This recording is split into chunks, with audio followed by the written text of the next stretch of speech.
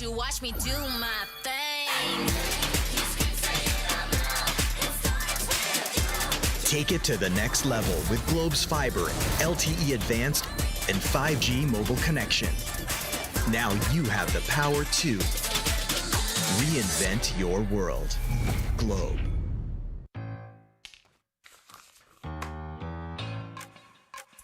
Dear Mother, light of the home.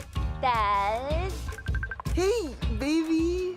Greetings, Professor Rodolfo. May I be absolved from Math club tomorrow. May Globe Virtual Hangouts kasi. Go and hang out from wherever you are. Just open the Globe One app, choose an event, and click join. Watch concerts online! Woo! Dance together! We can do quiz nights. Yo, let's go! If you allow me, I promise. To make it up to you. And repay your kindness tenfold? Truly, your favorite child. I love you, Dad. Mimi. Please, please. Thank you, sir. Enjoy your fave events with Globe Prepaid Virtual Hangouts. All together now.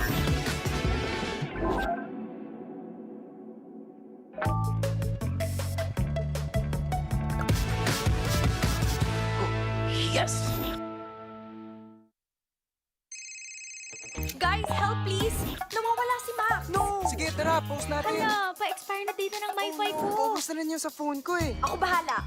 One promo na lang tayo. With Globe's first ever Surf for All 99, now you have 9 gig to use for all sites.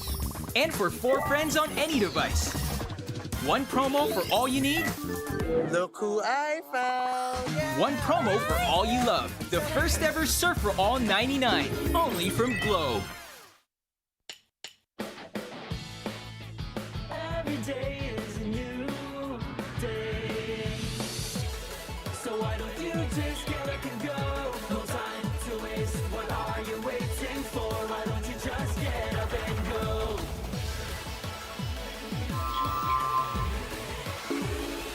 Go and create even more with the new Globe Prepaid, because it's your imagination that will keep the world going. Want to show some love to your fave streamer in Facebook gaming? Show your support by giving them stars and virtual gifts so they can continue their passion for gaming and streaming.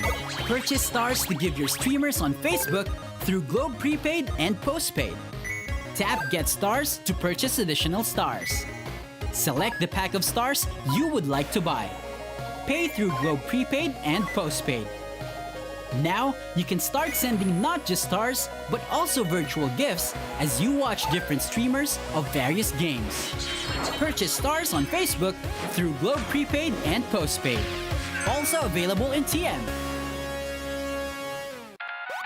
When you want to level up your entertainment, G-Pay your way and get the latest games and movies on Google Play using Globe Prepaid and Postpaid.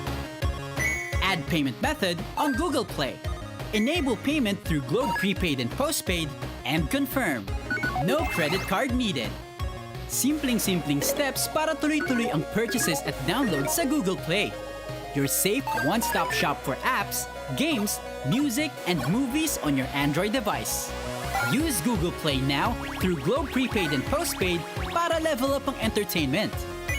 Also available in TM.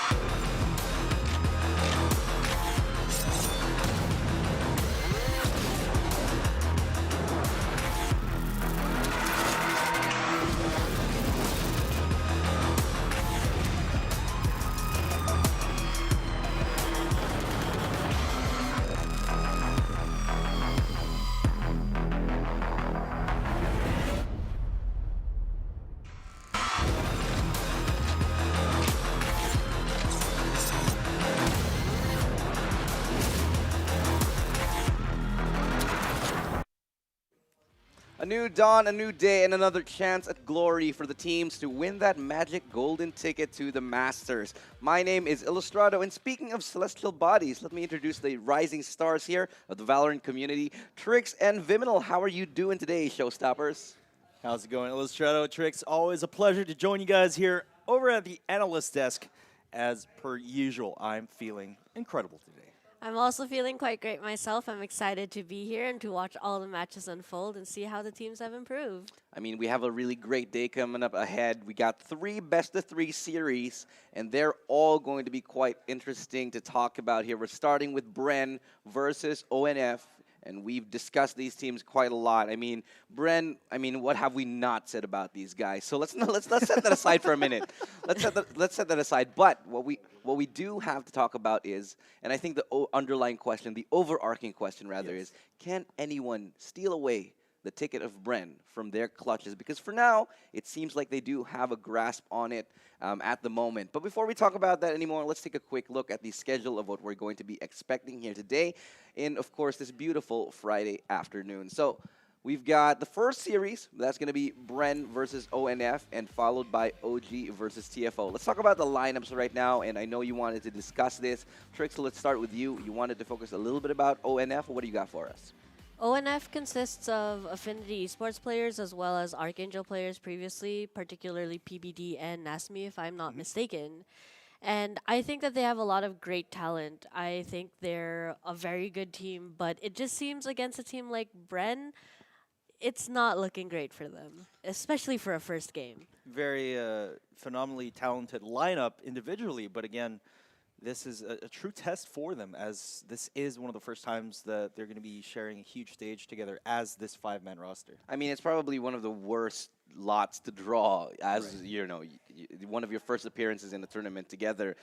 They have gone through a number of roster changes. You know, they formed the team originally around a player named Wits, who now is representing Made in Thailand. So, funnily enough, this whole roster, they did not actually break down, and for some reason, managed to hold things together and still qualify. So that at least is a testament to how strong these players are, not necessarily individually speaking, but more so as a team. Yeah, I mean, we talk about them breaking down because of that, but the opposite was true. They actually, basically passed through flying colorless through the qualifier stage, and they've had a pretty good run. I agree. They have made a decent showing despite losing their, their star player. But for some reason, things have been going quite swimmingly for them. I don't know how that's going to hold up against Bren in their current form, and they have not looked better. I mean, I think this is the best iteration and the best form we've ever seen Bren in. Would you agree with me there, Viminal?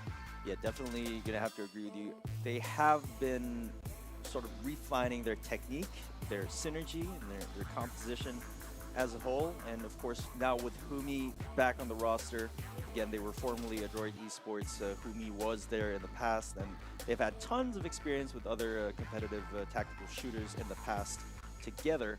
So it's no mystery to say that this is Bren's strongest form right now. Yeah, no stranger to international competition, but they definitely have to come up even bigger in the following days leading up to the Masters. They have some experience under their belt internationally as a team. They have performed in the VALORANT Pacific Open before. That was with Ching. That was before, Humi came in. Yeah. And they've also had a number of experiences with, more recent tournaments. And I know, Trix, that you're very familiar with, their path. Do you think that the tournament experience that they have and the experience that they currently possess right now is enough to take on some of the tougher teams in Asia? The tougher teams in Asia, I feel... Still quite a tall order. It's still quite a difficult task for Bren to overcome anything coming their way, especially with other teams in Asia that are performing very well and are known to perform very well. But it's not to say that Bren is out, obviously. I know that they're training very hard, and I know that they can make it. Yeah, well, enough about Bren for the meantime, because we're seeing the head-to-head matchup. That was the previous semifinal. OG versus Empire, and this is one of the teams that we're going to be seeing very, very soon. Oasis Gaming, formerly known as Chimera, and I know you wanted to talk about them before, right before this, Viminal. Oasis Gaming, you know these guys like the back of your hand. You know them quite well. Yeah. But a lot of the times people say, "Oh, OG, it's Gadowers and friends." Nobody really likes it. But what's going on here? Okay, a lot of people say that it's become the trend, so far in the local scene, but honestly, I beg to differ. Like, I have so much respect for the talent of this entire roster, and I've been familiar with this entire roster since the beginning of Valorant here in the Philippines. Each of them very, very talented in their own right, but it just so happens that they tend to shine individually rather than as a cohesive unit, and I think that's something that they have to get a work on.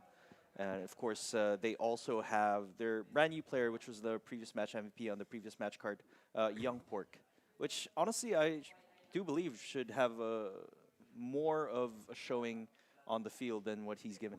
Yeah, I agree. It's very hit and miss sometimes that they only use him for a certain map, but I feel like they can definitely use him a little bit better. Maybe it'll help them find some more team synergy. But what is interesting about Oasis Gaming is that they recently moved into their new bootcamp. So I definitely think that it'll boost their performance a little bit more, maybe help them on that synergy side. Trix, as a pro player before, tell me a little bit about that. Like, how big how big is the effect of going into a boot camp and training with players together? Does that really build as much of a difference as people think it does?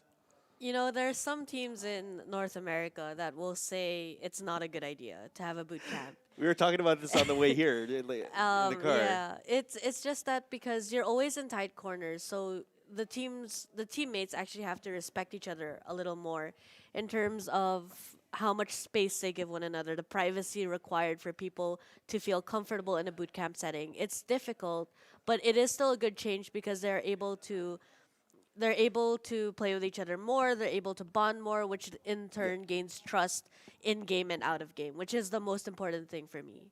Yeah, and of course, chemistry is very important as well right now. But let's talk a little bit about the current matchup. I mean, the next matchup that we saw, the recap, Bren versus Dreamfyre. It's coming up on your screens in just a second, and it was a very interesting matchup to say the least. Ended up with a clean sweep by Bren, but they did make it interesting on the side of Dreamfyre for a second. What went on in this match? Okay, so here we have a team called Dreamfyre, which is basically a team that made their debut here on such a grand stage of VALORANT Challengers. And this is always very interesting to see because it's always really good to see new blood on the field. But again, Dreamfyre, they put up a very good effort against such a strong team as Bren. But a lot of people were saying that, okay, these guys tend to be sort of pug stars, etc., and that their playstyle reflects that nature. That pug-like nature of the team, the playstyle, actually makes them very unpredictable, which is probably something that Bren doesn't encounter as often with their international experience.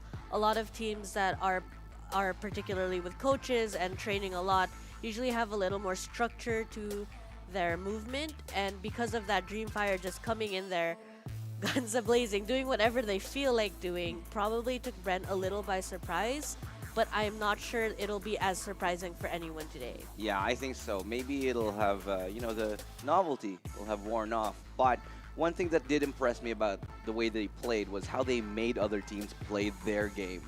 Yes. They reduced it to a pug game at the very end. Don't get me wrong. Like I said pugsters, right? And that usually is a derogatory term, but I don't mean to demean them.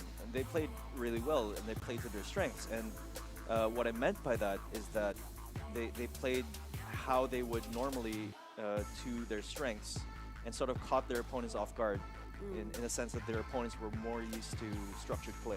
Yeah, I get that. And that works for a lot of teams. Like a lot of teams, historically speaking, we talk about, CS. There are a lot of teams who really excelled there. Yep. And there's no shame in the way that they're playing that. But the problem is they can't always rely on that. You can't be a one-trick pony, especially not here in the VALORANT Challengers. It's a very, very long road and a lot of teams that you're going to go up against. And so you can't just have one trick up your sleeve. But let's talk about their upcoming matchup here today. They're going up against ArkAngel a little bit later on, who has had shaky form to say the least here. I'm not exactly sure what's been going on with ArkAngel, why they have been placing, a little bit lower. You said earlier that they should be a top 2 team, but they're just not. Things have not been going their way. Why do you think that is? I think in terms of ArkAngel, it's really a matter of defining who they are as a team. And sometimes a lot of times in the scene, especially when people are new to the pro scene, they tend to give up things that made them a good player in order to play with their teammates, thinking that this is a meta, this is what we're supposed to be doing. But there are too many teams that are forgetting you can create the meta and you can dictate the meta, and that's how all the metas are created. TSM started on the first meta of the triple duelist setup. And I think the reason it worked for them was because they're such great, they have great aim. We've got Wardell on there, and I believe it was Drone as well. Yeah, that's Drone. on there. And you've got these players that are just amazing. And I feel ArkAngel needs to do that as well. They need to figure out what are their players good at, and let's play to their strengths, and then figure it out from there. I 100% agree with you, and teams are not afraid to do that. Top teams especially, Yes. to reinvent themselves, whether they're going for those double smoke lineups. They're not afraid to push boundaries, and that's what I think we should see. I feel like, I wouldn't say the word is stagnated, but I feel like everybody's sort of capitulating a little bit to this idea of a meta. Would you agree with that, Viminal? I think it all boils down, honestly, to the root, which is self-awareness. Are you good if you conform to the current so-called meta, or are you going to make the meta conform to your playstyle? Yeah. I mean, it's a toss-up, right? Because sometimes you go a little bit too out there, and then you just don't know what the hell you're doing. But sometimes That sounds a lot like me. But that's how you on a figure daily out basis. what will actually work for you when you start challenging it. You know who has been making things work recently, though? It's Empire. As we talk about them in the finals recap, Empire has been doing rather phenomenally. They've gotten quite close to taking 2 maps off of Bren, as you can see right here on the highlights. They did really well. One of the only teams who are very capable of playing structured in this country, in this region. Not a lot of teams do, but they sure seem to look like they, have a good picture of how to do it. You see that previous play where Nexi threw a lineup of that Animal Swarm to try and prevent the defuse from Humi. It's just they lost quite a few rounds like that. That maybe if they moved faster by just a few seconds, the round could have turned into their favor, and they probably would have ended up winning the game. A lot of it, I think, has to do with the fact that maybe they were a little bit intimidated that they're going up against Bren, and the fact that they got so close, it was like, oh my god, are we this close to beating Bren? And maybe they were afraid, and then that got into their heads. Picking up on what Viminal actually pointed out earlier, I feel when watching the replay again of Empire Esports versus Bren, you notice that Bren has a lot of these aggressive Killjoy plays, especially on the set, where they have the Molotovs on the sides where the ultimate is not going to capture them, and that's how they retake the site. I feel that Empire especially need to have more proactive plays. They need to start using their utilities early on, not just hoping for the retakes or not just hoping for the post plants in the attacker side. Yeah, and I agree. If you're going to go up against a team like Bren, you have to take the fight to them. And despite the fact that Empire has incredible discipline, that they do have really good players and great aim and flexibility, it's sometimes not enough because you do have to go to the extra mile just to beat a team like Bren. However, it might be a different story here today. Do you think that Empire has some aces up their sleeves? Now, here's what I firmly believe in. Teams tend to evolve really rapidly throughout the course of 1 to 2 weeks between these qualifier stages. And that might hold true today. Empire might be a completely different team from what we saw last week. They might have taken notes, and probably 100% they did their homework. So let's see. If Empire was able to truly see where they could improve, then yes, I believe they will come up today with aces up their sleeves. But had they not really taken away from the from their finals against Bren, that they have to be a little more proactive, that they have to make the plays happen, take the fights to Bren, then I fear it's just going to be the same way. They'll take the lead early on and then they'll lose it. It seems like Empire, however, does have all the pieces to put together a great team. They have a really good combination of players. You got Stiletto, you got Silver, who is just, a phenom. You get Draftsy, Nexi, these guys, that duo is phenomenal as well. Really good at holding sites. It seems like they have all their bases covered, but it seems like they're missing something. What do you think that might be that's preventing them from taking the gold? Maybe Silver needs to change his name to Gold. Because that is last an time idea. That is an idea. he changed his name to Silver, and he got Silver in the last one. I liked his old name version. That was pretty cool too. It was the last version of his No, name. but in all honesty, man, like kidding aside, like we were talking, like what is the ace player for Empire?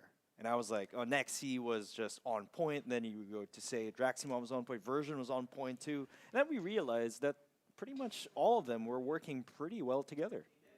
I love how in Empire they have this strategic way of playing that allows all of their players to shine, which I have mentioned this about a team like Oasis Gaming, formerly known as Chimera, how I wish that they would really create this kind of default at which they take a certain part of the map, and if their players can shine, they will shine, but not that they need to shine in order to win the game. Yeah, I agree. I feel like if they did, I think some more prep work in terms of maybe strats, going a little bit more offensive, being proactive on the defense, which is something that they didn't really do.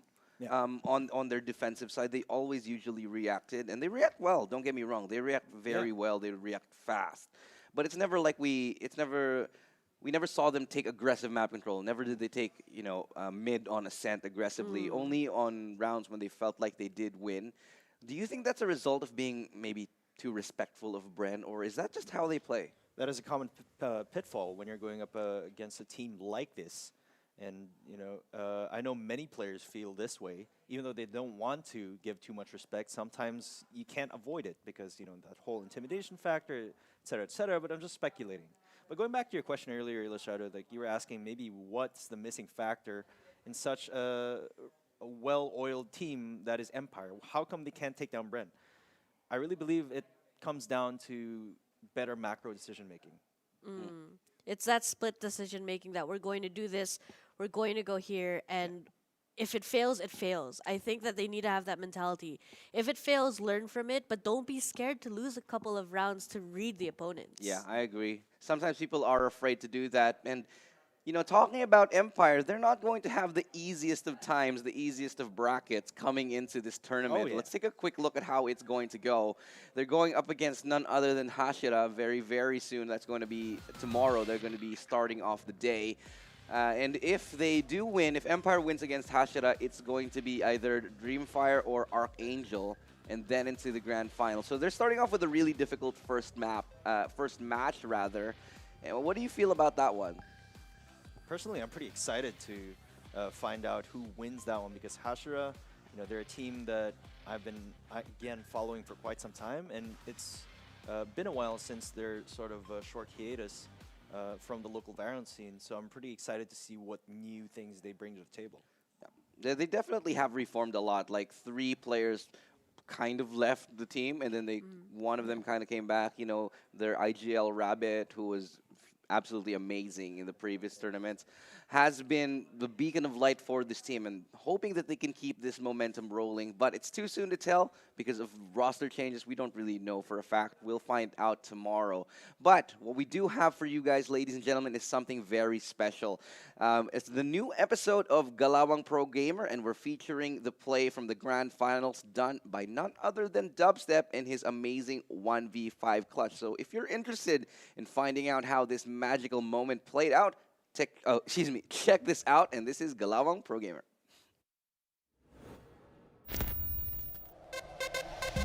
During the game number 2 of Valorant First Strike Grand Finals between ArkAngel and Bren Esports, at the map Haven on the 17th round, Bren's Dubstep went on a rampage of tempestuous proportions, taking down the entire enemy team by himself for the ace and for the match point for the goal.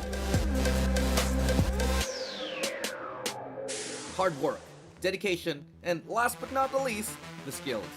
The recipe for these top-notch plays during high-level competitions. Ever wondered what's going on in the mind of a pro as such moments unfold? My name is Illustrato, and this is Galawang Pro Gamer. You know the deal. Rewind time. Round 17 and Bren Esports at 11 is just a couple of wins away from a 2-0 map victory against their adversary, ArkAngel. Bren is looking really unstoppable at this moment, but as you may know, the storm is only just brewing. With almost everyone converging towards the mid area, everyone knows something's about to go down at B site. banking on the numbers advantage and perhaps a hint of desperation on the side of ArkAngel. With their hefty round score deficit, the boys with silver wings mount their forward march from courtyard to the gates of B. But what's waiting for them from beyond the A-Link is the one and only JV Dubstep Pagirigan. My name is JV Pagirigan and I'm Dubstep from Bren Esports. I started playing FPS games back in 2013. That's when I knew in my life that I wanted to be good at first-person shooters. So I moved to VALORANT last year around May 2020 and I had seriously no idea I was gonna make it this far. But other than that, I'm very thankful to be able to make it this far. With the operator in hand, Dubstep's Jet awaits and aims patiently as if aware of the impending storm he is about to unleash. I think Jet is the perfect agent for the sniper role because she has this tailwind in which pwede ka mag-lease para mag-pick. As hit or miss, meron ka ding safeguard. Plus, she has cloud bursts wherein you can easily move from different angles depending sa situation. After a rolling thunder, Off your feet! ArkAngel's PBD headlined the attack towards B site in the attempt to cloudburst the A-Link entrance, only to meet the eyes and the barrel of Dubstep. PBD was successful with his smoke, but that did not stop Bren's Jet from taking even more lives. To be honest, I rescope at the perfect time kasi na-tripwire si Breach sa B entrance and feel ko medyo suneta lang din ako sa moment na yun eh. Not satisfied with a quick double kill, Dubstep switches to his ultimate, the Blade Storm, and lands his daggers precisely between the eyes of both Josh S. and Nasmi for the double deuce. To be completely honest, wala naman ako nakitang unique sa paggamit ko ng Blade Storm pero as far as I can tell, I just love the right click on the Blade Storm kasi mahilig ako sa shotguns like the Bucky and the Judge. So it works the same way as the shotgun for me. And that is exactly how he wrapped up the round. Like a shark smelling blood, Dubstep descends onto the lone ArkAngel's Carl, and right-click Blade Storm burst at point-blank range completes the ace and puts the Bren Esports squad at match point and eventually the championship. Nung nasa moment ako ng play na yun, I felt like everything went into place and I went along with it and did the play. I just happened to be in the scenario at the perfect time. You still need that extra plus 8 to get Off to your 13. feet! Rolling Thunder towards B. That's a little bit desperate of a play, but they're going for it anyway. Dubstep with 2. He still has the knives out. He pulls it. He makes another connection. He makes a fourth. Looking for the ace. He finds it. Yes, he gets it. Dubstep with the ace right now to get match point against ArkAngel. The VALORANT Challengers has officially started. Are we about to see more aces from Bren's Dubstep? And how about you? Will you rise up to the challenge? To all the teams out there, kita-kits sa VALORANT Challengers and hopefully mas madami pang sumali tulad ng mga nakaraang tournament. Registrations are open and ongoing. Your road to the Masters starts here at the 2021 VALORANT Challengers. Don't forget to like and follow the PPGL page so you don't miss out on updates related to the VALORANT Challengers. My name is Illustrado. See you on the next episode of Galawang Pro Gamer. You heard the man. Go ahead and register and join us maybe for the next split here at the VALORANT Challengers. Looking for all the new upcoming talents who might be able to win that golden ticket to go to the Masters and who knows, maybe the World Championships. Of course, that's going to be later on in the year. But let's talk about you. How else can you be a winner? If you're watching at home and you want that new glitch pop or the newly released skins, all you got to do is join this little giveaway that we're doing right now. Check it out, ladies and gentlemen. This is all you have to do. Like and share, and of course, follow the page of PPGL and talk a little bit about which team you're supporting and why. Use these hashtags. Make sure your post is public so that we can see it. And we're going to be choosing some winners of some VALORANT points to get you that much closer to getting that skin that you do want. I know a couple of my friends have already won this, and they actually got to buy the glitch pop just from it, and we all know who that is. She's also a talent who we saw on First Strike, so shout-outs to you, Mika Fabs, who won earlier. Hopefully I can join. I would totally join. Yeah, maybe, but no. The voice in my head's telling me no, I can't. But, that's just the way life is. Anyway, so if you want to watch this stream in other languages, it's very important to do that as well. All you got to do is tune in to either Twitch if you're watching us for the English or onto Facebook if you want to watch the Filipino. So facebook.com/ppglgg or at twitch.tv/PPGL_VCTPH. That's if you want to watch the English stream, ladies and gentlemen. So no more need for confusion, and go to your favorite channel in whichever language you would prefer to watch. Again, my name is Illustrado, and we're going to be going into a short break very, very soon, but don't go anywhere. It's going to be the first series when we do come back. Bren versus ONF when we come back from this break in VALORANT Challengers. Do not go anywhere.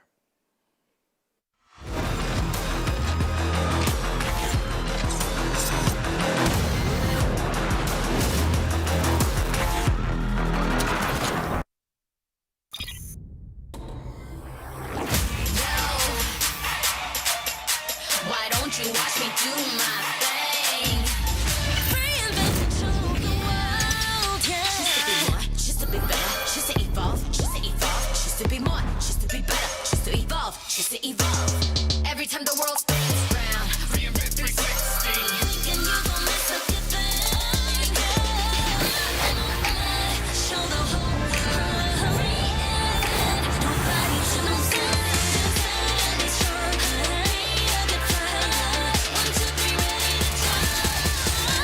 why don't you watch me do my thing? Take it to the next level with Globe's fiber, LTE advanced, and 5G mobile connection. Now you have the power to reinvent your world. Globe.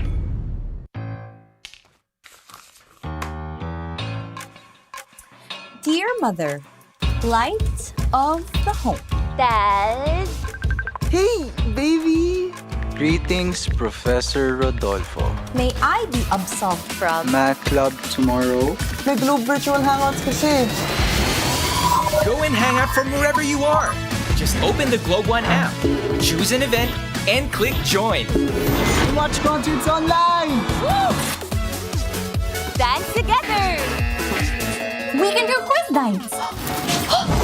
Yo, let's go!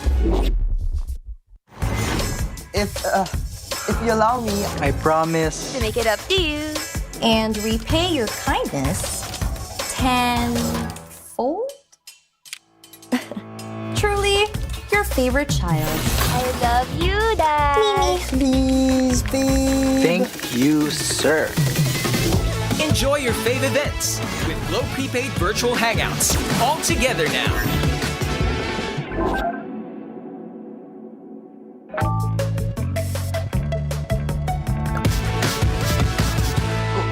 Yes! Guys, help please! Nawawala si Max! No! Sige, tara, post natin. Hala, pa-expire na dito ng MyFi ko. Ubus na rin yun sa phone ko eh. Ako bahala. One promo na lang tayo. With Globe's first ever surf for all 99, now you have 9 gig to use for all sites. And for 4 friends on any device. One promo for all you need. Look who I found! Yeah. One promo for all you love. The first ever surf for all 99. Only from Globe. Every day is a new day. So why don't you just get up and go? No time to waste. What are you waiting for? Why don't you just get up and go?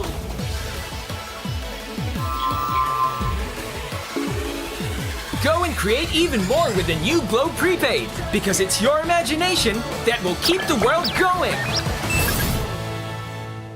Want to show some love to your fave streamer in Facebook gaming? Show your support by giving them stars and virtual gifts so they can continue their passion for gaming and streaming. Purchase stars to give your streamers on Facebook through Globe Prepaid and Postpaid. Tap Get Stars to purchase additional stars. Select the pack of stars you would like to buy. Pay through Globe Prepaid and Postpaid. Now, you can start sending not just stars, but also virtual gifts as you watch different streamers of various games. Purchase stars on Facebook through Globe Prepaid and Postpaid. Also available in TM. When you want to level up your entertainment, GPay your way and get the latest games and movies on Google Play using Globe Prepaid and Postpaid. Add payment method on Google Play. Enable payment through Globe Prepaid and Postpaid and confirm. No credit card needed.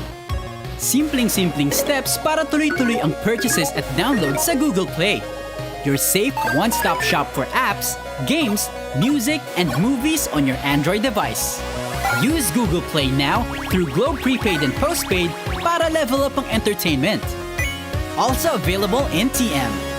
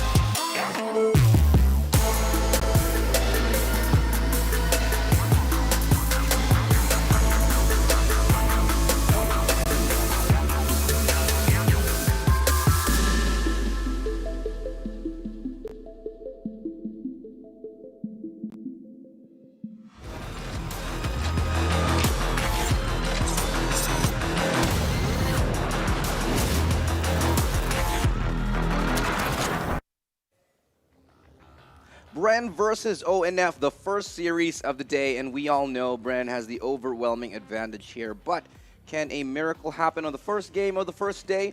We don't know just yet. My name is Illustrado, and I'm going to be your panel host, here for today. Joining me are the two amazing analysts at my side, Trix and Viminal. How are you guys doing, and how are you feeling for this upcoming match? Very, very excited. You were asking if a miracle could happen today. I mean, this is Valorant. Anything goes, anything can happen. I've hit some really crazy shots that you wouldn't believe. I'm excited to see how ONF will perform today, definitely. Yeah. I'm very, very excited because it has been, a game which is like so topsy-turvy here. We just have no idea who's going to be coming out on top. Sometimes it just happens. But what we do know for certain is that you guys at home can be lucky winners of Valorant points. So if you want to be some winners of some, get a little bit closer to that glitch pop, all you got to do is follow these instructions, putting it on your screen right now. And simply like and share the post, and of course follow the page PPGL. Use all the hashtags and tell us about the team that you are supporting here at the VALORANT Challengers and or the VALORANT Champions Tour.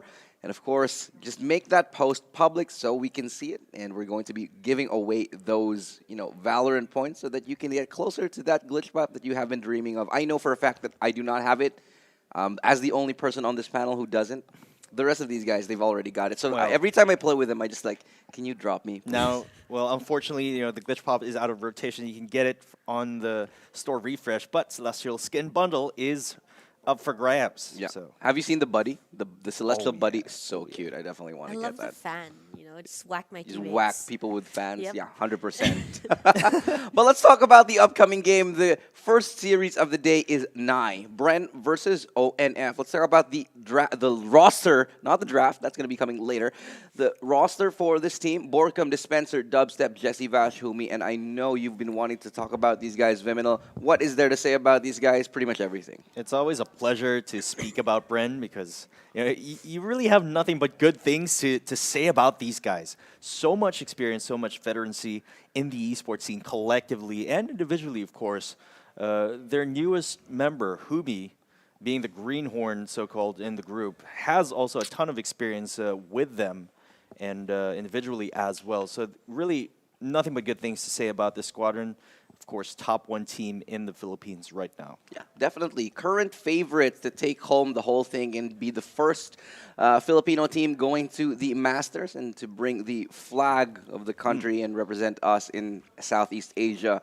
But can their chances be sniped away from them by this squad that's coming up next? That's ONF. We're going to be pulling it up on your screens. They're adversaries in the next match. So you can see the lineup right now: Disrupt, Fission, Kelly S, Nasmi, and PBD. Now, Trix, you know these guys. They are, formerly of the ArkAngel squad. A little bit of a Frankenstein team here and there. This team was formed for, a whole different lineup, sort of, but now they're still together and making it work. I think ONF has been performing well based on qualifier results, but not well enough for me to really think they're going to take it away from Bren. It just seems that Bren is really on top form. They're challenging the meta. They're challenging themselves as players and changing their lineups. And ONF is going to have to pull out a lot more than just being good in order to beat a great team like Bren. Yeah, agree. I mean, you have to come out with magic if you want to beat Bren. But let's take a closer look at these head-to-heads right now. And the statistics of both of these teams coming into this match: we got Dubstep versus PBD. And, it's not a duelist versus duelist head-to-head, but it's still a good idea of, the current best performance of the team thus far. So Dubstep with a 262.9 ACS versus PBD's 206. KDA is not that far apart, 1.9 to 1.6. And again, take all of these stats with a grain of salt right here. This is a very, very, the stats, they don't tell the whole story of the game. Yeah. Especially with a team that has never played each other really kind of before. Very, very small sample size. So again, take it with a grain of salt. And there's also a team in the NA region that was called headshot percentage because they were making fun of that statistic. But again, take it with a grain of salt, guys. Stats are just numbers on a piece of paper, and of course, the game itself will reflect differently.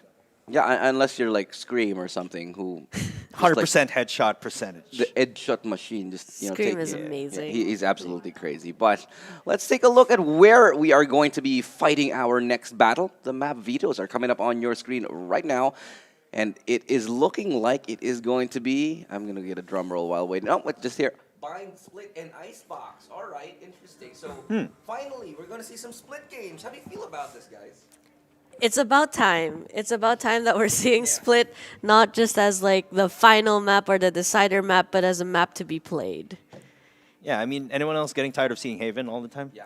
Definitely. I mean, I'm surprised that Bren didn't select Haven, especially because their bind has been looking kind of shaky. But, they went for the bind anyway. Maybe they just want to test it out a little bit more. Maybe they feel more confident. Or maybe it was banned. It's possible that both Ascent and Haven were banned. Yeah. And I feel that's the most likely reason that the maps came out the way they did. And so in turn, Bren picking Bind because I believe they are good at Split. They just don't want to put it out in the local scene right now. Yeah, I mean, if you're leagues ahead, why would you play it against everybody and let them figure out how you play it? It doesn't make sense to me. But then again, the playstyle of Bren as of late, they've been relying on a lot of post-plant strategies, a lot of lineups, a lot of textbook plays here and there. Very strong in maps like Ascent and, of course, Bind. So I can see that working towards their favor here in this first map. Time will tell.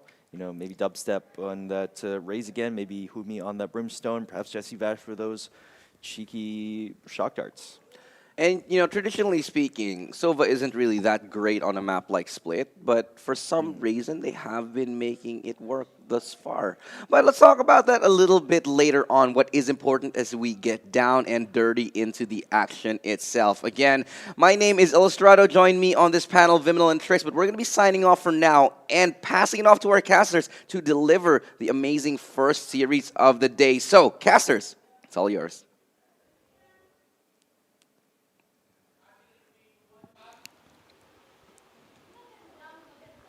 Thank you so much, panel, for that one. And yes, the first series of our quarterfinals here at VCT Week 2 is about to begin. My name is Asteroid. Joining with me now is Black and Blue. But before anything else, guys, I did something with Dax at the week 1. Now I have something for Black and Blue. Okay. I have a pickup line for you, man. What is this? Production, I need you to also grade me. You also have to grade me 1 to 10. Hey, baby, are you a Yoru main? Why? I mean... because you gate crashed so well. I mean, you gate crashed your way into my heart. Aw, that is so sweet, my buddy.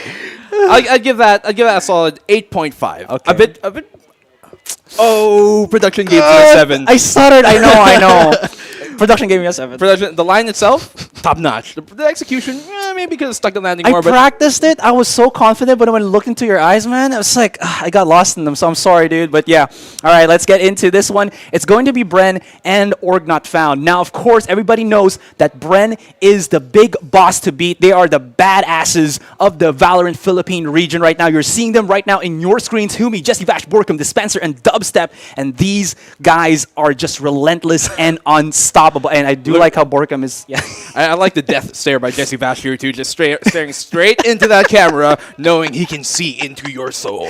Exactly. I mean, I did say as well, like this guy has that death stare, like you said. But if ever he does retire from the Valorant scene, I believe he can be like a Korean, oppa. Dude, I would simp. Yeah, exactly. For Jesse Vash. Exactly. Yeah, exactly. Next up, we do have Org Not Found. Now, this team, brushing it on real quick, guys, this is a mishmash of ex-Affinity members and some of the roster of the old ArkAngel members. Now, you do know that ArkAngel kind of reformed themselves, getting, big...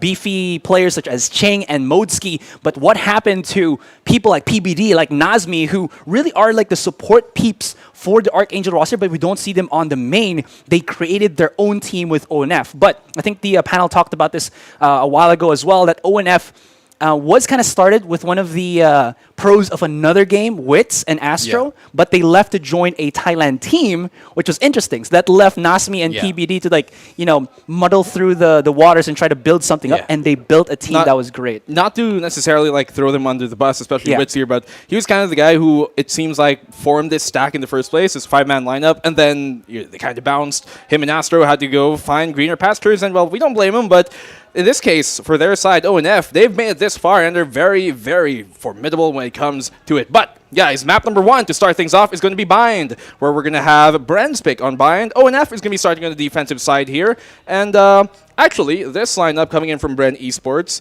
is one of their most successful lineups when playing on Bind. Historically, here with the Jet, Omen, Phoenix, Cypher, and Sova, they have a 66% win rate when it comes to playing here in pre-season matches. They do have a better lineup, though, I believe, on their side. I would have liked to see maybe instead of the Jet, they'd have a Raze, because technically that is, stat-wise, their best composition when it comes to playing on the attacking side, or really Bind in general. For the side of ONF here, it seems like they're still a bit perplexed what their 5th pick would be.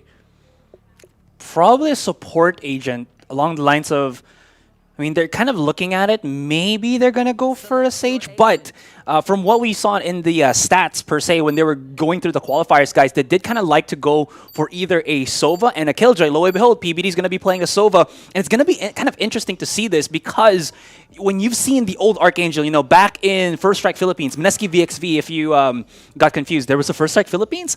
Yeah, it was also Mineski VXV.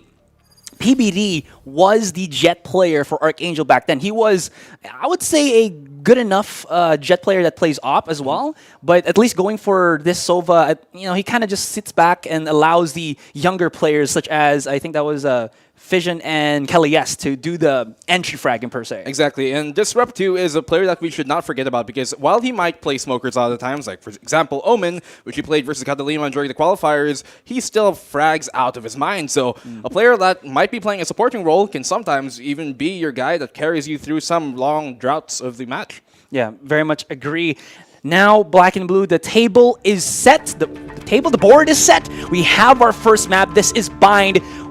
I think the panel also brushed up on this. We don't have any Haven because teams now know Haven is the most brutal map to go up against if you're going to fight Bren. Just wanted to ask you real quick, man, in a percentage standpoint, what do you give this match from Bren up against ONF? I'll also answer after you. I'll just say this first and foremost. It is possible that ONF can take this map. Is it probable? No, it is Bren's pick. I'd give it about 75-25 here for Bren.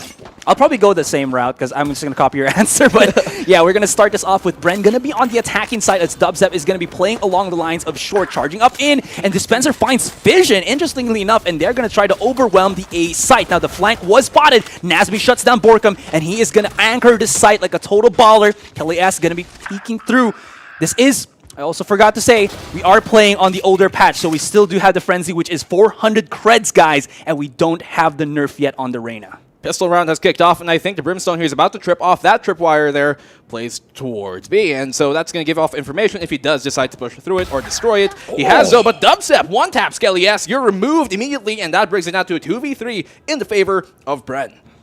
This is going to be difficult because Bren got all that mid control. This basically separates the entirety of ONF that PBD has to defend by himself, but he finds Dubstep. Nice little head taps, and he even has a recon dart, but still, you can't see from the rotations on the top left of your screen, guys, that Bren is going for the B site. Whom is going to be leading the charge, but Disrupt is here to stop them. Now, he cannot set anything up, but he will be able to catch one, maybe not bullets enough in the chamber, but he's done the damage. Humi is out for the count, 19 HP and a dream, and they know he's there.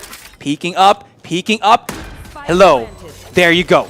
Goodbye, decapitation via a ghost here by PBD. And while Omen, go back to the shadows. First round goes in the way of ONF, and this is the start that they wanted here, Asarai. This is also something that we kind of did not mention at the start when we introduced the, you know, our portion, that Bren has a rather ridiculously low rate of winning the pistol round. They do.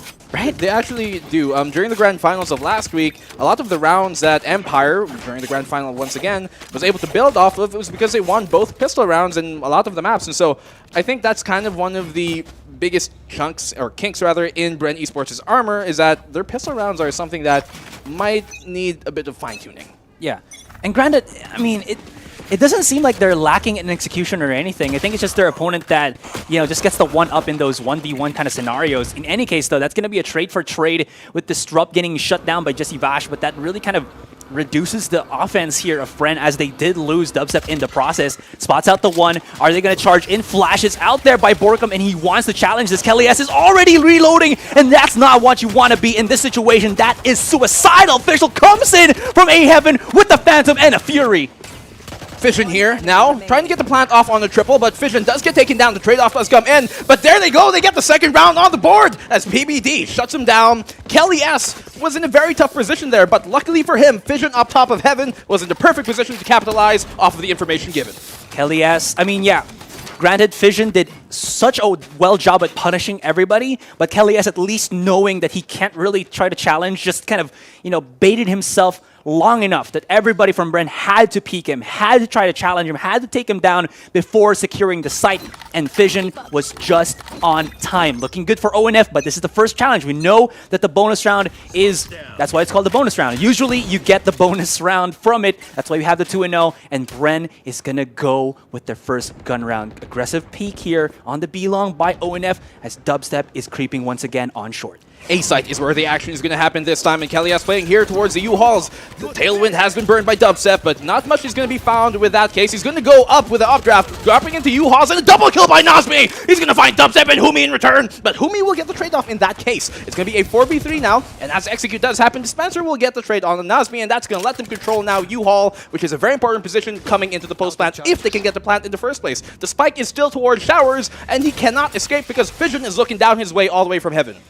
Yeah, they still do have all control on the half of the A site, but Fission once again just shows that he is going to be the king of Heaven. Not going to work out anymore, the 2 versus 2, with the rotations coming in already from the Brim Predator. Disrupt has to go in and help out PBD here because PBD cannot deal with the Borkum and Dispenser connection. These two are the clutch gods of the Bren roster. And with 35 seconds on the clock, they still have a choice here if they want to go and rotate to B, which they are, and this opens stuff up because that was a quick ham, what do you call it, switch. Dispenser got the other one, got PBD. Now this Disrupt 1v1. Well, he gets the spike down, but Disrupt is able to find the frag. And, well, the Cypher here is nowhere in place to stop this from happening. He can actually just stick the defuse, and there's no way that Dispenser is going to stop this. Even coming in from Hookah, no time, and the third round goes to Org Not Found. People talk about how, you know, maybe a couple months back, yeah, Dispenser does shut down Disrupt in the process of that, trying to maybe get the weapon out of the hands of Dispenser. But anyways, Black and Blue, people were talking about how Bind was before the best Bren map when they were, I think, still Droid Esports.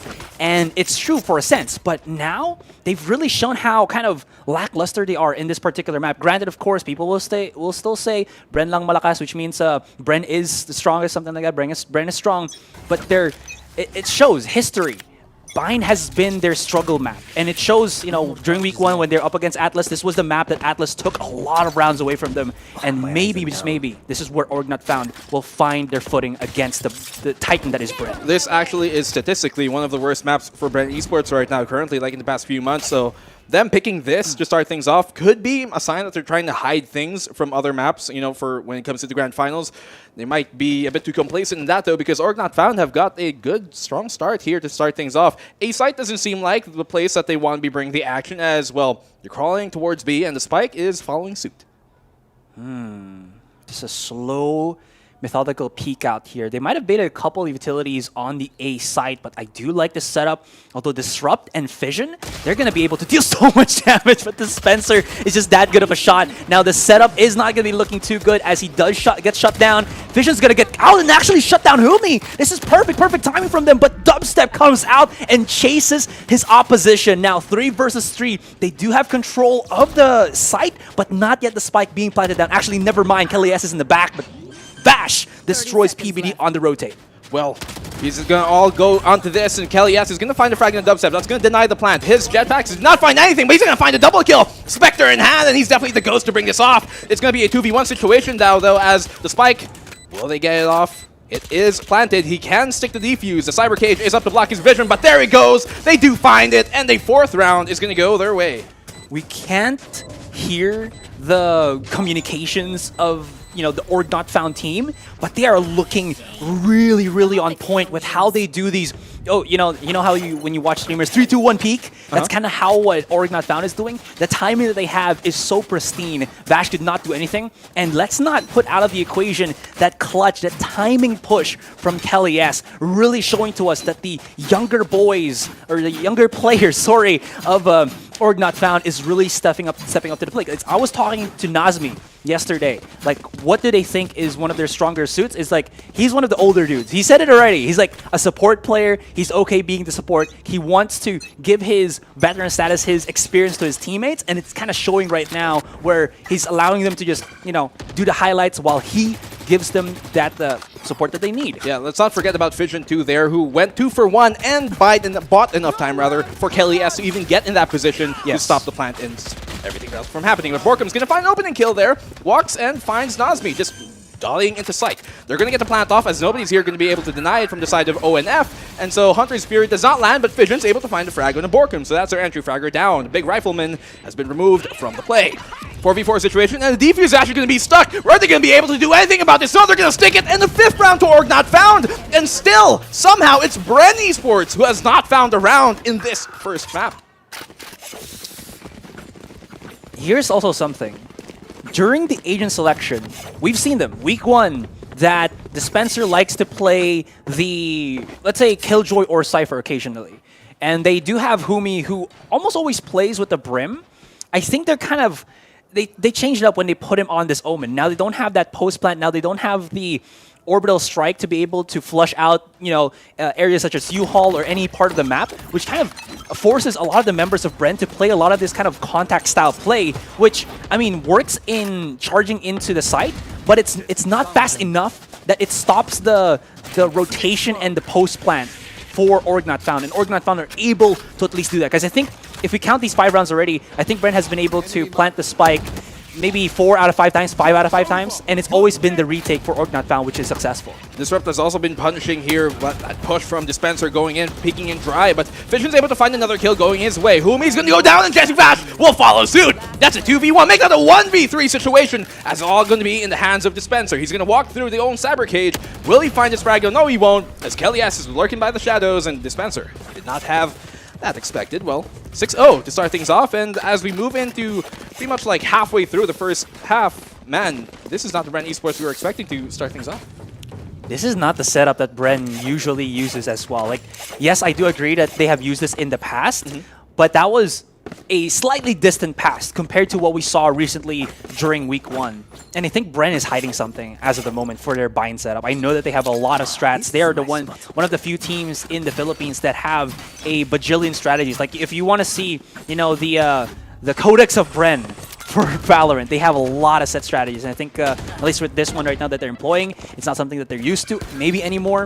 In any case though, that is of course also to Org Not Found being able to challenge them with all of this aggression, with all of the players that they have, and Vision hits the 2K spray now with the Vandal, beautiful as can be, black and blue. Man, Vision has been holding Bind together as a map for Org Not Found. He's been finding so many picks and going 2 for 1 at the very least in very tough positions. He had no real chance of winning that fight, but yet he still did and got a 2 for 1 still. And he barely took any damage in return. Now, you're going to try and drone out here with the Owl drone towards Showers, and it doesn't seem like you're going to find much. They do know that somebody has to be playing the boost side, but Jesse Vash, that's going to expire now, the Owl drone, and he does not want to press the issue, and I don't think that's the right idea to do. Right now, I think they should realize that they pulled so much aggro towards A that they should try and go for maybe a B rotate. Although their B executes have not been working, A site is looking a bit too hot right now. That's true. They're going to use Dubstep as the entry here. Vision is still holding on top like the tower, like the eye of Sauron, able to see the entirety of the A site. Uses his smoke there just to kind of block the recon dart, but it's not really going to matter anymore because Dispenser was still doing Dispenser things, lurking around the other part of the map here. He's going to be spotted out by Disrupt, who shuts him down with the help of his Steam Beacon, just a little bit too powerful. And my god, what is happening? 7-0! Org Not Found are pretty much perfectly abusing the fact that you know, Bren Esports are actually giving them a lot of openings that we normally don't see from Bren Esports. Like during that previous round, we did see, for example, Dubstep just literally dry push through into B long. Rather, the round before that, dry push into B long where Fidget punished that. And in this case, too, they lined up for him. No info given. They have a Sova. They could have, you know, tried to instead go for some sort of contact play, but instead they try and just hold the angle dryly, and they get punished for it. It seems like Bren Esports are not feeling too hot today. Yeah. Also, something that I did wanted to kind of point out as well, as Jesse Vash just gets a sick shot onto Nazmi. I lied. Is that Bren here? They're a very strong team, but they're the strongest. Yeah, exactly, strongest team. But their setups take a little bit longer than expected, I think. And a lot of the teams right now in the Philippines are starting to get a sniff of that, and they're challenging Bren before they can do these setups. And that's allowing them to kind of catch them off. Now, Org Not Found might have dipped their toes a little bit too fast into the jacuzzi. It's a bit too hot here, guys, as they tried to flank around Bren. That TP play that they did from B long on outside of showers definitely kind of bite them in the foot, and now it's going to allow Bren here to plant the spike on B, and PBD is nowhere near that. The teleporter was secure in the positioning. They know now that he's outside, and PBD is left to his own devices. Well, I think Org Not Found have the right idea here, right? You kind of want to make a play when coming up against Bren Esports. You don't want them to make a play against you because, well, they're just going to destroy you, and PBD has no chance of surviving this as Borkum knows where he is, gets him with the hot hands first and foremost, but shuts him down with the Vandal at the end. First round going to Bren Esports, and this is finally the Bren Esports that we like to see. Although, for Org Not Found, they did rather have lots of mistakes in that round. They were going for a lot of dry peaks, maybe a bit too over-eager after getting 7 straight, but you can't get careless against Bren Esports because they're the best team to punish you for these type of mistakes.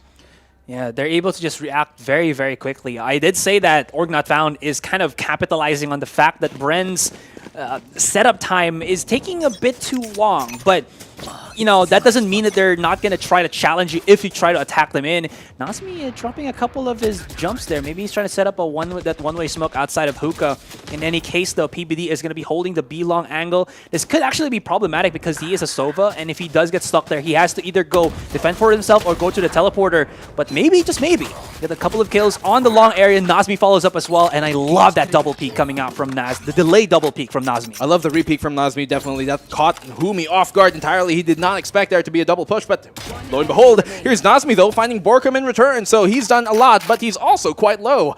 So, as it is all in the hands of Dispenser, 29 HP. What else can he do in this situation? He knows that as soon as he tries to go for the spike plant, the denial is going to come in, and so he's going to have to make, well, the best effort that he really can here. Honestly, at this point, you kind of want to save. You just came off of a forced buy round, and so your eco, I haven't seen the scoreboard, but just counting off the top of my head, he has 4K, right? But yeah, really, you're going to probably need to drop for one of your teammates. You do get the operator in hand, and that's exactly what Dispenser realizes. It's a moot point to try and push this issue, and so the eco is exactly the right play. 30 seconds, though, to try to save this weapon with 29 HP. Left.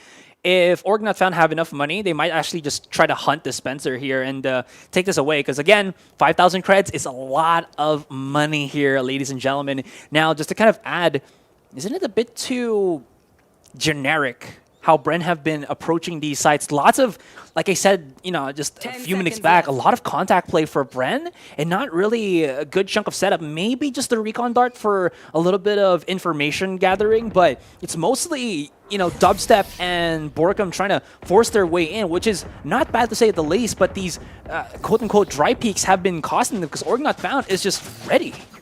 I mean, you know, Dubstep and Borkum are the exact two players that you'd probably want to go for the dry peaks and entry in, but in this case, it hasn't been working for them, not without the support of their teammates. And you can't just rely on the dry peaks and go for like a double peak every time. You do have a utility to work with, and information gathering is the key of the game.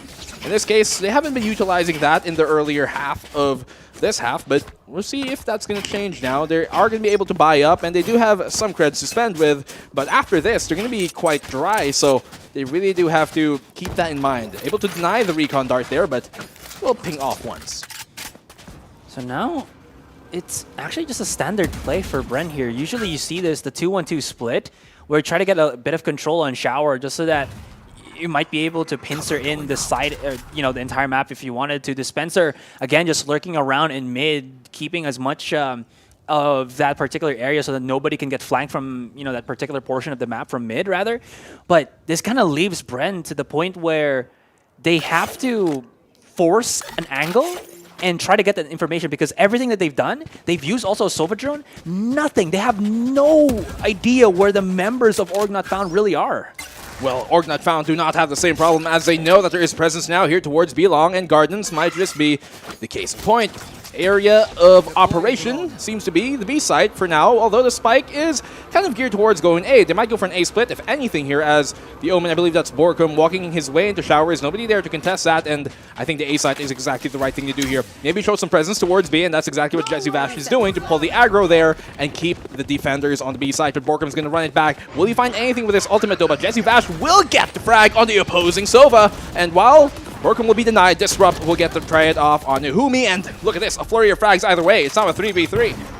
They're rotating very quickly. They still get hit by that tripwire, and now they know Nazmi is on the case. Hello, Borkum. Hello, JezzyVash. The last man standing. Through the spray he goes, or to the smoke he sprays, and he spots out the last. That's going to be another win for ONF. And just to add to that, they were not debated, because they know JezzyVash is not the entry fragger. It's Borkum and Dubstep. If they find the Phoenix, if they find the Jet, that's where the spike will be.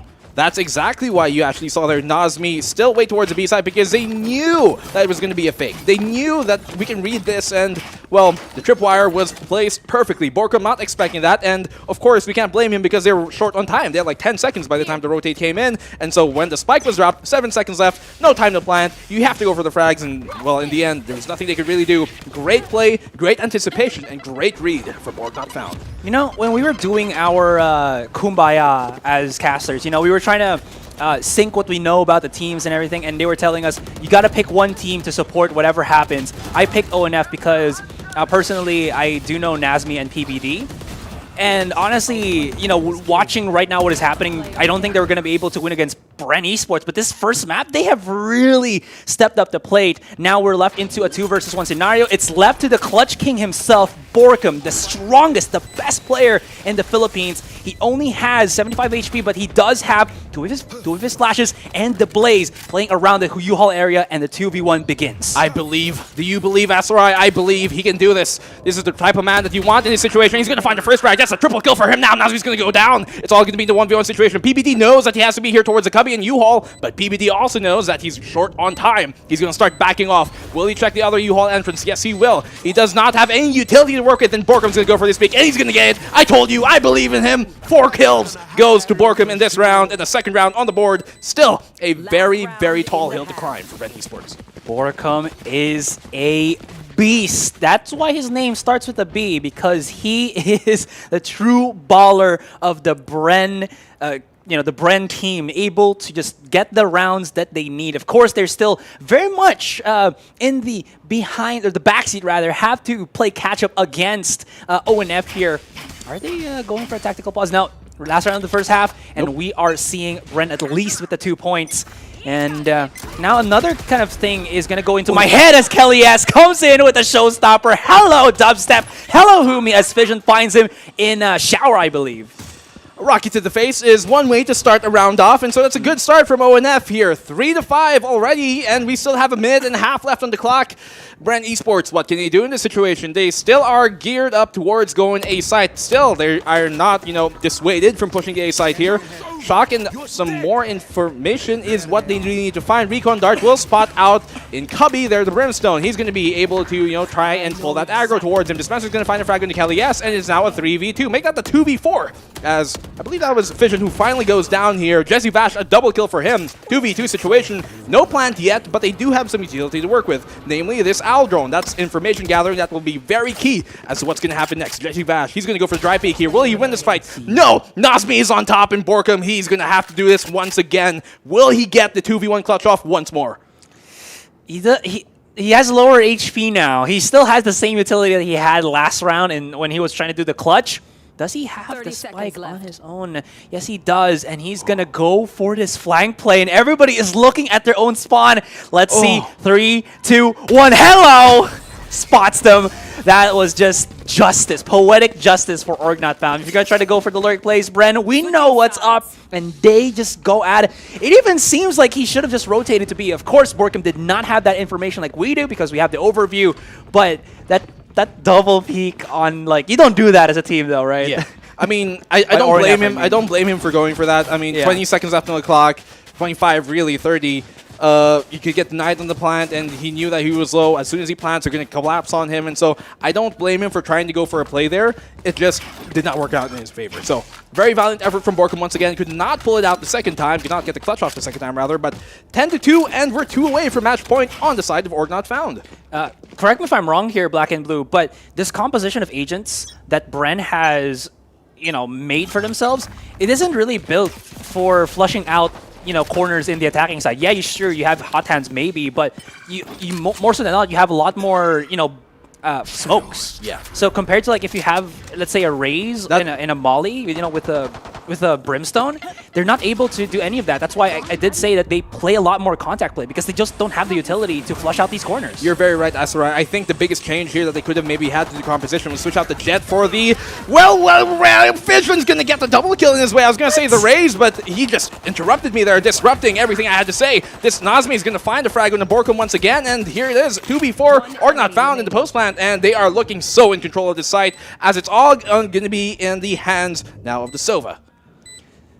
Jesse Vash, he knows one is there already. He's trying to hit it to the shot with the classic. He knows one's up. He will just try to go for that controlled crouch and not really get the one up against Nazmi and Org Not Found. From what looked like to have been, oh guys, it's gonna be Bren. Oh guys, they're the strongest right now. They have set the world ablaze. They have turned the tables. They have turned the tides, and now Bren are running. And this is only game number 1.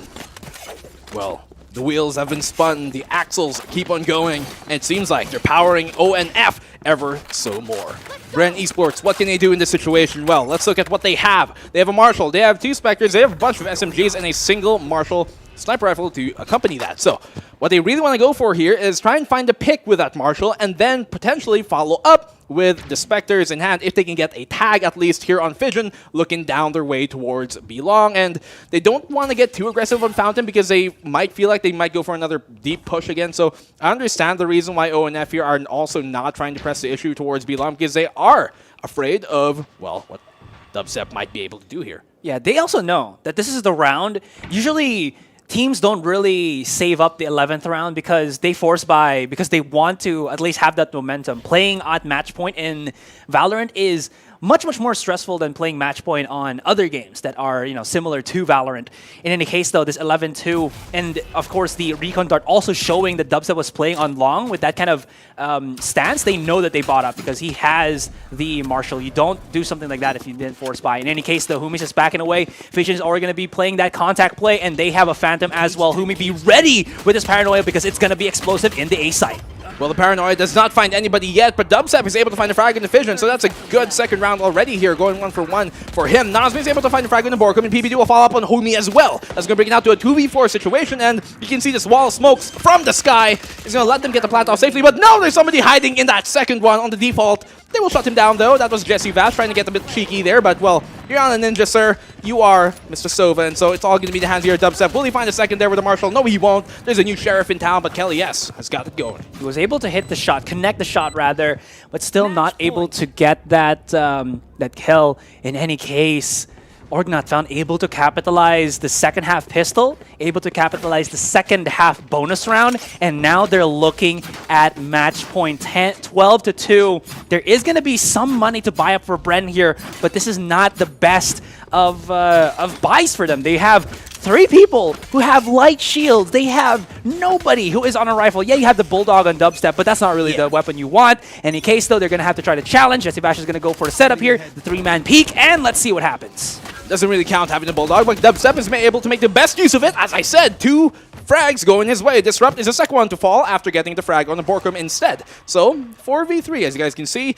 They still want to press the issue here towards Belong, though, and I don't think that might be the right issue, the right decision, as it seems like the B-side defense is looking quite hot right now, especially on Dubstep on that Bulldog, but we're going to see if that's going to continue on. They are playing still towards a Fountain. No information being found by them yet. They do not want to expend utility and give away their position and probable, expectation of what they're going to do. So, ONF here crawling up their way, but Kelly S, he has been spotted. Jesse Vash is going to win that fight up and close. He does have some utility to work with here, so that's going to allow him to escape as well. Good Cloud Burst coming there from Disturbed, from disrupt, rather, try and give him some alleyways to walk off with. Oh, sorry, that's not Disrupt. Dubstep, there we go. I thought you were talking about the other one. In any case, Nazmi is here, going to be charging right in.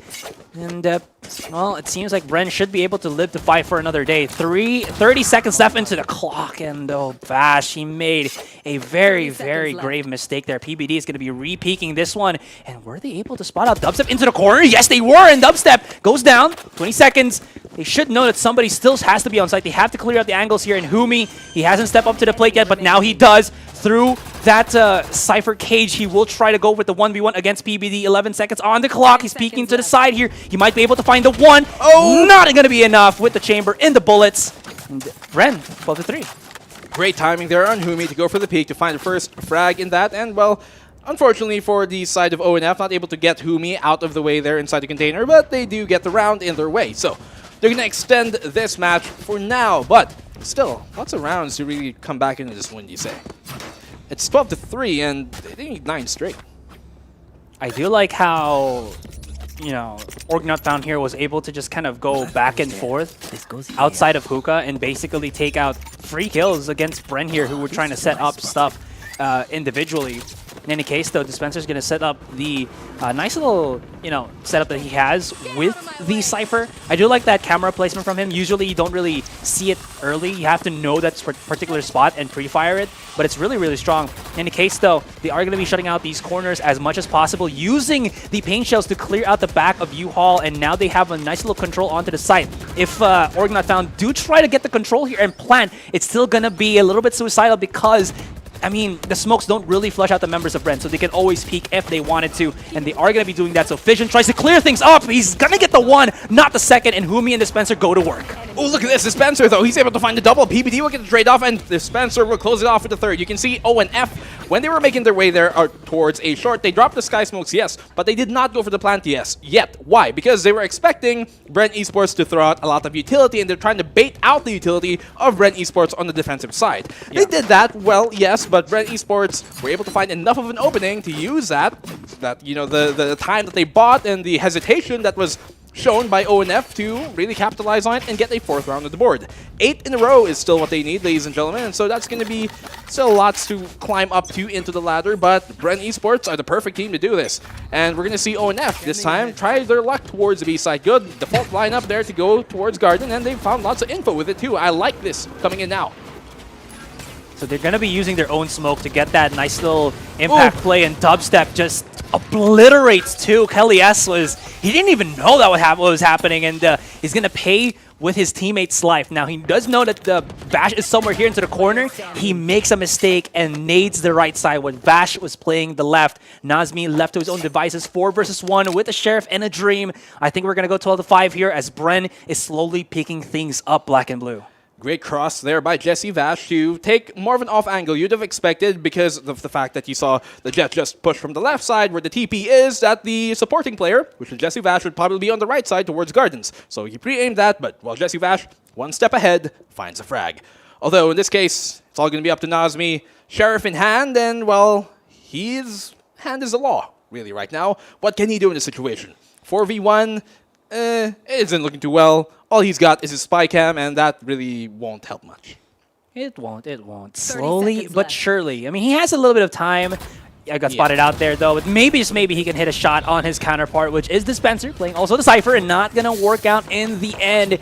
And Bren is slowly creeping back up. I was also about to say this a while ago, black and blue, that Bren's composition might not be the best for attacking, or at least, you know, for flushing out the corners, but when it comes to these individual spots on the defense, I think they have a little bit more of luster, especially when Cypher can lock down the site. You know that Dispenser is one of the best lurkers in the Philippines right now. I keep saying this, he just knows the timings of everything, and he's able to utilize, get a nice little amount of map control by himself, and use his tripwires to even further that map control, and it's ridiculous. You can actually see a very big difference on how they play Cypher, both of these teams. For ONF, they like to keep Nazmi on the Cypher there towards the B side, and sometimes even solo it. But for Bren Esports, they have him on the A side, trying to support Borkrum there on the Omen, and they do have the rotation player, of course, on the Phoenix. So let's see how this is going to pan out. I'm sorry, Borkrum was on the Phoenix in the first place, but let's look here now. Jesse Bash trying to go for the Hunter's Fury, does find Kelly S, trying to walk his way up there in mid, and well, perfect find by the Hunter. If we have,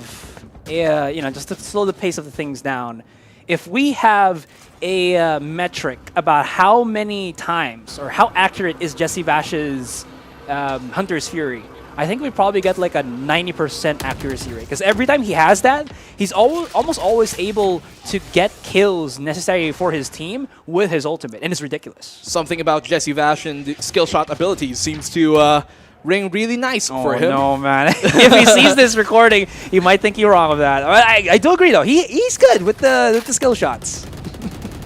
I'd peg him that way. Yeah, true.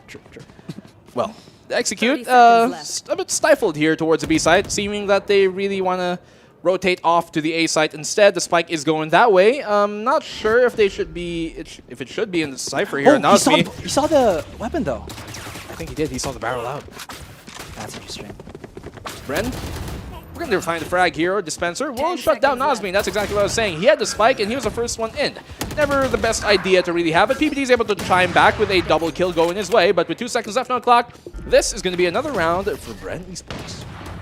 How is this happening? Org Not Found have kind of slowed down the pace of the game. Granted, a lot of us, I would say, just prefer playing on the defensive side because less stress, more defense, more money, more less problems, I guess. I don't know where I was going with that, but you know what I mean. Like, when you're playing Valorant right now, it feels like just defending side is the easier side to go because you're able to read your opponents because they're the ones who have to reach inside the site. And I think ONF was, kind of not really exploiting, but taking advantage of that particular fact. Now that they're going to be on the attacking side, it's they definitely slow down the pace. It's also kind of put a lot of pressure on Kelly S and Vision to make more happen, but it's not really worked out in the end. Now, what I think that Org Not Found are going to be doing is if this is a full buy from them, or maybe the next round is a full buy, they're going to wait till they can use the full 5 ults that they have. Because if you can see, ONF's ult economy is stacked. Yes, they are definitely holding on to that and trying to, because you have to realize that they only need 1 round, Aserai, to take this map. And so they're just going to stack as much utility and as much ultimates as they can until the time that they feel like, okay, now's the time to pop it. We still have a 6-round cushion. Can't get complacent with that, but of course you have to take the whole round economy into effect. They're going to be trying their luck now towards the A side, and we're going to see if this execute is going to come underway. Fission is going to be the first man in line here in the showers, and he is definitely looking very fresh. Humi boosted up on top, and he's going to find anybody who tries to walk through that cyber cage. So hold off for now. 45 seconds left on the clock. There is still lots of utility to deny the plant here from Bren Esports. They have the hot hands here on the Phoenix as well to stop anything from happening, and also, of course, the shock dart coming in from Sova. And so while they are towards the other side, here comes the Sky Smokes. Execute is about to happen, and Dispenser's going to open things up with the frag. Humi's going to find a second dude to find Fission, and will he find a second? Yes, he will. That's a 3rd frag now here for Bren Esports, and Nazmi will chime in one of his own, but it is still a 2v4 in their favor.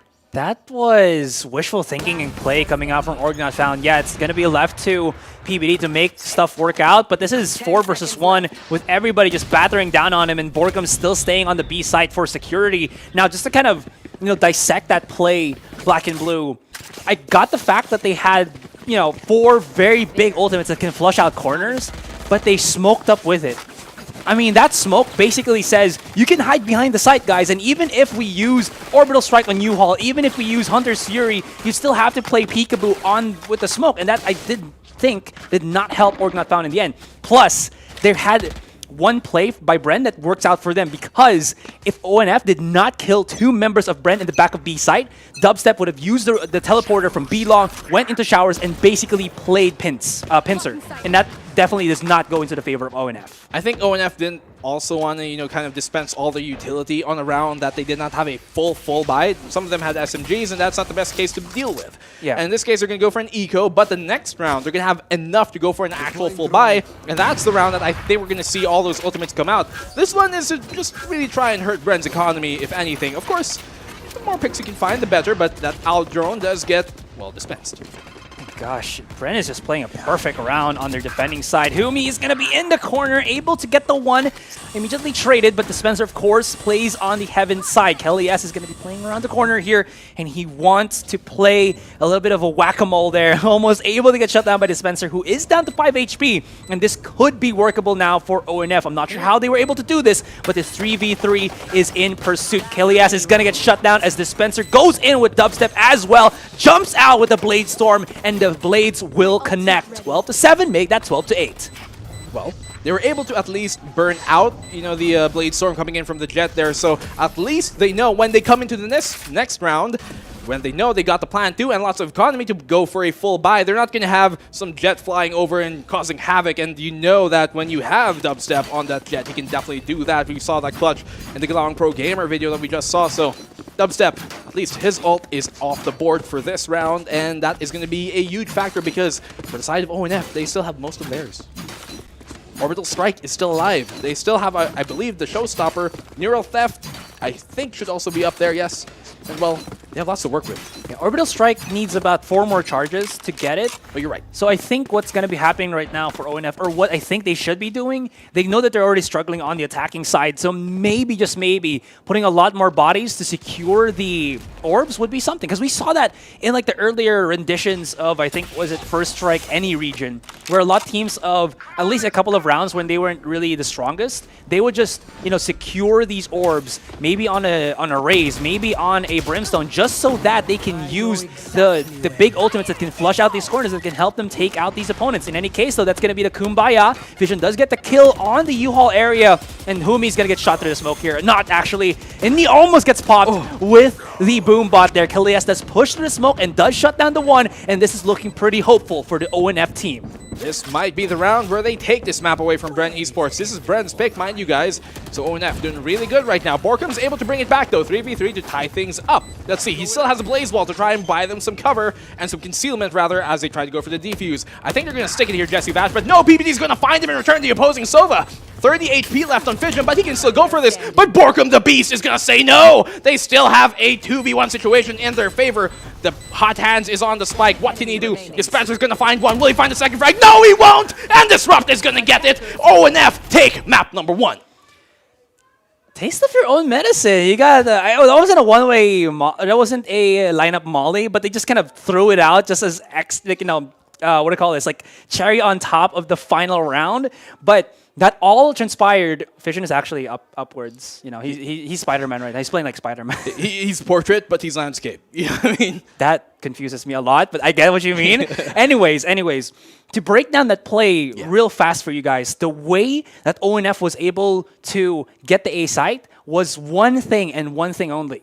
Dubstep got antsy and pushed out of shower with a operator. Now, I get it. Dubstep is a very confident player, and he likes to go for these aggressive plays. But when he was not able to do that, and we know there was no more chance for Bren to make any more mistakes, that was a big thing because Dubstep is one of the glues that solidifies a defense on a site for buying because he's playing on that operator. Very difficult to try to deal with. But when he gets shut down like that, ONF was like, get into the site, and they did, and they were able to get the kills. Kalias also, very brave player, able to shut down Humi, who was playing around the smokes in the back of site, and that really just shut down everything that Bren wanted on the A. Got it for the ONF, and just, wow, man. Well, I mean, I can't blame their Dubstep at the end. He seems like a gambling man, and in that case, he rolled the stakes. He lost them. High stakes, high rewards, but also sometimes a bit too big of a risk to pull off. Big loss. Big loss to, it's a huge risk, and it really did kind of demise their doom here at the end of it. But guys, we'll be back with map number 2. We're going to be playing on Split here with Bren on the defensive side. It is ONF's pick as we move into Split map number 2. Guys, we'll be back in just a bit. Don't go anywhere. We'll be back in a hair.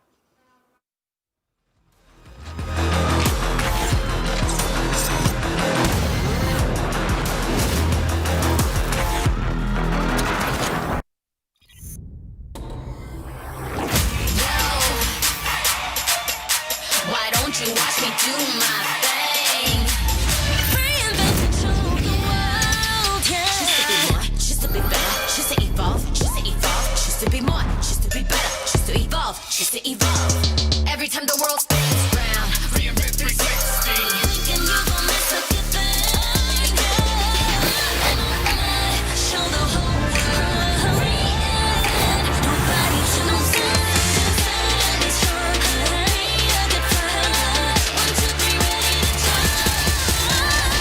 You watch me do my thing. Take it to the next level with Globe's fiber, LTE advanced, and 5G mobile connection.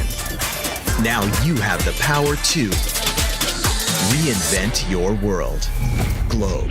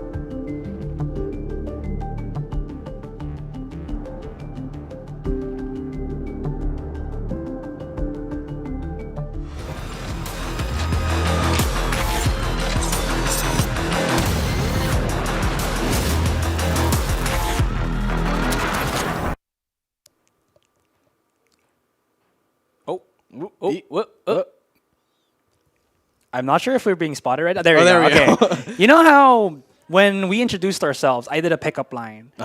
I honestly think right now, after witnessing that first game, that ONF are starting to pick up themselves as well. I like that. I like that. Yeah. Like that. They seemed a lot more bound than Bren Esports was during that first map. As we move into split, perhaps things are gonna try and widen themselves apart because really Bren Esports, they kind of dropped the ball on that first half. They really did. I mean, not to harp too harshly on them because during the second half, they were kind of realizing which mistakes they were making, which sometimes a bit more contact than they really need to take so early on in the round. And so you saw the reason that, ONF started to go towards the A side because Bren were realizing that towards the B side. They were like, okay, Bren are finally not giving us the free picks that we might want to. Let's try A side. And in that case, Bren needed the perfect run to be able to bring that one back. But, well, perfection isn't always what you get. It just seems like Bren had no plan whatsoever to do much set strategy when they were on the attacking side. They were coming back on the defending side, like you said. But the thing about that is ONF were already 12 rounds, guys, and one wrong step and you fall off the cliff. And definitely Bren fell hard. Now, looking into the second map, guys, we do have Split coming up. This is a map that Org Not Found picked for themselves. So if you're asking, oh, did Bren pick Bind? Yes, they did. Did ONF pick Split? Yes, they did. And just to kind of add context to that as well, I'm not really particular about how ONF plays Split per se, but they do utilize a well enough killjoy that it should be good whether they play attack or defense. And now Bren starts the defending side on Split, just to kind of clarify things here as well. And before the Split changes, one of Bren's most grievous maps against opponents, because people cannot take a round off of Bren here, was Split, because it was so tight that they created a agent selection that I call the choke comp, which literally chokes your opponents because you got yourself a Killjoy, you got yourself a Sage, you got yourself a Raze. How the hell are you supposed to attack the sites yet? And I'm kind of curious how they're going to kind of translate that coming into the new Split. It becomes such an oppressive, sort of setup when you have all those controllers and all that utility to have to burn through before you even get to a plantable position. And that has really been the key to why this is Bren's best defensive map, actually. Yeah. They are the best on defense when playing on Split. This is their best defensive map, so do not forget that. And this was picked, by the way, by ONF, although Bren are going to be starting the defense, and so that kind of... Honestly, even after that great win on map number 1, I'm not feeling super hot right now in terms of if I'm ONF, I want to reset, cool my nerves a bit, because while you can carry that momentum on forward, you can't get complacent. Not against Bren's best defensive map. And so I know that they know this because these guys have been playing forever. Nazmi's been playing since the start of the decade, right? The start of the century even. And so PPD's off there somewhere in the ceiling, I believe. I don't know what he's doing, but yeah. Maybe he's a Spider-Man fan, He knows he fixes it. Just to kind of add to that as well, mentally speaking as a player, I'd say that winning hard, having let's say a 12-3 record coming into the second game, you can't play off of a high. Yeah. And by that I mean they might just be playing, oh guys, we are so good on game 1, but like you said, they can't be complacent and they can't be shaky. When you win that dominantly, you're going to feel oh my gosh, I just have so much energy because of that. They can't. They have to reset themselves and think this is another game that they have to win up against Bren, who has a lot of trick up in their sleeves. And you damn well should be known that Bren has a lot of those, especially with Gibot, their coach, able to kind of assist them and give them a lot more support. And Bren's just looking, pretty calm here. They did lose that game 1, but they don't look like they took that too much of a beating. Well, yeah, they did lose map number 1 there in Bind, but I'm not too worried for them just yet because I know that a team such of the caliber of Bren Esports will be able to reset their mentality and be okay, we're moving to a new map. Let's not get complacent. Let's not get too excited to get things going because let's reset. Nothing happened. It's 1-0. We'll make it back. We'll fight it back, and we'll hopefully, take the map in our way to bring it to a third map, which will be Icebox if we ever get to it. For ONF's case, they're the ones who I'm a bit more worried for right now because, these guys, let's face it, they don't have as much experience competitively as Bren Esports, although they've been playing for a while. I just hope they don't sort of lead into the mistakes that Bren were making in the first place during map number 1, where they were okay, we're feeling hot, let's go for the dry peaks, let's go for everything. And that's not what you need to do right now versus Bren, because Bren are going to kill you if you do that on split. Like, simply put. But I don't doubt oh my god, that ONF know that, and they're going to keep that in mind. I love how he just like, Bren will kill you guys if you make a mistake They will. here.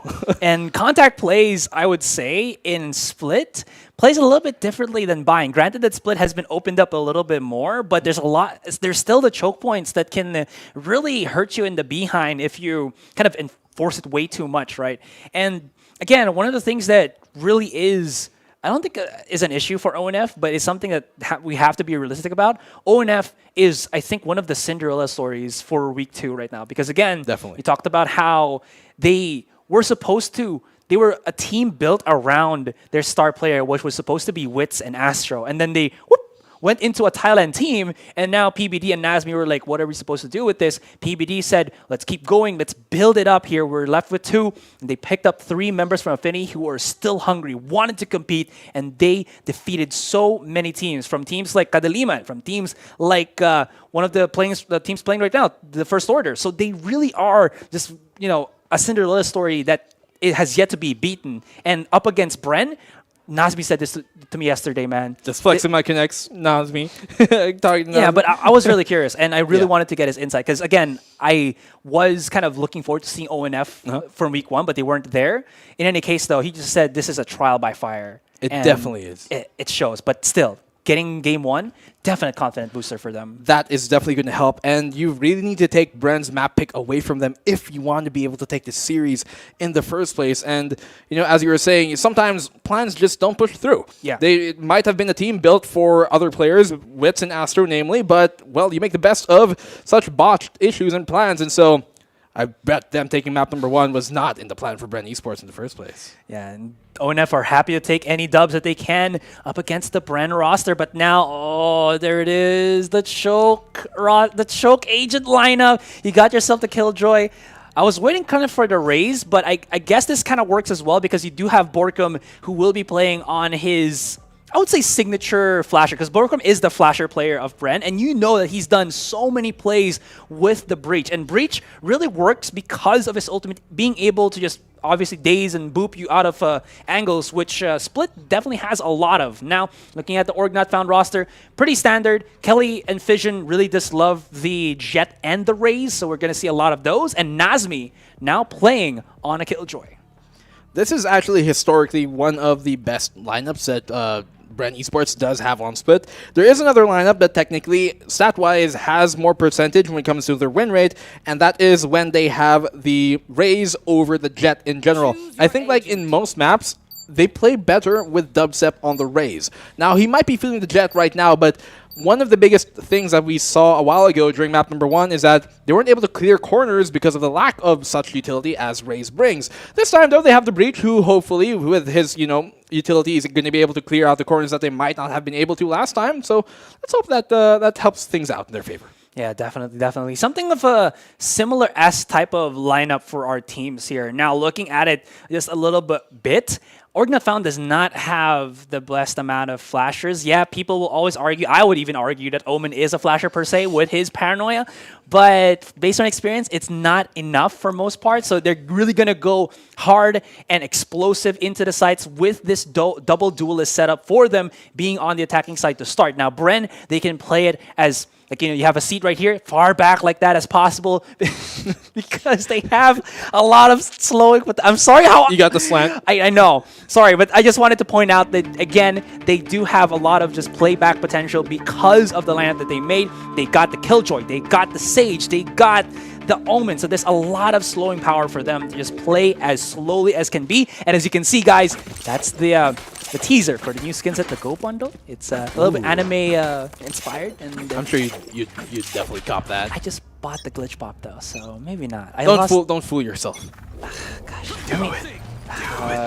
okay, maybe if we get paid for it. Well, Dubstep opening. Oh my gosh, that was so fast! A frenzy of frags going in the way of Dubstep here, and well, mind you guys, we're still in the previous patch, and so Frenzy meta still alive and kicking. You can see here Disrupt, the only member left for ONF, and he's gonna try and do what he can, but in this case, he's gonna get peeked. Jesse Vash coming in from the sky, and well, securing that landing. First round to ONF.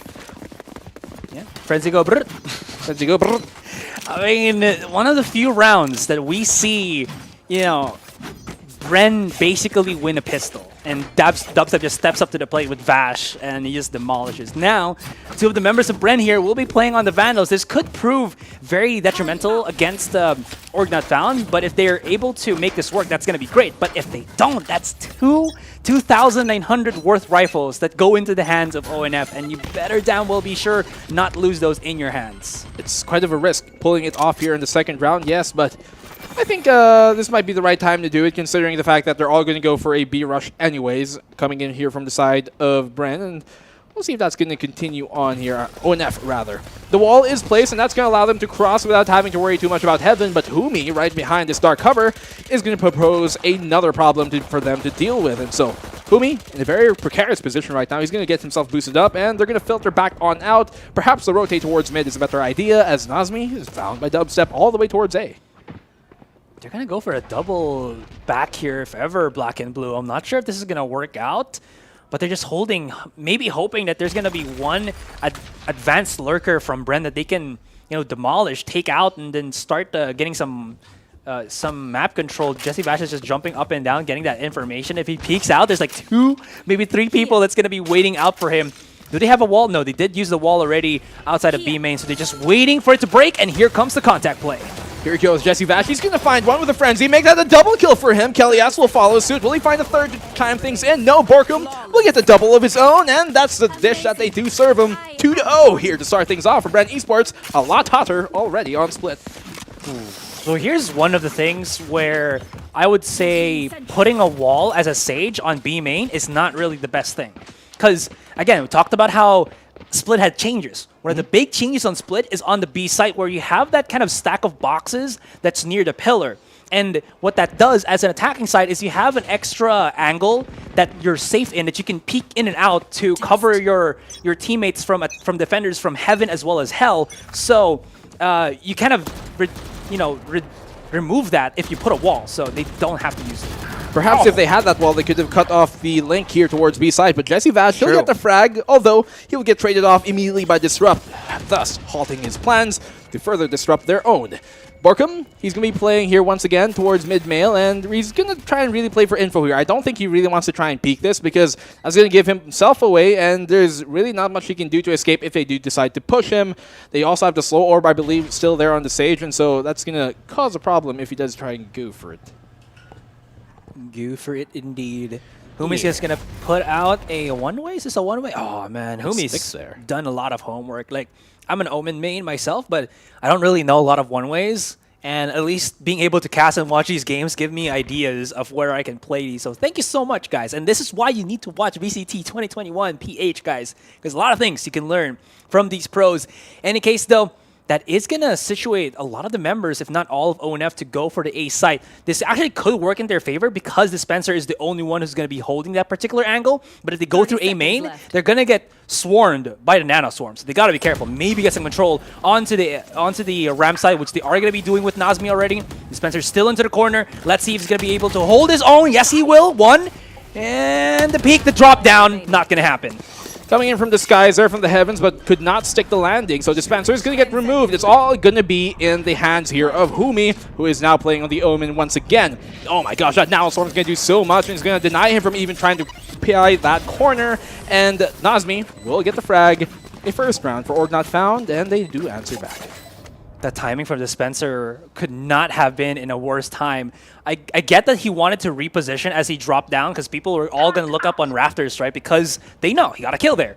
But dropping down like that, he just got caught. The timing was just bad for him. In any case, the Org Not Found are looking to maybe even out the score. I know that we're very early into this particular game, but setting up momentum at the start of the game, I think, is very crucial for either of these two teams, especially when Org Not Found is still on that one-game advantage. And that also means Bren's only a top seed. They're not secured with Masters, and Week 2 is the one where secure Masters. Imagine if they're the team that got kicked out and got destroyed by ONF, which is technically the other ArkAngel. Yeah, Dubstep here and Jesse Vash on the Jet and Sage, respectively, are a single point away, actually, from their ultimates, and so they could potentially do something very soon they do get that in hand, especially here on the stage. So Homie, he's going to find a frag onto Kelly Esser all the way towards B main. So they know that no more aggression is going to come from that side of the map. They can focus now on the mid push that is about to come in here from ONF. And that's exactly what Jesse Vash does, finding the opposing stage. But he's going to get traded out as Dubstep finds a frag in his turn. Disrupt is going to stop his plans, and that is going to be now a 2v3. Very low health on Disrupt though. So it's all going to be in Nasby to try and take this fight. Peek out to the smoke. He was spotted out there already. Going to be using the Nanoswarm to clear out the angle, and Borkum is backing away. But this is still a 3 versus 2 scenario, with them not really finding any information whatsoever. The delay push from Dispenser is really amping up the, I would say, kind of thrill to this particular game. 30 seconds left. Oh my gosh, I did not know you could do that. Sorry, I was too hyped, but I do like the Nanoswarm play from Nasmi there.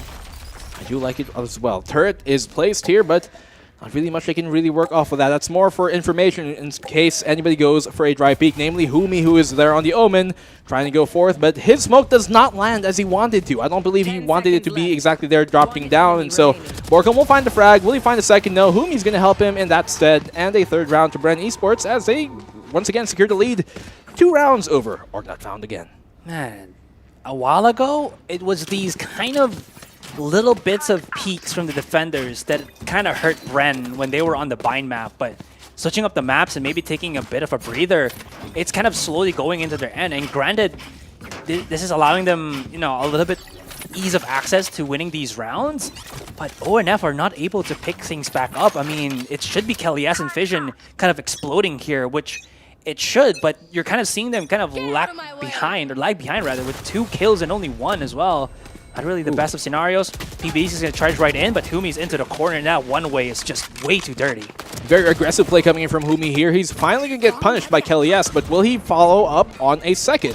Borkum is going to be the one to follow up, actually, but a 1-for-1 is what he gets once again here for the side of Bren Esports. B main, very highly contested, but the res is going to come in. Oh, luckily for Jesse Vash, actually, that he did not go for the peak there Disrupt. Otherwise, could have been another free frag going the way of ONF, but for now, man advantage does favor Bren as the res comes in right in time. Jesse Vash is the only human being that I know, at least in the Philippines, that can do a res without a wall and still be able to survive as himself and his teammate. Double peek coming out, and let's see if Vash is ready for that nice still aggressive stance from the ONF roster. That's the they will. ONF Vision will be spotted out with the flash there, picks up a weapon, knows that Vash should be in the corner here, and he's not going to be able to readjust his crosshair in time. 4-1, and Bren is looking much, much better in their split map. Jesse Vash brought that one back. Now, I'm not going to put all the weight on him on why they won that B main fight because of the fact that he was able to res Humi. Humi was able to literally just pre-fire the angle, which does draw the attention of the peeking ONF members as they tried to crawl back in, namely Disrupt there, who tried to get the trade-off, and Kelly S once again to try to get the trade-off on Jesse Vash. So, good job by him to bring that round in favor of Bren Esports. 3-round lead. This is the largest that they've had this entire series, actually. So, they're looking really good right now, Bren Esports, to start things off. But once again, B-side is going to be highly contested. A one-way smoke pops a tailwind, and his tail is going to get burned. Humi, a double kill. Will he follow up with a third? The flash is there to help him out, but Borkum will go find Disrupt in return as Borkum finds a second. PPD will go down. Last one left alive. The Killjoy, well, her fun is going to be sown. You know, from how the movement of ONF was on that B main, granted people would just say, why Fission, why? They still had to try to challenge. And it seems like Fission is, what's the word that I'm looking for here? It's kind of inexperienced up against that setup that Toomey is doing on the B main. And it really is kind of forcing ONF to try to do these kind of aggressive duels where they don't have any advantage because they don't have information on where their opponent is. Yes, they do.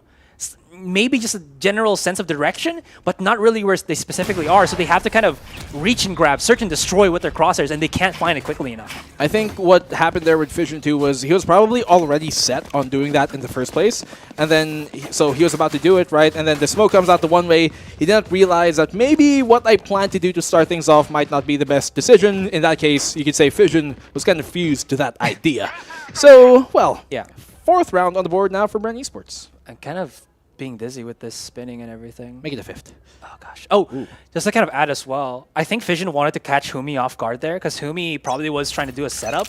But again, the smoke was way too big that he had to like search Humi as he was dashing through. And there's a lag time. to when you have that spike, or that dash out, right, from the jet.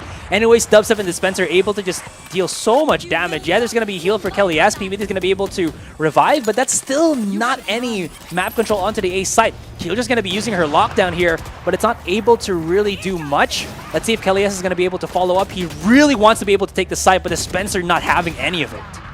I don't think that was the right time to use a lockdown, to be completely honest with you, for the side here of Org Not Found. But, well, it seems to be going their way for now. 3-2 on the board, and they do have the man advantage. One player has been detained for the side here, Bren, and they're going to get the plant off. Nothing they can do to deny this for now, as they're quite split up. Who knows if Humi can find the positioning here, and yes, he can to PBD. That's exactly what I was going to say. As he was coming there from B long, if he can find the frag on the PBD, and he does, that might turn things around. But Jesse Vash will bring it to a 1v1, and in the end, Nazmi is going to kill his Joy.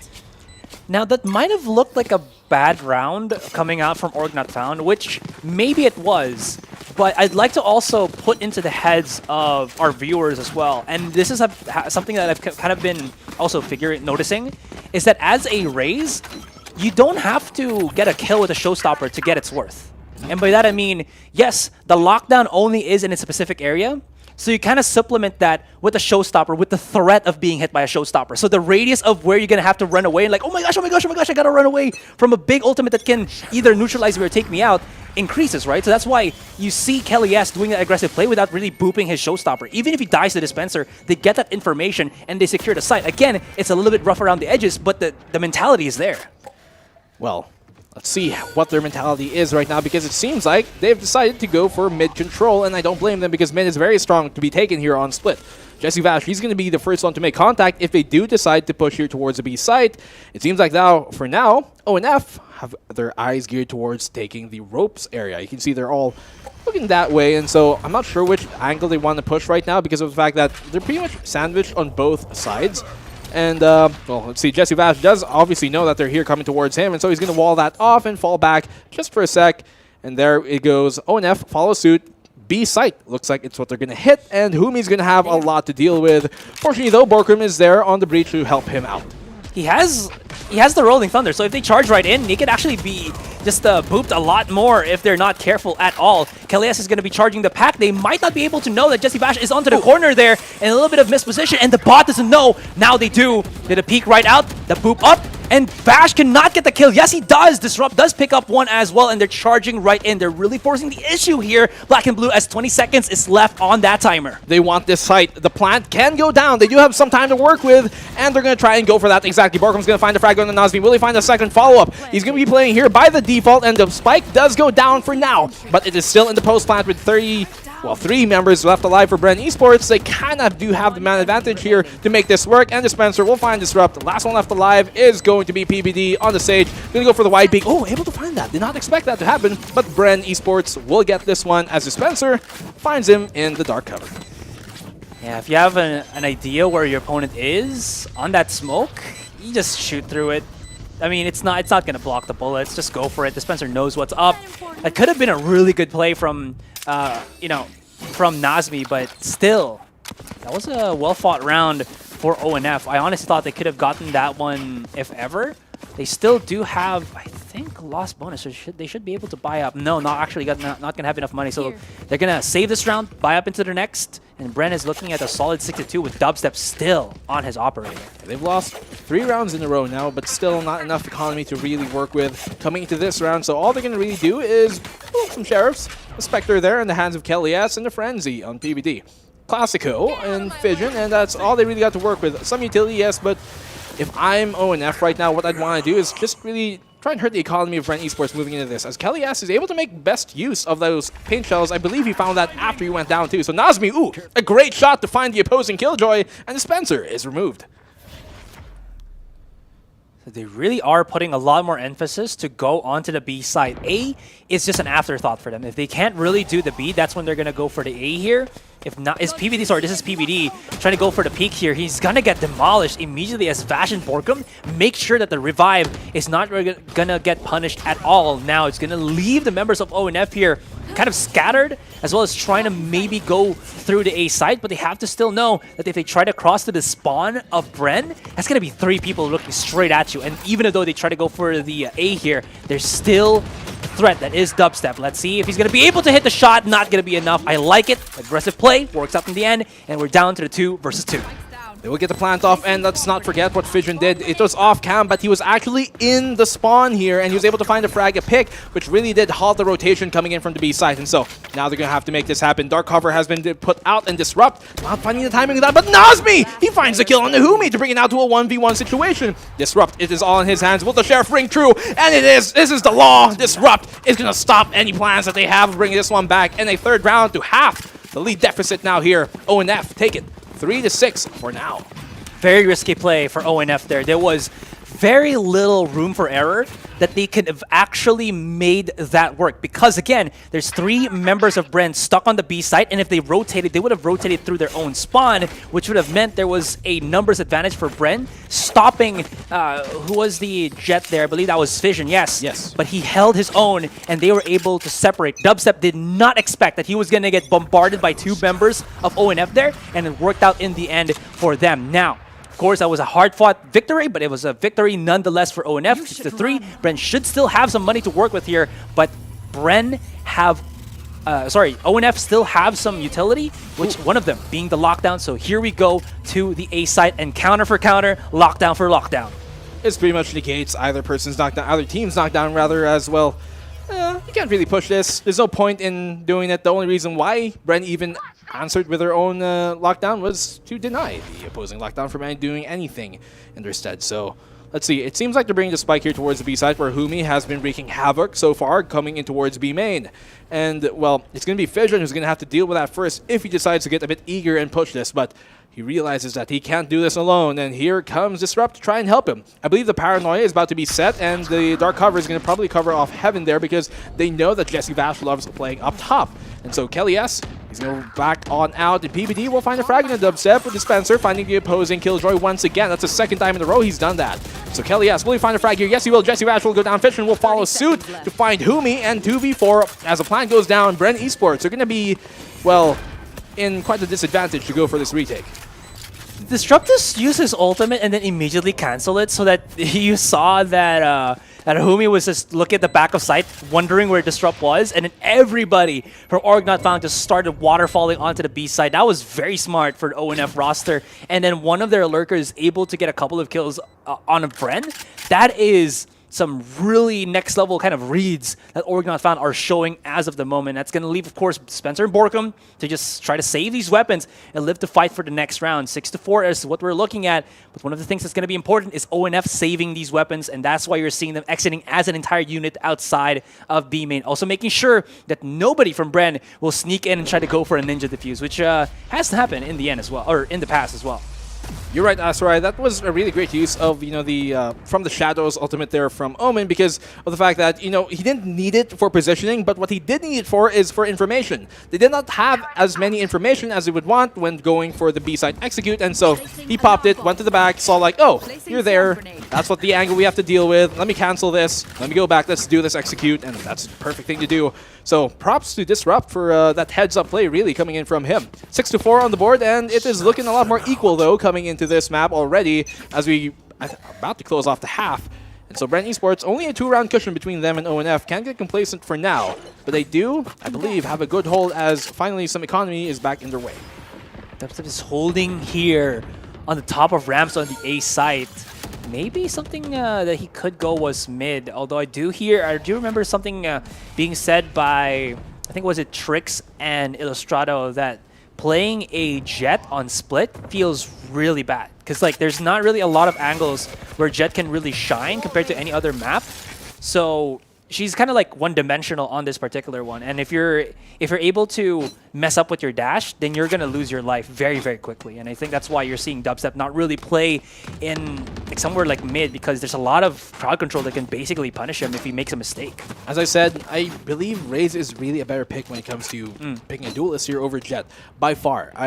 I think in most situations, you'd probably want a Raze playing here on split, although Jet can definitely make use of some of the verticality to get up real quickly, but I don't know if he's the right pick right now. But Dubstep, maybe he's going to prove me wrong. A first frag, make that a second. Will he go for the third peak? They're going to put the ice wall up. No, they're not. Fission, he's not going to follow suit. Oh, there it goes. Jesse Vash, a double kill for him. It's all going to be in the hands of PBD, and well, Actually, Nazmi finds that.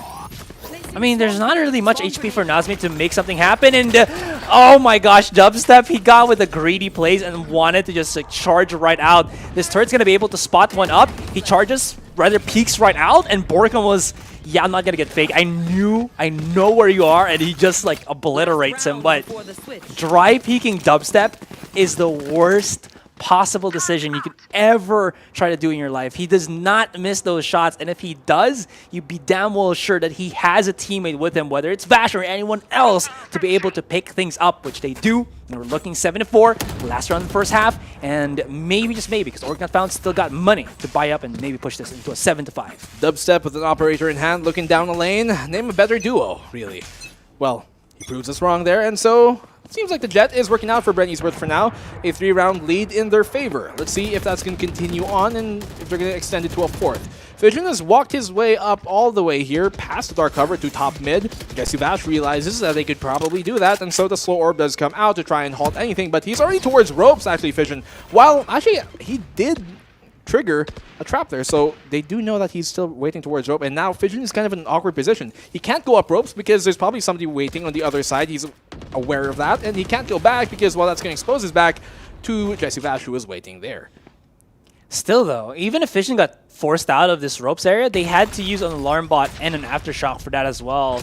I'm not sure if those are the best weapons that you can have, the best abilities that you can have, but it really just doesn't do anything. And you see Dispenser also able to just get obliterated by Fission again, and Dubstep the second time. The third, he's also looking for the shots here, but has to wait for a heal because he is down to like 41 HP, relatively just like one more shot. Oh my goodness, almost PBD, you saw his hand there.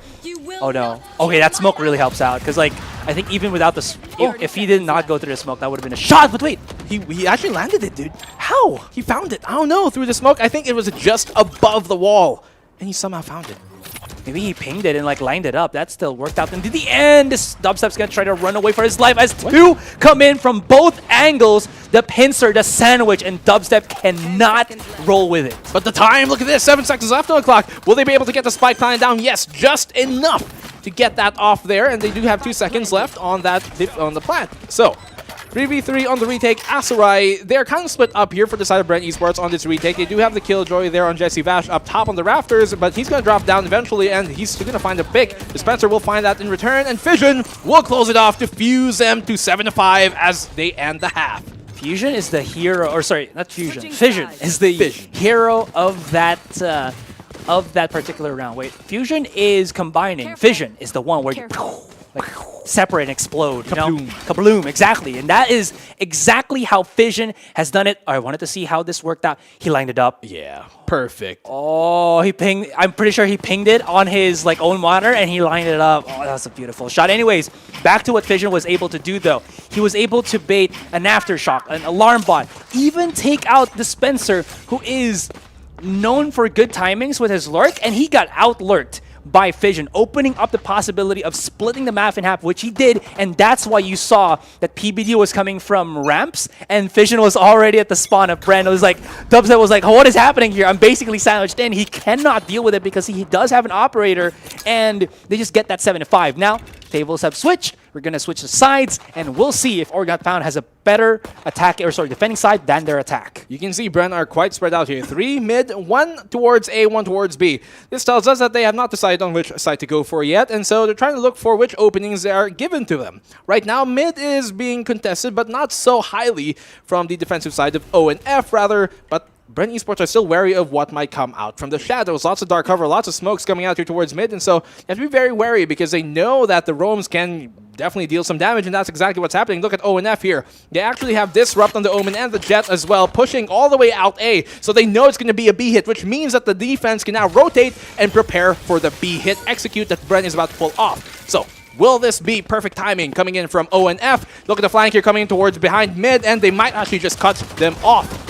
Oh, Borkham, though, was able to at least shut down the one. Disrupt's going to be trying to go around the corner, but Nazmi is holding his own. He has a turret, knows the 2 is on top of heaven here, but he is split up with his own teammate. 30 seconds left onto the clock, but Nazmi hits another shot, headshot to say at the least, and now he has grouped up with his own teammate. Dubstep with the frenzy and a dream, and he hits it through the smoke. Insane shots coming in from Dubstep. He has to dash away. He can pick it up, maybe go into the side, has time, but he knows he wants to challenge Nazmi first, but now that timing might have bit him in the end. Dubstep is going to be able to plant down this spike, but does he have enough time to readjust? Chasing him down. Nazmi, oh my gosh, what is he doing? He's actually bunny hopping in front of Dubstep, and did that actually make a crucial, grave mistake from Nazmi? One peek out, the head-to-head here. Oh my gosh, it's too much for me. Get it, black and blue. It's so intense. The turret comes out for the information as well. He's going to go for the shoulder peek. Nothing on his F8, but Nazmi gets it somehow. Gets the clutch going his way. And once again, the pistol round not going in the way of Bren. What the damn hell, dude? How? What? They overread each other. Nazmi, be hot. Can we see a replay of that, please? I just want to, like, I want to ask, like, if we got an interview, what was that B-hop that he was just doing there? Maybe he was baiting shots from Dubstep, but up against somebody who can hit shots out in the open like that very, very accurately, you kind of don't want to do that in the end. The balls in this man are huge, thick, and heavy. My God, he just clutched it, and now Org Not Found are one round away from evening things out against Bren.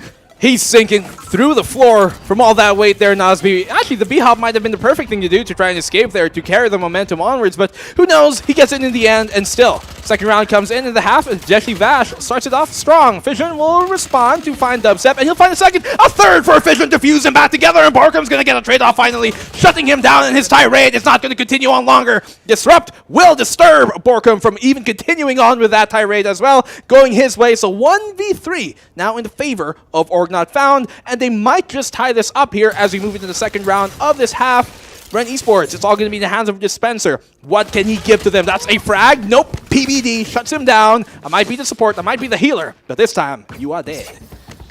Yeah, sometimes healers can become the attackers. They're able to not only, you know, wallow in their defense, but also be able to bask in their offense in any case. Bren, 4 spot in that round. They're going to be going for a weaker buy into this one. Granted, there are some rounds where you're going to be just kind of force buying because you had a pistol as close as that. If you're the attacker, even if you lost, it actually is not a bad idea because you know that your opponents will probably be on either a Stinger or a Spectre, so it's fine. In any case, though, I think ONF was ready for that, and now we're looking at a 7-7 with Bren. Whew, I just can't even put it into words. That's how I'm going about it. Fission, another opening pick coming from him. He's been doing so much work this entire series against Bren, and so he's going to try test his luck here towards mid. A bit over-eager, perhaps, but he does realize the faults of that endeavor if he does continue on. But now, Fission in a much better position to actually push up as they've had to let go of the way towards C there. So Fission, B rather, is able to put out the Cloud Burst. PPD is going to follow up with that one to bring it down to a 5v1. Perfect, flawless so far from ONF this round, and Bren Esports looking a little bit lost here coming to the third. Well, you know what PPD stands for? People be dead. That's why. That's definitely what it stands for. No, I believe it's his name. Dang, I think it's something Duron. I could be wrong, though. PBD, if you're hearing this, I love you, man. I'm sorry. In any case, though, Dispenser was going to go for the flanks, but his flanks are being sniffed out like a dog sniffs treat. Yeah. The treat. Like a bloodhound to its prey. Exactly. Thank you for saving me there, man. But now, I mean, it seems like it was such a difficult task for ONF to bring rounds all the way to their end when we started the first half of this second game. But now it seems like they're getting much, much more refined here. And here's the thing, guys. Bren, what they did in week 1 only allows them to be the top seed. They're the invited team into week 2, but that doesn't mean that they have the secured slot into Masters. So if they lose, this is a single elimination tournament if I'm not mistaken. If they lose, they have to come back for week 3. It is single Elim Master. You are correct in that, so they cannot afford to give up the series. Dubstep, though, perfect positioning to punish PBD there for an over-eager peak. I do not like to see that coming from PBD. Exactly what I was talking about. They cannot get, too complacent and be like, okay, we're feeling hot, let's go for this dry peak. He took the gamble. He lost the ringer. Now, A site seems to be our area of operation as they want to go that way. Bren Esports in the 5v2, and I think they're going to probably check Rafters here. Pretty default spot to check. He's flashed, and Kelly S will go down. Not able to do anything much. Nazmi will get the frag on the dubstep. Okay, make that a second going his way. Will he fall for the third? Still, it's going to be quite the task for him to accomplish. He has lockdown. He can actually use lockdown right now to basically force everybody to chase on him if he puts it well enough that he can even cover the entirety of the backside of A. That's a little bit of a wide berth, so he has to place it somewhere unless he wants to save it for the next round. Now, I'm pretty sure he can try to make this happen, but maybe he's just going for the little bit more of the conservative play.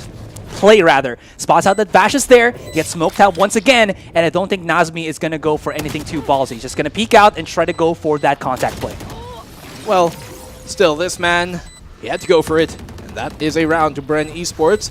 At least cutting that lead back down just a hair, not too much of an advantage, still in the way of the side of ONF here. I still do think that they're looking really good this half, even though the score deficit has been completely removed. They're now neck and neck, 8-8, and we're almost, well, to the third act of the game.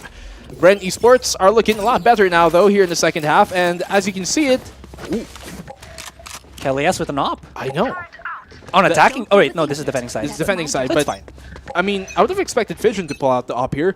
I guess considering how he's been doing so well on the rifle, that's probably the reason why he wants to stick on the Phantom instead. But I do like seeing Fission on the op there. We'll see if that's going to work out for Kelly S. So perhaps harpening back to, I guess, is supposed to be his idol, right? Very true. Very true. Oh, yeah, actually. Oh, I get now who you're talking about. Yeah, true. Kelly S and the other KS. Yeah. Oh, the 1-for-1 trade. Disrupt is onto the corner. He doesn't miss those a lot, but when it's up against Borkum, well, you're damn well be sure that you can maybe lose those fights. Borkum, if he peeks out on A main, then you know that Kelly S is there to pick it up with the operator. Now, this is going to be a 4 versus 3, with Bren having the numbers advantage. They have 3 man stacked outside of the B main, and it's all going to be up to Nazmi. Nazmi, you know he can pick up the slack here, and he's been doing that the past couple of rounds, but maybe this aggressive push from Bren might be the one that shuts him down. If they can open this wall up, he doesn't want to give his position away because he does have a nanoswarm to stop the push coming out from Bren. 40 seconds on the clock, and they have time to choose if they want to go for B or A. Ooh, perfectly placed nanoswarm there. That's actually, no, just barely misses the wall, and it lands on top of it instead. Humi's going to find the frag in the PPDS, but Kelly will get the trade off on the Spencer, but the res is going to come from Jesse Vash. Perfectly timed. The plant will get, the spike will get plant rather, as Nazmi's able to find a double kill. Humi will get the trade off onto him. It's now a 2v1. Kelly S, this is all onto him. Will he be able to pull off the impossible? He misses the first shot, not able to get away, and Humi, who you? Me. I love that. But that was... I'm not sure if he was able to pick up maybe a rifle to his side. Granted, it was a very clutch and very tense situation, so he might have not been able to. But again, that is one of the weaknesses of an operator. If you can hit your shot, great. You can isolate the 1 versus 1. You're able to get a quick, clean kill. But when you miss it, that lag time where you have to reload for the second shot is where your opponents know you're vulnerable, and they charge at you. And basically, Kelly S just knew that he was, effed in the A. Well, it's basic. Yes. Yeah, let's move past that. It's basic, like, true history, really, in tactical shooters, where on the retake, 2v1, having a sniper rifle in your hand isn't the best thing to really... It is the best tool for the job, basically. Yeah, for retaking, it's terrible. For retaking, it's terrible in a 2v1. You get one shot, you have to land that shot. If you don't, sometimes even if you do, you're dead. Yep. And so... Sorry, just to add to that. But Asteroid, what about Wardell? I mean, he's Wardell, so... He's Wardell. Yeah, so if people say that. Yeah. He's honky and chonky. Whoa. Yeah, but I do agree. Yeah. You should run. Ooh, nice little wall there, though. They completely destroy it, though, immediately. So that's not going to do much aside from buy them time and information for the side here of ONF. And now, well, the lockdown is going to go underway. That's going to push them off this site just a bit. I don't think that they even wanted to deny the plant in the first place anyways. I think they wanted to go for the retake in the first place. So the lockdown doesn't really play too much of a factor, I believe, when coming into that map, into that site, rather. It does let them get the plant freely, though, but here now is the answer back from ONF, as they do have a lockdown of their own. That's going to force everybody out of the way here. That timing is just pristine. Able to get the 2-for-2 trade. Let's see if this ultimate is going to be able to lock down a couple of people and not going to find anybody. And Borkum, even through the smoke, he just rains a lot, hails a lot of bullets. And we're looking at a 10-8 with Bren looking more and more refined on their attacking side. Borkum the Beast, and he's starting to eat. 10-8 on the board and 2 away for match point here, Bren Esports. Let's see how they're going to continue this momentum. For the side of ONF, they are in a bit of a sticky situation, right?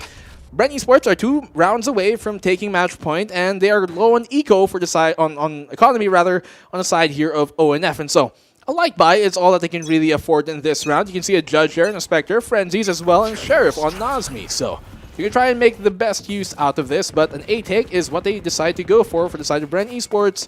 Org not found, they're catching on. You can see 4 players are already here to try and defend the A site as a solo killjoy there on Nazmi towards B.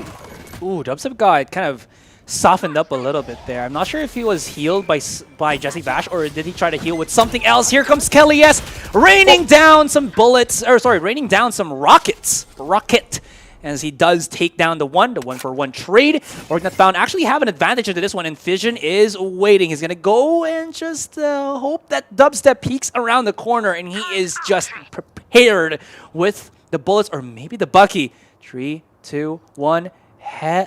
Oh, he heard him drop as well. That was unfortunate. Fission made a mistake. I mean, he had lots of utility. He had his Blade Storm up as well. I don't know why he didn't decide to further push that issue. They could have made this eco round, honestly, a round they could have won. It's still not over, yes, but I don't know if it's going to look too well right now as PPD taken very low. He is a Seijo, so he's going to get himself back up to shape. But so Bren Esports, they do have the advantage here, and they're going to be barreling their way through now towards mid, down ropes, and they're going to see if they can find B site open. While Nazmi is going to be holding it, he's going to be alone in that stead, and he has a Sheriff. Might not be the best weapon in this case, but we're going to see if he's going to make full use of that effect. Oh, they doubled back, and they're faking it. They're trying to charge in and basically punish the revive that PPD has done, and that allows Jesse Vash to go into the site and plant the spike down. Now he has a nice little tight angle there to charge right in, and Dubstep supplements him with taking the man outside of heaven. Now 2 versus 2, and we're left into the clutch. Dubstep, he has a triple right now, and he's been doing so much this entire round, this entire game now for Bren Esports. So he's playing very close here to the spike. You can see actually the Sage here on Jesse Vash being very wary of anything coming his way. So will he be able to get this off? Dubstep's going to get taken down. PPD, he's going to go for the wide swing. He has to. Jesse Vash right around the corner. He's going to find the frag, but Disrupt is going to stop him from continuing on. And that is going to be the round now taken here by ONF off of a great eco round. It feels like all of the rounds that we're playing here have been a coin toss of who can just punish or who can adapt better to the punish of who. And by that I mean Bren went through ropes baiting to go to B. They heard that PBD revived Fission and went the way back onto A Heaven to try to punish the revive, which they weren't able to fully do. Yes, they got a kill, I believe, onto Fission, but PBD was able to survive. They got a kill. Jesse Vash rushed in onto the site because they didn't have enough time, and they got the plant down, but still, even after all of that, Jesse Vash was not able to heal up Dubstep, so he was just a hair from getting taken down, and everything was just history with that round. We're looking at a 10-9, and definitely these rounds are tooth and nail for both of these teams. And now, tactical pause. Well, I mean, to be fair, it really was kind of a hard call for Bren to make. You have 2 decisions there. Do we push on towards B and let them get the free res, or do we double back, as they did, to try and punish that res and potentially get ourselves into a sticky situation where we do not have man advantage? They went for the latter, and it did not work out in the end. Yes, they got the plant off, but still could not get the round, and that really was unfortunate for the side of Bren Esports. I think, they could not really have played that halfway.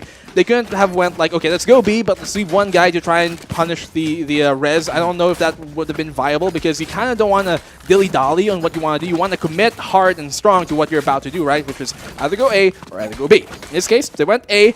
Time is running low, so they didn't really have much time to work with either. And, well, tough calls need tough players to make those calls. And in this case, Bren Esports, very, very valiant effort in that case. But Jesse Vash, unfortunately for him, outnumbered, not outgunned, but he did not have everything falling his way, and they do take the round here. Org not found to at least cut the lead down to just 1. Now, I also wanted to point out that the scoreboard, it's Kelly S that has been kind of only actually has 8 kills, but he's the one who really has to kind of be the punching bag because he has to get that information and set up basically anything. Helias is just going to charge right in, and he might get taken down there. That was basically a meat grinder because that was, you know, going through a sage wall, and he did not get punished, though his teammate was. That was Fission. And now we're down to the 4 versus 5. Definitely not something that Orgnat found want to happen, but something that they have to try to deal with. And you immediately see, in terms of the minimap, that they go rotate quickly onto the A site, knowing that no shenanigans will be happening onto the B. And they just try to read hard. Bren, it seems like the read is going to be true. Now, next step here, Black and Blue, is if they can fend off the offenders, that is going to be Bren Esports. But I think ONF expects this. You can see that Disrupt burned his dark cover very early on there towards going A long because he knew that they were probably going to rotate towards the A site, and he's right. Now, the information has been given as his presence has been known and shown here towards A, and here it comes. The flashpoint is going to come out. Not going to find anyone, but Dispenser doesn't need it to get Disrupt off of the board. Here the Execute comes in, and there's a soul lurking member there, Kellyas inside the site. He's going to get removed, but Nasmi, triple kill for him! He's going to get finally shut down by the opposing Killjoy on Dispenser, and it's a 1v1. PBD here on the stage. He has the perfect timing to get this off, too. Will they expect it coming around the corner? Dispenser, he's going to win that fight! He dispenses him, flushes him down the toilet, and PBD goes down 11-9. Wait! Why did he look to the left? Why did he swipe to the left? What was he trying to look there for? It was either on the wall, on the other side of the wall, or on elbow. Maybe he was trying to read Dispenser coming out of elbow, but that split second, my gosh, that is not sure. So here's the thing. What if he's going to be coming on top of me? Or you know, on top of the wall. No, that's not going to happen because it's a Killjoy. He can't boop himself on top of the wall. So it's either one or the other. And PBD made a mistake in terms of the read. And my gosh, was that a failed mistake nonetheless. It could have been a nerve issue there. Maybe expecting him to, once again, as he said, come out through elbow and then halfway realizing that, no, he's going to come right in front of me. And that's why he swung back and forth.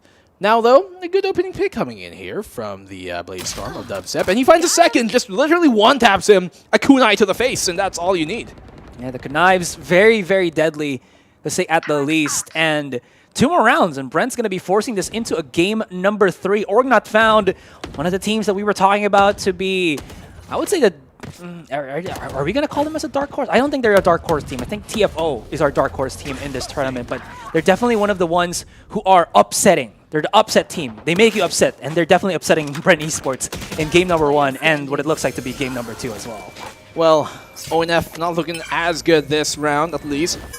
It's 1 for 4 on the board, and with the Sheriff in hand, we've seen this story play out the last time too, and it does not typically favor the Soul Man with a Sheriff in hand. Spike will get planted down here towards the B site, and I guess in this round, PBD, what can you do?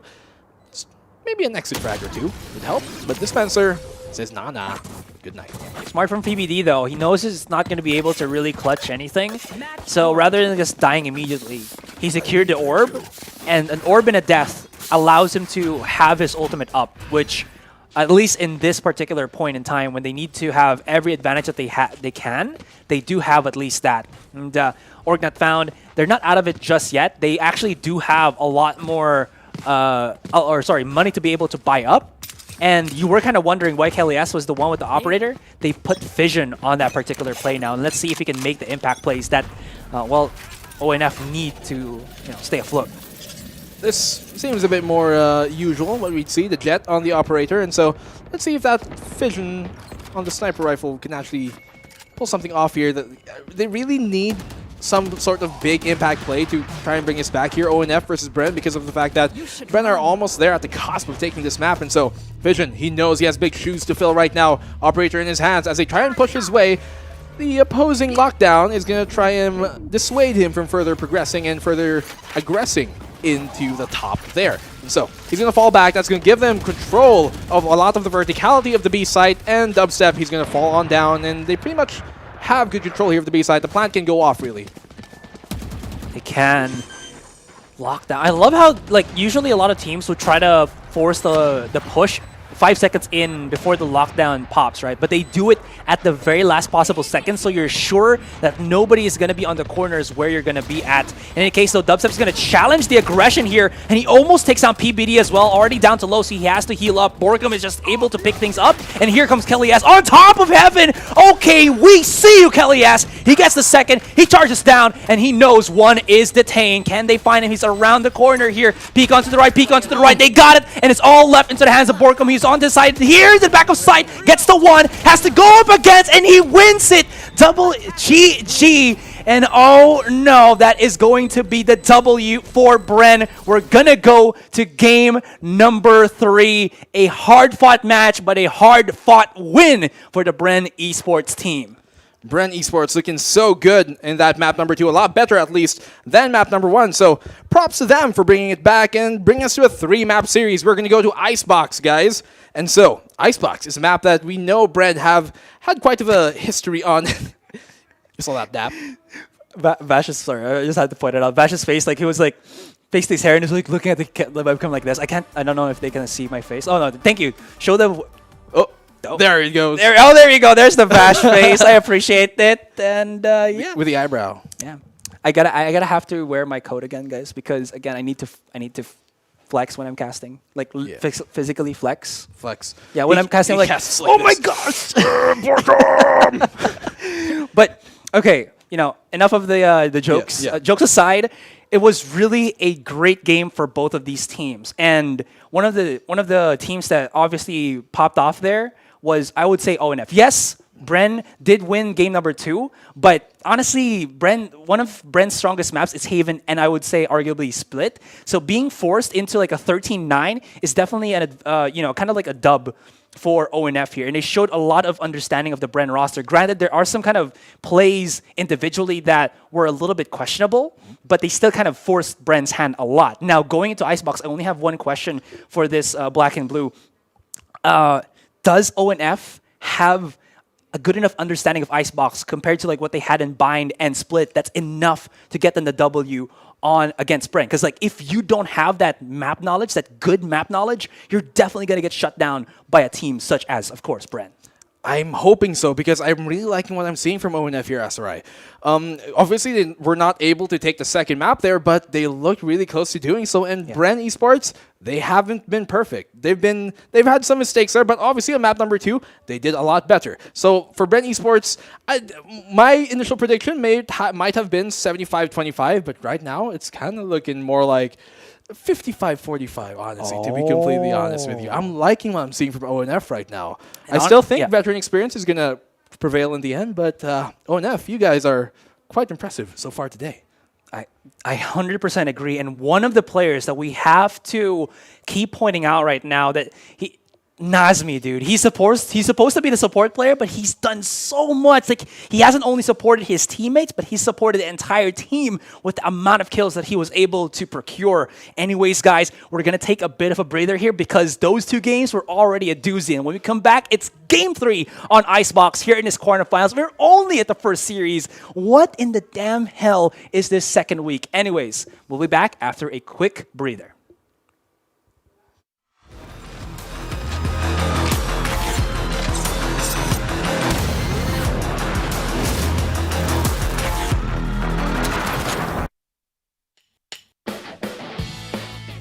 Every day is a new day. So why don't you just get up and go? No time to waste. What are you waiting for? Why don't you just get up and go?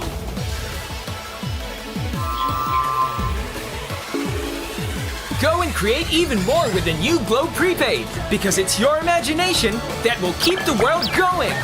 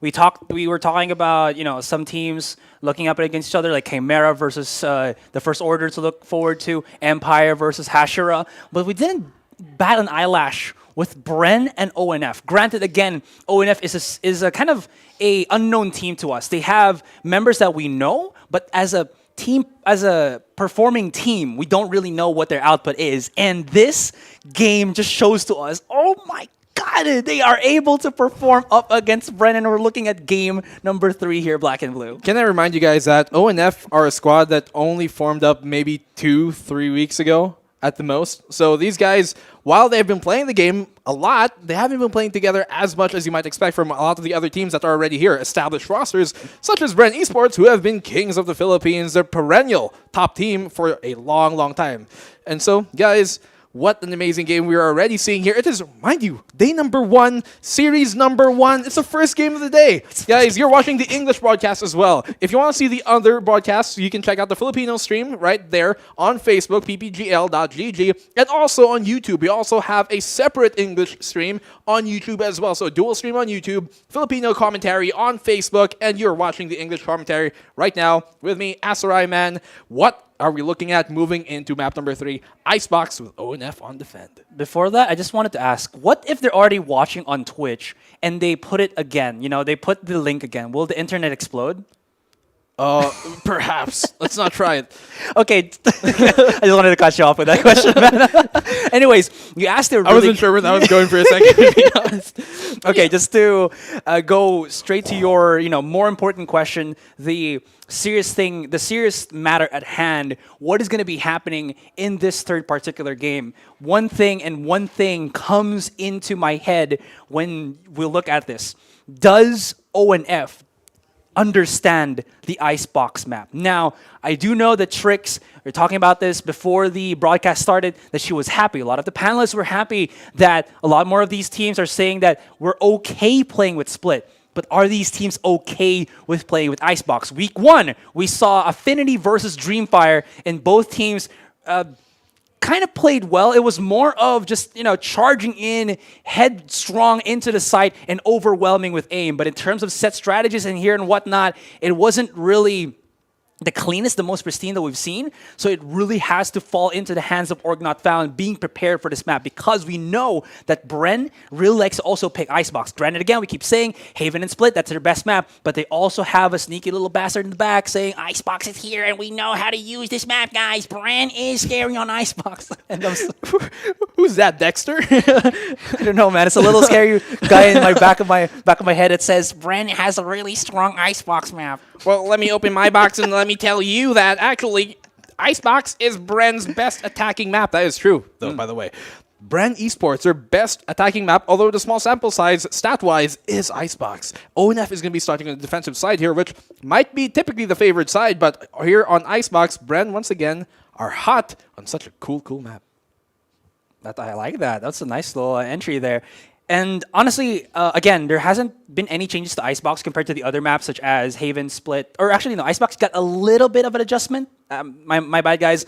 I know people are going to say, but Asteroid, there was changes on, Nest and everything. Yeah, just a little bit, but it's still pretty much attacker-centric because of how big the map is and because of how kind of difficult it is or long it takes for defenders to rotate. So that definitely does give a kind of, solidarity to what you said with Bren being able to use or to just be more successful on their attacking side on Icebox, and them picking attacking side on Icebox definitely will be a challenge for ONF here. But I'm also curious to see how they're going to be selecting their agents, but I'm kind of thinking it's going to be somewhere similar to what they pick on Split, where Nazmi is going to be back on the Killjoy. Really, really strong Icebox because you're able to use her turrets to see so far, and her lockdown really does help kind of push everybody away from a site where every angle you have to check when you're whether you're taking a site as attacker or retaking a site as a defender on the post plant. Speaking of, harping back to what you said with being attacker side because of the long rotates, not only is it a long rotate, but it's a very unsafe rotate too. It's one of the most unsafest rotates from site to site because of the fact that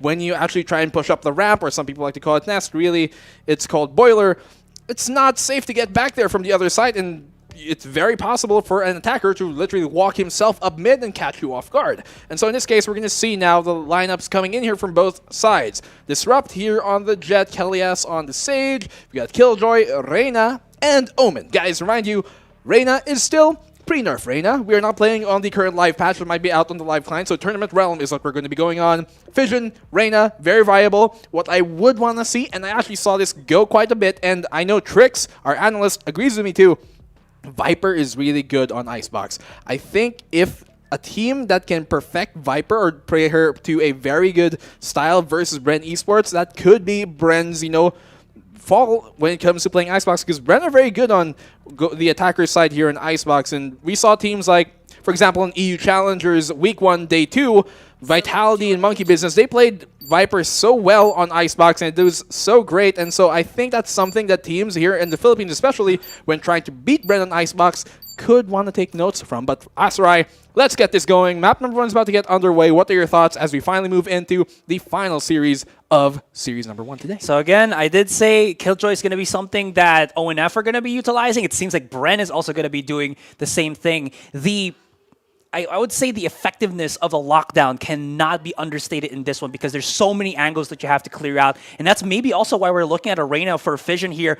Pre-nerf on the Reyna, she's still a queen. She's going to be able to use her ability to get a entry peak, ridiculously be able to get out of that with her dismiss and basically dip right back in, which is, I think, is a super needed thing here. And ONF, I think they were looking maybe at the Raze a while ago. No, actually, it's still going to be the Jet here. So it's all about being able to reposition as you enter onto the site when they're going to be on the defending side as of the moment, and vice versa when they come into the second half. And anyways, guys, game number 3, best of 3 series, and like Black and Blue said at the before we got into the break, we're only at the first quarterfinals. My gosh! Guys, can I remind you, we still have 2 best of 3 series after this. So map number 3 of series number 1 is about to kick off underway. Pistol is something that Bren Esports have historically not been their best calling. And so let's see how this one's going to go out as they're going to go for an A-site execute.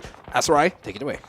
Something that we also did not point out, which I did not see because I was so focused on the movements of these players, and thankfully our other co-casters and I think the viewers also were able to see it, is that there is a little bit of struggle on the side of ONF here with Kelly S. If you saw the scoreboard, guys, you can see, the networks and everything like that. There is a little bit of an issue there for Kelly S, and I think that's why he hasn't really been popping off. I was wondering why he was a little bit, struggling in this regard, and it definitely kind of adds to that. In the case, Jesse is going to be using the Owl drone here to get some information, and he spots out Nazmi into the back of the site. Now Dubstep is on a Sage. Okay. And he's just going to try to take the site with the rest of Bren. The tables definitely have been turned here. Dubstep on the Sage, not something you commonly see. Sometimes Jesse Vash would take that role instead, but here Dubstep feels hot on it. Borkum, he's going to go for the spike plant, and Disrupt is able to find a frag, but Fission will get traded off in return. Kelly S with the frenzy in hand, whom he's going to go down, and that's going to bring it down to a 3v2, make it a 2v2 as Disrupt tries to equalize things up. Dispenser, he's going to get found, and Jesse Vash will find a frag on Disrupt. He's going to end his tirade now, bringing it to a 1v1, and Jesse Vash, what can he do? Classic in hand versus the Ghost. Who is going to take it? The Spectre or, well, the Recon man. He's got a bow in his hand, and that's going to give him some information that is not towards Cubby, but he will get the clutch off instead as Bren Esports' Jesse Vash finds a triple. Now, this could be kind of controversial, but when you're in a pistol round and you have a Ghost, I would say that you might not know if Jesse Vash has a Classic or a Ghost, right? But kind of separating yourself with a smoke might not be the best for you because you put yourself in such tight angles that you might get caught off there. And I think it was just a bad read for PBD. Now, of course, that's a little bit of a nitpicky thing for me to say, but it seems like in a situation like that, he did kind of put himself in a weird little spot, and Jesse Vash was just okay with being able to get a clutch, and also the 3K to say at the least. Nazmi wanted to go in for an aggressive zipline play, but he was already just fault lined out by Borkum, and a Recon Dart as well just does not allow them to get any forward footing in the A site. So they all got to play the back, and of course, Bren has the upgraded weaponry. Bren, they do have Dubstep up there on pipes, and it's very interesting how it's actually Dubstep on the Sage who's face-checking everything, really. Not using the information they could otherwise gain by using their utility, and they finally catch on. Jesse Vash pops his Aldron. He knows he's right under him. Dubstep has to be careful for this, and he does eventually punish Nazmi for the over-aggression. Will they find the Empress too around the corner? No, Humi's going to find Disrupt in return, and that's going to bring it out to a 5v2, heavily in the favor of Bren as they are making their way towards the A site. They've pretty much taken this at this point. There's nothing that Not Found can really do. With 2 classics in hand, he's going to get firing squatted up. Honestly, Cali S executed this Dubstep. We'll find PBD, and well, man, a lot better here for Bren Esports on the pistol round. They typically do not start this strong on pistol. We talked about how Bren is a pretty set-uppy team, and Icebox, I think, is a map when you're on the defending side. A lot more setups can be done by the attackers, and it kind of shows how Not Found are still not able to adjust to that. One of the things that they might be able to do here is to challenge Bren as before, rather, they do those setups, but they can't really because Borkum is here to either use the fault line at these kind of like points of interest, these power points, and then use this flash to keep just, you know, flushing out the site. And it's been pretty filthy here on the A site, and I think Not Found can't play default, or else, what's the word I'm looking for here? You know, just deal with the consequences of that. And well, some risk has been gained, but a lot of reward. As Disrupt goes for that peak, he's able to remove Dubstep, the Sage, here for the side of Bren Esports. Jesse Vash trying to go for the information. Fission's able to find a second frag for the side here of ONF. Finding Borkum. Humi will follow suit. Fission, that's his second now. The Empress is starting to reign true. Her reign is supreme, and for now, she is dictating the pace of this round. Phantom in hand, and well, this might just be a perfect timing from Jesse Vash to cut her off, but it's actually going to be Dispenser who's going to shut Fission down finally after a 2-man tirade. Disrupt will get the trade-off in return. Last one left alive, Jesse Vash, and he's in a bit of a sticky situation here, that's right. Well, Recon Dart might unglue him from this pasty little position that he is in. But, okay, he's just going to try to run away there as the smoke does allow him to go for the cross. Maybe peeking up on this one, on top of Ness, will allow him to spot out one. He peeks, does get a headshot though, but not able to get the kill at that range. Phantom only deals, if I'm not mistaken, 145 damage, so you need a second bullet to finish off your opponent. And that was what I was talking about. Vision peeking in as they're trying to set up, and you use the dismiss to be able to get out of harm's way. And when you have 4 charges of the Soul Harvest, you got 4 dismisses, 4 devours to be able to use to keep rinsing and repeat. And they did that. Now 1-2. Basically, you feed Reina more, the more she snowballs, and in this case, she definitely at least was able to make full use of all the charges. Actually, you know, even if it was after the nerf, he would still be able to do that because he only found 2 frags really at the end of it. But still, who knows what might have turned out if things went other way. Still, though, in the end, the Hunter was the prey, and Jesse Vash could not get the round off, but still, Bren Esports are in the lead, and I don't doubt that they might continue on that. Now, they found the information that they have to fall back here for the side of ONF because, well, they're not in any position to deny the plant in the first place. And so, you can tell the game plan here for ONF is to try and go for the retake instead. You're going to wait for the rotations to come in, and all the way from behind you can see there the Empress on Reina coming in from behind, trying to find what he can. Fission. Will he be able to cut them off, though, from behind? No. Fission realizes that it's a bit too long of a rotate and is going to have to go back through their own spawn before they're going to be able to get the flank off. It's going to be a long flank. Disrupt finally finds Humi as well. That really helps their case, and they're charging right in. Kelly has to stick this one. He is not going to be able to have that, and look at Bren just charging in on through. And this is all accustomed as well to Bren knowing where to plant that spike. It's not going to be planted on default. They plant it to the side of the site itself, which opens up the visibility from on top of, what's the name of that place again? I think roof? The one from an attacking side, the one where you're boosted up. That spot. Anyways, that spot. If I remember what it's called, I'm sorry guys. Anyways, that does allow you some visibility as well as when you're on top of Nest. So there's really no chance for you to be able to defuse that without putting yourself in danger. Even through a smoke, you can just like ping it and line it up and you still get it. So it's either you wall it up or you kill the ones who will be playing that post plan. Good idea there to go for the open plant for the side of Bren Esports. Sometimes the open plant is the right decision to make, even with defenders looming around the corner. So Fission's going to go for this bait. He's actually going to find a double kill here as Jesse Vash, a bit too busy perhaps on his recon to do anything about that. And so Dispenser able to answer back and shut down Fission finally, but he has done the damage, going 2 for 1 here, and Org Not Found do have the man advantage. Now they're going to get the res up, and a 4-4 on the board. Once again, Jesse Vash, he's going to be brought in back to play as Dispenser fortunately has his resurrect up alive. There it is. They're going to be using the double whammy here. The lockdown into the Hunter's Fury. I'm not sure if Vash was able to find any targets with his ultimate, but of course, that's not the deal that they wanted. It's the flushing onto the side, but Disrupt is still here. Sneaky beaky-like. And here we go. He is holding his own. Kelly S is onto the top there of Rafters, and he was able to shut one down, and Disrupt's position is still locked and loaded. Now, a little bit of pause here from what we're seeing.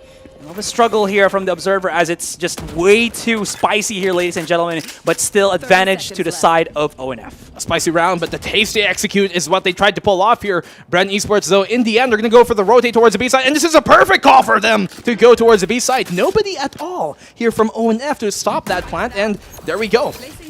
Spike has been planted towards the B site, and they do have full control of it. Orange has been pushed up by Dispenser. Kelly S will get the resurrection on the Fission. That's the right thing to do, is secure this round as much as you can. Don't want to play the 3v2 because, well, you lose one member off of the free peak, then it might just be equalized. So let's see how this is going to go out. Dispenser is going to find a frag, but he is short-sighted, able to bail out of it just in time, but Nazmi there to get the trade-off and play off of the information. 1v3, Jesse Vash, he's been in this position before. He does have information to play off of, and he's able to deny the diffuser. Jesse Vash will get the clutch off, at least to bring it closer. Will he be able to really secure this? No, he won't. Disrupt with a kunai to his chest. And there it goes. Jesse Vash could not pull it off of the great read, though, from Bren Esports to go to the B side, but in the end, ONF, too many members for him to deal with once again.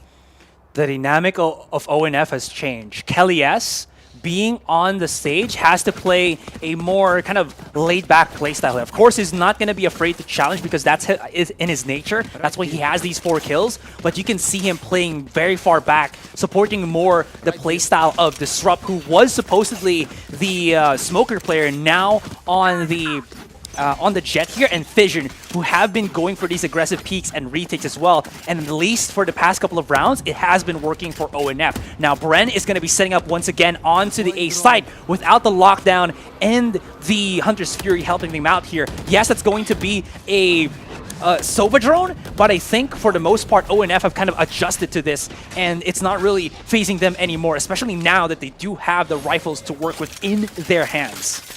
They do smoke off the Rafters there, and let's see if this is going to finally pull out in the way of Bren Esports' favor to really bring their lead back up to 2, because Org Not Found, they seem really hot right now, and after the pick by Fission to find Dispenser there on the roam, on the lurk, they've gotten the man advantage as well, and lots of map control. They know that the site has to be the A site to get executed upon, and Jesse Vash does get the great opening pick to Nazmi. That's a good effort for him.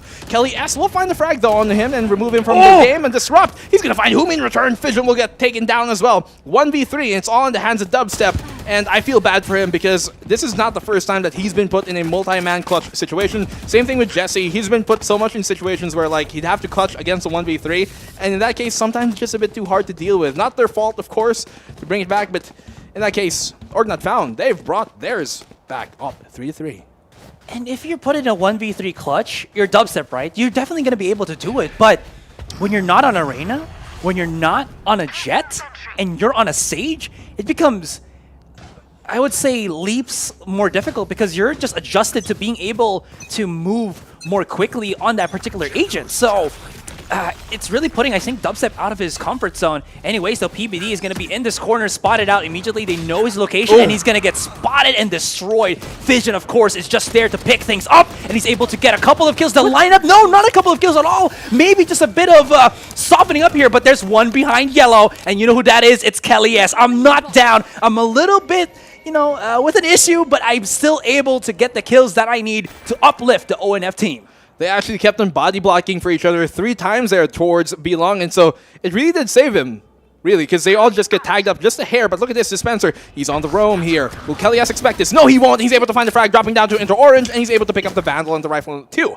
So perhaps a play can be made here, as finally they're going to be able to take control of the B site. Plant Can they do it? Yes, they will. Spike does get planted. And now, post-plant situation comes in as Bren Esports do have the advantage in this one. It all started with PBD going down. Nazmi, oh no, they're not going to be able to spot Dispenser quickly enough. Nazmi does shut it down, but his position has been located. Maybe just run away with the operator, and it seems like that is the decision. Smartly, I think that's a smart decision to go for, because that was basically a 4v1 before he got the kill on Dispenser there. And at least they do expend Bren to use more of their ultimates, I would say. So that's something that they can at least do. But that arrow on PBD and him not dropping down, I think kind of cost them, because, yeah, and like you said, right, the body blocks up against Fission. That was just unfortunate for Fission, but I do believe PBD still had the Shadow Step on him, so he could have bailed out of that fight. Still choosing to go for it, and it was, to be fair, a very good shot from Dubstep to land that Sheriff shot through the smoke, through the dark cover, to get PBD off of the board. And so, nice opening pick coming in from Bren Esports as they do still hold on to this lead. Let's look at the economy right now here for ONF. They're able to afford the operator, but a Bulldog has to come out on the hands of Kelly S. He, unfortunately, is still dealing with those networking issues, but hopefully things will get sorted for him. Just the nature of the beast, of course. And so, let's kick things off. Jesse Vash, Recon Dartu really find what information they can towards the A side. Nobody pinged so far yet. They're pinging that perfectly. Fission is very, very, very, very unfortunate in what he tried to do. Tried to go for the peak, but once again, as I said, you know, going for these like dry peaks and just literally face checking everything, it's not going to work out against a team like Bren. Maybe it can work out a couple of times, but when you do it too much, especially against Bren, like you said, right? They're going to be able to adjust to that so quickly. Disrupt just Mamba outs out of sight, because there's just nothing that he can really do. Dubstep, of course, going to wall it up. Nobody's going to be able to push through that, and they're going to be able to claim in on the A site. Disrupt is going to take a little bit of damage as well, I think, from through the wall. Dispenser also shutting down Kelly S. That's going to solidify this round, I think, for Bren Esports. I just back away and play that post plant. Once again, look at everybody just like running back, go back into our own spawn. We have all the stuff that we need and the lineup as well to be able to stop the defuse from happening. Here it is. The plant has gone in and the post plant has kicked underway. It is now a 3v5 and it's not honestly looking really good for ONF. At this point, while Nazmi does find the frag, yes, I don't think it's doable. I think at this point they really just have to go for the save, and they realize that you can see two of their members are going to fall back, going for the fake defuse just to buy their attention and hopefully find another frag here. Nazmi, he might just be able to do so. A Guardian in hand, and he's going to be the protector of what he's got, and well, in the end, Dubstep will shut him down. Last one left alive is PBD for Org Not Found, and he's going to be trying to save his, well, Vandal all the way towards spawn, and I think he's going to be able to do so. Oh, really? That was PBD? I thought that was Disrupt. Oh, okay. With an operator, so he wasn't able to save the op. I thought that's why he was running. Oh, he still does have the operator. I think PBD was able to save that. Yeah, Disrupt, he had the operator in his hands. He went down. PBD picked it back up, and fortunately was able to drop it back to him. Thanks. Okay. I was kind of just like looking at how Nazmi was going to play that post plant. He didn't have enough time or security to be able to get the ninja defuse. So the play there was to make it just an expensive round for Bren and just try to challenge. If he did get the kill on Dispenser, that might have actually worked into the end, because maybe he could have gravitated Humi back into the site to kind of, you know, be afraid that I might be able to defuse this spike. In the case, that did not work out, 3-5, and Org Not Found slowly but surely struggling up against Bren, and they're going to be on the weaker buys. Disrupt does have the operator, but everyone else is not on the rifles. Only 3 defenders here to ward off this execute that's about to come in towards the A site. The rest of them still being wary of B and still being wary of mid. You can see there inside the tube is the Sage for the side of ONF. And so here comes the execute from Bren Esports. A Cloudburst does come up here towards Cubby, but nothing is going to come off of that. Now, while the Aftershock does pop off, I don't think any damage was really done in that engagement. And so they're going to realize this and go towards the B site, where it is a lot less crowded, for better word. PPD hasn't really had any good time here in the entire Icebox map, and up against like the 5 members of Bren. He's learning for his life already. Run, PBD, run. Kelly S is going to be helping him out onto the side with a Bucky and a Dream, and he's able to hit the shots as well as the Fission to follow up. They're going to be walling themselves off. boosting themselves up as well, and be damn well sure that they get the one. But do they know that PPD is in the corner? And there you go. He watches, and he strikes. He strikes for another, and PPD is holding them off of the ground. And Bren cannot get the B side. They cannot get this one, but they have to force themselves into it. There's not a lot of time. They used the ultimate already, and 13 seconds on that timer. And I don't know if they're gonna get detained from this or not. He probably is. He's gonna go bite the bullet, get the spike line down, and get detained. But Nazmi with a double kill there off the Sheriff. His word is law, and his gun rings true. That is the clutch coming in from him to bring it now to a 4-5, a single round deficit between ONF and Bren Esports. What a game 3. Fantastic mentality from Kelly S and PBD. They only thought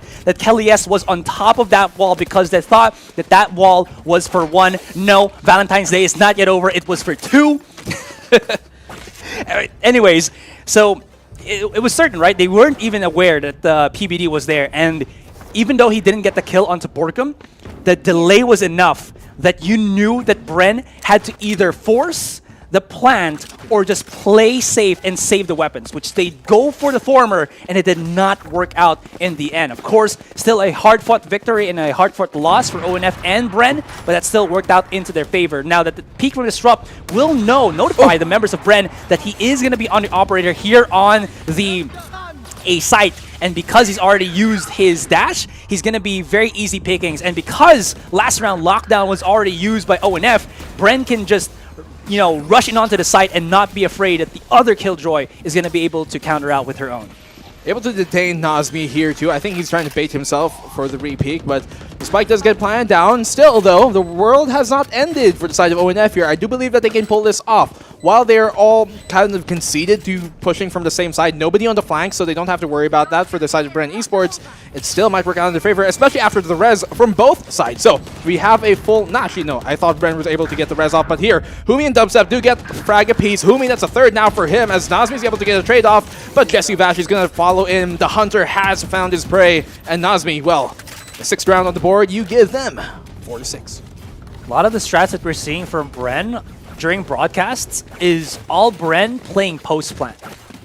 Like, that's all that they have been doing here. And it sounds so simple, right? But the setups are very difficult to try to deal with when you're on the other end of this post-plant. And this is one exact scenario where that is kind of like the law for Bren here. And like you said, right? I think one of the reasons or the ways that they can be able to shut this down is, like I said before, they have to have somebody going for that advanced lurk, which they can't really do as well because, of course, the Spencer is still trying to go for the lurk and anti-lurk all at the same time. In any case, though, they're going to just try to challenge aggressively because they know that ONF does not have the money and they're saving up to full buy for the last round into the first half next round. Here it is, all the actions happening towards the 8 side here, Astral, right? And you can see that PPD is still trying to be wary of the B push. And no flank is going to come in as Efficient does find Dubstep in that stead. So Efficient, he's been doing lots of work here towards the A side, going to try and delay the plant as much as he can, but still Borkum, he's going to find his match, and there he goes. Efficient does go down as well. It's all going to be on Nazmi. He's going to be waiting inside his smoke. 16 HP on him. All he really has to work with here is not much. He's all alone, and so 4v1. Dispenser, he finds PBD. That's going to be it for this round, to be quite honest with you. Nazmi, while he does have a turret, while he does have an alarm bot, what can you really do in that situation? He's going to try and bait out his own life and potentially get an exit frag or two, but that's the most you can really ask for in this situation. In this case, though, not too bad for ONF because they were on a light buy. Mind you, only 2 of them had rifles to start things off, and Borkum does secure that. I believe that's his 2nd kill in this round, and so, yeah, good force buy, I think, at least from ONF. I think Nazmi was trying to look for a kill there onto Borkum. Borkum, I just bamboozled Nazmi's, I think, senses a little bit there because, again, the audio cues in Valorant doesn't really give you a pinpoint location of where your opponent is. In any case, though, what I just meant by this is Nazmi wanted to at least get 1 more kill because if you can look at the score right now, his 6-7 on his ultimate meter or charges. So you definitely need at least a kill in this round to be able to utilize that lockdown. And you, of course, being on the defending side, you want to be able to use that before you get a kill. In any case, though, that is going to be what a shot coming out from Disrupt, though. That was a pixel flick if I've ever saw one. Disrupt, a great shot to get that pick off and bring it back to a 4-4 as Fission makes it their advantage now in terms of man advantage. So Kelly S is going to find one of his own. Jesse Vash will get the trade-off on the Fission as well as they try and go for the retake here. A perfect ultimate coming out actually from PPD to try and hit them from the rear. Will he find this frag though on the Jesse Vash? No. Jesse Vash's aim is supreme and he's able to find that one in his stead. So 2-1 on the board. Borkum will find Kelly S. It's all going to be on the hands of Disrupt. He does have an operator, and as we said, in the 2v1, you do not want the operator in your hands. It's kind of like a one and done. So if he can isolate this fight, yes, he does though! Disrupt, he's been so hot on this whole game, Asurai. Will he be able to follow up with a third amazing shot? Yes, he will! He found the clutch off! The amazing pixel flick, the amazing double kill there at the end, and the clutch goes in the way of ONF off of their amazing plays with the operator on Disrupt. The Jet reigns supreme. So it's not only the difficulty of being low HP and, you know, being able to defuse a spike. Many of the things that the Disrupt had to kind of, you know, calculate into all of that clutch, you know, aside from this really ridiculous quick scope, is that here, on this point, that one arrow, like, kind of showed where Vash was, whether he was left on the right.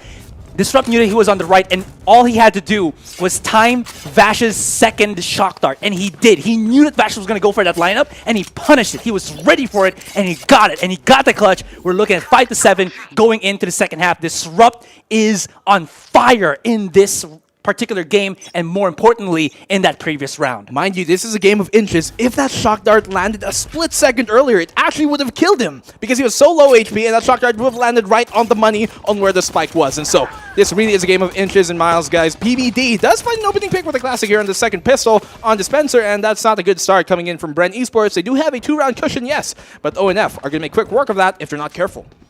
And we are seeing a lot of big brain plays in these 1v1s.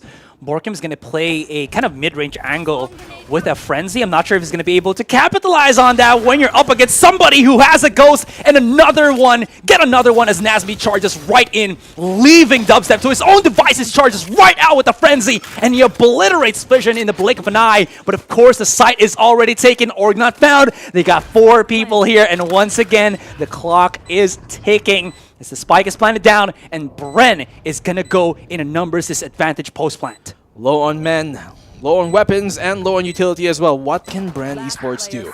Veteran leadership is what's going to have to come out here as Dubstep. He tried, but in the end, too many to deal with, too many factors to really take into consideration, as a 6-7 score is what they start the second half off with. Org not found, and they're probably going to be able to tie things up, all things considered, because of the fact that they won that pistol. So economy definitely heavily in their way. I just want to, you know, remind to everybody that week 1 only, you know, confirms who we're going to be seeding as top 4 into week 2, and then there's 4 other people that are going to be coming in from the open qualifiers.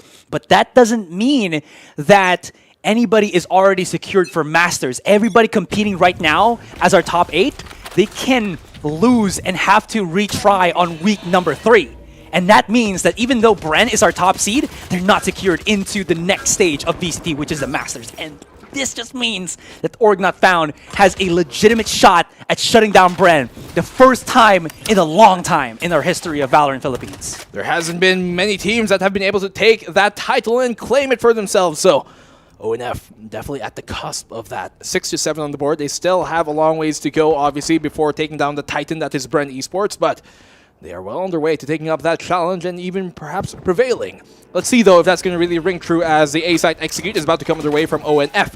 Less than a minute left on the clock here, and only 2 defenders towards A, but the quick rotate is to be expected from the Sova here on Jesse Vash if A-site does seem very noisy, and that's exactly what's going to happen. It looks hot. The AO is going up here, and, well, we're going to see Dubstep able to find a kill there. Shotty in hand, and Kelly S goes down. Disrupt, a double kill for him. Fission will chime into one of his own. So, even though this is a second, you know, round after the half, ONF are looking really good. They could have flubbed it even with the weapons advantage, but in this case, not letting anything get awry. A third frag for Fission there in a row, and Humi will find the frag, though. The Bucky, but in the end, Disrupt is going to shut him down. It's a very, very expensive round here for Org Not Found. Granted, they still got that round off, But are they going to be able to full buy onto this next round? At least they had 2 more people to survive, so it looks like they are going to be able to do that. Oh no, at least one will be on Spectre. a Spectre. Okay. Oh, it's going to be Kelly's on a Spectre. So I think they're just trying to save up cash, and they know that Kelly's is going to be just supporting from the back, so and they're going to play CQC anyways when they're, you know, most of their players are on the side already, so at least Spectre must make sense over a Bulldog. Any case, 7-7 here, black and blue, and I start to remind everybody, we've said it already, and I'll say it again, this is just the first quarterfinals of the day. My gosh, man. Week 2 delivers. The Lear almost gets him killed, actually, there, Fission, so he's going to be able to get into safety. Paranoid as well, but whom he's going to find the trading frag, and Dispenser will get the trade-off on the Fission too. So let's go in 2 for 1 in their favor here for the side of Bren Esports. That's a good start on the B side. B, not looking as hot for Org Not Found, it seems, as compared to the A side earlier on. That's going to be Kelly S. Does he have his ultimate already? No, not yet. Even though through getting that orb, maybe a kill or 2 would probably help out. Borkham is going to be holding off right back at Snowman, and there's not really much that they can do here, rather just charge in, because the remaining members of ONF don't really have smoke plays. Maybe they do have the wall, but that just means that they have to secure the site before they can plant anything down. I do like the play that they're kind of, you know, segregating the members of Bren here by going through the kitchen area, but that alarm bot's just gonna say to them, we're here, man, and they don't know still where the members of Bren are. They might be here, but they have to be ready to fight, okay? As they drop into orange, that's going to give away a lot of what's going to go on, and Jesse Vash realizes this. He knows that he can kind of cut the rotation off, but he's going to be denied that, well, Empress for now. Dispenser is going to find a frag on Nazmi, who's the opposing Killjoy, and let's see if this B site execute will actually work out. Now, while the Aldron is able to find information, they know that he's playing towards yellow. The spike will get planted down, but Dubstep is in prime position to stop anything from further pushing on, and he's going to get the easy 2-1. That is it. A round going the way for Bren, and they looked really good on that one. Lots of mishap happening on that B-long area, where even if they did get, you know, the kill on 1 or 2 members of Bren there was the looming threat that Jesse Vash did throw out a shock dart lineup, so they might have gotten refragged even if they did win that duel, but they didn't. They lost because they kind of swam and shot blind through the paranoia, which of course could work, but it's a 50-50 in the end. It did not work out in their favor, and Org Not Found might just actually try to go always for the A, because it seems like B-Long is not their friend, and it also seems that Org Not Found is not prepared to go and make plays at the middle, because it shows as well that they're not ready to play that mid-centric area in Descent. Or sorry, not Descent, Icebox rather. It's all good here as Disrupt is popping his Blade Storm already to start things off. Will he be able to land the shot though? Yes, he will! Just as I said it, Dubstep will get his head removed. 1 kunai to the knife. That gives him the reset back. Disrupt, he is looking very good right now. He pulled off an amazing clutch, but can he pull off an even amazing execute and entry for the side of ONF here to tie things up? We're going to see if that's going to continue on though. The res will be able to come in? No, because, well, I don't think they actually have it up alive. So PPD, will he find the frag here? It's actually Fission finding that one. Kelly S will get Jesse Vash in return. Unfortunately, I don't think he was looking the right way. So, Kelly S, after that one, brings it out to a 2v5 and a flawless round so far from Org Not Found to probably get this 8-8. This is uncharacteristic for Bren for the most part. Usually when you see the Spencer on a Killjoy here in any map, actually, he likes to push in to enemy territory, right? And he hasn't really done that. He's kind of situated himself with the rest of Bren trying to fend off the attackers on the A site, and he hasn't really helped out in the end, because it seems like Org Not Found have found the formula in being able to dissect the A site. Granted, they can't dissect the B site quite well yet, but at least on the other side of the map here, they are pretty much damn successful. That's going to be at least something that Bren has to try to deal with, because I'm pretty sure next round we're going to see another A-side take from Org Not Found. So it's going to be an adjustment for the yellow team, Bren, to try to deal with the matter at hand. But it's going to be difficult because Disrupt and Fission, their combination has been nigh on point. Quite deadly, to say at the least. That's definitely good praise there for ONF. They've been doing very well. Who knows? What if they win this? And they change their name to, like, I don't know, Formula Found or something. Well, I mean, they're going to get signed by a team right now, because they are just popping off. They definitely are. We haven't seen a single team do this to Bren Esports in so long. bring them down to the wire here, at least in the Philippine scene. And so they are looking really hot right now. 8-8 on the board, A-site execute about to get underway once again. So ONF, what has been working for their executes? The utility usage has been perfect, honestly, when it comes to taking A-site so far in that last round. We're going to see if that's going to continue on. The smoke, the barrier orb does go up, and so Dubstep knows that they're going to be coming his way, barreling his way, but look at this! Fission, a great fly from him to find Dubstep, looking not the right way. His pants were down, and Jesse Vash is able to find a double. He is a perfect man to be pulling out the Guardian, and he's been overlooking the site perfectly. Here he goes, stopping the push from really doing as much damage as it could have.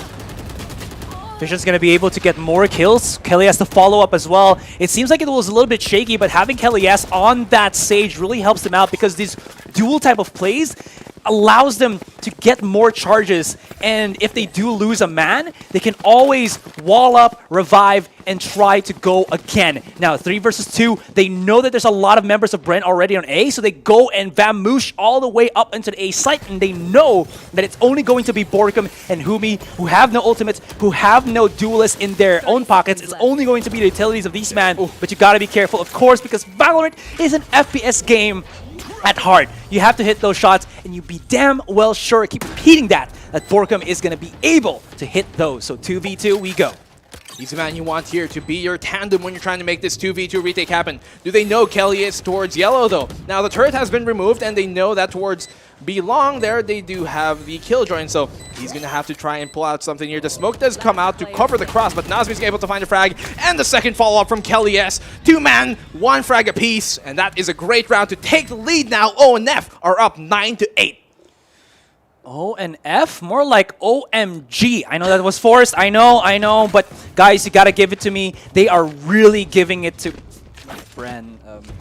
I mean, in terms of like being able to get the rounds, all right? They are really forcing Bren to these really precarious situations. And honestly, there's a gap for ONF here. Granted, their B is not as good, their mid is not as good, but their A, they can dissect it however it happens. Because I feel like one of the big issues for Bren right now is that Dubstep is on a Sage. Granted, it might be in their strategy to work out, but Dubstep seems like he's not as comfortable with it as if he was on, let's say, a Jet or a Raze, because that has, again, a lot of mobility, a lot of speed to be able to get out of harm's way, and every time Dubstep tries to challenge, he gets challenged and punished for it. Like this one. Let's see if it happens, but it has happened in the past. Look at how conservative actually Org.Found started this round off. Now, they know they just took the lead 9-8, which means that they probably expect Bren Esports to go and make a play, an aggressive play, perhaps a push towards mid, and that's exactly why they were waiting towards spawn and playing a lot more conservatively to perhaps counter-push any aggression that was shown by Bren. They're trying to bait the reaction from Bren Esports. So Bren, though, being the veterans that they are, knew, okay, let's stay composed, let's keep calm, don't get too aggressive yet. We don't have to make the play just yet, and that's exactly what's going to happen right now as the executor is about to come on their way here towards the B side. Humi, though, he finds Fission. Will he find a second, though? Shotgun in hand, and Jesse Vash. What a dart! Jesse Vash from the heavens drops down below, and he strikes him out of return. 30 seconds left. Why would you try to go for the B side? Again, I understand that it's something you wanted to fake, the double fake indeed. But when it's Humi holding with some paranoia, you want to challenge when he has a bucket. Granted, they didn't know that. But that long corridor, that B long turns into the B long of death. When just you go to meat grinder, you go to everything, and my goodness, you go to Jesse Bash's Hunter's Fury, and he gets a 3-for. You don't see that every day. But when it's Jesse Bash, you know he can procure those. And we are just going back and forth, to and fro, push and pull from both of these teams. But once again, it does goes to show the gap in ONF's offense here. They cannot take the B long and B site areas. Thou shalt not pass, and Jesse Vash, he has no problem upholding that law of his. Great Hunter's Fury to find that one, and a great play coming in from him. He has been doing so much here for the side of Bren Esports to keep them in this game. 9-9 on the board, and guys, we are 3 rounds away from match point for either team. So we are looking so honestly, I'm super anxious right now for either team because this is really looking, it's about to go down the wire. It's all about that push, it's all about that base, and are they going to be able to rumble in the A site as they obliterate the walls of Dubstep here. He's already used a lot of his utility, but losing Fission is such a big thing because he is the spearhead of the ONF team, and without him, it might not be enough. But Nazmi gets a kill onto Dubstep. No more revive, and here comes the lockdown, and here we go. Are they going to be able to flush them out of the site? Humi is playing on B there, waiting for a rotation, but it seems like it's going to be the commitment into the A. Borkum tries this right in, uses the Rolling Thunder, which delays them for a bit. Do they know that he's going to have his angle? But he gets spotted out, and he backs away. No more flashes, only the aftershock, only his teammates with him, and only his aim to keep him alive in the back of sight. Fortunately, he's able to escape his precarious situation just in the nick of time. Still though, it seems like ONF are stubborn and want to go for this A site. I don't know if that's the best idea considering Bren have made the rotation to try and stop this from happening. There it is. Dispenser's able to find the opening pick on a Disrupt. Will they find anything more to follow up? Jesse Vash, he's probably going to find a frag here. No, he's not. Galeas will get the trade-off on him, and Nasby will find one in return on Dispenser. Borkum will get the trade-off on the PPD, and that's a second kill for Borkum. 4 seconds after the clock. He does not have time to go for the splat. He has to try and stick this. No, he cannot. No more time to get this off, and that's going to be the round for Bren Esports. It came down to the wire, and well, it was cut clean in half by Bren. Nazmi read that wrong. He thought that Humi was going to be nearer to him, and when he saw the paranoia, he already knew that he had the distance, but he did not have the time, and that was such a really darned play to kind of happen. That this happened in the previous round. That just like is a sick 100 Spirit to say at the least, but that other round as well. So many things could have gone either way. ONF got a slight advantage, but there was not enough time. They really put it to the clock, and they have to make something else work out here because it seems like their A play is getting sniffed out slowly but surely by Bren. They've gotten a couple of rounds here, but they need to mix things up. Perhaps just trying to shake things up, it might be the right idea right now because, well, if you have a play that you have not pulled out of the book, now might be the time. The lead is in the hands of Bren, yes, but not firmly. Only a single round between them and ONF, and so that means that, you know, any big risk that either team might want to take could potentially be either disastrous or just superb. Let's see how things are going to push and really continue on, though, as a smoke does block off there the cross into the tube, and Fission realizes that he's going to crawl his way up in the kitchen. Will anybody be there to stop him, though? I believe Jesse Vash might be looking his way. So a fight is about to happen here, I think, between Fission and Dubstep, and actually, he wins that one. No trade-off coming in there from the side of Humi, who could actually have traded off, but Jesse Vash will get the trade-off. Finally, I said trading a bunch of times there. Defender do get the spike off, and so, yeah, Jesse Vash and Dispenser doing a lot of work. Oh no, he's gonna get detained. It's gonna have to be Fission to run in for his teammate. Not enough time in the world to make something happen. And I'll break it down after this round if Fission gets taken down, which he did. So anyways, that play from Org Not Found, it looked good, right? They got a kill onto Dubstep, but they forced the A site, and they had no means to destroy the lockdown. It would have been nice though, but if they didn't get the kills to open up the site, that would have been really bad for Org Not Found here, and it was, because one of their strongest entry points into the site, which is Fission, was all the way in kitchen, and he had to rotate all the way from either A main or you know, the entrance to mid, and he was not there to help his teammates out, which is very detrimental because he's the one who always gets these entry frags. And I like the adjustment here from Bren that they put Dubstep on kitchen just to put the wall there already to stop them from coming into tube, and then he has lineups and mollies from the KJ as well as the Soba. Now we go into the next round. Humi does get res, and so luckily able to turn back the clock there and bring him back up on the board. The spike actually going to go for the plant here, like straight up. Are they? It seems like it. While the Reyna does flash him out, not going to dissuade him from further progressing on. Dubstep playing very carefully here, right where the default plant spot would normally be. And so, while they have pushed their way up towards yellow, not much map control going their way as Dispenser is able to find the opposing Killjoy there on the Nazmi. 4v5 on the board, and it seems like Bren Esports have got their number, and Org Not Found realizes we're going to go wrap back around towards the A site, but Disrupt is able to find Dubstep in that too. PPD is able to find one. He's still waiting in spawn for that exact type of push, and so great play there, and great moment of realization for PPD to realize that they're probably going to be aggressive here, and let's hold on to this so they cannot cut us off with a flank. That was so perfect from PPD. Now, the play at PBD might be something that Bren could have been, like, people will say, duh, dudes, he's going to be, you know, teleporting to the back of, or to the spawn of the defenders. But that's not how I think Bren was able to read it.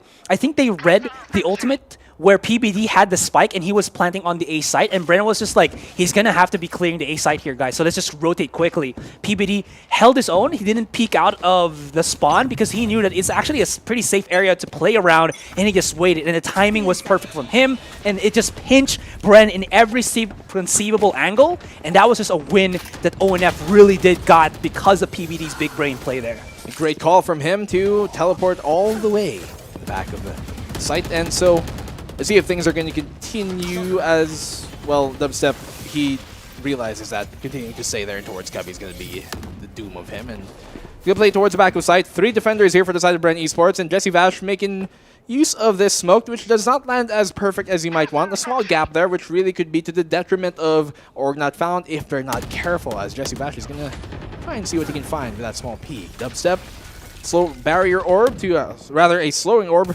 try and keep them at bay as Dispenser finds a frag in Efficient. That's their opening fragger. Taken down, the big player removed from the side of Org Not Found. Dispenser will find a second though on Kelly S, and as they push off, Jesse Vash, he's going to get caught with his pants down. Disrupt will find something for the way of ONF, but it isn't looking well for them, especially after Borkum finds him in return. A lot of these slows, a lot of these crowd controls, and ONF are still charging through. Oh no, that's not going to be too good at all, and Bren is looking to put this into match point already. It's going to be very difficult for ONF. I don't think they have enough money coming into this next round, and we're already looking at a match point. We grinded, and it looked like ONF have put the pedal to the metal, but the brakes that Bren are putting in have placed in their vehicle, and they're really stopping.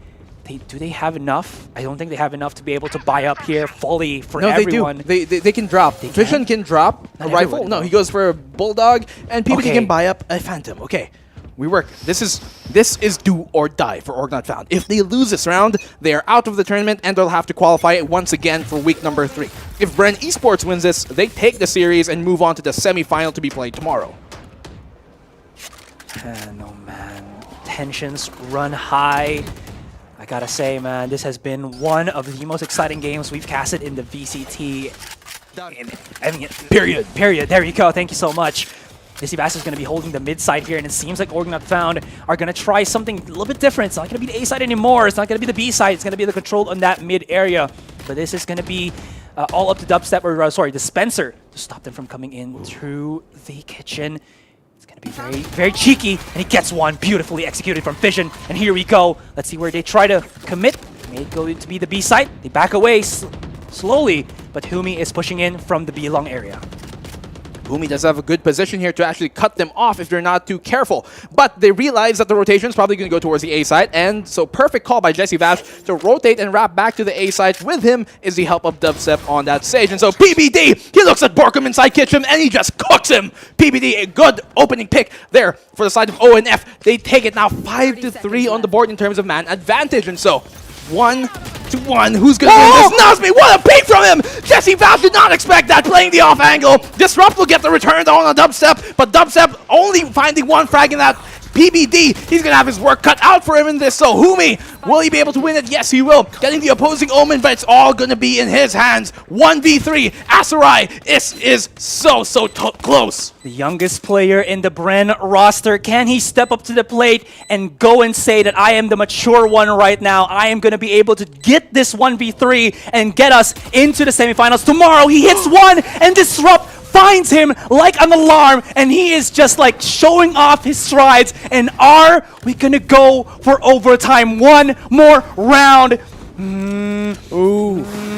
It's gonna be close, because look at this. Bren has 3 big ultimates. Make that 2, Lockdown, and the Rolling Thunder. This is utility that they can definitely put Org Not Found out of commission, but Org Not Found, they have one of their own, and that is Nazmi on this Lockdown himself. That play on Kitchen was crucial, but are they gonna do it again here on the last round into overtime? Jesse Vash is a single point away as well from getting his ult charge full and ready. And so if he can find a pick, that might just be 4 ults that they are going to have on the board for this potential final round. Will we go into OT, or are Org Not Found going to be removed from week number 2? That is a question here. Now, Let's see. O and F are a bit wary of more aggression once again from Bren Esports, so they're playing a bit more conservatively. Perhaps the nerves could be getting through them. Owl Drone is trying to check out what they can find towards mid, but that's going to be denied. Nothing really given away in that case. And so, Spike is still kind of confused on where they really want to go. A minute left on the clock, and they still have not decided, although they don't have to get too over-eager. Now, while the Killjoy is the first one in, I think they're going to try and use their lockdown to try and force the issue here if they go for the plant so that they can actually have to back off, and that's exactly what they do. They put the lockdown in, and, well, yeah. ONF, I think this is a fake, actually. It definitely is. Nazmi has already done the case, but that recon dart might have said to Bren, it's only Nazmi, go to the B side already. But Humi, he is on yellow. It's a double fake. Nazmi spotted out Borgum, and this is the play. This is the play. Are they going to go for the A side? They do have 30 seconds onto the clock. Plenty of time if they want to take this one out. And Jesse Bash is using the Hunter's Fury. He's going left and right. He's doing the cha-cha. But the A side is already gotcha by the side of ONF. And Nazmi has the back. Kalias is already planting. And here we go for the post plant. Where is the members of Bren? And yeah, like you pointed out, there's PBD on the big flanks. Now, PBD, he's going to have a very important position here. He does have his ult up, but he's going to be removed. That's a good find from Dubstep here to bring it back. It's going to be a 4v4 situation. Now, the retakes are going to happen as the defender's Killjoy is going to put her lockdown and it's going to not actually detain anybody. That's really going to allow them to still make a counterattack here. But Dubstep, his wall's going to go up. Are they going to be able to stop it from this diffuse? Fission will find the frag on Spencer, but they're not going to be able to find one. But there it goes! Disrupt gets a double kill. That's all it's going to be on the hands of Jesse Bash, and he gets to bring us into overtime. What is this? Or not found? They found the formula to bring it back, and Bren Esports, they have their work cut out for them that round as Org Not Found have finally found a solution to bring it out to the wire. Bren Esports is not a team that is easily Houdini'd, and basically, Org Not Found has brought up a trick in their sleeve. It was the lockdown in A. Nazmi showed himself, and he's like, I'm going to fake a rotate to B to go with my quote-unquote my team. He stayed there, found Borkum, destroyed him, and he said, everybody from my team, ONF, come to A and let's get it. And they did. And it's all about that postman. They were able to do it. Dubstep had a wall, but a wall can only do so much. Vision did get shut down though, but everybody from Bren looked towards him, and everybody from ONF capitalized at that opportunity and shut them down. Now we're into overtime. And I just want to say, Black and Blue, they're not yet into the Masters. So Bren, if they lose, they have to come back in week 3.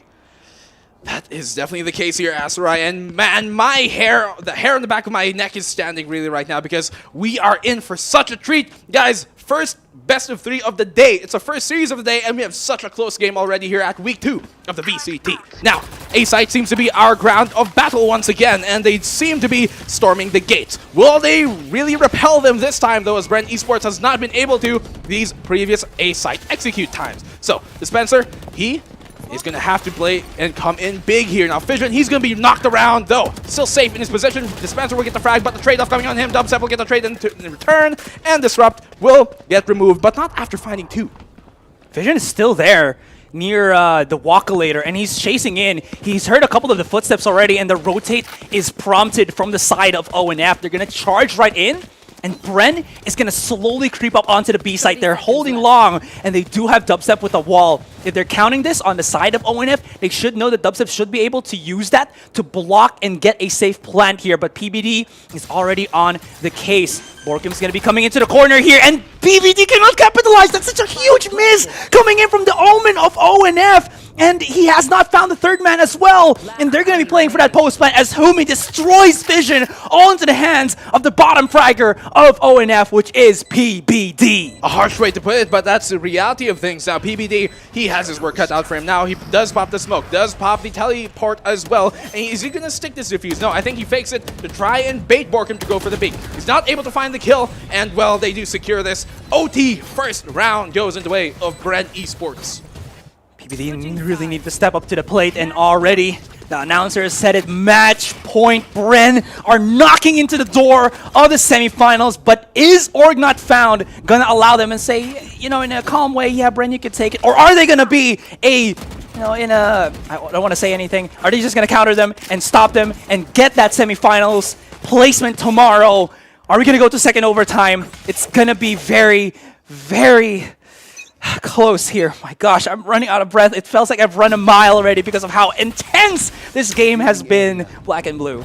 Shall the power of friendship prevail as right here and really bring them over this hurdle of Bren Esports, where Borkum's able to open things up, but Nazmi will answer back. So a 1-to-1 trade-off for either side. This is good. At least typically, it favors the attacker side when you go 4v4 because that leaves a lane open for the attacker to be able to abuse and push. So in this case, which is their lane to push? Now, there is a single defender towards B, they have a single one towards mid, and they have two towards A. This tells us that they probably kind of want to try their luck towards B, even though it has not been historically successful for them against Bren Esports. They've been doing very good on the A site, but the A site right now looks a lot more contested than B does, and so they might just want to try their luck towards the B site once more.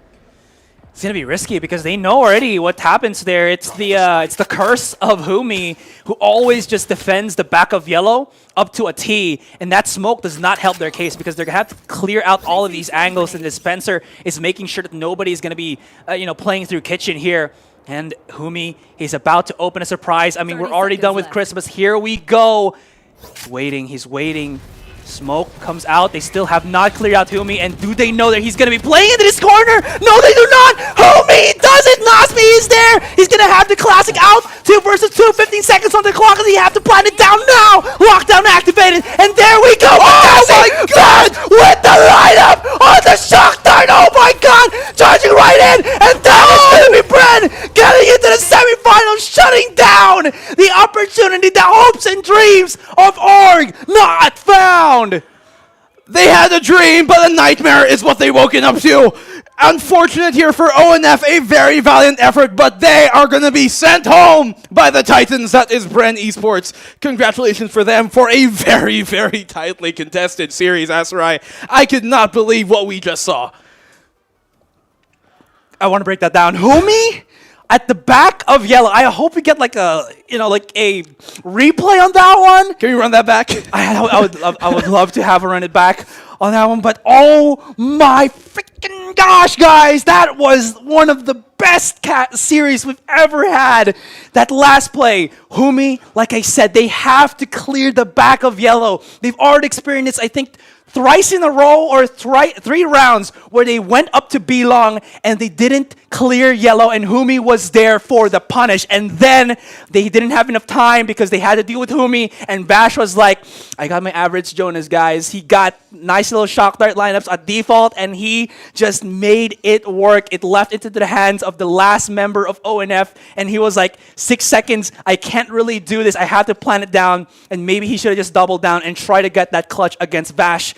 I don't know, but it was so close, down to the wire. We could have gone to second overtime. Man, Vash has been a delight to watch on that Sova during that entire Icebox match. He was so amazing to watch. All the lineups that really found so many rounds that Bren Esports could have easily lost. That was a 2v2, mind you, at the end. But the great plant denial coming from Jesse Vash. And of course, we cannot discount how Humi bought them so much time and played off the perfect flash to get those 2 frags and really delay and really, honestly, disrupt the push of ONF. Oh my gosh, man. Just, again, the chinks in the armor, the weaknesses of ONF really was showing there. They're the best team in Icebox if they can go for A, but they tried to go for the B. Granted, of course, A is not always going to be perfect for them, and it was a gamble, and it was a gamble that they were not able to get the dub on. Anyways, that's going to be Bren going into the semifinals tomorrow, but we know that it could have gone either way. The Cinderella story or the tale of the Titan, it could have gone either way. Anyways, guys, we're going to go for a break here as we set up for the next series, which I actually don't know which series we are because I've lost all tales of time. My name is Asarai. With me now is Black and Blue, and we'll see you in a bit.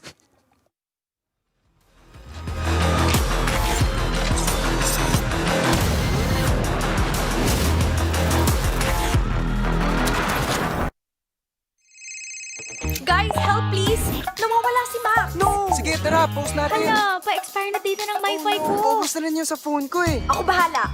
1 promo na lang tayo. With Globe's first ever surf for all 99, now you have 9 gig to use for all sites. And for 4 friends on any device. 1 promo for all you need, Look who I found! One promo for all you love. The first ever Surf for All 99. Only from Globe.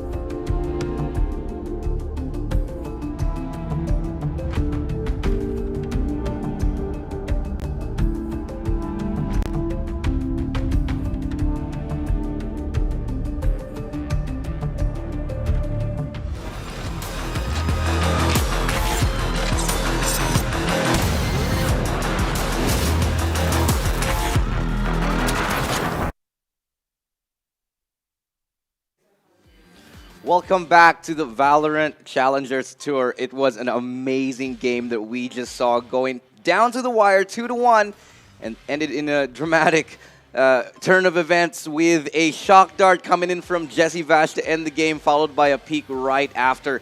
Coming down to the last few seconds, ONF came this close to dethroning and taking out Bren, but unfortunately it was not the case for them, and Bren go on ahead in what was a clincher of a victory.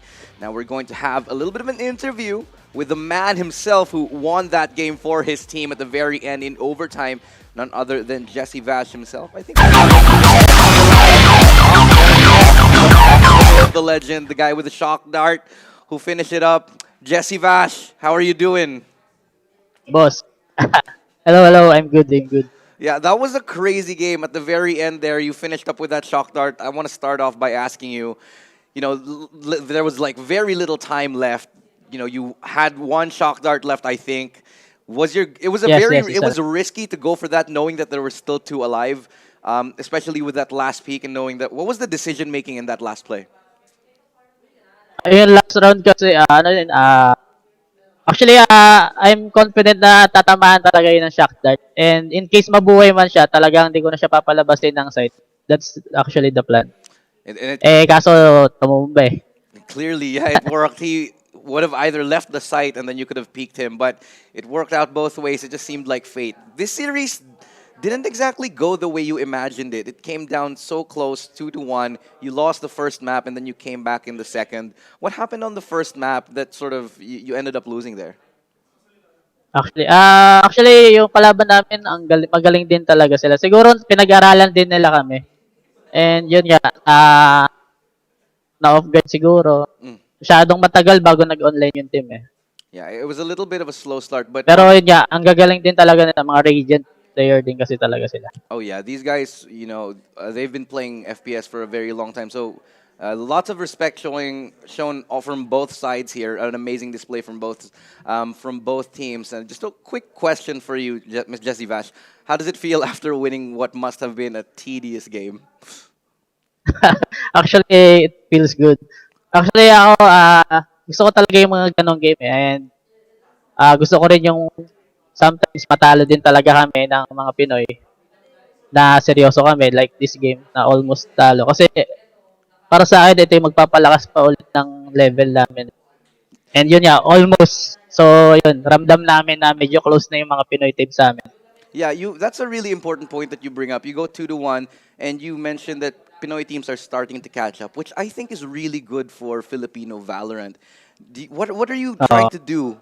How do you feel about this, that Filipino teams are getting kind of closer to you guys? Actually, masaya ako. Ayun talaga yung talagang pinupush ko dati. Ayun nga, nilaro ko kasi itong Valorant para dun sa challenges sa competitive ng mga Pinoy sa FPS. Kasi alam ko mga Pinoy FPS talaga nag-start karamihan eh. Yeah. And yun nga, sa CSGO kasi medyo wala masyadong event. So, ngayon, ito, pinush ko talaga yung Valorant. Last year ko pa ito inabangan. Wala pa yung Valorant. Parang 5 months before Valorant. Nag-CSGO ako para sa Valorant. And how do you feel about that decision to come to Valorant? Tama. Actually, every FPS game, tinatry ko talagang lipatan eh, like Overwatch. Pero yun nga, depende sa scene kung maganda. Kung kaya ba ng Pinoy sumabay sa international. And clearly, you are doing that. I mean, we're seeing you perform more and more internationally. You're doing better and better. We have to ask you one last question here before we go. And I'm going to make it really, really quite straightforward. Any messages for your fans out there? Anyone you want to give a shout out to? And of course, any message to any of the teams who are going to face you in the later stages of this tournament? Ayun, shoutout sa family ko, kay Yam Yam and kay Jesus, sa anak ko nanonood. Tapos, yeah, sa mga fans, thank you for supporting our team. And yun nga, every Pinoy sinusuportahan naman ng halos lahat and yung Valorant scene. And sa mga Pinoy teams, yun, review nyo lang yung game namin. Tignan nyo to, org not found pa. Wala pa silang org yan. Ano pa, next time may org na sila, naka-bootcamp na sila. Yeah. And yun nga, makaka-catch up din talaga lahat ng Pinoy. Really hopeful future.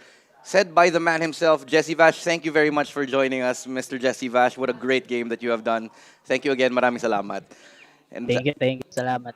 That was the words himself from none other than the man himself, Jessie Vash. And my co-panelists are gone, so I'm left alone to my own devices just to hang out with Mr. Jessie Vash here. But again, thank you all for tuning in. We do have to come up with a short break, but when we get back, we're starting with the second series of the day. It's going to be the grudge match here. It's going to be Chimera, OG Chimera, versus none other than the First Order. This one goes all the way back, and we have been waiting for this matchup for a very long time. The games are all good today. So if you enjoyed that last game, you damn sure better be sticking around for the next one. My name is Illustrado. Join me in a second when we come back for the second series of the day.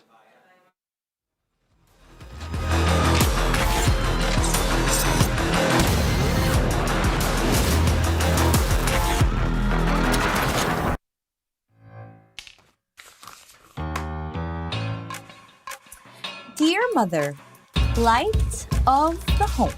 Dad? Hey, baby! Greetings, Professor Rodolfo. May I be absolved from Math Club tomorrow? May Globe Virtual Hangouts kasi. Go and hang out from wherever you are. Just open the Globe One app, choose an event, and click join. Watch concerts online! Woo! Dance together! We can do quiz nights. Yo, let's go! If you allow me, I promise to make it up to you. And repay your kindness tenfold? Truly, your favorite child. I love you, Dad. Please, babe. Thank you, sir. Enjoy your fave events with Globe Prepaid Virtual Hangouts. All together now.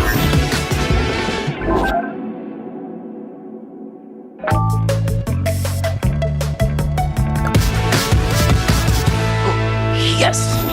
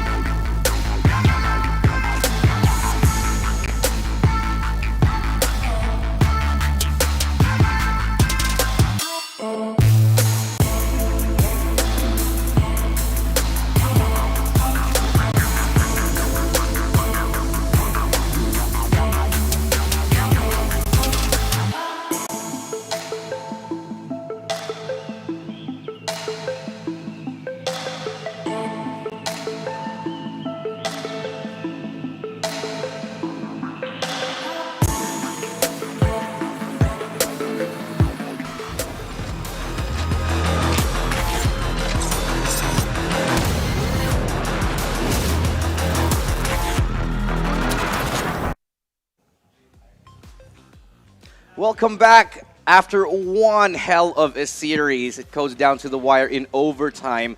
Bren take it 2-1. And they sure as hell were sweating a little bit when it came to that last game, but you heard from Jesse Bash himself. He's happy with the progress of the Filipino teams. He's happy to see more people stepping up to the plate and maybe taking games against them. That was a really exciting one. But let's break it down with your panel. My name is Illustrado, and joining me on the desk today is going to be Trix and Viminal. Okay, I'm going to start it off like this. What the hell? What was that game? The last team that we expected to get that many wins, that many rounds against Bren, especially after being together for such a short time, take us into a game 3 into overtime. I mean, honestly, I'm just going to say it straight up, guys, to everyone watching in chat, to you guys in the panel. That was probably the best series I've ever seen locally. That was so much fun. And everyone here in the studio, we were at the edge of our seats. We were having so much fun just trying to guess who's going to win the next round. Just absolutely incredible. Kind of, reminded me why I love this game so damn much. It's as cheesy as it sounds, it's true. But, as to what exactly happened, I'm pretty sure Trixie can do an intense breakdown of what exactly went down with that. But I mean, it's just so much. I don't know where to start, man. Well, first, I think we should start by calming our racing hearts, because that's the first thing I'm trying to do. But dear God, it is not exactly working.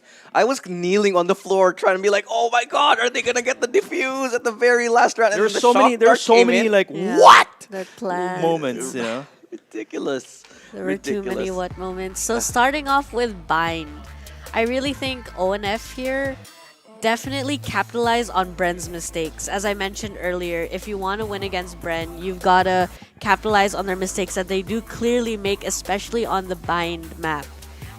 Illustrado, you said earlier, take the fight to Bren, and I think that's exactly what ONF did, and I'm so happy about that.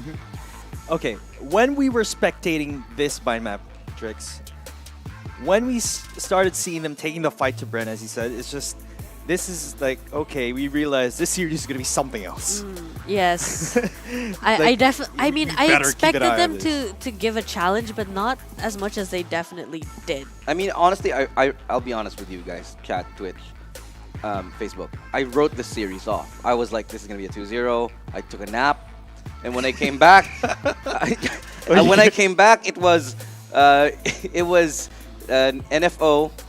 Oh, so ONF, excuse me, 1-0 map ahead, and then Dubstep was in this middle, in the middle of a weird, bizarre no bullet dance on split on the pistol round. With zero bullets With on zero the bullets. frenzy. And he was just bluffing. And I was like, am I in the twilight? Is this really happening? And it did. It really happened. It really happened. If Bren really wanted to take that split map more of a deciding victory, they should have pushed mid a little more aggression on mid rather than giving up with a Sage Wall in Heaven and then having the Killjoy or Dispenser on the other side just with an alarm bot and a turret. So for me, ONF was great. They had amazing retakes, but they stopped playing proactively when they started losing rounds to Bren. Yeah, I think this is a very important match in the history of local Valorant. Not only does it show that you can take maps off of Bren now, like they bleed, they are mortal locally. Yes. Yeah. But also that, you know, teams can go up against them and be like, yeah, we can actually go up and have a chance at taking away a best of 3 against them. And it clearly shows that they did. And it wasn't exactly a perfect game from either team. There were a lot. Oh Oh, my my god! God. Yeah, this was. Yeah, we have to pause for a minute for that. That was also another moment that was just like, dude. I didn't expect it. So I was watching that in the break room, right? Yeah. And I was eating, and I was literally like, almost like spat out my food, and I was like, oh my gosh, Jesse Vash. So yeah, I so many couldn't moments. believe that happened, honestly. I feel like, you know, OFN really should have had a Sova. They really should have a Sova on Icebox. Yeah. And it's such a big map. You want your players to have the ability to rotate, but how are you going to let them rotate if you don't have any intel on where the opponents are? It was a big guessing game, I think, especially on the defensive side. Yeah. Here.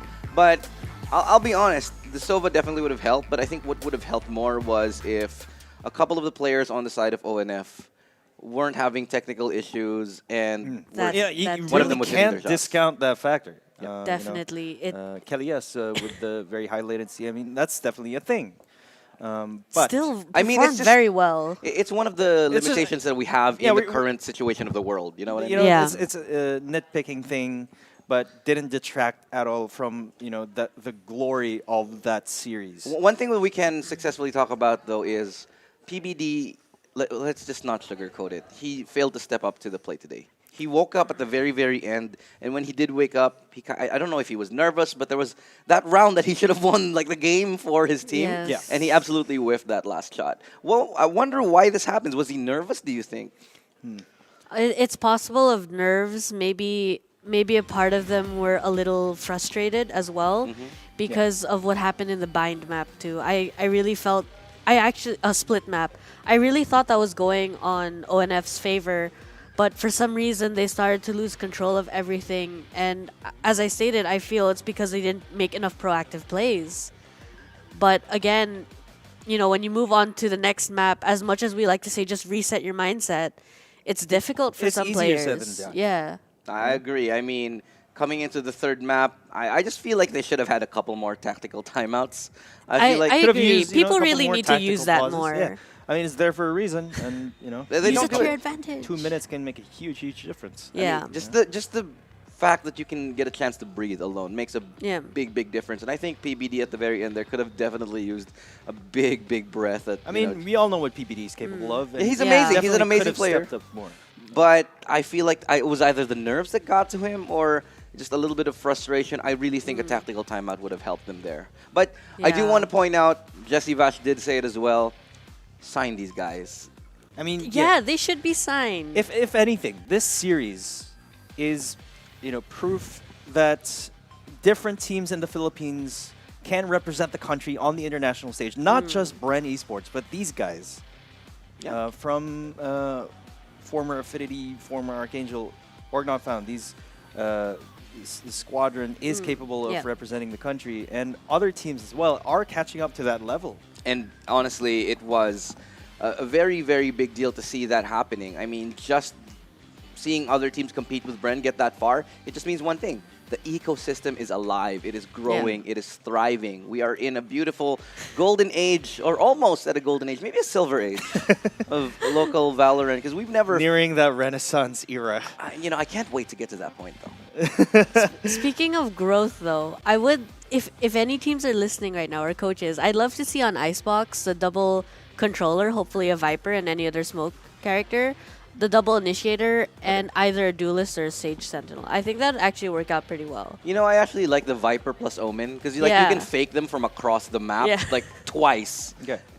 But, I mean, that is a very interesting agent composition that you said there. But you can't discount the fact that Bren Esports did not have a duelist Yeah. in that last game. So, like... Okay, I feel like they honestly shot themselves with a foot with that lineup. I mean, they made it work, though. It seemed like the pieces were there, but the coordination wasn't quite at the level they were hoping to be at. I feel like if they a little more work with that composition, Yeah. and they're onto something, but it's not just jiving 100%. Just Still yet. needs some polish. I mean, let's face it, they're not the first team to do this. It has been done in other regions, yes? Yeah. Yeah.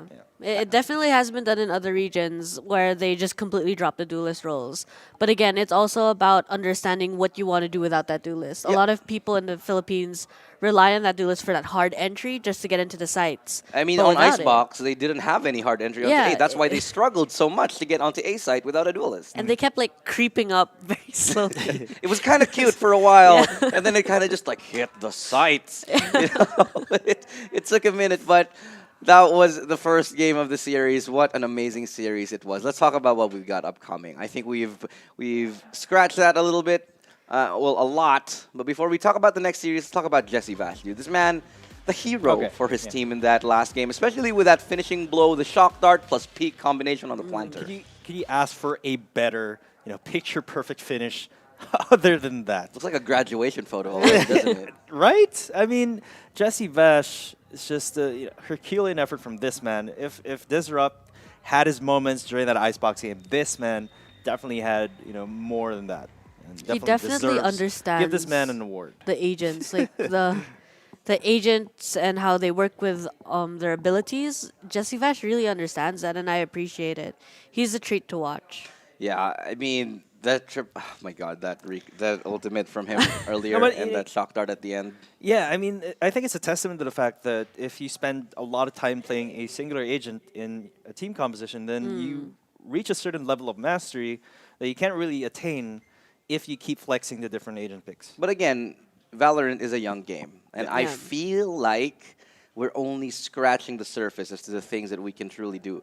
I don't think we've, even at the international scene, even internationally, we haven't really seen the equivalent of a faker yet. You know what I mean? Have we, There's have no you Michael established, Jordan. like the skill ceiling yet? No, we don't know what the ceiling is No, yet. we're still barely grasping at the walls and the floors. So I'm so excited at what these teams can do because I feel like the gap globally is definitely closing in. I mean, Yes.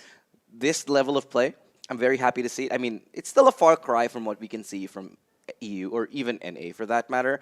But I am going to say that regionally, at least, we got a little bit of a shot now. Yeah, I think so. Definitely mean- seeing the teams growing. Yeah, I mean, and I don't know, from my perspective, I mean, holy cow, was it fun to watch. Yeah, that was a fun game. That was really It was fun, just yeah. absolutely fun to watch, and that's what matters. Like, honestly, I was in the room with the casters when they were casting those final moments with Jesse Vash and then this shock dart, and I had to hold everything just to be like, do not yell, do not make noise. I had to be quiet. I was on the floor, Disembodied voice screaming in the in background. my head. I was like, don't yell. This is amazing, but oh my god!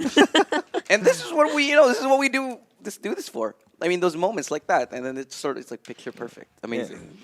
I mean, yeah, this is why we're here, and this is why I love this game so much. Yeah, well, let's talk a little bit about the next series that we have coming up on our hands. What do we have up next? It is going to be OG versus TFO. So you wanted to talk about... Oh, boy. Yeah, this is a match. Oh, boy. I mean, if you thought the last game was good, I feel like this match is going to top that. And Oh I know those are my gosh. bold words after what just happened, but bear with me. I feel like we're going to get one hell of a fight. There's a lot at stake in this next Yeah, match. I agree. Talk to me a little bit about Okay. TFO. I know you wanted to focus on TFO a little bit. Mm-hmm. Tell me more about that. Okay. No, wait. No, that was you, Trix. Yeah, that was Trix. Yes, TFO for me, I'm kind of pegging on TFO winning. I think they've definitely got the chance. Their mentality is there, their skills are also there. But I also do know that there might be some rivalry. Is that correct, Criminal? Yes, I do believe some perhaps sibling rivalry could be the correct term to describe it. As for your information, These two teams were very close-knit teams in the past, and they have parted ways from their organization, and now OG Chimera is now representing their org, and TFO is now on their lonesome. Yeah, so it's a little bit of a rivalry match. It's Yeah. a little bit of a grudge match, and that's definitely going to fuel These the two flames. teams know each other very well. Oh yeah, and this is what makes it interesting. Like, you know, you have those rivals. It's very anime, you know what I mean? Like, he's my rival. I'm going to push myself because he's training just as hard. I'm sorry, just please don't cringe. Like Twitch. Welcome to the cringe desk. Yeah, this is the cringe desk. Now, anyway, so if you want to be an actual winner, unlike us losers over here, we are definitely not winners in real life, but you can be a winner in real life by winning some Valorant points, and this is how you do it. Like and follow the PPGL Facebook page, and of course, like and share the stream with a caption of which team you are rooting for.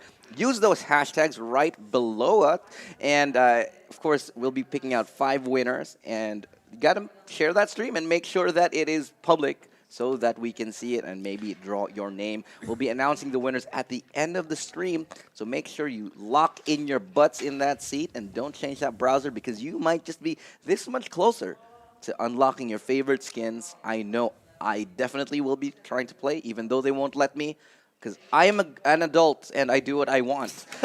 that is just life here. So let's talk about the languages, rather. I forgot to mention, of course. If you want to watch on Filipino, this is what you got to do. If you want to watch on English, this is what you got to do. Twitch.tv/PPGL_VCTPH for English, and Facebook.com/PPGLGG for Filipino. You know, over there, it's Ray and Vil, I think, that's got you covered, and Eliza, Tayror, excuse me.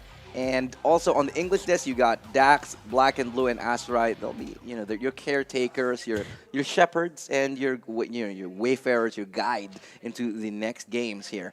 So speaking of the game itself, let's talk about the two teams. We broke them down a tiny bit, but we only scratched the surface here. So the first team that we're going to be talking about, we'll bring it up on your screens. Drum roll. Drum roll. Do we get Drum roll. Can Is we it gonna actually be have Oasis? a drum? Oh, There wow! we go. It's like you read the program flow. Amazing. There we go. So Beats, Brain Freeze, Godowers, Ripper, and Worship. All right, we talked about these guys. Ripper's nuts. Godowers is Godowers. And you know, everybody sort of jives and fits. And let's not forget yung Porky. Porky is a beast also. Young Porky. Porky, yeah, definitely. Their 6-man definitely needs to be mentioned here for this team profile. Oh, there he is. Look at that handsome young man. Yeah. Yes.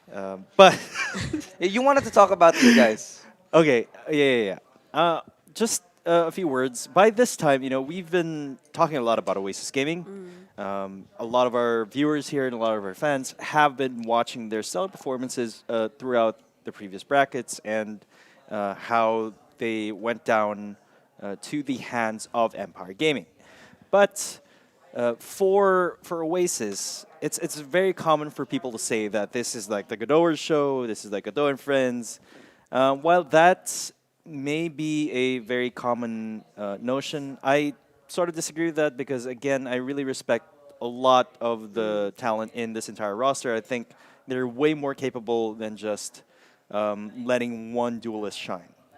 I agree. Looking at their lineup in general, you notice that they're actually all very good players, as we see with most teams. But I've noticed that each player has their highlights. That's why I'm hoping that Oasis Gaming is definitely going to increase the ability of their players to shine by creating that good default that has enough room for their players to really pop off. I mean, it is possible that they pop off one by one, but I haven't seen them pop off altogether, and that's, I think, what's really stopping Oasis Gaming, Chimera from actually really going at it and going for the gold. They are amazing players. Yeah. Without a shadow of a doubt, they have shown us what they're capable of. But it feels like they still have to do some adjusting. Whatever it is, they need to get on it. And they need to get on it now because a ticket for the Masters is at stake here today. Yeah. But enough about Oasis Gaming for now. Let's talk about their upcoming matchup. They've got none other than the First Order coming up right there. So take a look, ladies and gents. This is the lineup. Pertizi, Mark, Miko, Imposter. Trix, and Zerv, the other Trix. The imposter, imposter tricks. Anyway, Trixus. TFO actually had a great run in the qualifiers. As I mentioned, aside from losing to ONF, which has proven to be like a really great team, no other team got above 5 points against the First Order during the qualifiers. So I think that's like a really good start. And aside from that, as we mentioned earlier, there might be this sister team rivalry or brother team rivalry, if you'd rather, that's going on between TFO and Oasis Gaming. But I also feel that this means the mentality of the First Order to prove themselves against Oasis might be to their advantage in this game. I definitely have to agree with you there, Trix. Perhaps it can actually go either way. Both of these teams have a lot to prove to each other, perhaps. I mean, I would, if I were in their shoes, I'd want to wreck the other team. Like, that's just how it goes. Like, there's a lot on the line, there's a lot to prove, and you want to use this to further each other. And it feels like Oasis Gaming, they do have a lot of rivals. They want to, I mean, that's not a bad thing. No, because they're always on the cusp of greatness. Yeah, and there's just somebody who steps along, comes in, and he's like, nah, we're gatekeeping you. We're also really close. Yeah, it's to like the top. either, it's like Empire, you know, now Org Not Found has made an appearance, like suddenly, holy moly. Yeah. We've got a new contender. Oh, you got a new rival. Right? Yeah, like, oh, you're going to be my... It's like one of those guys like, you're my rival. No, you're my rival. Yeah. But I feel like this is a good thing for, you know, a team like them because it really motivates them to do better. But speaking of rivalries, let's talk about Godowers and Curtizi. They're head-to-head for the meantime. It's not necessarily duelist versus duelist, but let's pull up the stats anyway. Take these all with a grain of salt. Yeah. Godowers, again, with the ACS of 225 versus Courtesy on 156. Godowers, you expect him to pop off on the arena. If he doesn't, it's definitely bad news for him and his team. True. Courtesy, when you see a match MVP Sova, it's always a very, very good thing, meaning he's making good use of his kit, making use of that information, and allowing the rest of his team to shine as well. Yeah. I love seeing Godowers on that Reyna, but it is sometimes underwhelming when I just see he's not able to get the kills he needs to really pop off and use his Empress and just go at it against the opponents. Yeah. But I love, as Vimino mentioned, I love seeing a Sova on that head-to-head because that means that Sova is really good. Well, fortunately, the Reyna quote-unquote nerf hasn't come in yet for Godowers because I don't know how this is going to affect Godowers. Assuming he could, you know, kill 4 or 5 per round. I mean, which you generally don't anyway. but I feel like it's very important to talk about the fact that you can get the orbs even though you don't get the kill. Yeah. So it makes you choose. But speaking of choices, the map vetoes are going to be pulled up on your screens. This is what the teams have selected. This is what battlefield we're going to be seeing these teams fight on. Ascent, Split, and Bind. So the first pick is by the First Order, followed by Oasis Gaming. Finally, again, teams are picking Split for the second map. And Bind is going to be the final map here, and Oasis is going to be on defense. How do you feel about this? Now, I'm very excited, first off, because we're going to be seeing Ascent in the first map, selected by the First Order, which means OG Chimera's Youngport will be coming into the field. They're 6-man, new player, new dynamic, and we know how strong both these teams are in Ascent. So, really, I'm looking forward to the first map. What about I'm so Split? excited for Split. I love Split. I feel it's so underplayed recently. I love Ascent. But but definitely today, I believe we'll be seeing Split a lot. So I'm excited to see what kind of plays the teams actually have. Are they going to be more proactive? Are they going to start taking mid? Are they going to focus on the B main control as we saw Bren do? But I think at this point, it matters on how much the teams have worked together, how many strategies they've built, and how proactive and reactive they can be to then dictate the pace of the game. Yeah, it's all going to be a matter of what they can do to start off the pace, to take the game by the reins for the beginning of it. And I really think this is how I feel like it's going to go. It's going to be very, very close until one team pulls ahead. As to who that team it's going to be, I have no idea. But of course, we made our predictions. And if you want to find out what the talent predictions are, head on over to the Facebook page of PPGL. You can see what we chose. My prediction was the First Order on this one. I know you guys went Oasis Gaming. The both of you, I think. The First Order. You went for First Order? I went for Oasis Gaming. You went for Oasis Gaming. Either way, I think it's going to be close and either team could really win this. One thing is for sure, though. This is going to be one hell of an exciting matchup. But let's talk about the second team on our roster for the first order now. So you saw these guys in the first order. They're not exactly new to the scene either. Yeah. Not at all. And these guys have been just absolutely amazing. Before we go into the game itself, I want to ask you, what are your thoughts on what are your predictions before we go into the second series? First order. First order 2-1? 2-1, yeah. All right. Unless Chimera loses the first game, then 2-0. Okay. I'm going to go with the 2-0 Oasis Gaming. Okay, I'm going to go, well, sticking to my guns because of what I saw in the map pick. I think it's 2-1 also for the first order. But we'll find out whether this reigns true or not. Again, thank you very much, Viminal and Trix. These guys have been your analysts. The girl Trix, not the guy Trix, who is currently about to play. She's not going to scoot on over to a computer and play. That's not allowed. My name is Illustrado, though, going to be your panelist here today. And we are going to be going into the game. So I'm going to leave it with the caster. So, caster's on the desk. It's all yours.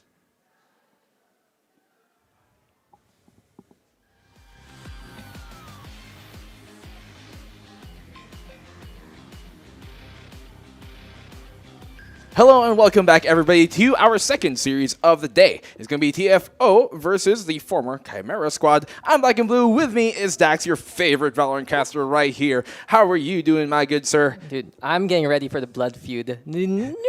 Chimera sticking around with the Oasis Gaming tag. TF, though, a little bit left behind, but they have made their own mark, making it here to the playoffs. This is just going to be basically a battle of OG versus OG for all of you fans of Valorant for quite a while already. Chimera versus CTNX. And in all honesty, it has just been a long time coming between OG and TFO.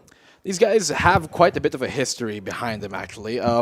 So, Dax, knowing that, Oasis Gaming, that's a nice jersey, by the way. Yes, I haven't sir. seen that in quite a while. I'm waiting for mine. Oh, really? Get that shipment going. So, let's look at the lineup here. Ripper, Worship, Beats, Young Pork, and Ghidorahs. Young Pork being the newest addition here to the lineup. He has typically been the sixth man for this roster, if I'm not mistaken.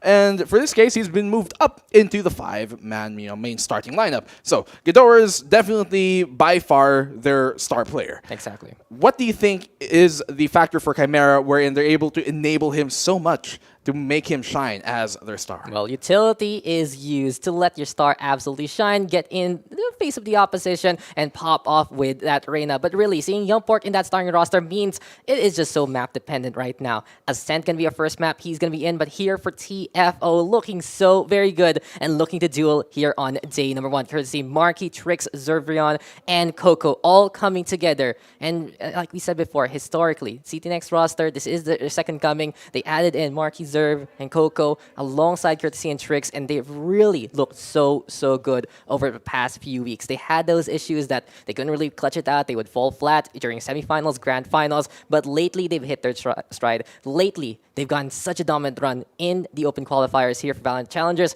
and now they're here to face off against, well, their former sister team.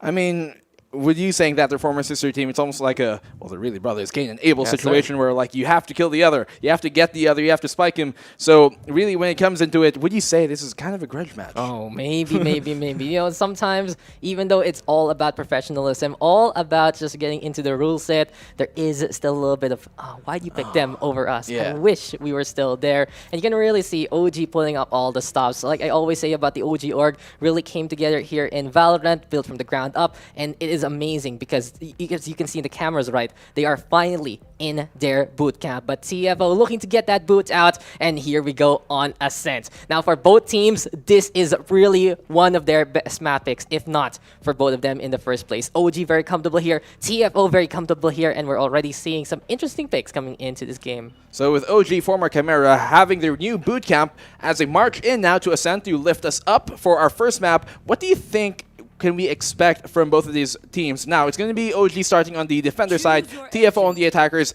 Ascent historically, what do you think these guys are going to be bringing to the table? Sova. All about that Sova between Beats and Courtesy. We're going to be seeing Trix, though, duel against Ghidorahs with the Reyna. And TFO, I like this a lot. from this squad. They say, you want Arena? Let's do the tango. We'll be reining it in as well. And as we mentioned, probably in the previous series, right, we are still playing on the patch with the Stinger at 1,000, the Frenzy at 400, and with the Reina having 4 orbs to use. So 1v5 potential might be something we'll watch out for coming into this game. Yes, guys, it is pre-patch, and well, with 2 Empresses on the board, there's only 1 kingdom that they can rule. So who is going to come out on top? That is a question we want you guys to answer, hopefully. Who are you guys rooting for? I know OG and TFO both probably share a lot of the same fan base even. Pretty much. Right? So, like, hell, even the people behind it used to be, I assume they're still friends, but I know that they are friends. I don't know if they're still friends after the split, but let's go into it. Ascent, everybody's friends here, hopefully,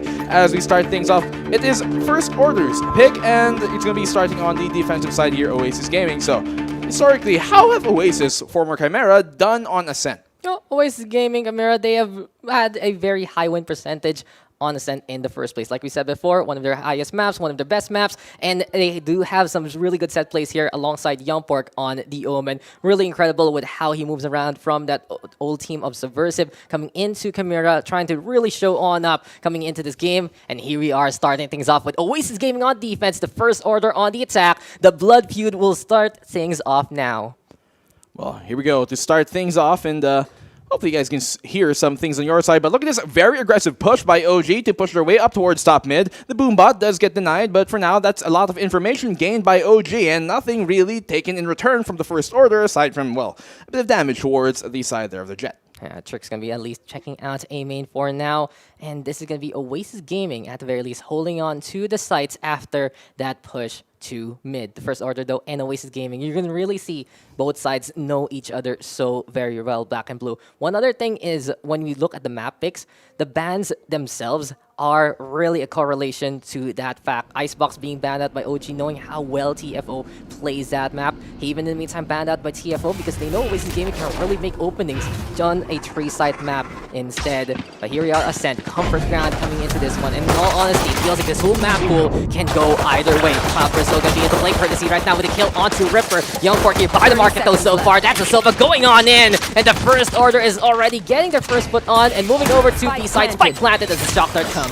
Here we go, now the post plant is about to come in. Well, it's actually just started. 5v4 to kick things off, and Ghidorah is going to equalize things up for the side of OG. Now, they're all in the site. So, this means that if they do rain down on it, it's going to be in for a world of hurt. Now, location has been revealed here on the Coco. They know he's right by the corner of Cubby, but look at this. Triple man clear out, and the last one left alive is going to be Trix, but he finds a double kill. Still goes for the Devour and cannot hold on to it. Youngpork is going to shut him down. He's going to get cooked, but a good valiant effort from Trix in the end, though. Oasis Gaming take round number 1 on the pistol. Oh, so excited to get this done, but no, we are gonna be here for a long haul. It really feels like it's just a reunion here between family, but sometimes there is a bit of that bad blood, or in this case, some really hefty competition. Only one team can make it to the semifinals versus Bren Esports here, Black and Blue. And will it be Oasis Gaming? Will it be the First Order? We'll be finding on that as OG gonna be picking up some Spectres, gonna be picking up some Stingers as well, and First Order now, only gonna be having a bit of the upgrade on the pistols, a bit of the save here for the attacking side. It's almost like the story of, like, you know, on Christmas Eve, and then you see your long-lost cousin who probably stole a cookie from the jar, the last one that you really wanted when you were a child, and now you guys meet each other, lock eyes, and see like, okay, now's the time to really shine. Guys, as we go in now for the second round of this, it seems like they want to press the issue here towards the A side. Now, not much of a response coming in from the side of Oasis Gaming, but they're not going to pull the trigger on the execute just yet to try and deny it. But Marky, look at this! Just walking his way, burning the Tailwind and the Updraft to bring him up into heaven and finding a good opening pick. Great shot there, and Oasis Gaming now looking to, at the very least, find a way to get back to A side, but the First Order has really taken advantage of that one, and Trix with a shot onto Godot is there, shutting down Godot and his speed. Youngpork though with the answer back, and Ripper burning down Trix, as here he go dropping on that bot. Marky now, a man on the mission, getting 3 kills so far, beats on the high ground. Oasis Gaming now down to one last member, as the recon dart will come on the left side, gets broken immediately, and Coco with the turret will be absolutely loco there to get that kill. A good round there coming from TFO to bring it back 1-1 on the board, and they do equalize the deficit up. That is a great round to take it back after losing the pistol, making it very expensive as well for Oasis Gaming in the end of it. So, while they're both going to be on a force buy, TFO do have a bit more firepower on their end. They have 2 rifles, make that 2 Vandals, and well, 1 rather, as they do opt to refund it and perhaps buy up more utility instead. So on the side of OG, Stingers is all they really got. Yeah, Stingers. This is why it has been nerfed into the new patch. Only 4 bullets, making really good sense of their spray rather than the 6 that you get. But here we are in VALORANT Challengers, and we're still playing on the last week of rules. As Coco now going to be trying to go for the push, but Ripper is there to catch out Marky. Courtesy though with the answer back. Here we go with the shock dart right now, and TFO trying to play on in here by B main. But here comes OG from the other side, already by the grass, trying to play the flank here. Beats though now with a beat down onto Courtesy so far. Youngfork also on the board, but Coco is there, and Beats is again keeping the rhythm on, leaving the Killjoy all alone, playing by the shed, and that smoke and the Lear should be there, but Coco finds Beats, and TFO making a beeline for that B side, trying to get in behind. Spike in the hands of the Killjoy, but OG, they still have their duelist into play. Coco knows that he's in a hot position right now, and well, bittersweet is what it's going to be ended with. Worship, give him a bit of praise for that one, as he does secure the round 2-1 for the side of Oasis Gaming. And Oasis, they've been looking really good here on the answer back. So it's been a back and forth to start things off. First round by Oasis, second by TFO, and the third taken by Oasis in return. Let's see if now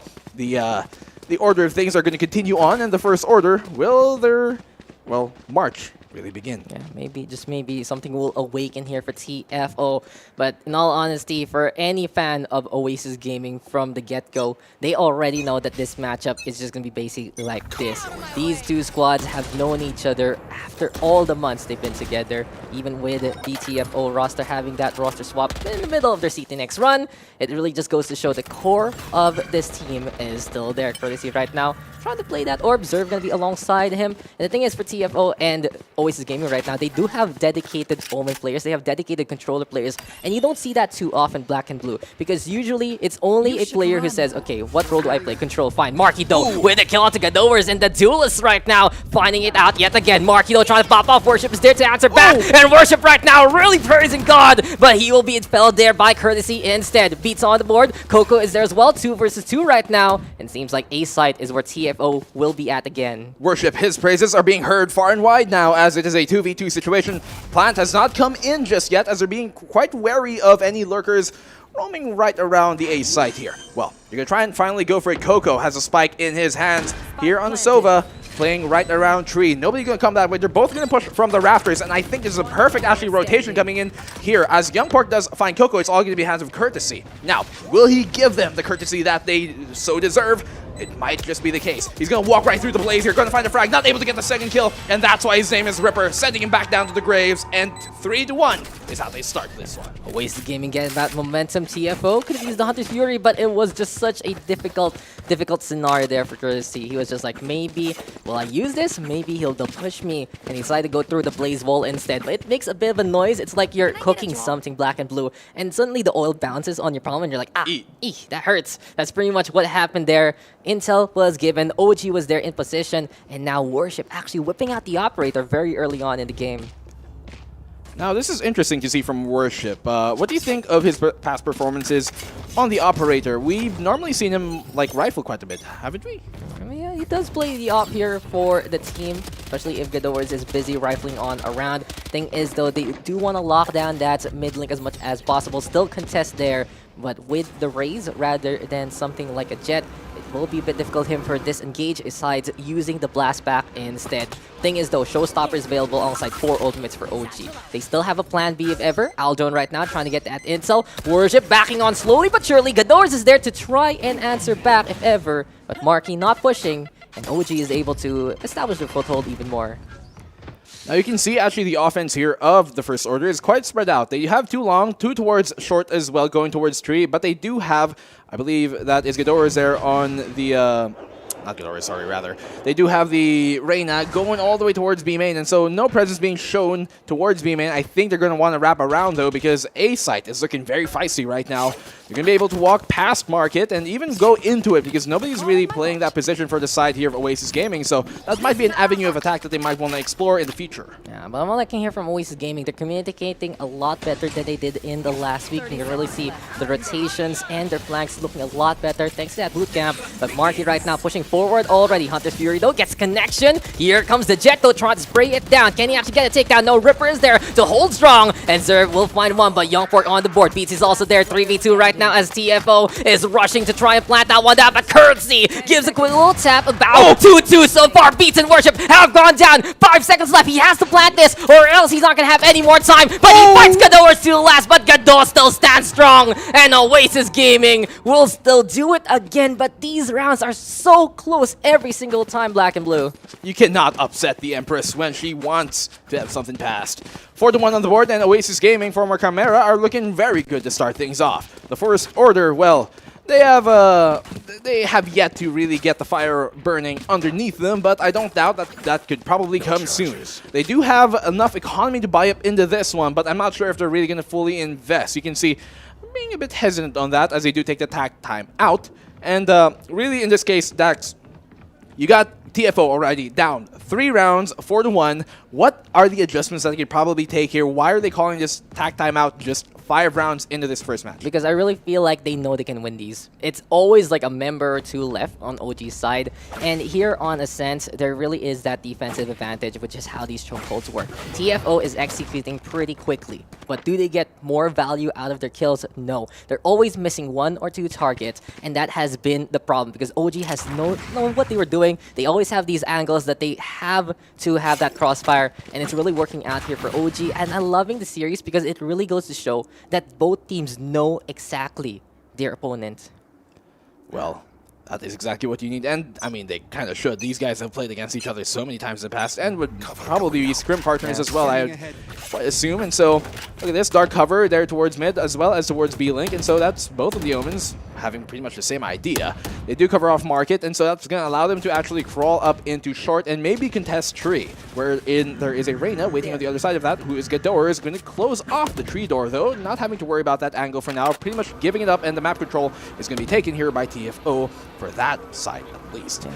TFO, they do want to get into the gardens here, Black and Blue, but the thing is, OG does want to reinforce A main if ever, and find a pick courtesy of Gador's operator shot going to be heard there. This is going to be Marky already pushing forward, but Trix actually finding Gador. Here comes Marky with a backstab, and it seems like the pause already helping out TFO so far, but I spoke too soon as Worship finds Trix and shuts down the reign of any kind of Reyna into this round. OG though popping that running back. Shock darts are coming. There we go with the curveball, and here comes Oasis Gaming trying to get a little bit of paradise here as Beats just wallbangs Marky to oblivion. It's 3v3 now. A good answer and retaliation coming in here from the defensive side of the First Order. Can they pull off the round, though, and actually get this post plant going their way? They have yet to do so this entire series, and so this might just be their chance. They are all filtered towards long, and so there's only one avenue of attack that they really have to worry about. The Blaze wall does come in here, but the Hunter's Fury might just deny them defuse, and Youngpork will find a frag, but Courtesy will find one of his own. Zerv will cap things off to get the second round on the board finally for the First Order. Yeah, the First Order in a really good spot there to defend the Hunter's Fury. Courtesy letting it rip at the right time. I can really see that wide angle taken by Zerv. Just some good fortifications there in that post-plant situation. But we are not done yet. TFO now finding the stride, but can they get the streak on? We've seen this before, a trade of rounds between these two teams, but OG has been the one to find the streak in themselves. Not only that, they have 3 ultimates ready to go. Beats close to the Hunter's Fury. On the other side, TFO gonna be close to the Blade Storm and the Lockdown with Zerv ready with it from the shadows. We'll see what he can do with that global teleportation as it's top mid now being fortified by TFO in their attack. Well, top mid has been smoked off here, so they can actually crawl their way up once again on the catwalk and into short. So, nobody on the A site for the side of Oasis Gaming. That might be a hole that they could probably abuse here, but they don't have the information to really make best of use of that. So they're still kind of geared up to go towards B here, even though they have 2 players going towards short. The spike is still towards the B link, and they are unsure of which avenue of attack is really the most appropriate one. Yeah, mid control right now. They know that they're at a gun advantage as OG, at the very least, gonna be having a bucky here for Worship. The thing is, TFO, they want to know exactly what's going on in the map first before committing, since they do not want to allow rifles to fall in the hands of Oasis Gaming so far. So a little bit of a picnic here, black and blue. That's the best thing you can do in the scent. It's so beautiful. The sky's the limit. You are literally at the sky right now. Grass is still growing, but Worship is getting closer and closer. And we all know that Bucky is so strong when it sees someone in that range, but no tricks. With the wall bang there, catches out Worship, and TFO now onto a site. A bit out of his range there too, Worship. So unfortunate for him to get that angle off in that time. So Spike will get planted towards the A site, and there's nothing really the first, rather Oasis Gaming can do about it, as, well, they're nowhere near to do anything. Ghidorah is able to find a frag though, somehow. Trix will find one of his own, and Courtesy's going to chime in with a double. That's going to leave the only last member here for Chimera, now Oasis Gaming. Young Pork, he's going to get cooked. Trix is going to find a third. Well, the Empress has really let her crown shine. Yeah, you can still call them Chimera. Oasis Gaming Chimera is their full tagline. It is still their identity. But, you know, just representing the org coming into this tournament. As OG now, their lead has been cut to 1. But Rifle's going to be abound again. We saw Gadot there get a kill with a Bucky. That's honestly one of his out there guns out of nowhere. He's just gonna find a takedown with a Bucky, and sometimes I even see him play some games where he's struggling to play rifle. He's like, you know, I'm gonna play Bucky, I'm just gonna go in, and he gets 2, he gets 3, and suddenly he's back on the board. But TFO has gotten a bit of a streak. Can they continue on as that spike is by B side? Control though being taken by Marky by mid link. There we go with Ghidorah's contesting alongside the Raze, and OG right now is looking to fight for that courtyard. Marky now in the corner backing on away with the smoke in front of him. Well, I don't know if that's necessarily going to dissuade him from further progressing on, but they do seem to want to go towards the B side. Now, Ghidorah is going to find Trix on the lurk there. That's a good opening pick to at least bring something back their way. As Ghidorah has pretty much gained control of mid, they realize that B is the angle, that the site rather, that First Order has decided to go for and commit to, really. And so as well, what a good position here by Ripper to try and deny them, but he is only able to find one before falling down. Yeah, can't even move there. I'm not too sure if Ripper should have actually shot that. He was a bit hesitant since that lockdown was a little too close, but it's 3v2 now with Oasis Gaming having the advantage. Not only that, they have that showstopper available so they can really blow up whoever's hiding by the boathouse. Zerv there already going for the shots. Coco there as well. Seems like the turret on the right-hand side from the shadows right now to try and get away, and Worship will kill Coco. Zerv though decides to come on back and catches out Young Pork, and Zerv now with the double kill. He's deserving these takedowns so far, but Worship is there inside the smoke, and eventually, hallelujah will be said by Oasis Gaming as they will be able to defuse this side take and keep their lead in this game. Worship's light shines bright over the Zerv's shadows, and it seems like, for now at least, that the First Order have got something going. 2 rounds of a deficit that they have now cut into.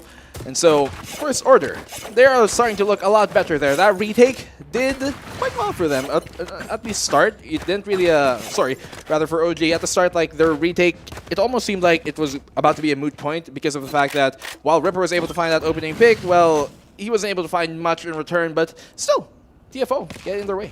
Yeah, TFO, they found their way onto B site. OG in the meantime was rotating over to the middle. TFO knowing exactly what's happening, decided to go really, really quickly. And those are the kind of takes we'll be expecting from these teams. As soon as they know the fortifications are gone, that's the perfect time. But Ghidorah is deciding, hey, I will play the front line. And with the Spectre in hand, already shutting down Trix, giving OG the man advantage. They do have the man advantage, but not for long as TFO's Marky is able to find Young Pork, and that opens up the B site for them. They can now go for the plant, although the spike is very, very far away, and so that will allow OG to make their way and try and contest this plant from even happening in the first place. I don't know if they're going to be able to deny the plant, but they will definitely be able to go for a retake if it does happen as well. Even in the 4v4 situation, they have lots of time to work with, lots of utility too, and they're really bleeding TFO's utility to even get the plant off in the first place. Yeah, Lear's going to get thrown. Nano Swarms are there, and OG right now trying to find one, but Marky and Zerv are doing it yet again. Ripper though with the answer back onto Coco, and seems like the Phoenix playing by the shed, but Courtesy decides to push. Marky is there as well, and TFO now speed kills, and Marky gets takedown after takedown after takedown in that round.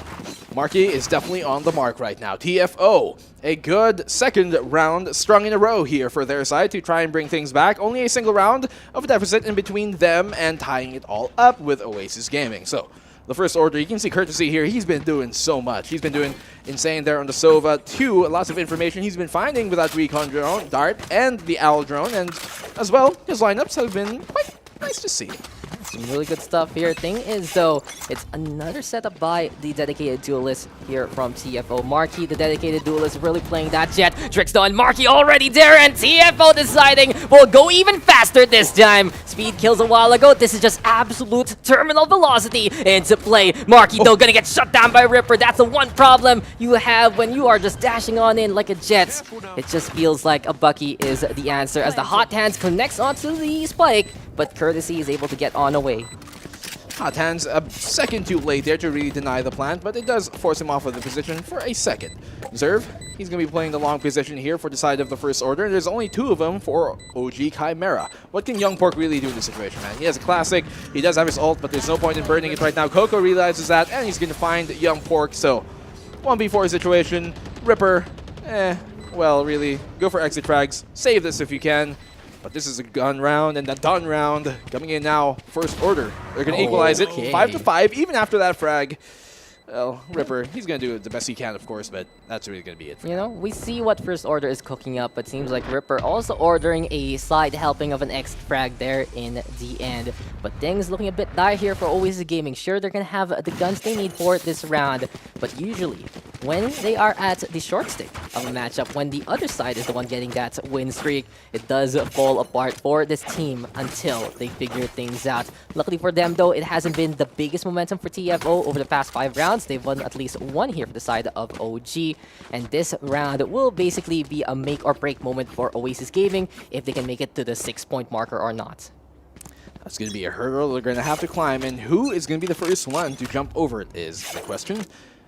Now, you can see their offense here is quite split up. They have 3 towards B, they got the Omen wrapping back around, and some presence being shown here towards A long from the first order, so not necessarily committing to a side to push, but look at this, very aggressive play actually coming in from Marky, so he might be a bit in over his head, and he whiffs that entire Blade Storm right click, and Young Pork very aptly so punishes. But the thing is, though, it's a big distraction here by the First Order. Sure, they sacrificed the life of Marky, but that's already going to be a running back committed by Oasis Gaming, and Trix even finding worship there and decides to get his own crown on, and the Empress is online. Looks to duel against Reina, but Gadors will say, that's my agent, and this is why I have been playing for OG for so long already. Gadors also with the Empress right now, looking to show one up, sees the alarm bot, and he wants to go on in as Oasis Gaming taking the rafters. There we have one, though, down below for TFO. Gadors right now looking all around, but serving an amazing tap there, but Young Pork will answer back. High ground is the best ground here for Oasis Gaming, but Coco down below is just getting backstab after backstab, and absolutely loco there from Coco. It's insane how he wasn't spotted as the First Order will take that round. Hot chocolate is really ringing true right now. It's a perfect dish to serve up in that clutch situation. Good job for First Order to finally retake and have this lead going their way. This is the first lead that they've taken this entire series, guys. So, only 1 round of a deficit between them, but they are still looking very strong here, the First Order. For the side of Oasis Game, their economy not the best. You can see they do have a Stinger, they do have the Bulldog, and the Spectre. Only 2 rifles, make that being a Phantom and the Vandal in their side, so not really the best firepower to work with. Utility-wise, they pretty much dispensed all their ults during the previous round, and so this round is really going to be more about doing as much damage as you can, potentially, and maybe getting a plant off versus the First Order. Thing is, for the side of OG, they had such a dangerous assumption there in that retake. After losing Gadores, no one really bothering there on Hell for too long, and in the end, they just lost the fight after fight after fight, and Marky right now opening up the A site here, but a kill on to River, but it seems like fortifications are there again, reinforcements have arrived for Oasis Gaming, but B site now will be the target, and I love the adjustment here from TFO. Marky is like I'd say a Boy Scout that decides to just push on in as Young Pork gets caught here by B main, even making B site a lot more clear here for TFO. Jumping on around like a bunny, Courtesy is there though at the right place at the right time, and TFO says thank you very much for this B site, but Gadores will get that kill. Zerv though with the answer back, a little too late to get the ore for the Reina, and TFO just surgical in that round there to end the half, Black and Blue. A second round on the board there for TFO to bring them a double round lead, and so TFO looking really hot. Absolutely. Yeah, sizzling there. Sizzling, spicy. It's like you have the name of TFO, an emblem, and it's out in the hot sun. You put an egg, and it just cooks to perfection. Scramble that, baby. Ooh, I'm gonna make an omelet, you know, put some mushrooms and all the like. But TFO, this team Even in their former name of CT Next, they've always been that team that can upset anyone. They've always had that potential to be a top 10, you can even say a top 5 team in the Philippine scene as, yes, delicious pizza there. But the thing is, results themselves just have not come to the same pedigree as some of the teams that we've seen here on the playoffs. But this is the perfect place, the perfect time, and in all honesty, the perfect opponent to start with. Well, let's see who is going to really ring true at the end of this half. We're a few rounds away before cutting the match in half, really. And so, look at this. They've actually pushed up all the way towards mid, so they have complete mid control here for the side of the First Order. Oasis Gaming not wanting to have anything to do with that as we move into the second half here on the pistol. It doesn't seem like Oasis Gaming really want to bother and go towards VCT. They know that there's a lot of presence there, but Ghidorah is able to find a frag there in courtesy. He did not expect that push to be so deep. Coco is able to find Ripper in return with the Frenzy. The Frenzy meta is still alive and well and kicking. Zerv a perfect paranoia. I don't think he actually caught anybody off, but Ghidorah is going to find a frag of the opposing Reina, and Coco and Zerv will find one apiece to get Worship his own. Interesting call there for TFO. They decided to push with Coco even though he got blinded by his own teammate. And Coco again, insane in the membrane, just holding on together with his team. And TFO on the board again. You can really see here that they just trust each other so very well. Coco is at the right place at the right time. OG, they did the right thing to stay away from the paranoia. But then again, they didn't really check where that Killjoy was coming from, where the Killjoy was at the end of that round. And 15 takedowns for Coco. And this is just the first round of defense. I'm really expecting that number to rise up even more here, Black and Blue. I mean, it's been a back and forth, but Coco has pretty much had the last word for a lot of these rounds, and that's really the X factor of what's been propelling them to this lead now, the First Order, and making the comeback happen.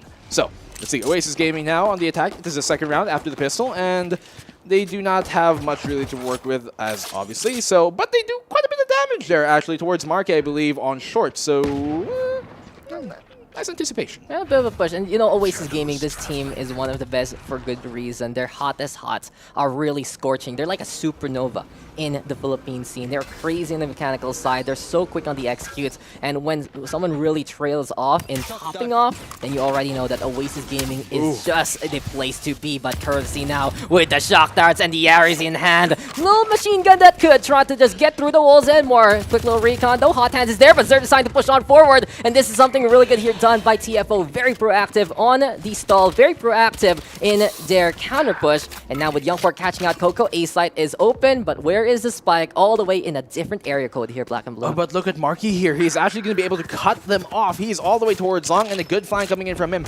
If he can find the perfect timing on this and cut off the planter, he might just do so much, but he only has a shot in hand. Oh, Frenzy as well. Be careful not to trip any of these, and there it is. Marky's able to find the frag in the Youngport, giving away his position, yes, but also delaying the time and buying them information that they are going for the east side. And Marky at that range with such low health, Ghidorah stood no chance. This is Ripper. He was just trying to get that shot. Marky also looking for the takedown, but with only 10 seconds left, it's do or die time here for Ripper. Can he get some beautiful love taps here to get the takedowns that he needs? No service all the way there by the entrance. And the First Order will do it again. What a game, though, this has been so far, Black and Blue. I know you just came in from a very long series between Bren and Org Not Found. And I'd say that was a war of attrition, a war that was so very close. But compared to this series, just this first game, it really feels like it's more of a chess match between the minds of the support structure of these two teams, the minds of the players, and just how well they know each other. It's all about making these small adjustments to make the right move. Calculated reads and calculated adjustments has been the name of the game so far. These guys know how the other plays, and so when they see that they're about to pull rule book, strat book, route A, they'll go play, okay, let's answer back with B. Yeah. It's crazy. You know, this tactical pause, now you're going to be like, this strat, this strat, this strat, this strat. Everyone is just having all of these Venn diagrams, all of these connections. It's like a conspiracy waiting to happen. They've got the bulletin board up with all the strings. Exactly. I know what the real VALORANT is. The real VALORANT is the friends that we made along the way. And, you know, it's not just a battle of friendship here between these two teams. It really is a big deal that they made it here in the playoffs. This is the cream of the crop of the Philippine scene. This is VALORANT Challengers Philippines Stage 1, Week number 2, where we fight for a master slot to represent the country. And it really is just both teams trying to find a one-up on each other. But now, as we are going to be getting back into the game, Oasis Gaming, they are down by 4. And you know that this team is the one that needs that streak a lot more than the First Order, and they need to find it fast. Now, Oasis Gaming, they finally need to get their footing underneath them because the first order, they're 3 rounds away from match point right now. And Marky, he does take a lot of damage in return and eventually does lose his life. Ghidorah is able to get the heal back up in his way. So, Devour, you can see exactly why, I guess, they decide to nerf it. Worship does find the frag there with his paint shells, and so Trix does get removed, the opposing Reina in that case, and so only 1 Empress is on the board. Yeah, Oasis Gaming, good angle there done by Worship. He does flex on around to play that duel, sometimes play that utility on others, and you can really see him just know exactly where to throw him and know where exactly to deliver that parcel that is the paint shells. But Zerv, he's just crazy right now with his shots. Young Pork, both of these guys very, very dedicated to their craft with the smokes, but Zerv is just there. But Ghidorah says, hey, did you forget about me, Zerv? Because I am here to take you down. A site now ripe for the taking for Oasis Gaming, and they're looking to make it a pretty nice time here, Black and Blue. Spike planted. Well, it isn't looking so hot right now for the first order, at least on this round, because, well, outnumbered 4-2, have to go for the post-plan situation, maybe go for the defuse. I don't think it's really viable. They're going to go for the save. They realize that the economy is more important than taking this round, really, and they do have a 4-round cushion. Shortly, it's going to be 3, but they still do have a cushion to at least, play with. And so exit frags are all they can really work with, and that's, I think, the play that they should be doing right now. And that's, exactly what they're doing. Yeah, it's not bad. They are keeping their utility in hand as well. Courtesy says, I only have an Ares and light armor. Might as well go look for the peek, look for the takedown. There's someone right there, though, and Beats will get that kill. Now, Coco, his time to shine. Can he do it? Nope, Ripper is there to say, no, sir, not going to happen. And Oasis Gaming making it look pretty nice here. 6-9 now, our scoreline. And it seems like for OG, they're also ready with that Empress. So if they do want to keep up the streak, it might be time to pop off with Reina. It might just be. The Empress might just need to wear her crown to bring this one back as, well, Oasis Gaming, they, quite honestly, need something pulled out of the hat because this lead, while it is only a 3-round deficit, that also is 3 rounds away from match point. And Coco is looking very sweet right now. 15 on the board, even though with the bucket in his hands rather, he can do some work with that. And Ripper, the timing does not work out in his favor. Ghidorah is able to find a double kill, and you cannot give a player like Ghidorah that kind of an opening. You cannot give him a single kill or else he's going to get all 5 of them. Ghidorah is now, his time to shine is here yet again, and he has that name, he has that prowess for good reason. He can find the dudes, he can do the do, and he can actually get those kills. But now with the spike planted, Oasis Gaming says, we can just chill on out, set up the smokes, get ready for every single angle as the first order try to concave themselves into the garden, and we'll see what they can do with these lighter guns in this matchup. Well, they do shoot out the garden door, and that alerts them to their presence. But for now, it doesn't seem like they're too eager to go for this post-plan situation, try to go for the defuse, because, well, they're outgunned, outmanned, and really outclassed in this case in terms of utility, nothing to really work with in terms of, maybe information finding and maybe getting a frag with it, because at the end of the day, you've got a bunch of frenzies. What can you really do with the information that you do find? And OG and Worship, Young Pork will really punish them for that. And there it goes. A round in the way of Oasis Gaming to bring it to a 2-round deficit at least. And, the shoe is now on the other foot. So the first order seeing the true scent of Oasis Gaming Chimera, because this is when they really pop off. As soon as they get their streak, they do look nigh unstoppable until you break that chain. And that's really one of the more interesting parts of this game, also Black and Blue. I'd see for TFO, if it's trades, like 1 round for OG, 1 round for TFO, it should be better for TFO. But when OG really gets that, 3, 4, 5 round streak, then you already can see where it's them shining as bright as they can. Shine bright. Like a diamond? Like a diamond. Indeed. Ooh, look at this. That dart actually got a bunch of information there for the side of Oasis Gaming. They now know that there are 2 players at least towards market, and so the Jet and the Reina have to kind of filter off there. So Marquis realizes that, going to go towards the B side, but I think he picked the wrong one to rotate too, because the execute is actually going to happen towards the A side. Good paranoia though, to get them really anxious and serve. While not able to capitalize on that and get the frag, he's going to be able to exit out and get away safely. Yeah, he also shuts down that running back there, preventing Oasis Gaming from really committing, but here we go again. Ghidorah's his time to shine. It's finally now. Empress going to get popped. Can he find the target though? He's the one by the generator so far, as TFO deciding to try and play the Rafters instead. Some though by the garden side. It's already that door being contested here by Oasis Gaming. And here comes a heavy stack on the high ground, black and blue. Question is though, how can OG actually make this happen? Marky gonna be on the high ground, actually dropping on down already with that dash. Zervin tricks on the board first and foremost. Beats instead with that takedown, and Beats using the smoke as cover to keep him alive. It's 3v2 though, as OG tried to keep it up. And Courtesy says, you know, I'm gonna stick it till the sun don't shine. Tricks instead popping off to get 3. It's now the Reina versus the Raze, but time is running out. Even though the quad beat comes for TFO, is it gonna be enough time? This is too close, and OG will actually take that round with a spike detonating in front of the Reina. Cutting it a bit too close there. Very valiant effort coming in from the Reina, but in the end of it, could not take it down. So Oasis Gaming a single round away from tying it all up once again. A good valiant effort, of course, there coming in from the side of Tricks, but as we said, just a few seconds too short. Probably 2 more seconds would have been able to get it off because it was already at the half defuse state, and so unfortunate there for Tricks. Yeah, that was really Tricks stepping it up and stepping up his game there and then. Unfortunately, TFO, I think the biggest issue right now for TFO is they are giving up the site a little too much for free. Now, case in point there though, Zerv did actually shut down and run it back, but here we go now with Marky going down, Beats with an amazing shutdown, and whatever kind of counter tempo that TFO wants to do in this round, it's gonna fall flat without that jet.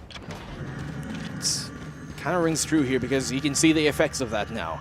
So, as we look at it, the offense right now for Oasis Gaming, quite spread out. So, this tells us that they're really more of expecting a counter retaliation from the first order, see what the reaction is going to be. Maybe pull some utility and waste some utility from the side of TFO because, well, right now, Oasis Gaming, they're not even sure where they want to go. But the spike is finally making its way here towards B main. We're going to see if they're actually going to commit to that. It seems like it. The full 5-man push seems like it's going to be focused towards B main, and, well, on the other side of it, here Trix is going to have a lot to do.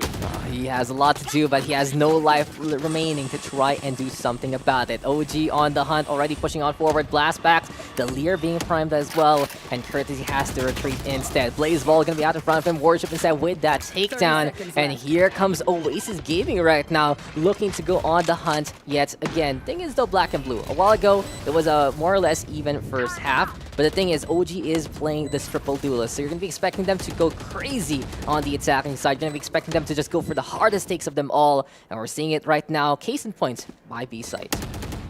Here we go, TFO. They're going to try and make this happen, at least when it comes to going for the exit frag. Just barely dodging that recon dart there, and hope we can find a frag here. Yes, he can. Maybe find a second even, because the Bucky can do so much work. A double kill going his way, making it a bit more expensive for the side here of OG. But in the end, a bit of a tall order for him to really complete. Still though, he did his job, made it a bit more expensive, and you can see after this buy, if they lose this round here, OG, they're going to be able to buy maybe one more round, and then after, that's it. They're going to have to go for an eco if they lose 2 straight. So, TFO, very valiant effort for them on that one, but 4 straight now has been taken by OG. And the OG classic 4-round streak into the how many rounds? You can go 5, 6, and 7. We'll see though, as this is the perfect opportunity, and in all honesty, the only opportunity TFO has for the time being to try and shut this one down. 5-7 a while ago on the first half. Oasis Gaming has brought it back and more, but Ripper right now with a shutdown onto Marky.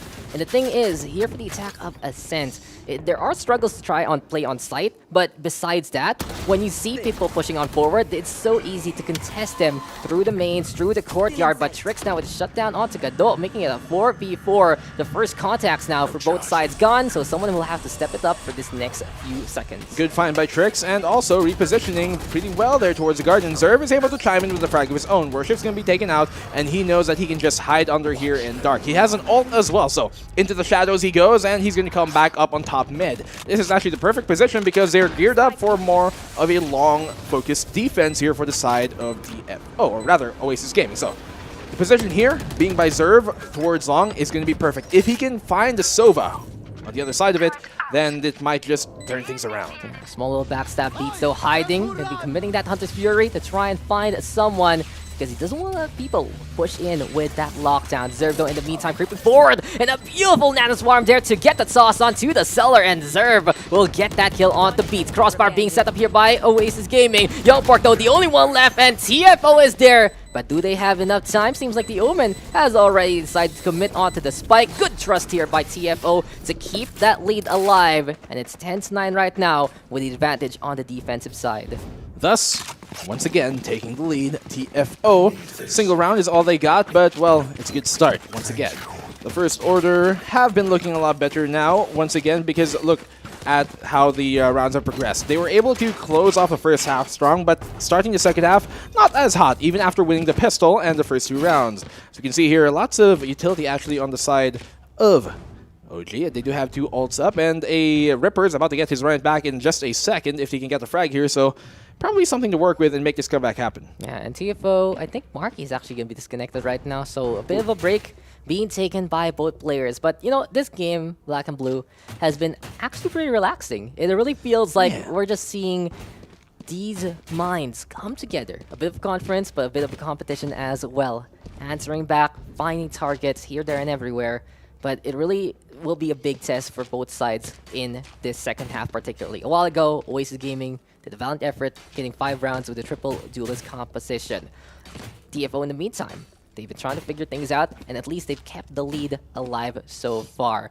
But how Oasis Gaming has been playing this has really been a bit of that contact playstyle, which you see quite a lot in NA. And speaking of that region, it does have a bit of a surprising ascent attack slight advantage. So it's might be some ideologies mixing in for both. TFO liking to play the utility, pushing at the right places at the right times, sticking through the region. But Oasis Gaming, they're like, let's just go in, let's get the takedowns. And for now, their whole playstyle is to outclass the opposition, and they've done it and more here, Black and Blue. Well, you can definitely say that Oasis Gaming, their inspirations are heavily worn on their sleeves. And so look at that, Ghidorah just playing ping pong, bowling back there with the spike. I've never actually seen that. Yeah, it's like, it just bounces back. So the spike is a bouncy ball when you cannot, like, get it. If you go somewhere that you can't get it. So if you leave it there and you can't get it back normally, so it'll say, okay, come here, come back. Because it's technically not like a clippable surface. Yeah, it's weird. It's actually really interesting also because the spike itself, you can't throw out the boundaries of Ascent. You can throw guns away though. So it really has its own thing. It's just spike things, guys. Just spike things. Hashtag just spike things. I mean, it makes sense so that you don't accidentally place a spike in a position where you can't actually pick it up, and that can happen. But props to Riot for keeping that in mind, because that's something that actually does quite happen. Yeah, it's a good coding right there. But Marky, hopefully his netcode is going to be back online because he has been doing some incredible things here for TFO. And that's the thing that TFO has. They have the slower playstyle, but then Marky feels like he's always in 6th gear. He just wants to go in, get contact, get those takedowns, and it was really helpful for TFO a while ago on the attacking side with how he played things out. Now, I mentioned a while ago, it's fun to see tricks on that Reyna versus Ghidorahs, but the real dedication has to be the matchup between Marky and Ghidorahs instead. They're the ones almost always on that duelist. They love to play that role. They want to be the ones popping off like crazy. And it really feels like they've met each other's match coming into the series.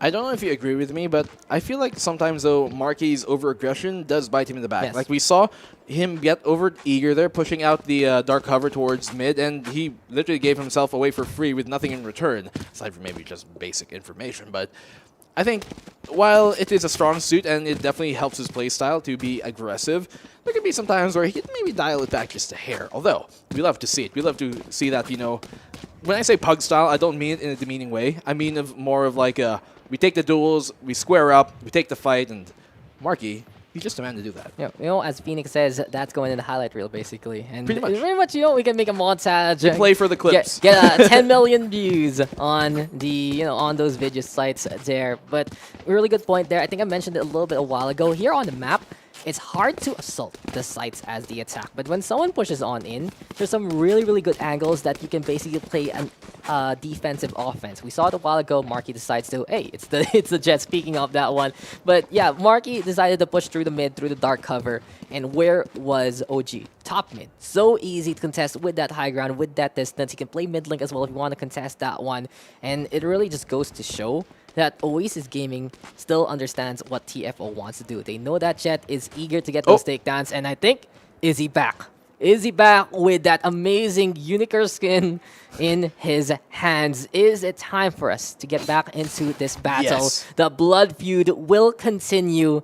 It really just goes to show that this is one reunion that many OG fans have been waiting for. OG now down by 1. TFO looking to keep this lead alive. This is going to be the 20th round of action in just a bit. Marky, though, having a bit of those ping issues. We've seen it quite a while in this day, though. We saw it a while ago with Kelly S, right? And I've been hearing that there are some specific provinces that are having ISP issues right now.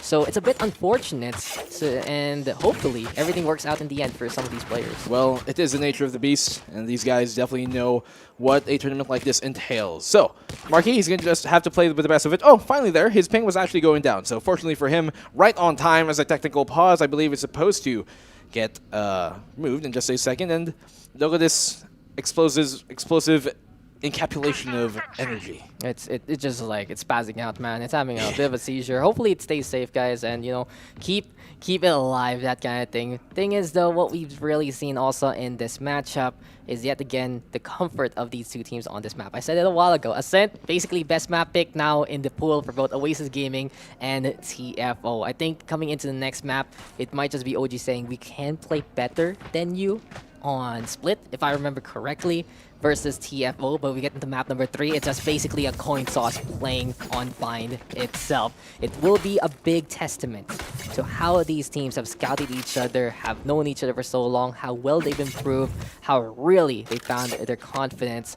And that's the thing. We're seeing from OG right now, better communication, which was an issue from them for week number 1. TFO in the meantime finding the clutch, finding ways to actually make it to big tournaments like this, into the playoffs. But here we go now, back into the action. Trix, though, gonna be saying hello to the Paranoia. I'm not too sure, but that might have been a Paranoia from his own teammate. Yes, it was.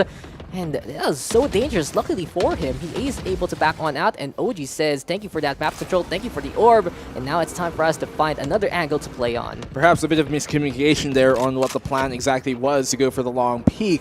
Flash or not flash, well, in this case, they have to give it up. They realize their mistake, and they're going to try and work away from it. But look at this. Pushed up all the way now towards Market. Here is a raise for the side of Oasis Gaming. And so he's going to be able to find lots of information. Nobody playing super deep just yet on the side of the first order there towards Market. And that's going to allow them to really walk their way into short and hopefully contest Gardens away from the side of Oasis Gaming. Running back, though, is the way to go here for Oasis Gaming. Trix now breaking that out quickly. And look at that lineup. He disintegrates the Phoenix there and also catches out Beats for another prize on the board. This is going to be OG right now getting the spike down, but they've lost a member already, and the Phoenix is quite low here.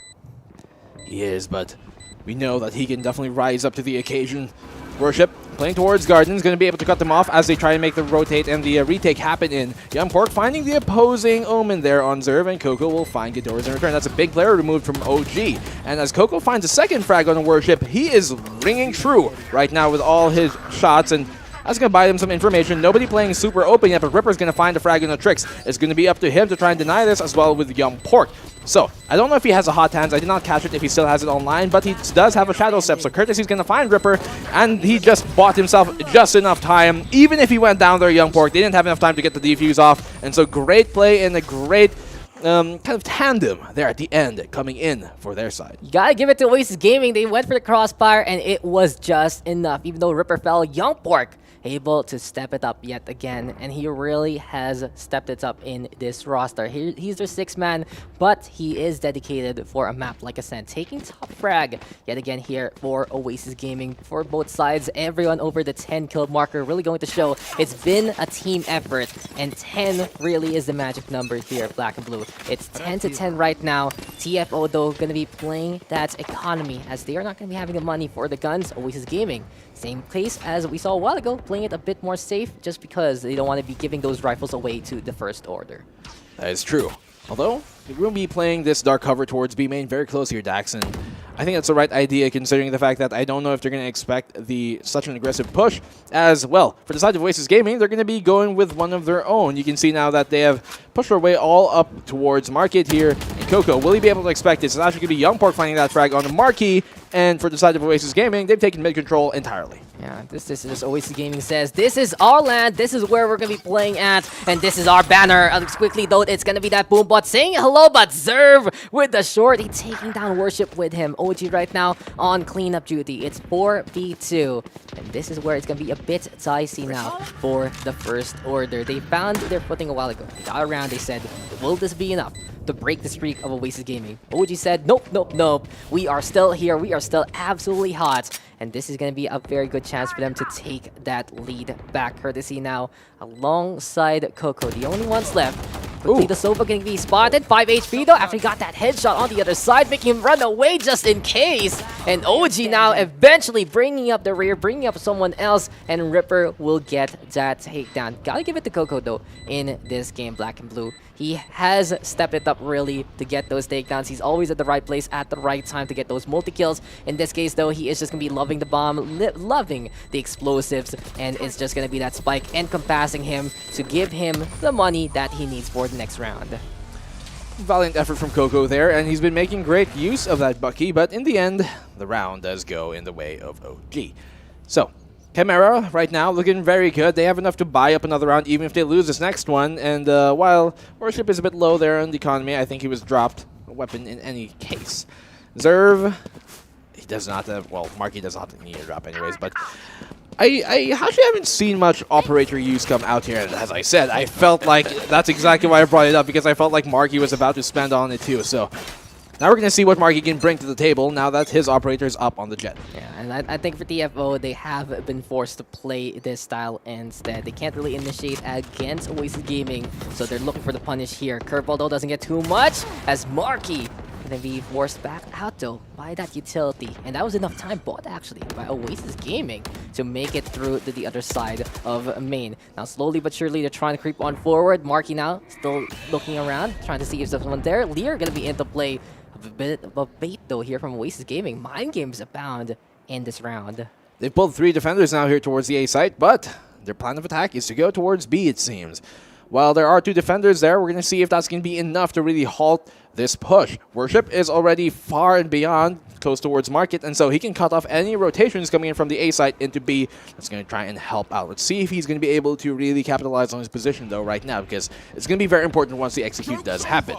He is still waiting towards B link, making sure their flank is secured, at least from the mid side, but we're going to see if now like Coco's going to be able to do something, because Young Pork just found Courtesy. But Coco, a double kill going his way! Trix is able to find the kill, and Zerv will chime in with one of his own, so that completely shuts down any attempt that OG Chimera had to take the B site. And Ripper, he's going to be the last one left alive, and well, rip our IP to him.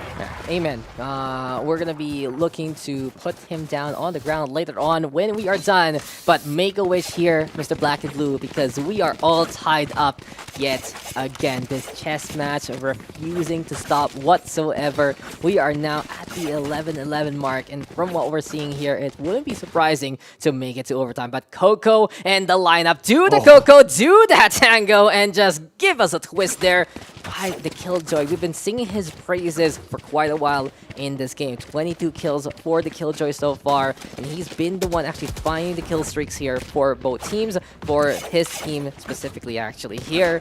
As now, operator still in the hands of Marky. What will OG do? They will have guns for this round, and a bit of a pause going to be in order again, just to make sure everything is fine and dandy for both sides. Coco once again looking very good, looking really tasty too. Put some marshmallows in that hot cocoa, take a sip, let it rip. Coco, he's been doing really good, and Marky, well, he just picked up the operator, and he found a frag in that one, but I'm hoping to see a bit more of that, because, well, it could just be the thing that would propel them and really take the win here. Are we going to go into overtime, Dax? I have a feeling that that is very possible. It's very possible between these two teams, but I do feel, though, if Oasis Gaming does lose this round, it will be TFO with the advantage, because they are going to be having guns. If TFO does lose this round, they're still going to have the guns, so that's going to be a bit of a thing. And actually, my mistake there. No, so it's since we saw some do or die. The thing is, the operator is still there for Marky, and it's going to be a big help for them to stop the push of Oasis Gaming. And in this case, it's now going to be OG looking to play 2, make that 3 here by the B side. 2 on A. Marky though trying to find an angle, and Oasis Gaming, they basically have to play the defaults right now with the smokes, since that op is going to be taking those common angles as we saw there by the Cubby. And good heads up by Oasis Gaming to infer from really pushing in there and going for the peak, even though it was smoke, because they know that Dreamfyre might just come out, and that's exactly what Marky did. So you can see the offense once again here for Oasis Gaming is quite spread out. They're not going to commit to a site just yet. Rather, information gathering is the name of the game. Spike is still dropped right towards top mid, and while they've pushed up rather in towards B main, that doesn't really net you much, but Ghidorah is able to find a frag on the opposing Reyna there on Trick, so A site is looking a bit more susceptible to the attack here. Yeah, a bit of a pincer here onto the garden would be perfect now for Oasis Gaming. And Zerv now throwing that paranoia, trying to find if anyone's here by the middle. Might have heard the reload and does feel the boom bot is coming. Immediately the pizza gonna get exposed. Pain Shell's not gonna get bounced around, and the Omen says it's time to get out of here with the Shroud Step. Dark cover gonna be in the way though. Marky now with a shutdown onto Ghidorah's. And that's the thing here for Oasis Gaming. They had the opportunity to concave themselves over to the garden and finally gonna do it after the paranoia. Young Pork saying, okay, it's TP time over to the generator. And Marky again is just dominating the competition with that operator. Worship will go down, and TFO with a bad advantage as post plant is up and running. This is exactly what I was hoping to see from Marky. Now he's found 2. Will he find a 3rd is the question. He can definitely be on pace to do that. Courtesy, he's going to try and support the operator player here on Marky. And look at that, the triple P coming on him as soon as the smoke dissipates. He just found the firing squad lined up in front of him, and here now the lockdown is going to go down. Will it capture anybody is the question. Nobody, well, as it is destroyed. Oh, Zerv, you are a madman. Are you actually going to go for this? He does not make it though in time. It was such a close call by Zerv. But Oasis Gaming, they felt like something was wrong. Where is the Omen? Where is that hooded creature? Apparently, he's by the spike. And now, it is going to be OG on match point. They're going to have the guns. TFO will struggle coming into this round. But luckily for them, Marky does have that Blade Storm. It's going to be a big help to at least reinforce the armory coming into this round. Speaking of armor, they don't have much in terms of shields for their side here, TFO, so they can be really quite blood dry in what they can really do. But they do have some, economy to work with, although I think Marky is going to probably opt to drop for his teammate and then use the Blade Storm instead and try and operate around that, because you kind of want to have 3 weapons, 2 rifles up, and then the Blade Storm instead of just having the Blade Storm guy with a rifle in his hands too. So that's kind of one way they could probably work around it. For the 4th player though, I'm not sure what Courtesy can really do here, as he's going to have to really invest into utility instead. I think it's going to be all about shock darts and maybe a sheriff there in Den. Thing is though, it's been also a silent but lovely battle between the Sovas. Both of these Sovas actually have that triple-double in their stats, having at least 10 assists for their team. It really goes to show they know the lineups, they know how to help out the team, they know how to use the darts as much as possible. And it's really been such a good show of force here on Ascent by both Courtesy and Beats. Now then, the question is, who will find a way to clutch things out?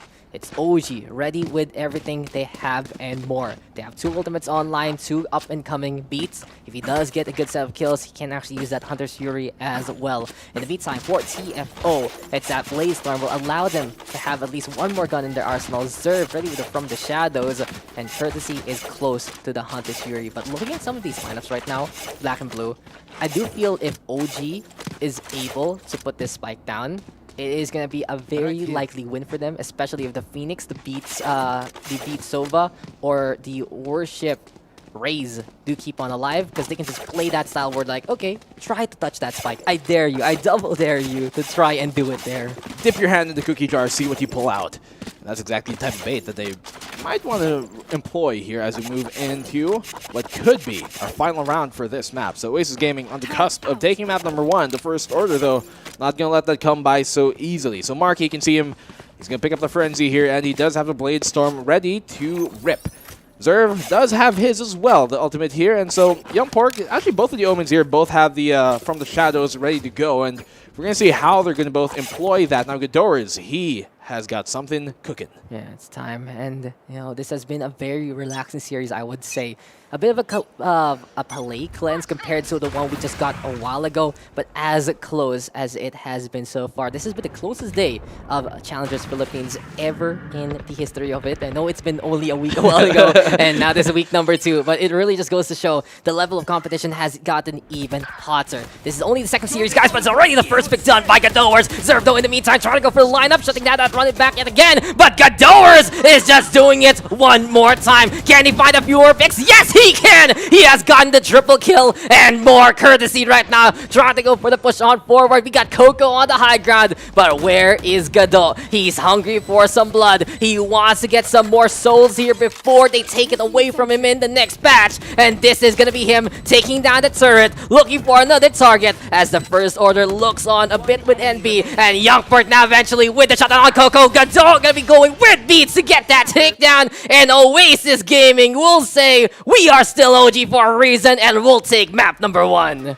Finally ending it here in the very last round of regulation. Chimera, OG, Oasis Gaming do take the first map. As we move into the second one, that was a lot closer than honestly I would have even thought. I was assuming, yes, it was going to be a close game, but for it to go down to the wire, the very last round of regulation, that just speaks to the level of competition has raised here already, and we're only in week number 2 of stage 1. And, you know, that was just a Gadot experience at the tail end of that. It could have gone into overtime. I love the plan there of TFO, but with Gadot just saying, hey, it's time for me to pop off. They even use the running back, I believe, as cover to allow him to push onto a site. That second life really keeping the Reyna alive, thanks all to the Phoenix. Besides that, OG just got the hot hands, literally with the Phoenix, and the hot hands with the triple duelist that they had in the first place. Things were a little bit hit or miss on their defense, but when you look at that kind of comp, they want to go in, they just want to go guns blazing, and we saw it there, just able to outpower TFO in that second half. Well, last round was definitely the Gador show, and mind you, those 3 opening picks were not even found with him on ult, so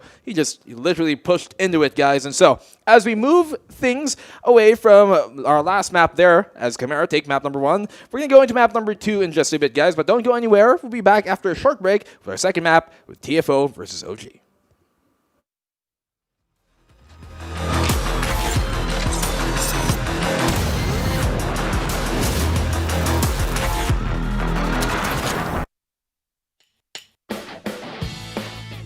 Every day is a new day.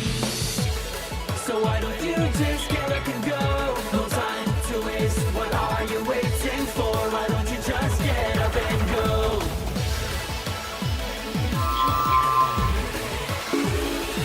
Go and create even more with the new Globe Prepaid, because it's your imagination that will keep the world going.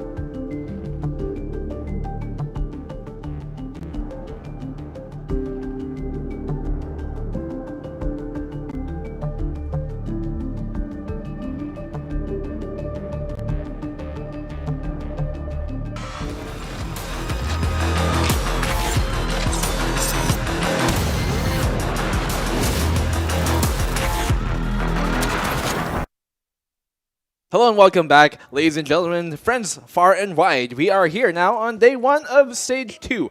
Once again, I'm Black and Blue. With me is Dax, and we just saw our second series first map conclude with Oasis Gaming taking it 1-0 over TFO. I felt like I was at the Oasis there. It was a very chill series, Perfect. even though it was super, super close. 13-11.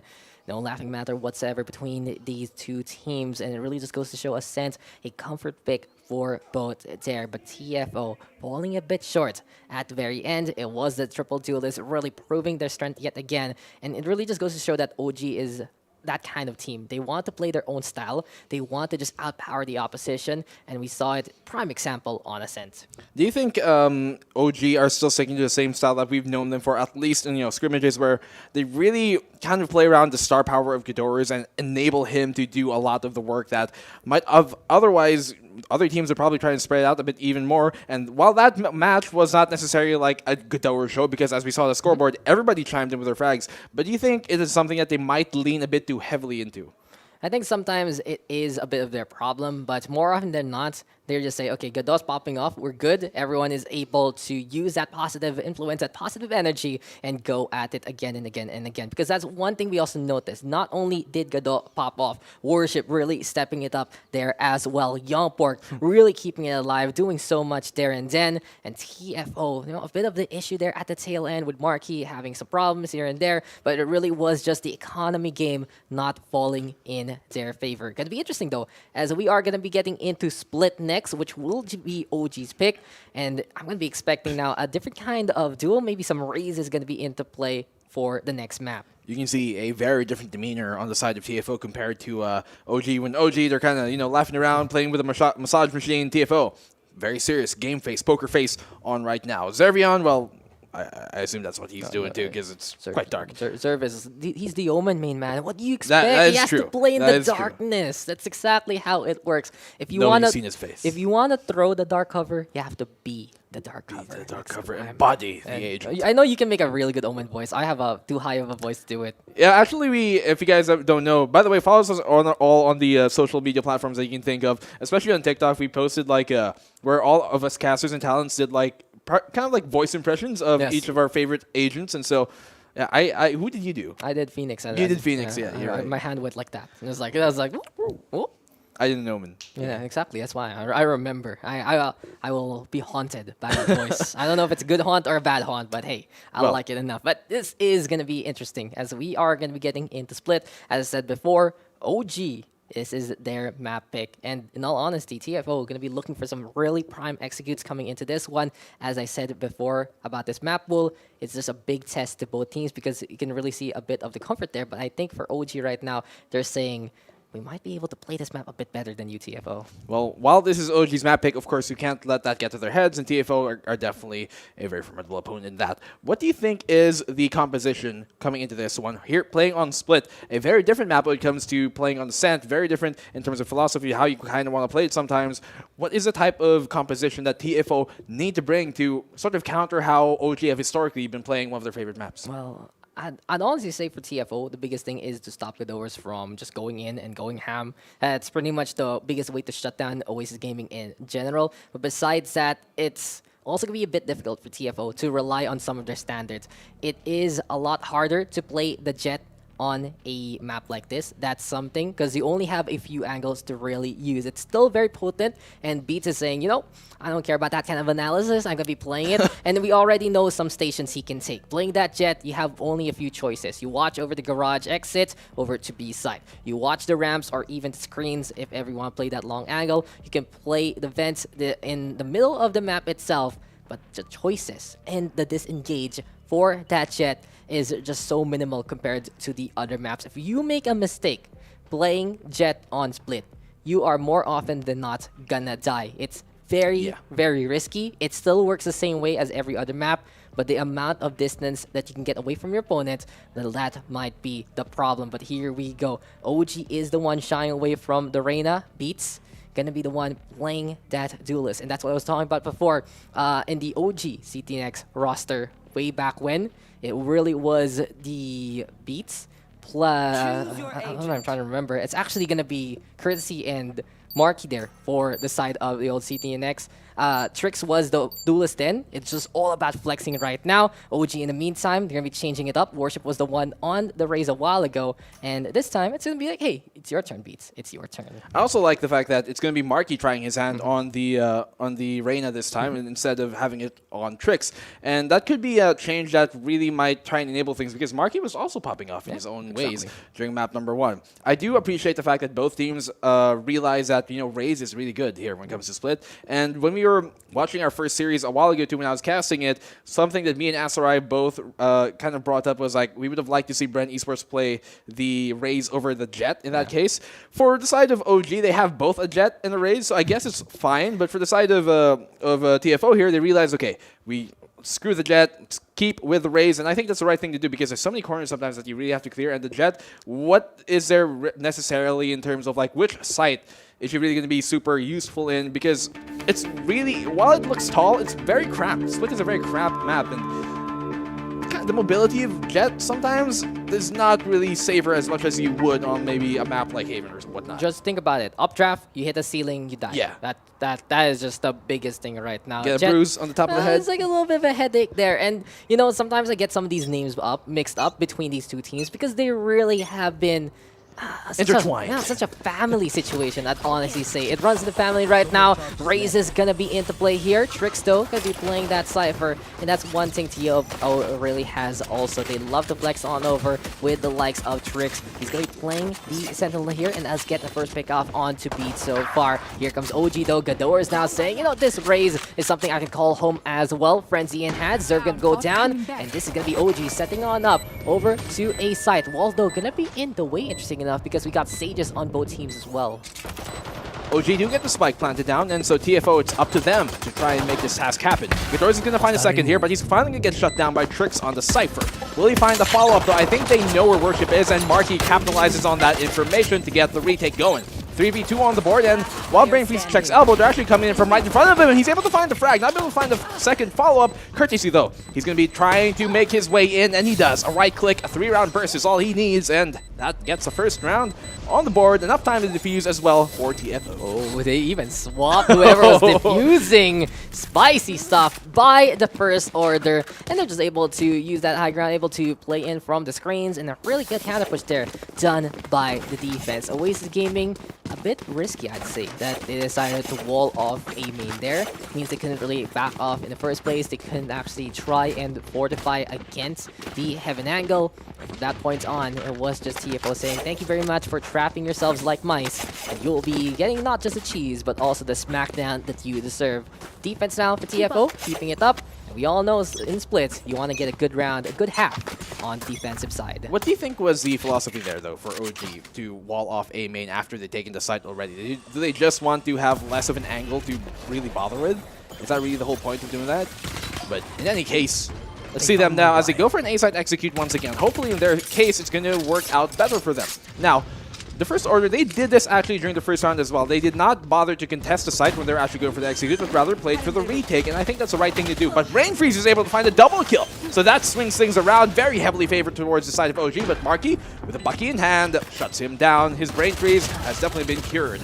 Coco will find a frag his way, but not after the quick trade-off there. Ghidorah is going 1 for 1. Yeah, Coco gonna be by the ramps here. Sees the shutdown turret, and Oasis Gaming setting up on the site yet again. Advantage here for the attacking side so far. There we have the wall by the screens. A lot better this time, thanks to Worship. And there we go with the drop down, but Oasis Gaming will get that takedown. Leaving Zerv now all alone in the darkness. He will come on back. And Oasis Gaming tying it up here. A bit of a deja vu as we saw the same kind of situation a while ago. And I just gotta say also, welcome back to Brainfreeze. He's playing now in the OG roster. They're starting 5 back here because it is no longer a set. Young Pork has done this job and more. And with the impact they're done by the Stinger, you can really see he's at the top of that scoreboard for Oasis Gaming. As you said during map number 1 a while ago in Ascent, Young Pork was really brought out for that map specifically because that is a map where they know they can pop off, and he definitely did that, getting himself to the top of the leaderboard. But now, as you said, welcome back, Brainfreeze, and let's get this map going. That paranoia does get them a bit anxious. 3 people caught out in that, but,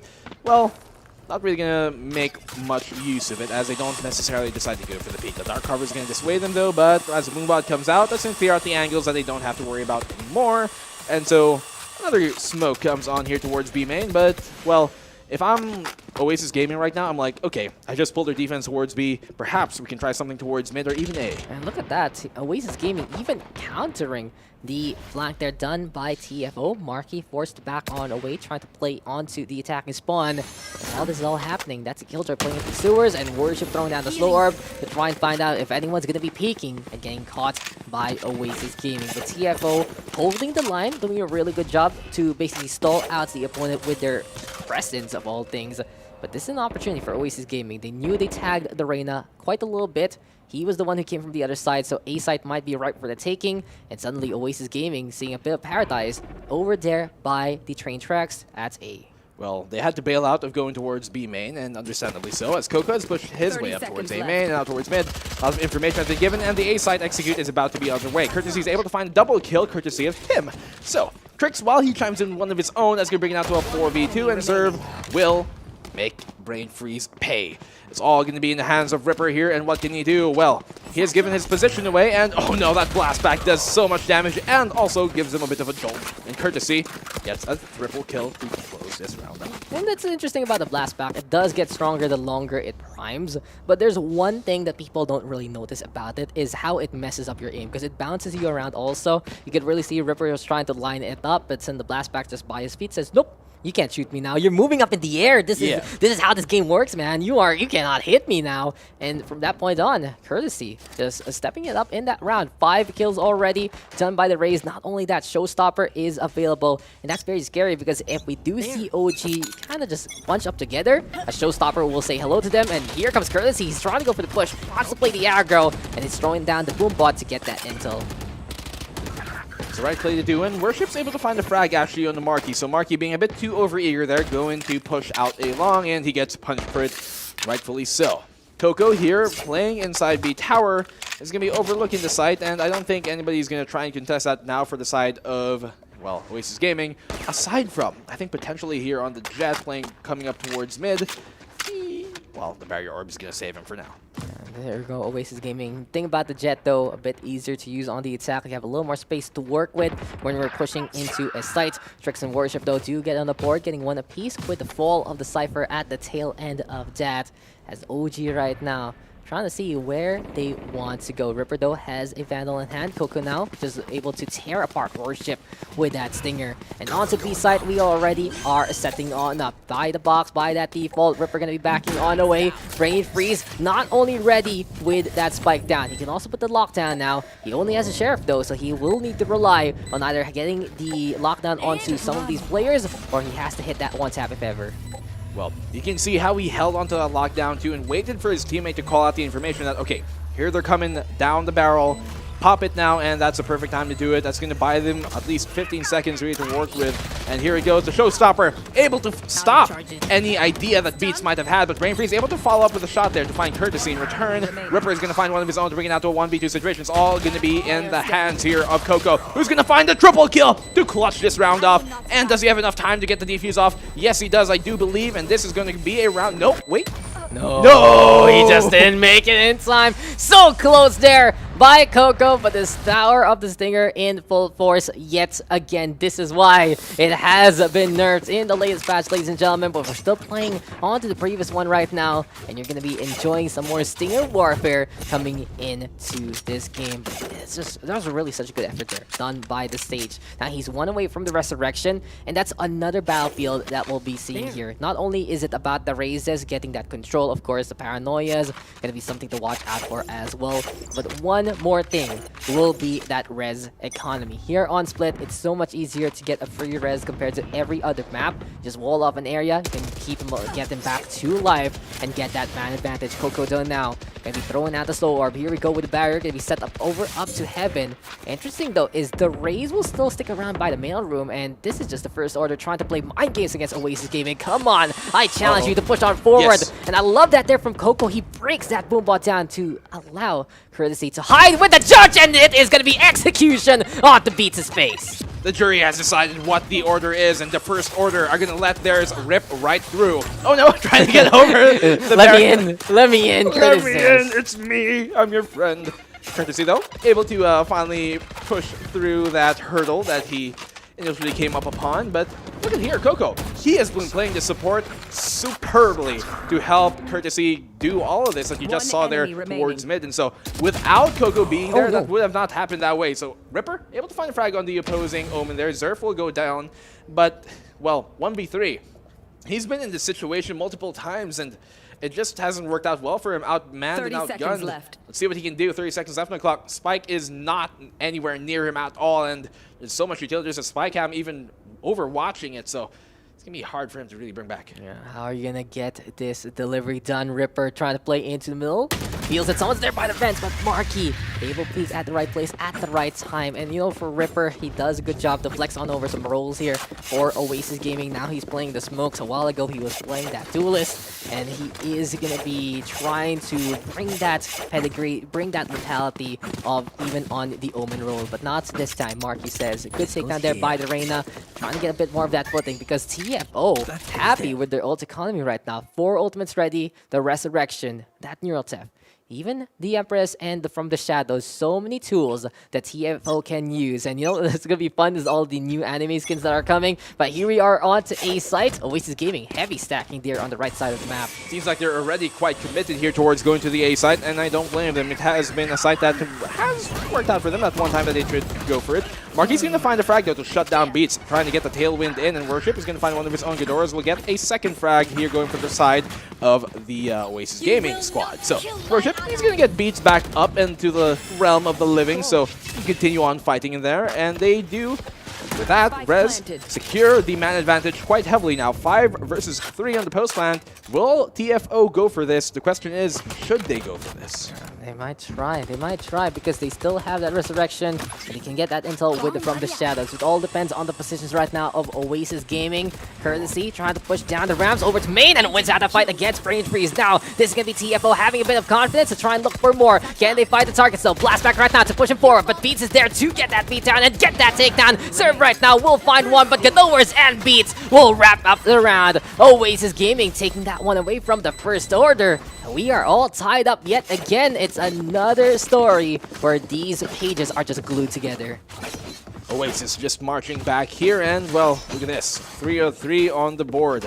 This is pretty much the same story as we've had during the first map, although, albeit, it is even more like one after the other back to back. I would not even have assumed that it could get at any closer than our first map was.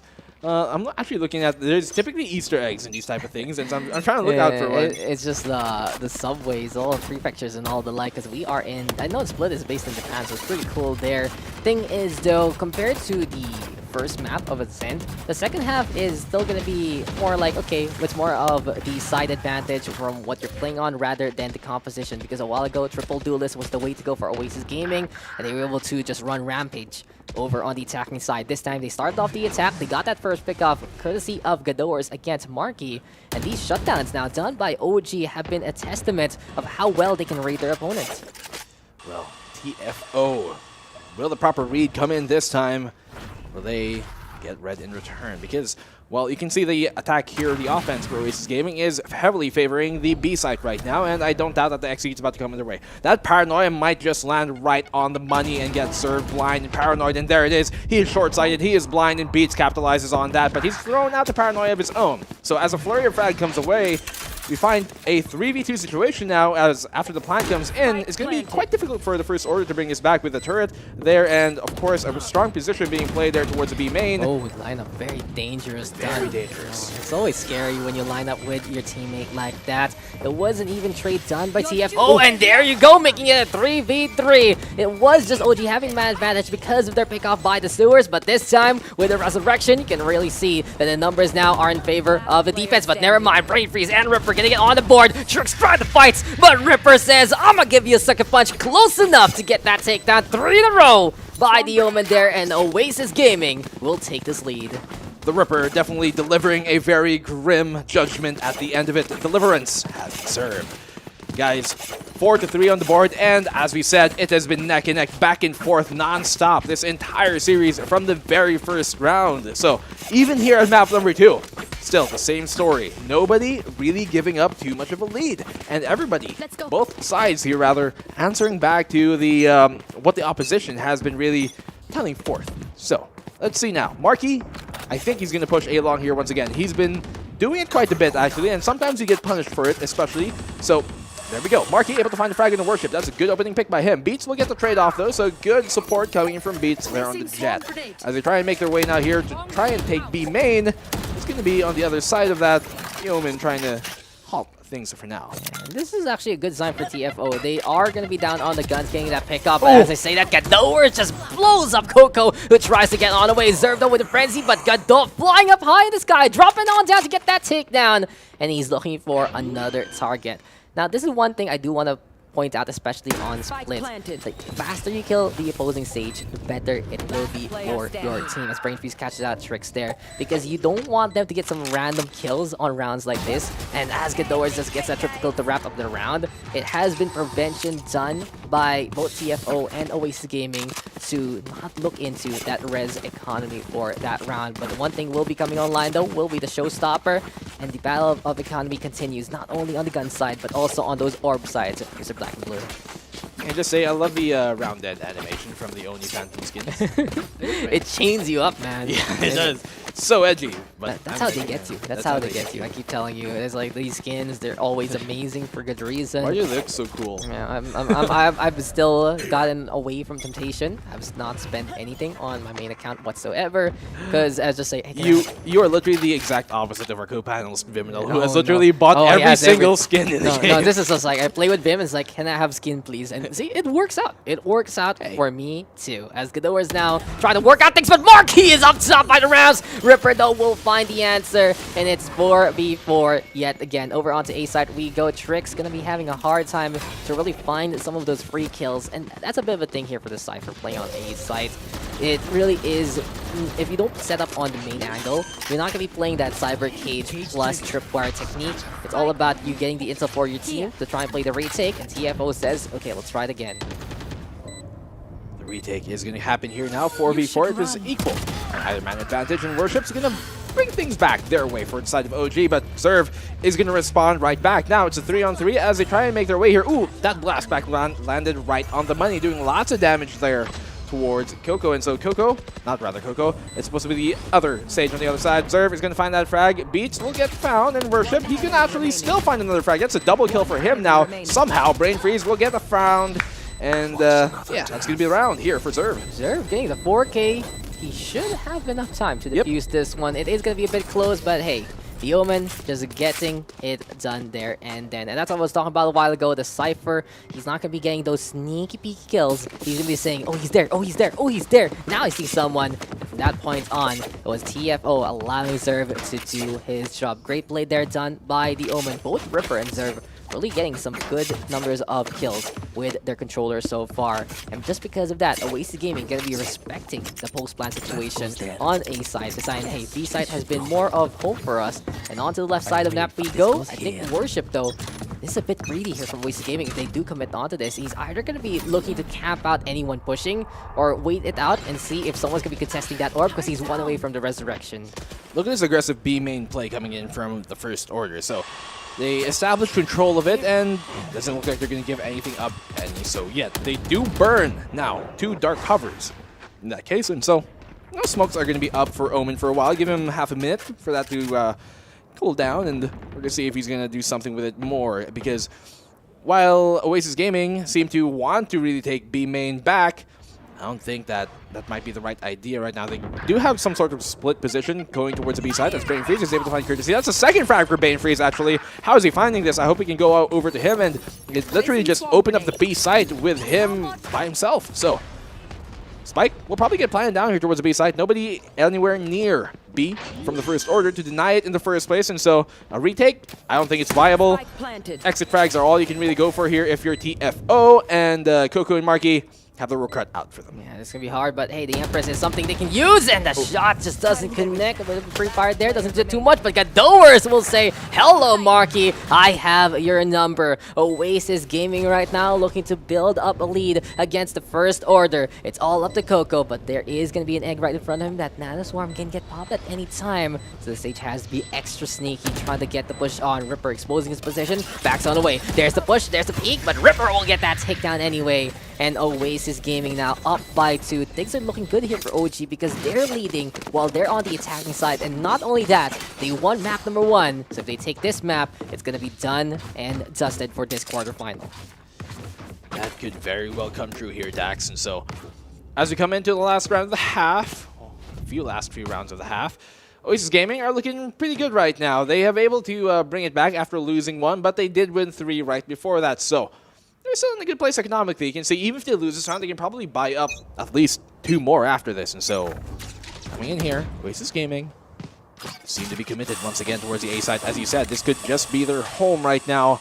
And the Boombot clearing the path. Marky's going to find the first frag here. Great shot from him to find Worship in return. That's a Sage. And as you said, he's the first guy you want to remove immediately if you got a choice. And well, Beats, he's going to really confirm that after the fact. Ghidorahs and Beats are going to find another kill. And well, in the end of it, it's going to be a 1v4 situation, heavily in favor of Oasis Gaming. TFO's courtesy. He, well, what else can we say? Well, you know, he's by screens and he has his work cut out for him. Just gotta give it to Oasis Gaming though. You can really see they're in full brim of confidence against the first order. It might have been a bit shaking at the start there, but no, it's just OG all the way. Brain Freeze getting back into the roster, doing an amazing job also. It really goes to show why they rotate players here, there, and everywhere on a specific composition where they want to play triple duelist. Ripper's the one who can flex over to duelist. You have an amazing controller main as their sub, but coming into a map like Split, you need Brain Freeze back because you need that Sentinel. Ripper goes back over to control duty, and things are looking good here for Oasis Gaming. Can they get one more round though, Black and Blue, to really secure a big lead coming into the next half? It's 3 ultimates though, make that 4 actually here for TFO, 2 here for OG, and a showstopper to start things off, and the first order flying on in to try and get the takedown, but apparently Worship, he wasn't covered I believe, and Courtesy will die instead as Oasis Gaming gets the first kill, and Worship is popping off over at A site while we're watching the middle. Zerv has to back on away, respecting the strength of the Sage. And the fact that Worship found those opening picks towards A side is going to pull the defense going towards the A side, but the spike is towards B, but somehow Zerv and Trix and Coco here for TFO bring it back towards their favor, and this has all gone awry, but Beats is able to get the right click off, and that's going to reset his Blade Storm. Now 2v2 situation up here inside the tower. Can Trix find his frag? No, he won't! Ripper is going to send him back down to the grave, very grim of him, and that is going to be a 2v1 now. The plant will go off. Zerv, it is all up to him. He does have his ultimate up, and he does have a smoke, and 2 Shadow Steps alive. So close. Zerv gonna be dropping on down. He wants to get closer. He knows one's playing the op, so he just needs to find the one who's playing rifle and get the shot anyway. Beatso will fall. And Zerv will do it here. A triple kill to wrap up the round. The first order will take that one. And Oasis Gaming, they got off to a hot start thanks to their Sage, but then it was just absolute chaos. We've been having a very chill time here, Black and Blue, honestly. It's been very relaxing. It's like we're just having a nice conversation about the game. It hasn't been as crazy as that long series that you did, but hey, that was just that was it. We saw it. We saw it coming, and eventually things gone awry. But hey, TFO now only gonna be down by 2 as they go on the attacking side. OG with a bit of the advantage. Thing is though, it will be that Killjoy on the defensive side rather than the Cypher. So a bit of the nest gameplay. You're gonna see some of the turrets and the nano swarms, the alarm bots coming on in on the defensive end. It might help out Oasis Gaming as that's a very complete set of a long-running series of stories here at VALORANT Challengers. But first order, man. What is all this? Man, it's the new thing. It's the anime stuff. It's the manga stuff. It's cool. It's by the defense spawn. But here we are, over to the round. And look at this. Oasis Gaming fortifying A side with that Killjoy. Well, as they try to go towards the A site, I'm not sure if that might be the right idea in this case. Pistol round coming off here, and A site definitely seems to be the point of contention, but the spike is towards B. And there is a Soul Defender there. I believe that's Zerv towards the B site, but he has been pulled away. And as Beats goes down, Marky's going to find their way in here from ropes, and the plant will actually go up. Nobody inside the B site to get to contest this plant, and they have successfully faked the attack on towards the A site. B site is where the spike is, and well, here for the side of Oasis Gaming, they're in for a bit of a rut.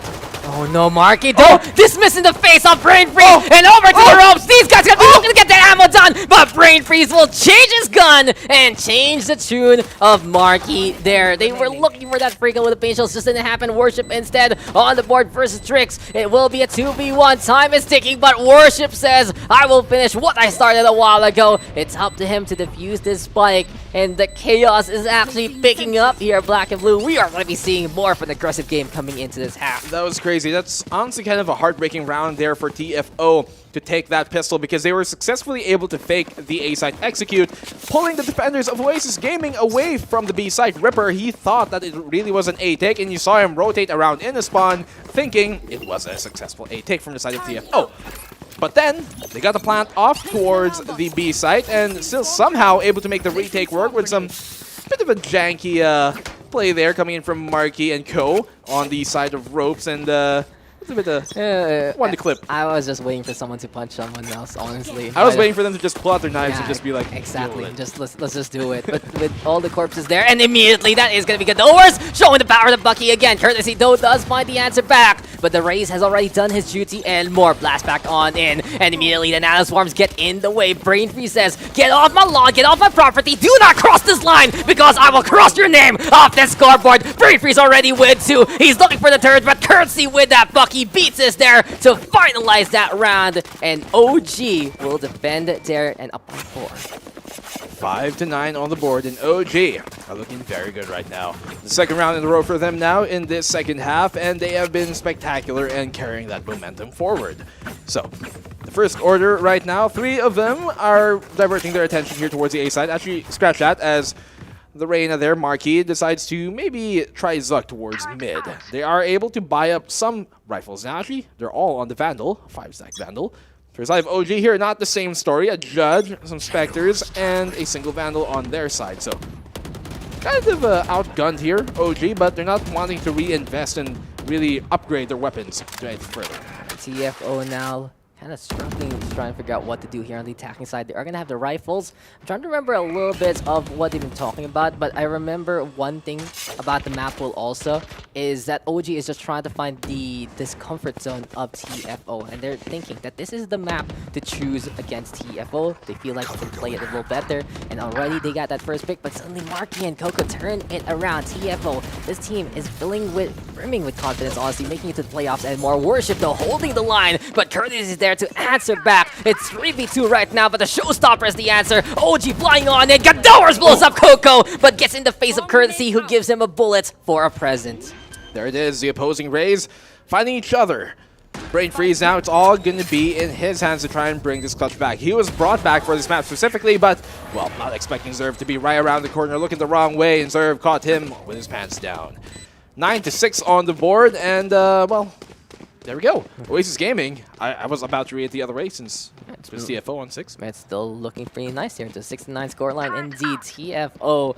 I think they're doing this on purpose. We're seeing it yet again here, Black and Blue. But that third round turnaround on the second half, exactly what they needed to get back on the board. Now, they will have a bit of the gun advantage, but Stingers are always a scary thing to fight off in this patch. Beats also playing that operator, and this is one thing we've noticed also in that previous series between Bren as well as Org Not Found, is it really relies on your skill as an op player, as a Jet. If you miss, you're probably gonna die, but you gotta hit those nutty shots to stay alive. You got the Ors right now, hitting that shot, and really the Stinger deserves all the batting in the world and more after a dirty takedown like that. Such a close angle like that, the Stinger can definitely wreak havoc, and you see the benefit of having such a weapon. Trix is able to find the frag, but Beats is able to get the trade on Courtesy, who almost stopped the show. Now Ghidorahs will get taken down by Beats once again. Look at this, Trix will get taken down, so 2v3 on the board, and the spike is well on its way to go towards the A site, but it might just be caught off here if Jet has taken its time, but here we go. 2v3 on the board. retake, not going to happen yet. They're, I think, comfortable on giving this plant up and not necessarily denying it. You can still see that Ripper here is diverted his attention towards B and not wanting to go towards the A side just yet. They don't have the information that the A side is what they're going to be attacking and planting on. And so here we go. Spike will get planted. No one to deny it for now, but they're going to play for the retake, and they do have the man advantage. Now, Coco, we saw the opposing Sage here last time, Worship, do so much right on the rafters. Will Coco be able to do the same thing in return? Slowing it down already and beats with the backstab. Coco gonna get his mug shattered there, as this is gonna be the operator getting those kills. Ripper though gonna find Zerf as he's distracted by the speed of the jet. And Oasis Gaming, what a play was that. I just love what we saw there from the defending squadron. They had the jet on the backstab. They did not want to give up B sides until they could confirm that it was going to be an A take. And as soon as that happened, they called attention by screen saying, hey, you know we're all here, right? Suddenly, Beats going to be in behind, getting the shot to the spine. And OG now 3 away from moving on with a date with Bren Esports. Can the first order answer back, because it's their first time here in the playoffs and they want to keep it as long as they can go. Very descriptive there. Well, Oasis Gaming right now looking very far away from the first order, right over the sand dunes to catch up to. So, 4-round deficit between them and potentially tying it all up. But that's going to come with a lot in return. They're trying to make their way now here towards mid, and I think that's the right idea to do, because if they can capture ropes here, that's going to cut off the sole Sage player there towards the A side. But Ghidorah is there with the buck. He's able to find a double kill. Will he find a third is the question. Well, they have to be very careful. They know what Ghidorah can do in this type of situation, and he's going to find the third. Yes, he is. Courtesy turning his back at the wrong time. Coco is going to get the trade-off on him, though, at the very least. But still, 4v2. On Oasis Gaming, this is looking so good. Game of whack-a-mole right there, right then, and it was just him going up and down to get those takedowns. Events now littered with corpses of TFO, and this is just Trix holding the corner saying, I miss my friends, I miss my team, and I miss having some space to work with, as he is going to be going on to the outside. Sheriff now in hand, trying to get a tap. Ripper though dodging the shot, and you know, sometimes you can really see that's a bit of a crutch for some other tactical shooter players, but when you see a Sheriff like that and you catch at the right time, you already know you won that fight and more. Ripper being like, ha, dodge this. Shout out, by the way. Yes, indeed, dodge this, dodge this. He dodged that. He'd be happy about that. But this is also the biggest one to see here for this map. Godot says, hit me, hit me, hit me. Baby, one more time. Oops, I did it again. I got a triple kill with a Bucky. 900 credits for 3 kills. I think it's pretty much pays for itself. Yeah, it literally is a worthwhile investment. Wall Street Bets would be quite happy with that.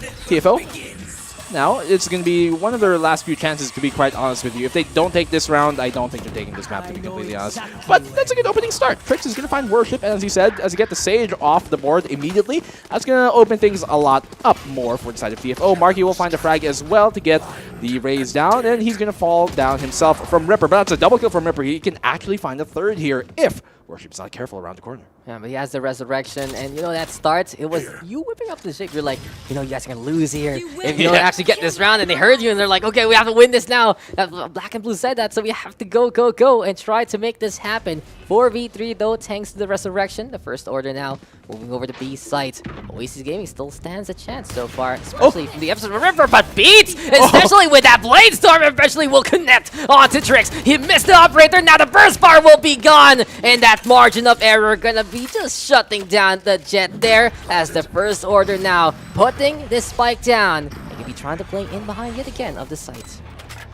Well, Zerv has burned both of his Shadow Steps there, and the lockdown has been put into effect. It's going to help the retake just a bit, but I don't know if Ripper... Actually, no, yeah, he will ult out of position there to allow them to really push and capitalize on the space that has been given. So Courtesy is going to get the frag, but Brain Freeze will get 2 of his own. Now he's going to try and warm things up, and the triple kill. Brain Freeze, this is why they wanted you back on the roster here for map number 2 on Split, and they bring it now to match point.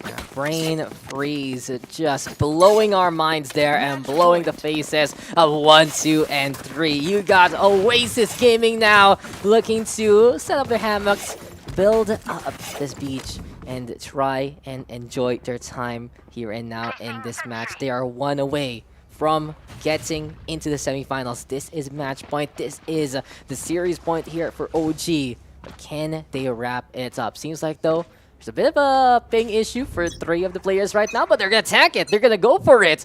And we'll see if this will actually cost them this round. As the first order, they're playing now with their lives. They want to survive. And they're going to try to do it here and now. Let's see, though, if that task is what they're going to be able to really accomplish. The slow orb comes out to just buy enough time and really delay the push here coming towards mid, but the first order seem to be really convinced that they want to take mid control here, perhaps push into ropes once again. I'm not sure if that's the best idea, though, because look at all the defenders here from the side of Oasis Gaming. Although, they're actually going to let go of it. A 4B stack from them. I think it's the right idea to pull the Rays back now and rotate towards A, because that's exactly where the first order are going to be diverting their attention to. Now, there's lots of utility here towards A site, but will these 2 defenders be able to hold it long enough for the rest of OG to come back in Brain Freeze? He's going to be the first one to make contact if ever TFO decides to spring the traps here already towards the A site. Tricks, he's going to go for the peek, but oh, he's going to get the frag. Adora's going to get the trade-off, though, but Courtesy will get it in return, and the A site has been ripe for the taking, and they're going to get the plant off. Now TFO over onto this A site, and the Oasis Gaming saying, let's form up a line, guys. Play by the defense spawn and push onto the tower itself. Might be a bait, though, with the Resurrection Worship now bringing Gadors back to life, making it a 4v4, and it is Marky just shutting down that second life, making it pretty much done and dusted. Beats, though, now still with the operator, and just is able to get that shot onto the lower half of Marky there. OG now on the hunt, looking for a few more, and can they make this work? Coco Joe on the board gets Ripper. Here comes Worship, finds one, and this will be the 1v1 to remember. Can Beats find that target? We will see the shot there, and this will just be the Omen saying, we will stay alive. The first order is still here, and they will continue on with their march. That was a perfect split cam here on split. So TFO still staying alive as we move into these last few rounds, at least it seems, for Oasis, because Oasis, I mean, it's a bit too tall of an order. I don't want to call the game before it's done, but the first order, I mean, it's possible, yes, probable. I'm not looking so likely on that, and Oasis Gaming are looking very good right now. They do have lots of economy to really support this. Though, if they lose this round, they're going to have to go on an eco here, OG, and that is kind of like the silver lining that TFO have to remember. If they can get this round, the comeback might just happen. Still, 5-round deficit between them and the end. I mean, speaking of a bit of a relief here, actually, for the first order, they just know, okay, our opponent is already 12 points, just forced by our way to victory. And the thing is, they do have 5 rifles at the very least, even though it's light armor abound now for TFO. Yet again, it's all about the middle here for the first order. They're trying to find some control. They're trying to find a few picks here and there and take the high ground if ever. Lead the charge will be the Reina. Marky right now trying to mark a target. Doesn't see anyone so far. Lear instead gonna be into play. Broken down immediately here by Oasis Gaming.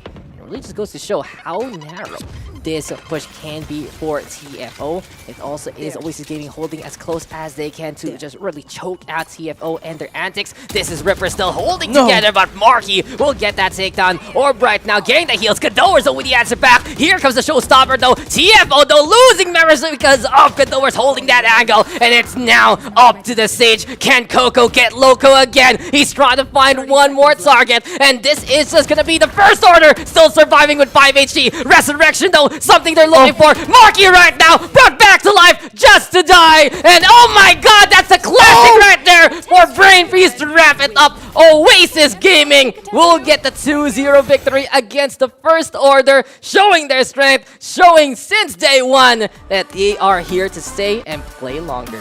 And no one better, a very apt person to close the game off there. Brain Freeze coming back into the series here for this map and shutting things down. He started off hot and ended even hotter. Great play there by Brain Freeze to get that one, and really the bait of the res. I didn't think he even realized Brain Freeze was coming up from mid, and so great valiant effort coming in from TFO. It was a very close game, guys. Back and forth all throughout map number 1 and map number 2, but in the end of it, Dax, we found who was the superior OG team. Yeah, OG, Chimera. Chimera. Have the name for a good reason, and they will move on to the semifinals to face off against Bren Esports. But what a match that was, and it was just all about playing the mind games here, there, and everywhere. In every single round, they were just trying to outmaneuver one another. In the draft itself, it was trying to see where these comfort zones, where these weaknesses could be. Gotta give it to OG. Their rotation was really, really good. Not only in moving over to A to B side, but no, about their players. They had Young Pork really stepping it up on the set, Brain Freeze stepping it up on split, and having that 6-man roster, having the right timings to change your players, make them play these certain styles at certain times. It really is a breath of fresh air that we're seeing right now from OG Chimera. Quite refreshing there, seeing from Chimera. And, well, congratulations to them as on the Oasis. A bit too far away for TFO to reach them for now, but it is really nice to see that flexibility in a roster, a 6-man roster. You can see exactly why they have those 6 players in their roster, making the full use of that. But guys, that was the second series of the day. We're going to move into our third in just a bit, of which Mr. Dax here is going to cast with Azurai. So for me tonight, I'm going to be saying goodbye, but for you guys, do not say goodbye as yet. We have our third quarterfinal to be played right after this one, after a short break.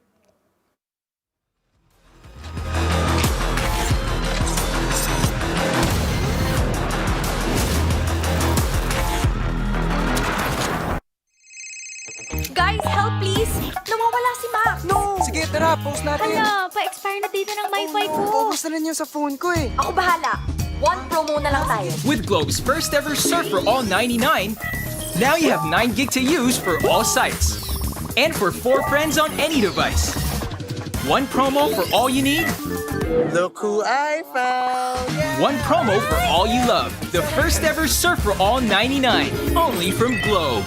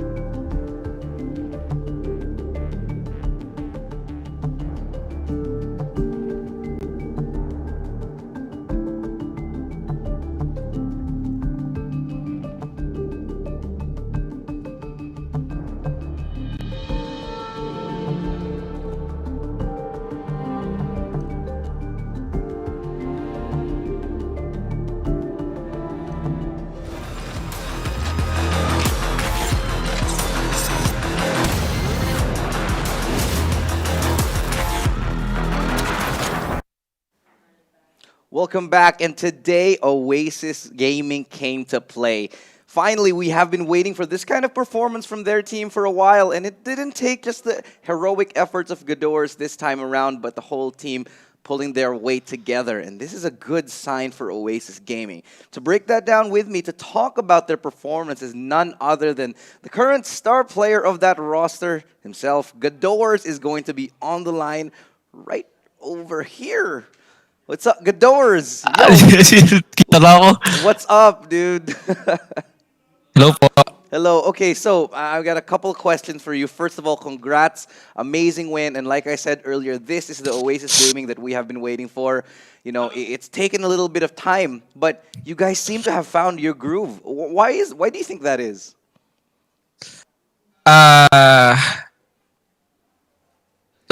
First of all po, mas comfortable kami maglaro ngayon. Lalo na nasa bootcamp na kami, may magkakasama na kami naglalaro. So, parang iba yung flow, iba yung aura na magkakasama kami naglalaro. Ito pa nga lang po kami dito actually.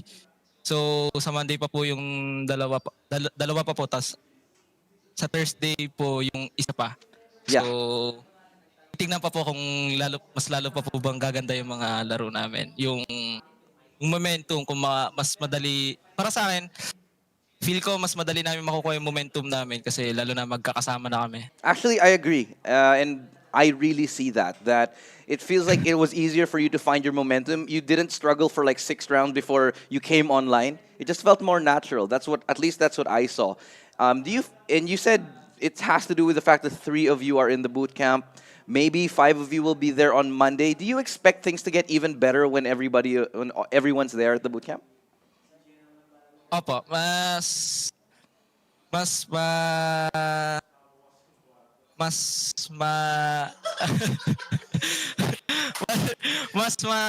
ano ba yun? Hindi ko maalala yung term eh. That's all right. Yung mas mapapa-widen yung ano namin, yung pagsasama namin, ganon. Yeah. Alam mo ba yun yung mas magiging close, mas lalong magkakaroon kami ng bond connected to each other, ganun. Yeah, and that helps definitely building that chemistry. I want to ask you about that last game. You went up against TFO. What were you feeling before and after that match, especially knowing the history of both of your teams? You know, you guys know each other quite well, and a little bit of a rivalry going on there. How does it feel to take a win against TFO? Before the game, actually, kinakabahan po talaga ako kasi yung para sa akin may nape-pressure ako kasi syempre kami yung team na madalas na inconsistent na masyado nag-choke talaga. Pero pag nakuha na namin yung mga laro namin, like nakuha namin yung aura ng game, nako-comfortable na ako kasi nako-comfortable ako gumalaw in-game kasi lahat kami on point kumbaga. All right. Well, I can clearly tell because game 2, you guys really started to get into the groove and ended up really taking the fight to TFO. I'm going to ask one last question before we go on to a little bit of a break. Any shout-outs to anyone you want to give a shout-out to? Anything you want to say to other teams that you're going to be fighting later on in the tournament? Shoutout sa lahat-lahat ng core na Oasis Gaming, sa lahat ng pinaka matataas pa sa mataas. At saka sa coach namin, kay Coach Eko, na sobrang parang tatay sa amin talaga na umaano. Tsaka doon sa family ko na nanonood na sobrang suportado na. At saka sa mga fans daw, sabi ni Worship. Anything you want to say to the other teams that you're going to be facing off later on? Ano pa ulit? Any message that you want to give to the other teams that you'll be fighting in the semifinals or in the grand finals? Message daw sa team. Sa mga kalaban daw natin sunod. Ano po? Kita kits. Joke lang. Para sa akin po, we will try our best, lalo na Bren, makakasunod namin mga kalaban. So,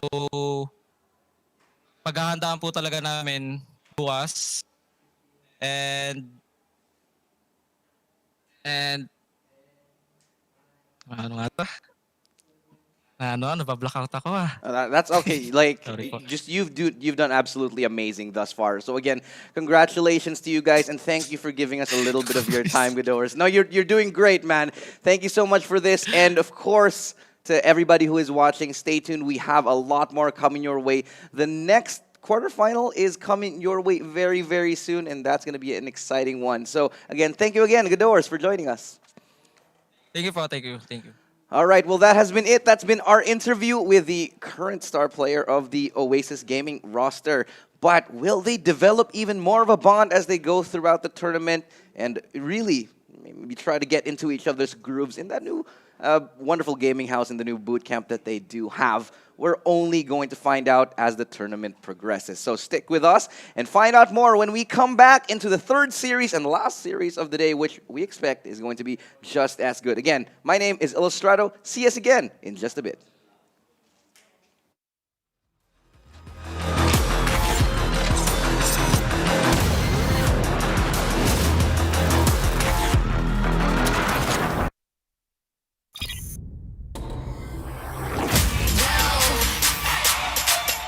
Why don't you watch me do my thing? Reinvent the world, yeah. Choose to be more, choose to be better, choose to evolve, choose to be more, choose to be better, choose to evolve, choose to evolve. Every time the world spins round, reinvent 360. Thinking you gon' miss a good thing, yeah. Show the whole world, reinvent. Nobody knows that it's your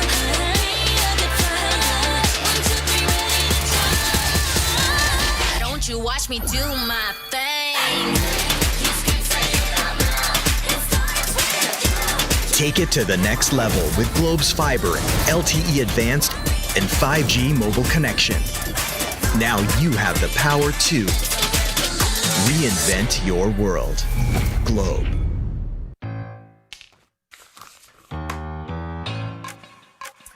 Dear Mother, light of the home. Dad? Hey, baby! Greetings, Professor Rodolfo. May I be absolved from Math Club tomorrow. May Globe Virtual Hangouts kasi. Go and hang out from wherever you are. Just open the Globe One app, choose an event, and click join. Watch concerts online! Woo! Dance together! We can do quiz nights. Yo, let's go! If you allow me, I promise. To make it up to you. And repay your kindness tenfold? Truly, your favorite child. I love you, Dad. please, babe. Thank you, sir. Enjoy your fave events with Globe Prepaid Virtual Hangouts. All together now.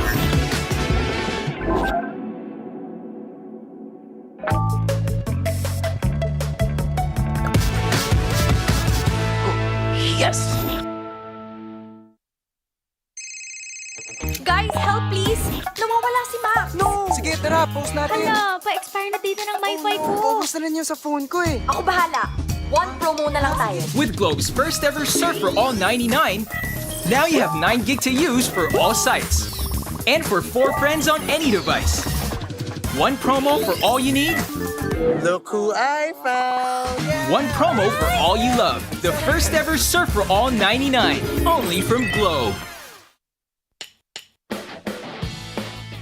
Every day is a new day. So why don't you just get up and go? No time to waste. What are you waiting for? Why don't you just get up and go?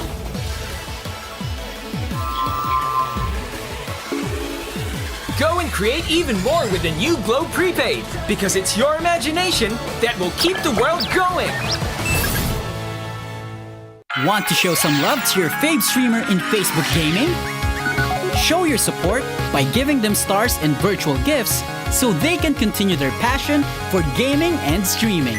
Purchase stars to give your streamers on Facebook through Globe Prepaid and Postpaid. Tap Get Stars to purchase additional stars. Select the pack of stars you would like to buy. Pay through Globe Prepaid and Postpaid. Now, you can start sending not just stars, but also virtual gifts as you watch different streamers of various games. Purchase stars on Facebook through Globe Prepaid and Postpaid. Also available in TM. When you want to level up your entertainment, G-Pay your way and get the latest games and movies on Google Play using Globe Prepaid and Postpaid. Add payment method on Google Play. Enable payment through Globe Prepaid and Postpaid and confirm. No credit card needed.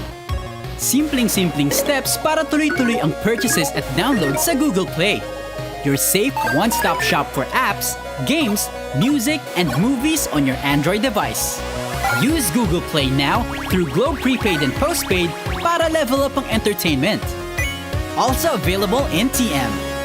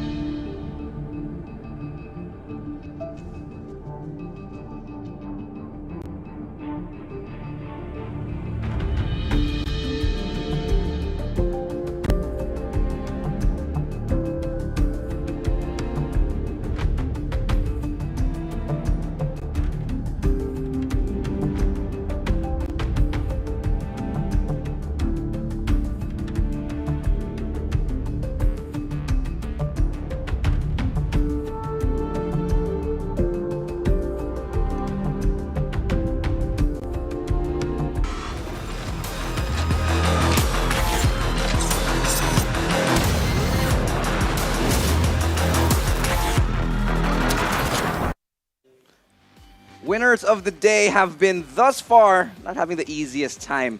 But it looks like OG Chimera actually managed to scrape together a 2-0 in a very, very convincing fashion. Towards the end, they did seem to put it back up. And, you know, it seems like Chimera might be finding a little bit of their stride, what with their new boot camp and all. Let's see if it continues in that trend as we follow in the weekend. Again, my name is Illustrado. You're joining us here on the VALORANT Champions Tour. And we're going to make you as well champions and winners in your own right, because we're giving away VALORANT points. If you want to know how, this is all you got to do. Check out your screens, ladies and gents, and simply follow the instructions. Easy as 1, 2, 3, 4, 5. That's after 4, right? I'm kidding. It's easier that way. Like and follow the PPGL page, and make sure you share the stream and follow the caption of which team you are rooting for. Use the hashtags. Make sure it's public, and you win up to 1,500 VALORANT points. Could be the difference between getting that knife you wanted or maybe not. Again, I know I would love that. I mean, 1,500 VALORANT points, a lot of things you could do here, but I can do a lot of things on my own, but I do need the help of the panel to help me out and do these things. So, Trix and Viminal, let's break down that last game. What exactly happened in that one? So, guys, I think you'd agree with me here that the last game was a completely different narrative from the first series of the night. You know, the first series was Org Not Found versus Bren, and it was super intense, sort of this, it was up to 11 the entire time, right? And then we had TFO versus OG, and it was a completely different story. It was sort of cool and calculated, and it was sort of like, okay, a chess match, so to speak. Definitely two teams that clearly know each other playing against each other. That is what we saw today. I mean, it felt like, if we could akin it to a traditional sport, it felt like an American football game where they all sort of had set plays and what to do at the beginning of the round, and they'd execute it. And in the span of like 10 seconds, the round is done because they've already done their moves, you know. It just felt like that. Whereas earlier, it was a different kind of pace, you know. Right. The momentum, the movement of the teams, the way things, the way the match goes. It was a little bit of wavy, but this time it was just like hard-hitting action every single game. And I think that has to do with because the players know each other so well. Right. And how do you think that went for them? Do you think that went against TFO in that instance? It definitely went against TFO, in my opinion. I saw that they had a really nice default. They were playing it very well. They took control of mid up to A short on Ascent, and that's exactly what you want to do because it's a pivotal. Those areas are where the team can pivot either to go to A or to go to B. But on the other hand, we also had OG, Oasis Gaming, being able to play against that, also pushing mid in turn against TFO, and it just seemed... During that game, the moment I saw that, I realized, wow, these two teams really know each other. Oh, yeah, they did. It was very, very evident here. But let's talk a little bit about, you know, how things went as we go and take a look at the highlights. We're going to show it on your screen, ladies and gentlemen. It was fast-paced, quick action all across the board, all throughout the series here. Definitely left all the viewers with an impression that these guys, they want to brawl. Yeah, I mean, at first glance, the whole fast-paced nature of the first, preliminary rounds of the first match kind of gave the impression that, okay, these guys just running in, going ham, going crazy with their guns. But no, it's actually because they're trying to counteract each other's playstyle. And they are very familiar with each other's set default strategies and defensive protocols as well. And they're doing their best to try and counteract that. Yeah, I want to point out one player in particular. Coco was actually cracked in this series. Oh yeah, he was insane. He was cracked. He was on fire. Yeah, it's just he came to play ball. You know, it's just he's got one of those days, and that's what I really liked. It wasn't just Godowers showing up on the map for OG. It was Coco on the other side. He was having plays, and everybody seemed to have their own inputs in how the game was going. I think watching that game, it felt like both teams need a little more discipline, though. I understand they can read each other well, they know what the opponents are doing, they know what they want to do in turn because the opponents are playing a certain way, and yet it still felt unpolished, the game itself. It felt, okay, you understand what the opponents are doing, but do you really know how to properly counter it, or are you just assuming because this is how the opponent plays? Yeah, I think it has a little bit I don't think there's any shortage of fundamentals. It just seemed like it was a little bit scrappy all throughout, actually. Maybe it was because the emotions got the best of them. Maybe emotions were too high for both teams. You know, that could be a thing here.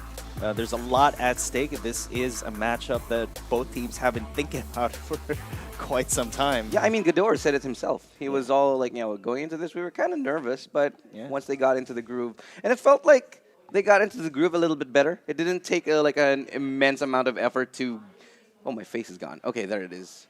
It didn't take an immense amount of work to get Gadors to show up on the map. And I think it had something to do with the fact that Coach Ekoshimo was right there ready with like a fan in his hand to show up on the map. That knife that I want. He has that Celestial bundle. fan. Yeah, he does like But, show up on the map. I mean, that definitely does make a difference. Being in a boot camp, being together with your players and with your coach for support there in the background, especially during tactical pause.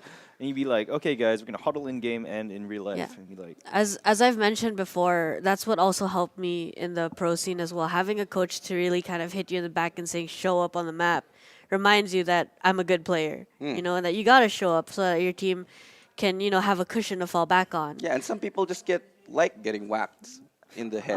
Yeah. Okay. I mean, it's like, so just to motivate. Yeah. I agree. Yeah. No, not. Why must this be a laughing matter? I am dead serious. But, just... I am at a loss for words. So moving on, why did TFO lose? Okay, how's the weather? The weather today is... For real, guys. I think that TFO, especially on Ascent, they were doing really well in the start, but they didn't learn from their mistakes early enough. They were taking way too long and in turn gave Gadores that confidence that he really needs. And just started getting those picks, especially when OG started going into the attacker side. And TFO just constantly peeking or dry peeking, getting picked off, and OG realizing, hey, we're actually like a good team here, and we're going to win this map. And TFO just didn't do retakes very well. In the start, they do it well, but then the angles that they're watching, it didn't seem consistent, and not too often they were at an early disadvantage getting picked off. Yeah, I think they started a lot of rounds at a 4v5, actually. Opening picks usually actually went to Gadors, whether it was him holding a shotgun. Like, it's just ridiculous what he can do with a Bucky. That's just Gador things. And when your star player shows up on a map like this, there's very little the opposing teams can do. That's not to say that TFO didn't play well. Yeah. I feel like they just sort of lost composure towards the ending of that series. Would you say that's fair? I mean, Ascent was pretty much a 50-50 type thing. Both teams, we know of them to be very good on Ascent. And during the first half, TFO was really, stepping up to the plate against OG. And then OG sort of came back around the second half. It was a very, very close game. But then Split, I do believe, was the map pick of OG. Yeah. And because historically, TFO has not been very successful in a map like Split. Yeah, well, in this feud that we have between two amazing teams, it is OG Chimera to come out on top, and we're going to show you who was the MVP of that last series. We're going to put it up in your screens in just a second, but if I let me think really hard about this one. Oh, what a surprise! Surprise! It's Gadors with 232 ACS. This dashing young man, first time I'm hearing of his name. So, who is this guy? I mean, he plays Reina quite well, huh? Got Gato 3RZ with the 232 ACS. Yeah. Definitely when I think of Doors, as I've mentioned before, I really do think of Reina. He's just amazing with the character, and I always look forward to watching him play. But as I stated before, I do hope he never loses that confidence that his team clearly needs him to have. Yeah, well, they have shown that they are growing. And that's definitely, they are not relying on Gadors all that much, especially lately. I feel like they have gotten some pieces and put them together, and maybe 1 + 1 = 3, but it's not 4 anymore. You know what I mean? It's not a 2 yet, but we're getting there. So let's talk a little bit about the next series that we have. We're going to show you guys the bracket of how things look, the last series of the day, and it's one that we have been anticipating for a little bit. ArkAngel versus none other than Dreamfyre, excuse me. That's going to be the last of the day. Tomorrow we're going to start it off with Empire versus Hashira, which is going to be an amazing start to the day. But we already saw Bren go 2-1 against ONF and OG going against 2-0. So let's talk about the upcoming match. Dreamfyre, ArkAngel, break it down for me, panel. What are your initial reactions to this matchup? I want to say that ArkAngel will win it, but as OG has proven me wrong already, I'm certainly concerned about my opinion. I mean, and it's always cool to be proven wrong when once we lay down our predictions here in the panel on the analyst desk, and then with our other casters over there backstage. It's just so cool when things don't play out the way we thought it would. Yeah. So really, this is all just speculation, but again, I heavily favor ArkAngel in this matchup, simply because they have such a phenomenal pedigree in their roster, historically as well in the local VALORANT PH scene, compared to Dreamfyre.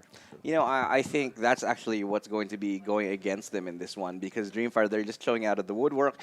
And I feel like we've only seen a few games from them, really, that nobody really understands how they play. So the element of surprise might still be there. And that could still be a factor, wouldn't you say?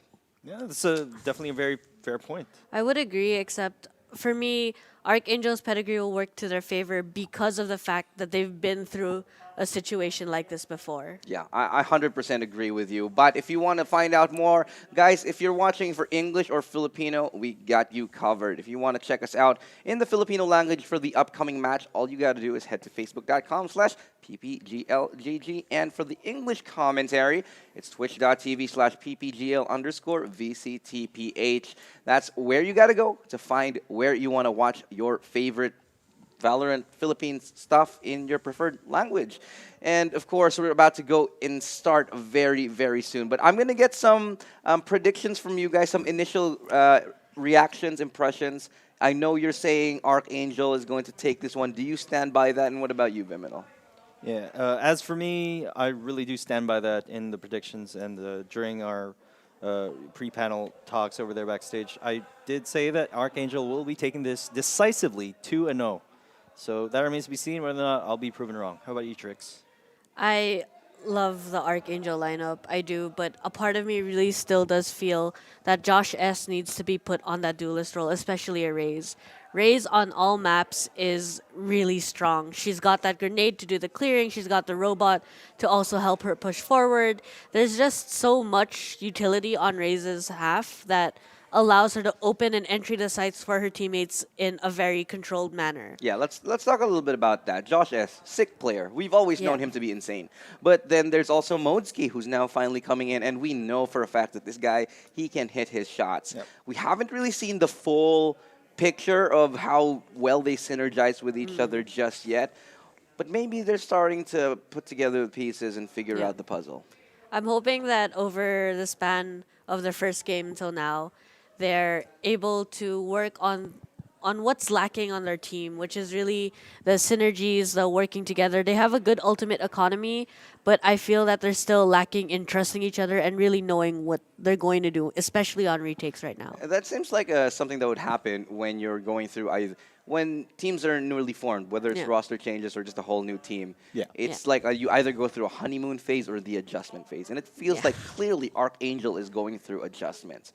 But enough about ArkAngel for now. Let's talk about the teams that they're going up against. So right now, we're going to show it on your stream, on your screens. Dreamfyre, the boys who came out of nowhere and just wrecked everyone for a couple of maps here. And we wanted to talk about Dreamfyre here. If any team is going to surprise us and take out one of your favorite teams, it's got to be Dreamfyre. They are unpredictable. They're exciting to watch. They're like the rogue rebels, the loose cannons of the VCT. Yeah, definitely loose cannons, that's for sure. Especially for their roster, most of them being content creators, streamers of VALORANT and other FPS titles. I do believe Georgie was in professional battle royale scene in the past as well. So they do have some professional esports experience, but not to the same extent nearly as ArkAngel. So again, this could really go either way. Dreamfyre, are they going to be that unpredictable adversary to ArkAngel, or will ArkAngel just prove their superiority in terms of experience and veterancy? They play this game like they do a battle royale sometimes. They're so effective with the trading, and they hunt for the kills. Once they know where one person is, they will seek them out. It feels like sometimes they still are playing kind of a battle royale with abilities. You know, it's just a whole different playstyle, and I guess that's why it's hard for them to. It's hard for other teams to sort of read them. That might be a little bit of the reason why. But we're going to head-to-head right now, see how these two teams or two players stack up against each other. And it's going to be an interesting one because I feel like they're two different beasts entirely, two completely different playstyles that are coming into this matchup.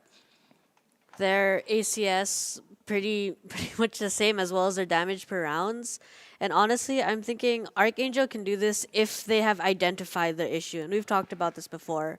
But Dreamfyre's upper hand is really their unpredictability and the fact that they're so good at the refrags. They play together, they're peeking together, and ArkAngel does do that, but I do feel that their communication might be lacking a little bit, also their mentality. I feel Dreamfyre is going into this being like, you know what, just give it all we've got, it's okay. And ArkAngel needs that same mentality to just say, give it all you've got, and if it doesn't work, it's fine because you can still work on it. Because it does feel like they do have a lot to prove, ArkAngel. I mean, the name alone, ArkAngel, bears a lot in this country. It bears a lot of prestige, and of course with a new roster, then of course you A lot of gotta hope. back it up with a lot of new achievements. Yeah, and currently I feel like they might be a little bit in their heads about like that they have to do some of these things, they have to achieve some of these things. When in reality, if they just let their own playstyle really shine through, let their strengths come out, they might just come out on top and be contenders to take out Bren in this one. But who knows? Let's find out where the battlefield will be as we show you guys the upcoming map veto. Where will we find ourselves fighting for the spike today? Ascent, Bind, who knows? It is going to be Icebox, Split, and Haven. So for the third series in a row, much to your surprise and, joy, you're going to see Split again. And Icebox. Actually, these are three of my favorite maps. Icebox, Split, and Haven. They're all so exciting. And here's the thing.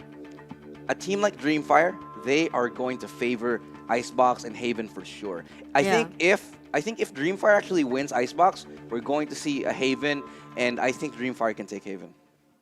I'm not so sure about that, but honestly, the Icebox pick for Dreamfyre definitely makes sense. They've played on it before, if I recall, and they did quite well. That's where the Assassin's Creed clip came in. Yeah. Jumping from the second story crates, down to the site, it's just absolutely a joy to see. Yeah. Let's see if they can pull off more of those shenanigans here. Yeah, no, I agree. Well, maybe we'll find out if Ezio Auditore will make a reappearance here and whether they can actually continue this trend of demolishing everybody they come across in style. Can the upcoming newbies defeat the veterans? We'll find out as I pass it off to our casters again. I'm Illustrado. See you guys. Sorry, no, we're not cutting to break. What am I doing? I'm Illustrado, and I'm leaving it to you casters. Take it away.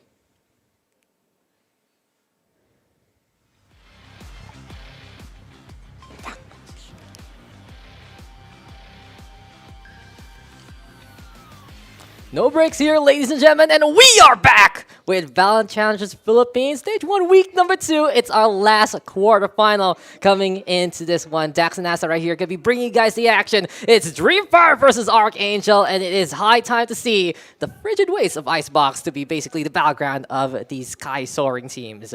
Yeah, very interesting to kind of see that Dreamfyre does pick up Icebox once again. This was the map, I believe, that they kind of started the dream, yeah. Being able to beat Affinity during week number 1, and now they're going to try to do the same kind of material up against a different team in the form of ArkAngel. Now, some people here, some of our viewers might just say, ArkAngel got this. But during week 1, we saw a different ArkAngel, a shaky ArkAngel to say at the least. And they definitely need to kind of pick themselves up coming into this second week. Now, that does kind of make it look like there's like a 50-50 happening right here, right now.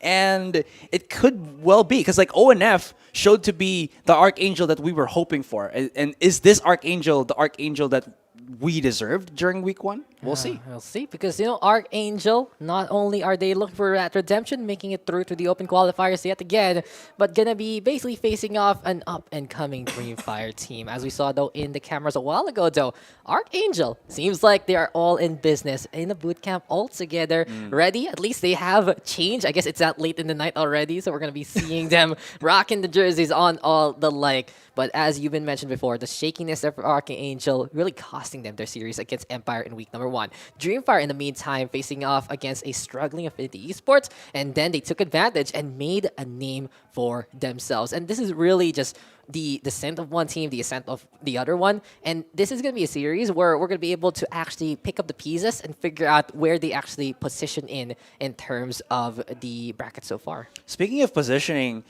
from what we've seen from week 1, ArkAngel, you mentioned already, right? ArkAngel versus Empire. ArkAngel, again, we're talking about how they had like this identity crisis where they had a lot of really talented players that it seems like these players want to play lots of duelists, and they didn't really just allow like 3 of them to go triple duelists or maybe even quadra duelists. And yes, that is a viable, kind of setup that you have. I think NA VCT has done it, or NA First Strike did it.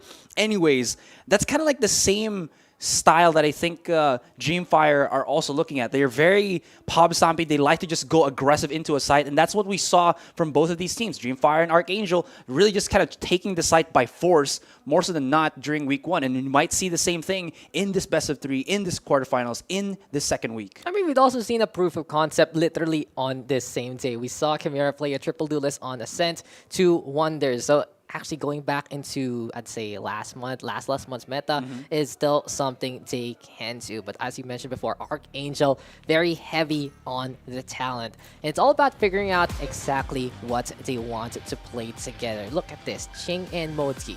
Gonna be that double duelist yet again, redemption time for both. We already know how amazing these guys are. Moti really taking the top frags, all of the stats and more here for ArkAngel. Ching coming in, taking a new role here in ArkAngel, courtesy of his voyage from Bren Esports now to his new team. And Josh S actually flexing on over to that Sentinel role instead. I will miss his Raze shenanigans, and I do hope that they incorporate that agent into their lineup in the near future. But look at this, Mr. Asarai. I see a Viper here for ArkAngel, and it seems like they've been doing their homework over the past few weeks. This is a map that Dreamfyre picked up, and this is a map that seems like ArkAngel are also ready to rock and roll. So it's going to, like you said, be the Viper. So here's the thing. I know that Trix is very much, one of our panelists, one of our analysts, says that Viper is amazing on Icebox, and I definitely agree. We've seen that on European VCT, but one of the things that I think a lot of teams right now, especially in the Philippines, should already know is that Viper is like a dual-edged sword. Is that the right term? Yes. Where if you make a mistake in using her, it actually is more detrimental to you than it is, an advantage. So if ArkAngel don't play properly with this, it's going to really hurt them in the end. Anyways, Johan has been the go-to controller for ArkAngel, so you damn well be sure know that he does have some setups with this particular Viper, and it's just something to look forward to getting into our first game. Yeah, we'll be able to see it actually in the first round already. For Dreamfyre, though, they're going to be going over to some comfort picks. They have that stage, and we've really seen them rock that stage time and time again for pretty much any map they will play. Raze Reyna, though, going to be onto the roster, and I believe it was Georgie actually playing the Reyna, looking to pop off. Sova going to be very helpful, and a Brimstone going to be into play. Now, this is something that you actually want to build on, right? Viper, the thing is, with this controller, you block so much sidelines as we are going to be getting into Icebox. One toxic terrain, it really is just going to be able to cut off so many different angles. The Snake Bite is going to be good for the zone, and the Viper Spit basically giving you a way to hold a site down yourself. But the double-edged sword nature really comes into the amount of things that you block. So what if you put that toxic screen up when your opponent, when your teammate rather, is trying to face off against someone? Then you kind of screw them over. Viper Spit, it's all up to you there, as ArkAngel right now going to be walling off the orb and actually going to be taking it here, trying to play that res economy that we often see on Split. And here comes Dreamfyre quickly as they come over and out and trying to fight onto A site as the Pain Shells do zone out the Reyna there. Now, there is going to be the Viper using her wall right there on B long, so that's not going to be used for any of the retakes. If ever Dreamfyre do decide to claim the A side, Emmon's going to be able to spot out Carl. That's a step in the right direction, and Georgie is just insanity redefined as he gets already 2 kills with this Ghost in hand, and it seems like Ching is going to do the cha-cha, but Ching cannot complement. Georgie's going to be able to get the 3K. Very clean, quick round. Clean round from Dreamfyre. And this is what Dreamfyre is all about, Asarai. It is something we call contact playstyle. It's so simple. We have a lot of utilities, right? They kind of tell what you're planning to do. If you don't do anything and just rush on in, then you are just taking that intel away from the opponent, and quickly as they come, quickly they execute. We see here from Dreamfyre, they broke down the wall, they pushed over to A side, hold W, and move forward. It might turn into a bit of an aim battle here that ArkAngel isn't prepared for per se. And oh, we're actually going to be getting a pause immediately here from ArkAngel. Seems like there's a bit of an issue for them, and it really goes to show they just weren't prepared in that round.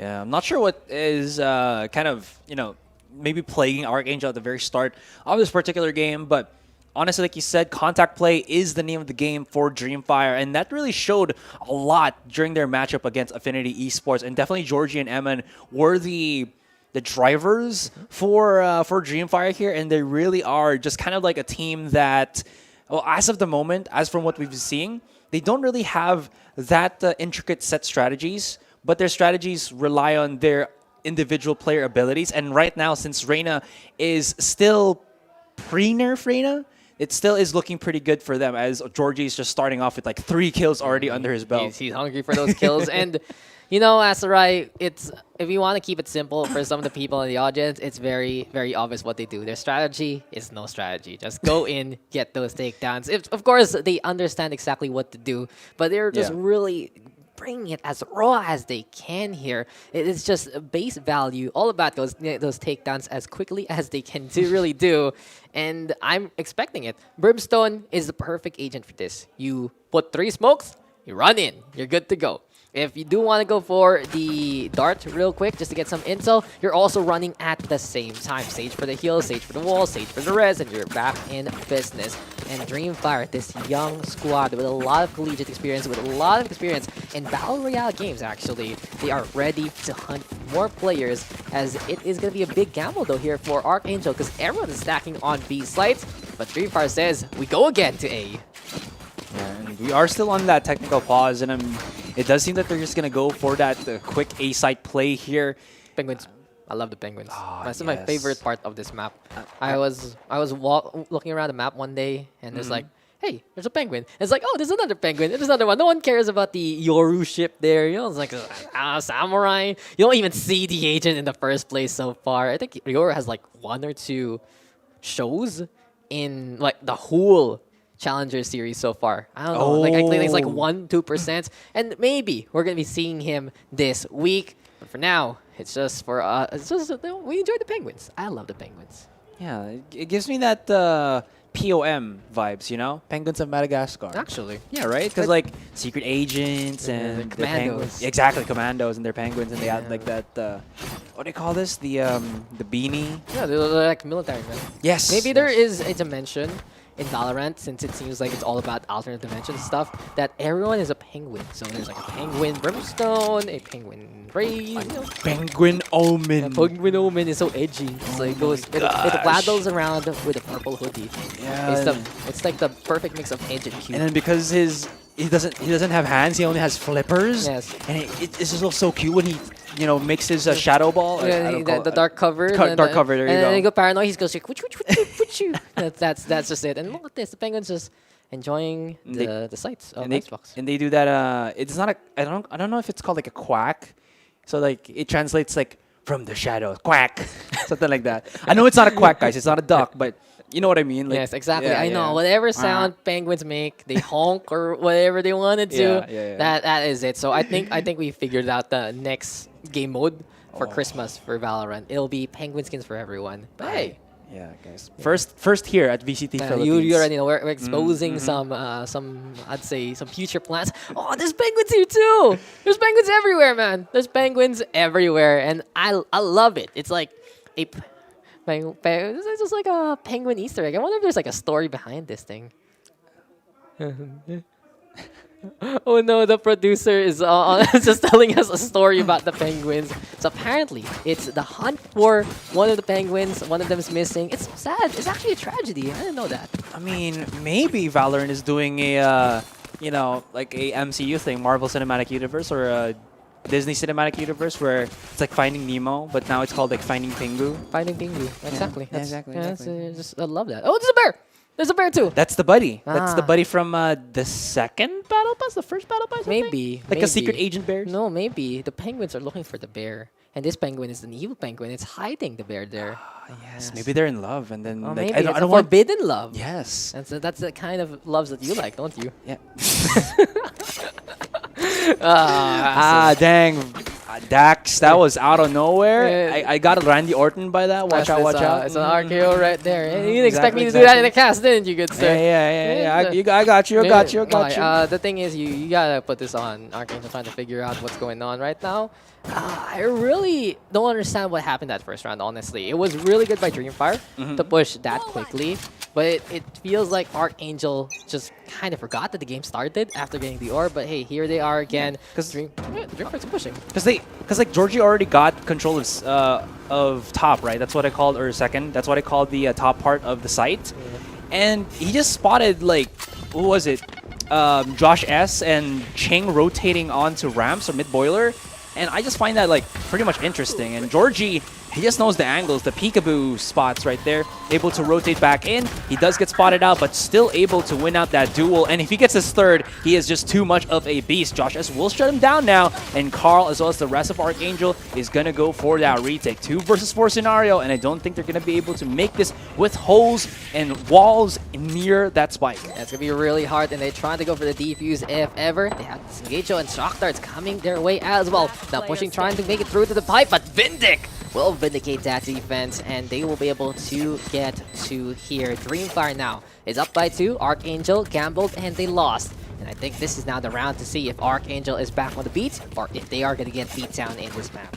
Yeah, Motsky has still yet to show his, or bare his fangs in this particular game. And that's where I think ArkAngel start to kind of show their strength. Because I know, again, we talk about how Ching is one of the superstars for ArkAngel, but the other part of that superstar duo is definitely Modsky. And when he pops off, ArkAngel does have a chance to get a couple of rounds in. But again, it's all about if ArkAngel is ready and prepared for week 2. They, again, looked very shaky on that first week. And now they're here to prove themselves again. They need to figure out who they are here, Asteroid. They have been really at the top of the scene for quite a while already, and they cannot be resting their laurels whatsoever. Ching, though, on the high ground, it's already blast with that first takedown, but Ching finds Bindic, and inside the Cloudburst, just trying to hide. Dreamfyre is waiting for the jet to come out, but Ching is just there, getting a ding onto the Brimstone. Evan will answer back. And an interesting chain of events there that Dreamfyre, they might have just decided to rotate a little earlier, but at least they get rid of the jet in the end. Georgie is already on the other side here, and I don't know if he's going to be able to find the one, and Carl was not quick enough to kind of situate that 3 versus 1 scenario here in ArkAngel again.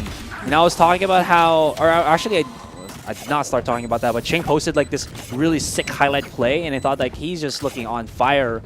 It seems like he wanted to make more happen there. That is, of course, how aggressive he can be, but staving off your hand just a smidge might have helped their chances just kind of pressure around the map. But chasing the kill up against Dreamfyre was definitely not the scenario that ArkAngel were looking for. And now this is actually pretty down here for ArkAngel. Not only are they down by 3, but this is exactly what Dreamfyre wants. If they see you actually face off in the same contact playstyle, then you already know Dreamfyre will not be really worrying about any kind of set strats, any kind of setups, that kind of thing. It's all about the aim duels, and that's where they're absolutely comfortable of. So I like this here from Dreamfyre. They're really showing that they can impose their will against the opponent. Vindic now scouting on the round immediately. Dreamfyre's trying to push, but Georgie shut down there by Modsky. And this might be the start of something new, but the Pain Shells will prevent the Navarre healing. He has to run on the way, use a hook clip to break down that boom bot. Evan even blowing up Josh S there to make it a 4v4. And it's up to Carl to figure out where everyone is. And Modsky trying to get that gun, but Urza with that takedown.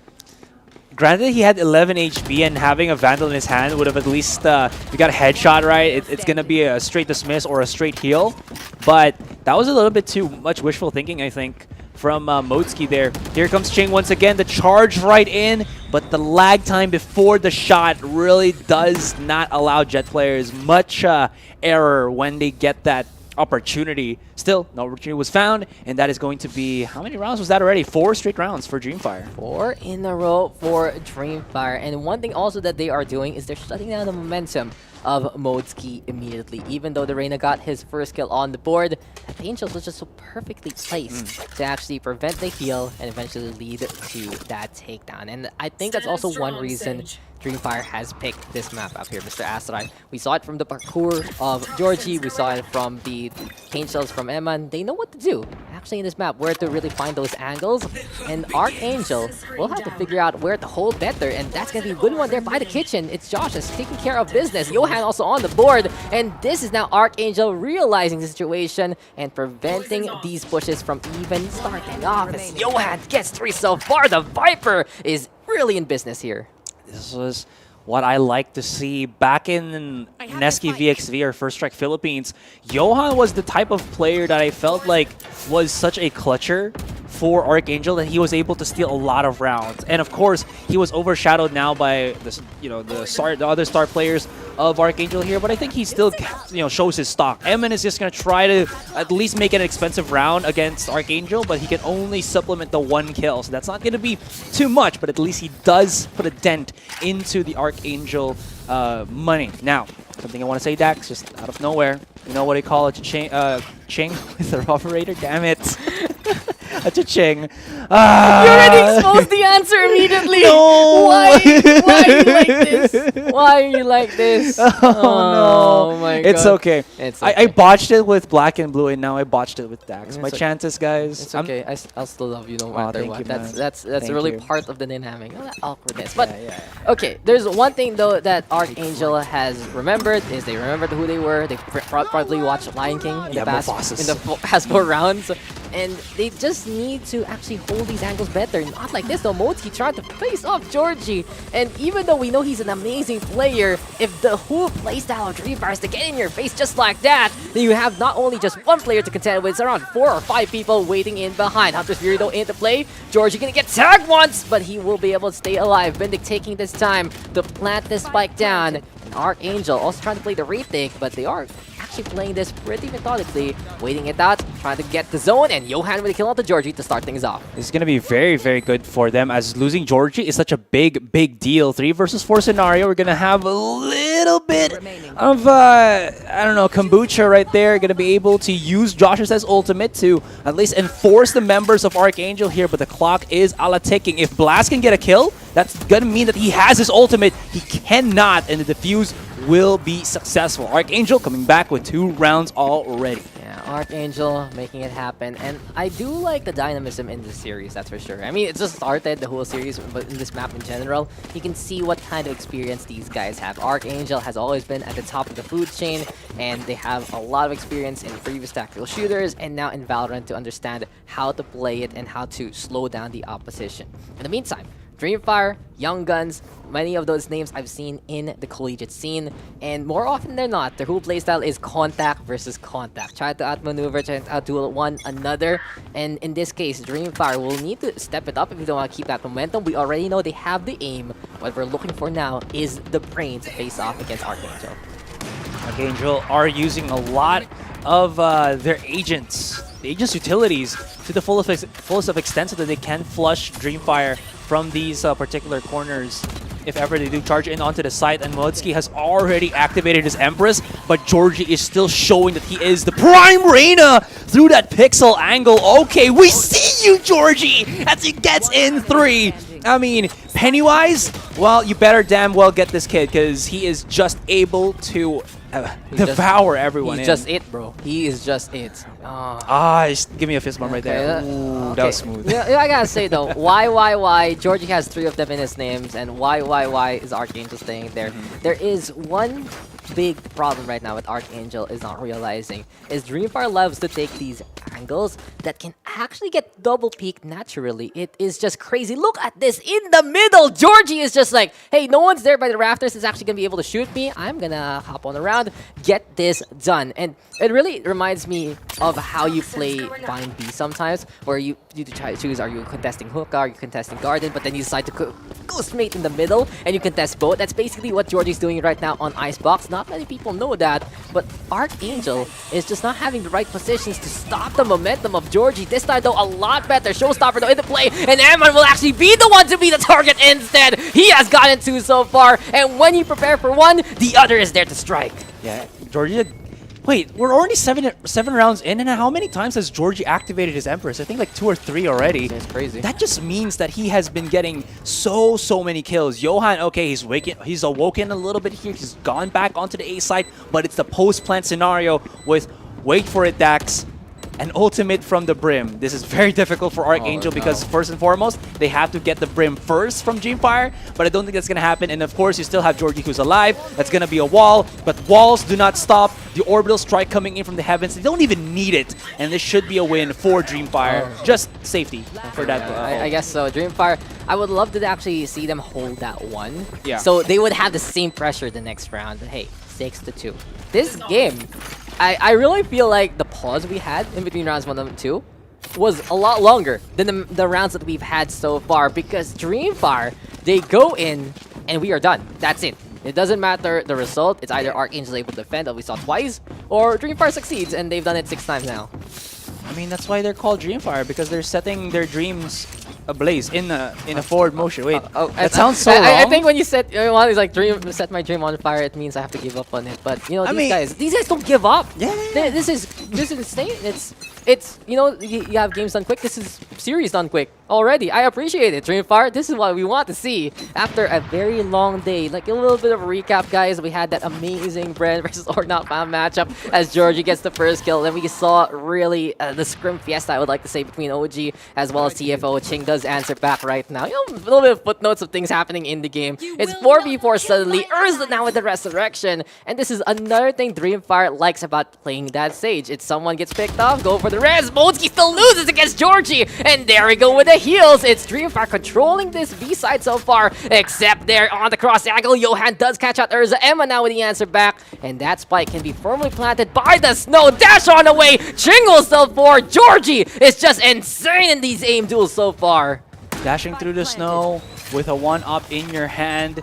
Well, it's not a good song for Ching because he was in the receiving end of bullets from the Vandal of, guess what? It's Georgie. Georgie has just been, honestly, I know, we get it. Dreamfyre's other 4 members have been doing well in using the utilities, being able to have what they need, or you know, what they need when they need it, and they just get these nice little results. But it's always been Georgie who got the entry kills, who gets these frags that really just solidify the sites. And right now, the other members of Dreamfyre are just playing support for Georgie. It's kind of like how you talk about Chimera with, you know, Gador's doing Gador's things. It's now, you know, the Georgie show. The, hey, Georgie! Something like that, right? And the best part is if Georgie is actually shut down, as Carl did get one, and now he's trapped in the garage. Oh, in between the spike detonation and everyone else. There's the hunt. Can Carl survive?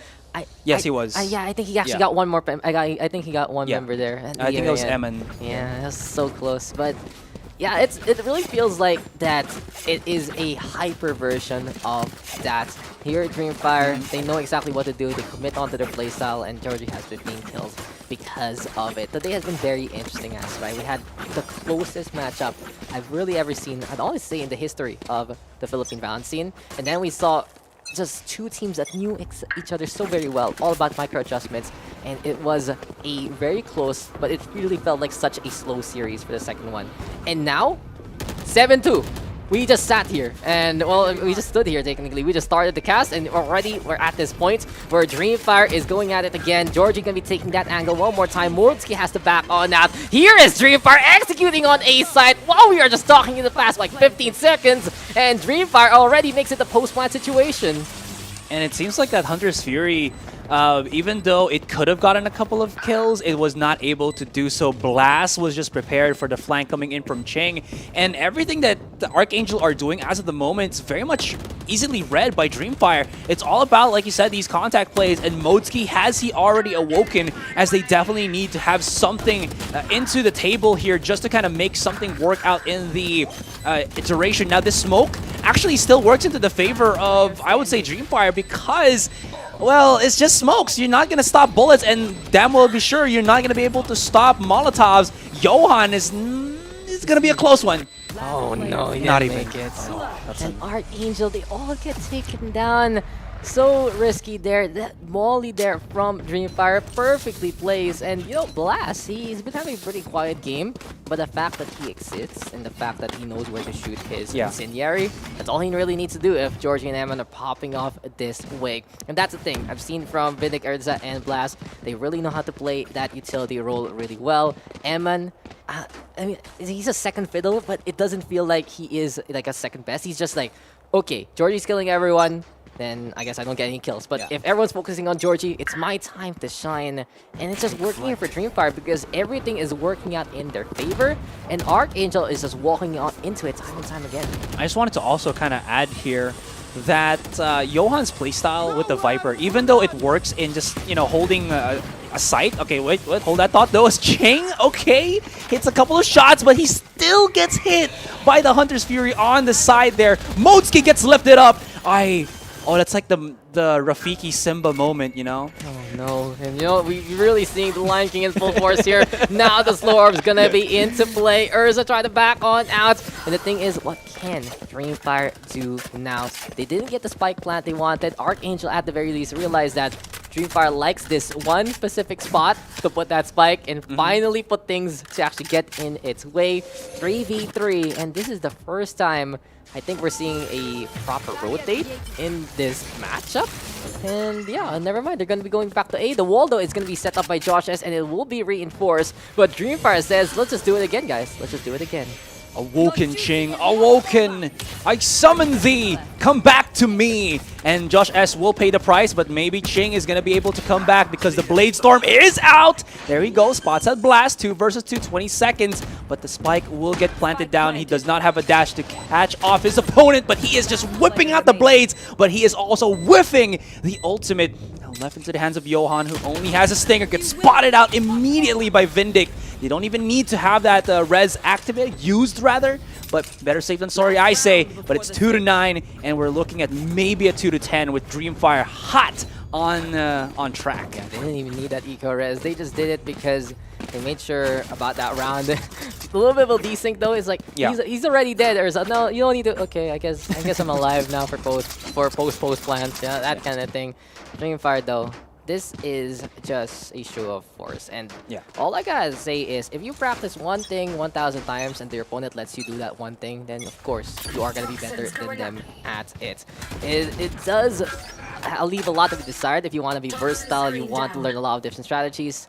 But right now, ArkAngel is just letting Dreamfyre do whatever the hell they want. And this is their second strat to go for the retake. Now, Showstopper into play. Johan has been holding on to the yellow box. And no, it's going to be Blast getting that takedown. Seems like Eman couldn't hit that final shot. But Dreamfyre still with a 2-man advantage anyway. Spike planted. Empress available here for ArkAngel though. But they need to really step it up. And that is going to be the first kill there done by the defense. Gonna be all about that post plant, leaving it into the hands of Modesky, but coming in on second, he's gonna get spotted, and 2-10. Now, this is what I wanted to brush up on. I was talking about Johan before, you know, the push came in from Dreamfyre. The Viper plays on Icebox. If you're gonna play static, where I mean just put, you know, your walls in places so that people won't go there, they just won't go there. They'll just bypass you. That's what makes Viper a not so good agent. Yeah, that's you have to play a little bit more proactive, I'd say. And we've seen the games in Europe where you see the Viper walls actually mid to split it up because you want to get that mid control. And we haven't really seen that from ArkAngel. It's always been about that defensive static setup, which worked one round for Johan, but that was about it. And one more thing about that Viper is as soon as you step toxic screen, it's pretty obvious where you are. Exactly. Like, yeah. It's not even just during the round. It can happen pre-round because you can set it up and it's there. That's your wall. And then when they see it, it's like, well, we know Johan's there. Let's go somewhere else. Exactly, and especially in that last round, I said that Dreamfyre does one thing really good 1,000 times, and that's that. They have actually proven that they can do two things really well. So they probably practice that also the other 1,000 times here on a map like this. And what's that saying again? The jack of all trades is better than a master of one, but apparently the master of two is all you need for Icebox here. And it just goes to show that if you let your opponent control the tempo, set the tone, say what kind of play style you're going to be playing, and where to actually play in terms of like plant, post plant, then it's such a big issue for you and your team. I also kind of wanted to brush up on one thing, Dax, is something we're seeing, you know, Georgie just hit phenomenal shots, right? But also one thing that I wanted to point out with his particular playstyle is that he is a duelist that moves a lot. This kind of reminds me of, obviously everybody knows TenZ, right? If you're playing Valorant, if you watch YouTube, if you've watched Cloud9 before, TenZ is one of the most explosive duelists out there, and the reason why he's so amazing is that he's able to space his shots quickly enough as he's also moving. And I think Georgie is playing along the same lines, because if you see him play on top of a site when they were on the attacking side, he moves so much and so well that he's able to capitalize, and ArkAngel cannot react to how quickly Georgie is moving. That's the youth reflex, but here we are going to be coming in the Dreamfyre's first defensive round. I honestly say that this is going to be a big test of Dreamfyre. Will they be able to hold the line so far? And the answer is yes in this initial pickoff. They've rotated over to B site. Seems like the Reyna going to be going back over to A, if ever, after the one-man advantage is taken here by Team Dreamfyre. Vindicto throwing down the Dart. Still going to be hold there by the yellow crates, and it will be Blast having to back on away. Blackto is a go here for Dreamfyre, and it really just feels like it's all about contact now between these two teams. Can they see one top where, oh no, they weren't able to spot out Urza, and Modski was, I think, just looking underneath the site rather than the boost spots. They probably weren't able to spot anything in, and Johan, he's just gonna like sacrifice a bit of his life through that snake bite just so that maybe he can plant the spike down, but it's not gonna work out in the end. Urza gets a 4K. That's gonna be nice because this allows him to have that threat that only a couple more orbs or a couple more charges, and I got my ultimate to revive big hitters such as Georgie and Emma. Yeah, great step up there by Ursa, but the question is, will Dreamfyre even need it? 2 more rounds to go, and they will take map number 1. It has been an interesting meal of VALORANT action today. We had the full course experience in our first series. We saw really a deconstructed kind of setup, something super gourmet, something fancy there in the second series. And now, this feels like McDonald's enjoyment. Just go for the pushes and just, oh my god. That doesn't even reach them. Yeah, it's just a little bit unfortunate, honestly. Angel right now. They are just lining on up. Dreamfyre up top the rafters. And Vindic gonna get scanned out, eventually taken down there by Johan so far. So AA with the first kill, but Ammon finding 2 instead. Josh is now with the answer with a frenzy. Ching trying to go for the takedown, but it's just not hitting so far. Dreamfyre still trying to hold, but Carl is taking his sweet time to put that spike down. And ArkAngel right now gonna be losing one more because Ammon is there to pop off like crazy. He has 4 already. He's looking for the ace. There we go with the wall set up to try and find a way to blockade this assault. And now Ammon will fall. Ching is there with a swing, but Blast will just be the blast from the future instead, rather from the past. And Dreamfyre now is actually on match point, Asarai. Well, there was a Ching, a swing, and a miss, as it seems like he was almost able to get the stop on the bomb plant, the bomb diffuser, the spike diffuser rather, more specifically. But the thing about that is there was still that extra sauce that is, of course, a Blast. He's not really the most explosive. He only has 7 kills at most in this game, but he hasn't really needed to step up to the plate. And look at this, Dax. 3 members of Dreamfyre have double digits with compared to ArkAngel, who we're looking at, you know, Ching and Modski, but they're both kind of struggling with being at middle and bottom of the pack, and Carl just kind of stepped up to the plate with a couple of the kills with 10 for the most part. It's just, again, Dreamfyre looking to end this, but oh, okay, maybe a step in the right direction with the kill on Georgie. I mean, Dreamfyre says, we're on match point. How about we play attack on defense? Basically, they want to show up ArkAngel right now, but you can never count this team out no matter what. They've been making some really fatal mistakes in their defense, but here on the attack, if you give them the nade duel, they can actually win it out. You said it before, Ching and Modesky not really getting the kills that they need, but if you really just get in their face like this, Modesky has proven himself there on A site.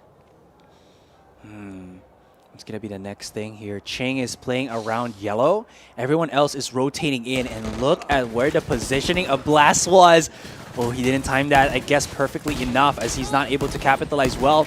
Not last man standing. Eman is already on the rotation. Now Eman is the last one standing here. He got a 4K the previous round. He wanted the ace, but he got denied the fact. And is he going to be able to do that once again as Ching just pops out from Snowman, and he's like, hello. And Eman goes down 3-12, and ArkAngel, he still live to fight. Yeah, this is very shaky from ArkAngel, but I like what they did last round, because if they realize that Dreamfyre wants to play attack on defense and they play attack on attack, then they will just be able to push on forward just like that, get into those angles, and Ching now able to step it up with a good Blade Storm in that round. Moti also getting some confidence there, few kills onto A site, but Dreamfyre still on match point. We got a long way to go for ArkAngel to try and make this comeback. Only one round is needed by Dreamfyre to get this win. But Ching with the ding, Blast gonna go down, and ArkAngel now with the advantage coming into this round.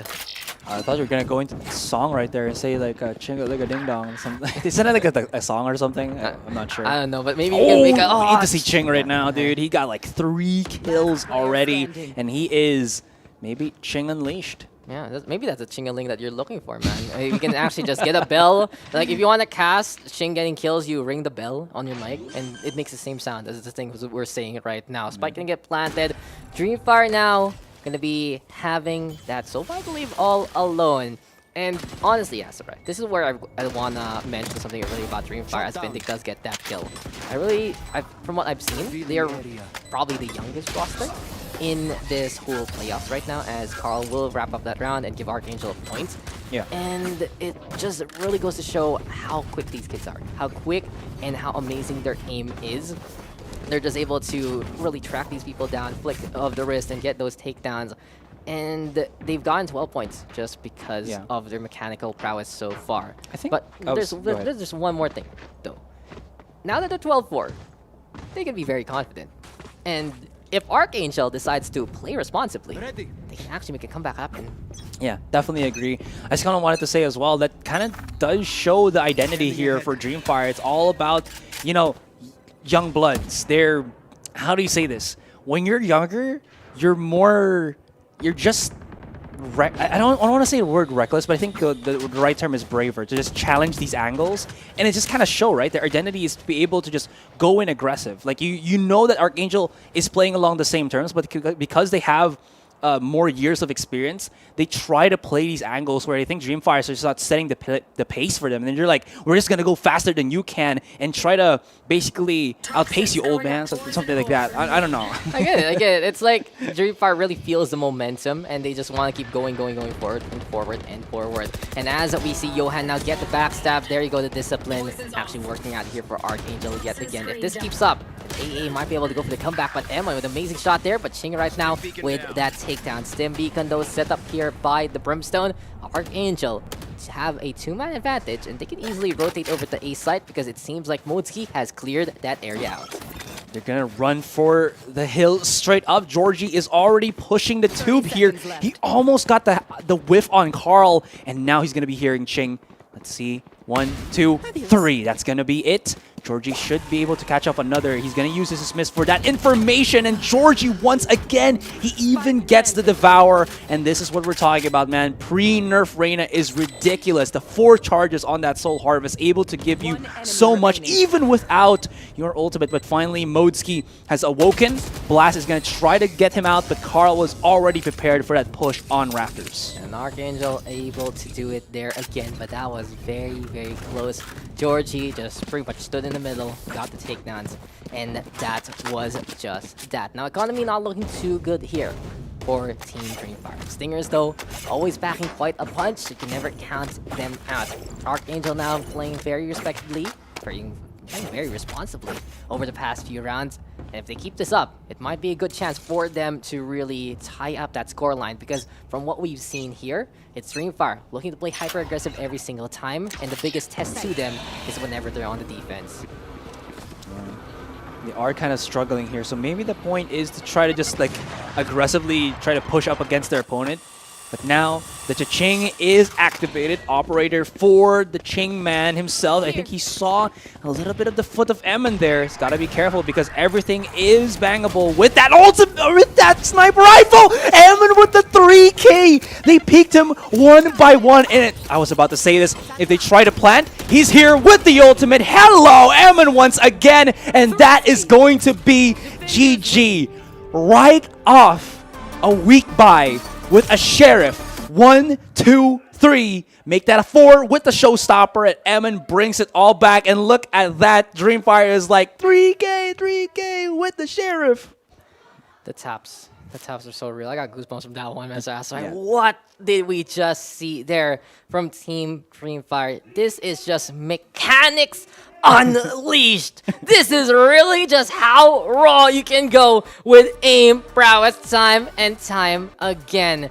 And it really just goes to show that Dreamfyre, they saw the Viper pick and they just kicked it to the curve. You expect that Viper to be so useful to going for the stalls, especially if there's going to be poke battles with Doc Screen getting in the way. But if you just bypass all the poison, what is left? Absolutely nothing. And we just saw it there. Dreamfyre has invaded our dreams of a interesting bracket, and right now they're planting some seeds that they can actually make it to the semifinals. Man, that last play from Emin though, that was a legit they talk about my one taps moment. I'm sorry, I just had to try to. Actually, it's so true. Right? The one taps are so real. And he even found the angle to just go for the showstopper up top. Yet again, ArkAngel kind of walking into that one. And there you go. That was just the whole storyline. And hopefully ArkAngel can bounce back in the next map. I mean, that was such an ArkAngel round to win. And then out of nowhere, it just did not pan out for them. Anyways, guys, we're going to go for a quick breather. And like Dax said, maybe the second map is ArkAngel's redemption arc here. Maybe it's not. Maybe it's Dreamfyre's time to shine. And they weren't successful with week 1. Maybe with week 2, they're going to go into the semifinals. Anyways, we're just going to take a breather. And when we come back, it's game number 2.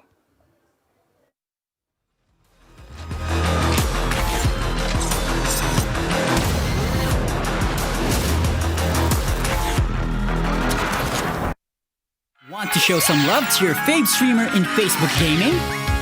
Show your support by giving them stars and virtual gifts so they can continue their passion for gaming and streaming. Purchase stars to give your streamers on Facebook through Globe Prepaid and Postpaid. Tap Get Stars to purchase additional stars. Select the pack of stars you would like to buy. Pay through Globe Prepaid and Postpaid. Now, you can start sending not just stars, but also virtual gifts as you watch different streamers of various games. Purchase stars on Facebook through Globe Prepaid and Postpaid. Also available in TM.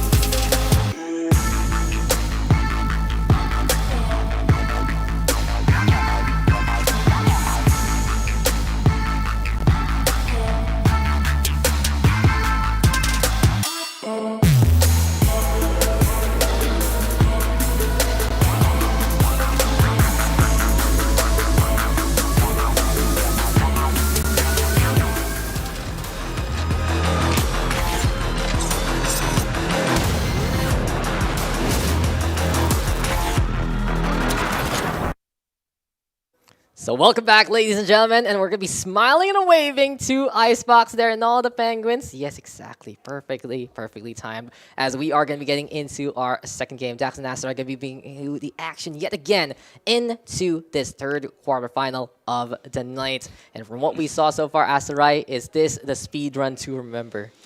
Man, it is just, we're seeing a ArkAngel repeat of what happened on week 1. We can't really sugarcoat that. They really are struggling. One of the things that I think we're kind of looking forward to seeing from them is just allow them to try to go for the triple duelist. It might be something that is uncharted territory, into the unknown, so to speak, but it might be just something that they need to rile back up against Dreamfyre, who, again, you talked about it. They just have 2 set strategies, but it's 2 set strategies that they've done so many times that it's so pristine and they're so comfortable in doing it. It's like Dreamfyre is 100% comfy. ArkAngel is 100% maybe uncomfy. Yeah, it feels like we're seeing a battle of regions, or we have NA versus EU in a sense. But the thing is, ArkAngel is just taking a little too long in what they want to do when Dreamfyre is already in their face. And knowing this roster, knowing these people who are playing right now, they always have the talent to go for those aim duels. They always have the talent to fight for their right. And, you know, I even joked, you said the triple duelist, which was a precedent by Chimera of all places, Oasis Gaming a while ago. Yeah. But I'd even say they can play 4 duelists, one control. If they're absolute mad lads, they can play 5 duelists and just look to pop off like crazy. Yeah. It really has to be ArkAngel remembering who are really in the roster, what made them this great in the first place, and just fighting Dreamfyre, who is really a force to be reckoned with, that knows how to kick down your door and put the spike down in a certain spot that they want to all the time. Yeah, and honestly, some of the people from Dreamfyre right now that we have to really give some limelight towards is, damn, Georgie, damn. He's just able to just charge in onto the site and take opponents one by one, win these duels one by one, and single-handedly give Dreamfyre these particular rounds, particularly easy rounds from what Georgie looks like, and he's just fantastic all throughout. Now, be damn well sure that you're going to be probably seeing him back on the Reyna once again onto the second map, and if we go to the third map, another Reyna. He's just going to milk that that Reyna cow, since we don't have the nerf Reyna just yet. Maybe on week 3 we're going to see the 2.02 patch, but that's the magic that we have here, guys. We're not playing on the live servers, we're playing on something different. And now here we go to Split, and is this going to be a map that split these 2 teams apart? Dreamfyre going up or ArkAngel going down? ArkAngel, this is their pick, so they better make sure that they can win this one, force a game number 3. Seems like, though, our triple duelist shenanigans and our triple duelist dreams gonna get dashed here, because Ching is the one playing the Raze, and Modski gonna be looking to play the Reyna, and Josh S gonna be working together with Johan to play double Sentinel instead. You know, if we were thinking about triple duelist, I'd put Josh S on his signature Raze, but hey, if this is the plan for AA, they probably have practiced this time and time again. And I do like this in a way. If you feel like you put in the work, then might as well commit onto it. Might as well say that we aren't going to be swept away by what Dreamfyre is doing. In the meantime, though, Fintech actually playing that breach here for the defensive side. Just wanted to kind of point out here, I wasn't really privy too much for the Dreamfyre Affinity match from week 1, but the setup, the agent roster that they picked up is very similar to how Bren does it. This is the choke comp that I always talk about, where there's just not a lot of things that you can do when you try to force a site when you're up against these particular agents, because there's so much sorry, I was pointing at the screen there, but there's so much stalling power from them. You try to go to mid, or you try to go to any of the mains, and you have like a sage and a Raze there. Slow orb into the grenade is such a powerful stopping tool, and it also has a lot of destructive power behind it as well. Very difficult to try to force into, especially if you don't have a I would say a jet per se, and ArkAngel do not have that. They have a Raze and a Reyna, which requires something different to kind of boop into the site. Exactly, and they're even playing Breach Brimstone, all about that stall. You can really set things up. And Dreamfyre, the last time they played this map, I went, what, overtime, double overtime? It really went down to the wire against Affinity Esports. This time, though, Can they continue on their rampage? Can they actually manhandle ArkAngel as we are going to be coming into this map? They are going to be starting things off on the defense, so this will be a good situation for them in the first place. ArkAngel going to be attacking instead. And right here, right now, how will AA respond since they have I'd say a very defense-situated composition. Yeah. And for now, they will have to make do on the other side. Yeah. People might get confused as I call it the choke comp. I think more specifically it's the choking comp because it really does restrict a lot of your movements when you try to rush right in. Now Ching is going to be using his boom bot to try to clear out the corners here, but immediately a wall has stopped them in front. There is going to be a slow orb maybe, but you do see immediately that Dreamfyre are giving way through their opponents, but they do, or rather are, keeping track of where they are, and they peek out of ropes here. It's going to be the Killjoy first with her turret maybe to at least spot them out. Gotta be careful though, because Ching is a definitely sneaky opponent here. Spots out one. Urza is just looking for some damage here already, and they didn't even peek him. They were all turning their backs on Urza, and Urza's like, yeah, I'm going to just capitalize on that. ArkAngel, they need to be privy of that information. They're all together, I believe, in a boot camp right now. So they need to make sure they're communicating as well as they can. Motzkido holding close to the screen so far, trying to play onto this angle. And here comes the smokes already. Vindicto on the high ground. Evan Motzki going to be trading some blows. Carly but burning down Georgie there. But this is going to be Vindic, the last survivor after those trades.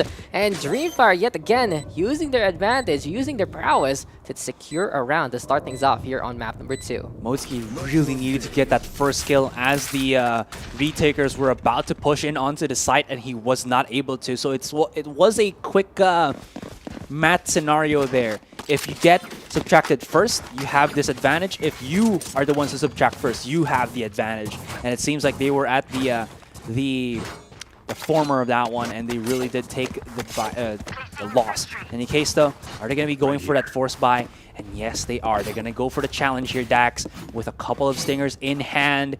This might not be the best for them. Honestly, I would just love to see maybe some rifles, but sometimes a force buy can catch off your opponents. But against a full utility-based Dreamfyre, this force buy with stingers might not be the best of scenarios for them. Yeah, we'll see though if they can actually get the rush down and the takedown. The Stinger still a force to be reckoned with coming into this patch itself. And it's Georgie right now trying to get on away. So Georgie plays the Sage here for this map in particular, allowing the rest of the crew to play more, I'd say, utility-based agents.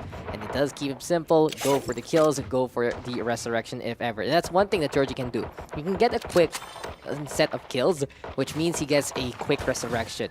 But there is one caveat to his playstyle. If he dies too early in the round, then he can't res anyone else. That's true, and he has to play by himself as well. So, I mean, there is a lot of stalling with a Sage, but once you get overwhelmed, you can't really do anything rather than just to kind of hold your ground and hope that your aim is going to be better than your opponents and not get, you know, like 3-man rushed. In any case, though, they have kind of stopped the offense of ArkAngel for the moment, but once they know that ArkAngel is going to be here, look at that setup coming in from Vindic. There's going to be a flash upon flash, but they're still going to hold true here as they get control of B Heaven. Moses is going to drop down, but Vindic has his third flash to come and use it up. It's not going to work out, but Blast as well as Georgie is here, and Carl who's going to win. It's going to be Blast, but that's going to be the 2 for 2. Here comes the retake, and we've left ourselves into the plant who is Ching, who tried to just blast down that spike, and it's not going to work out in the end. 2-0 in favor of Dreamfyre. And that Pain Stance was just a perfect angle onto the default. Didn't even matter if there was a swing there from Team Dreamfyre. If ArkAngel stuck around, then they would be dead. Dreamfyre basically forcing ArkAngel to do the things they want to do again. And this is one thing that Dreamfyre has been able to really do to the best degree, especially compared to everyone else in the playoffs so far.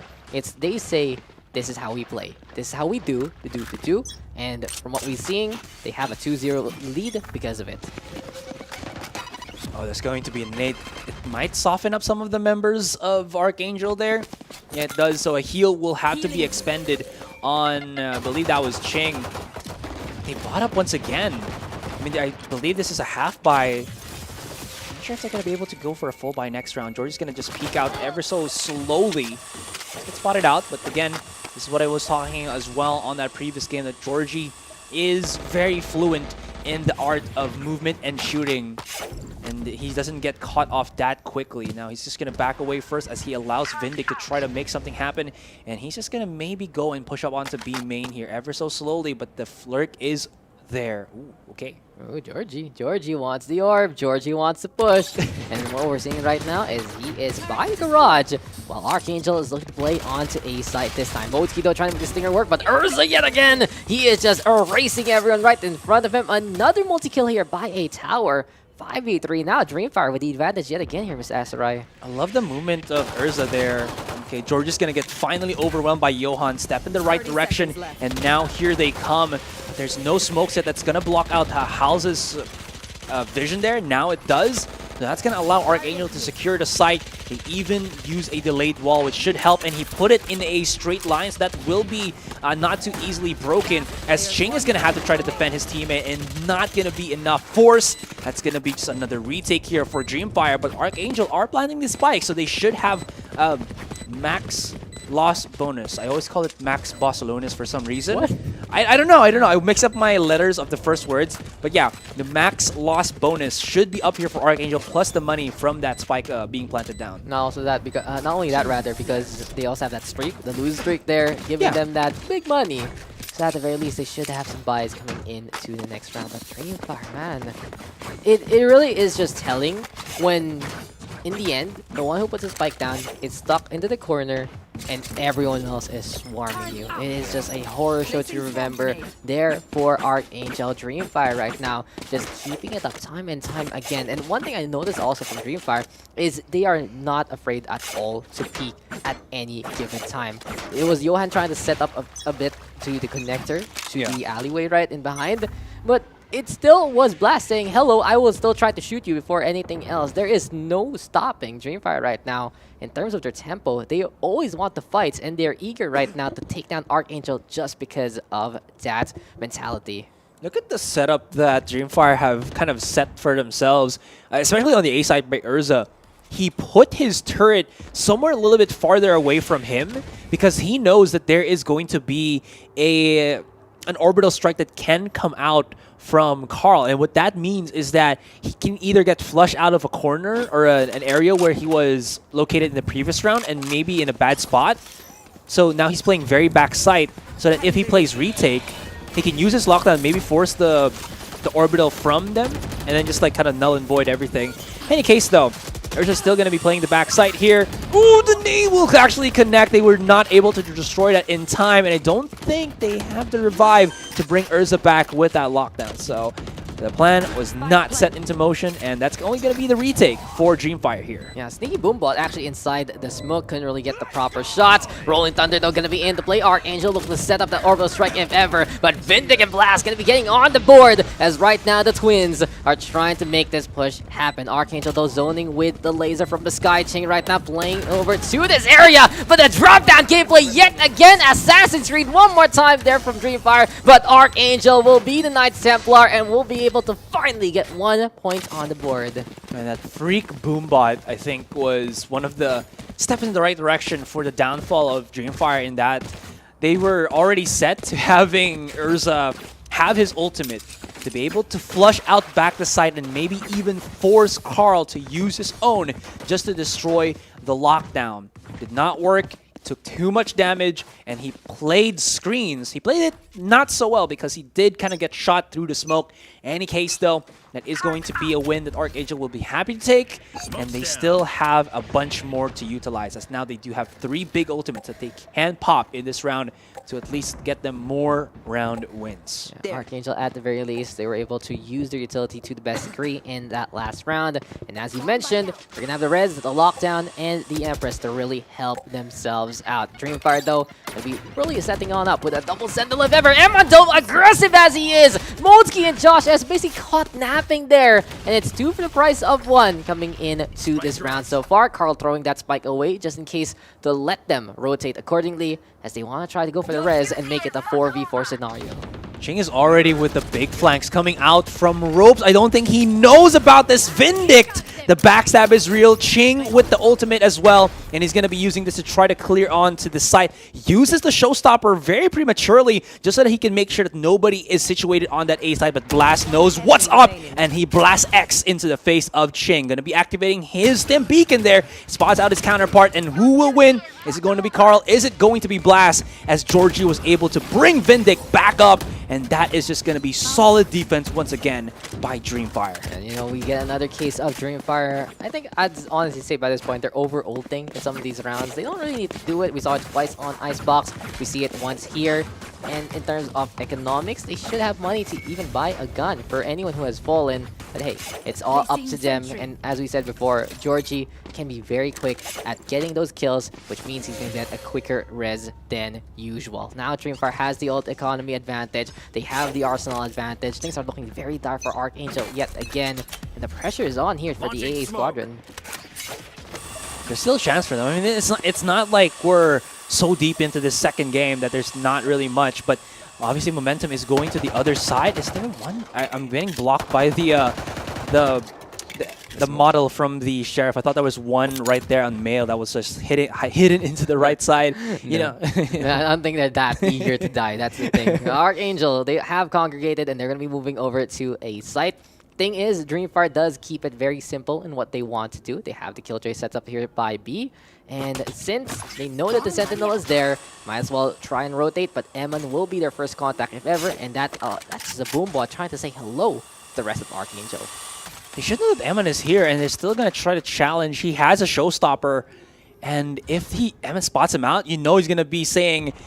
Actually, I forgot the line that Raze does. He's going to be able to spot him out, and immediately he's backs away with the ultimate already. They're going to be dropping right in, and Modski charges through two people who have better weapons than he has. He wanted to get the jump up, but it was just way too quick that I think they weren't really able to do much. Carl, though, beautiful shots through the smoke. Talked about how Carl is also one of the players who can pop off. For ArkAngel here, he's definitely one of those people as well. Orbital Strike will destroy that lockdown, and here we go for the retake. Yeah, here comes the party as we are going to be getting back into the post-plant situation here. Lockdown going to be into play. Blasto with that takedown. It seems like Dreamfyre tried to play it pretty patiently so far, but Urza is there to get another peek. Blast right now with the flank with 3 so far, and with the gun out eventually at the tail, and this is Dreamfyre doing it yet again. This is a dream here for Dreamfyre and a nightmare for ArkAngel. Can we see ArkAngel finally wake up though? Because things are looking very dire. Shades of what we saw in Icebox. It's 5-1 here, Asarai. And ArkAngel,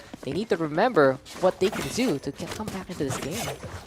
One of the things that happened in that previous game, or the previous round, rather, I think just not being able to track properly the ultimates that they had and the ultimates that their opponents have, because you saw that it seems like ArkAngel were going to try to play for the post plant, and then it seems like they forgot that Urza had his lockdown up, and they're like, we have to charge in for Urza or play for, you know, try to run away here, which they really couldn't because everybody from Dreamfyre just kind of waited and knew that these people will get flushed out. And that screen ultimate, the screen lockdown, I think even covers the entirety of the backside of A, which usually if you put it on top of Heaven, it does not reach. That really was not the best of scenarios for ArkAngel. In a case, I believe they should have some money to work with. Yep, Modski is once again going to go for the lurk plays here.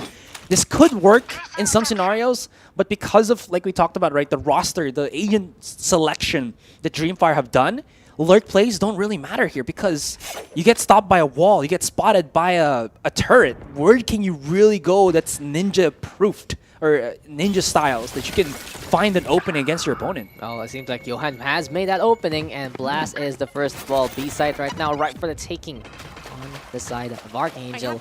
And Ching gonna be saying, okay, let's get this spike because we want to get this round done already. But Georgie finds Modski and does get that takedown onto the Reyna, making it a 4v4. ArkAngel will be trying to figure out where they can actually push, as Urza now setting them up by the screens, and those nano swarms are ready to go. And it seems like Dreamfyre is just waiting for their prey to walk in front of them. How many times has Urza died through screens, through that smoke? I think more times than we can count.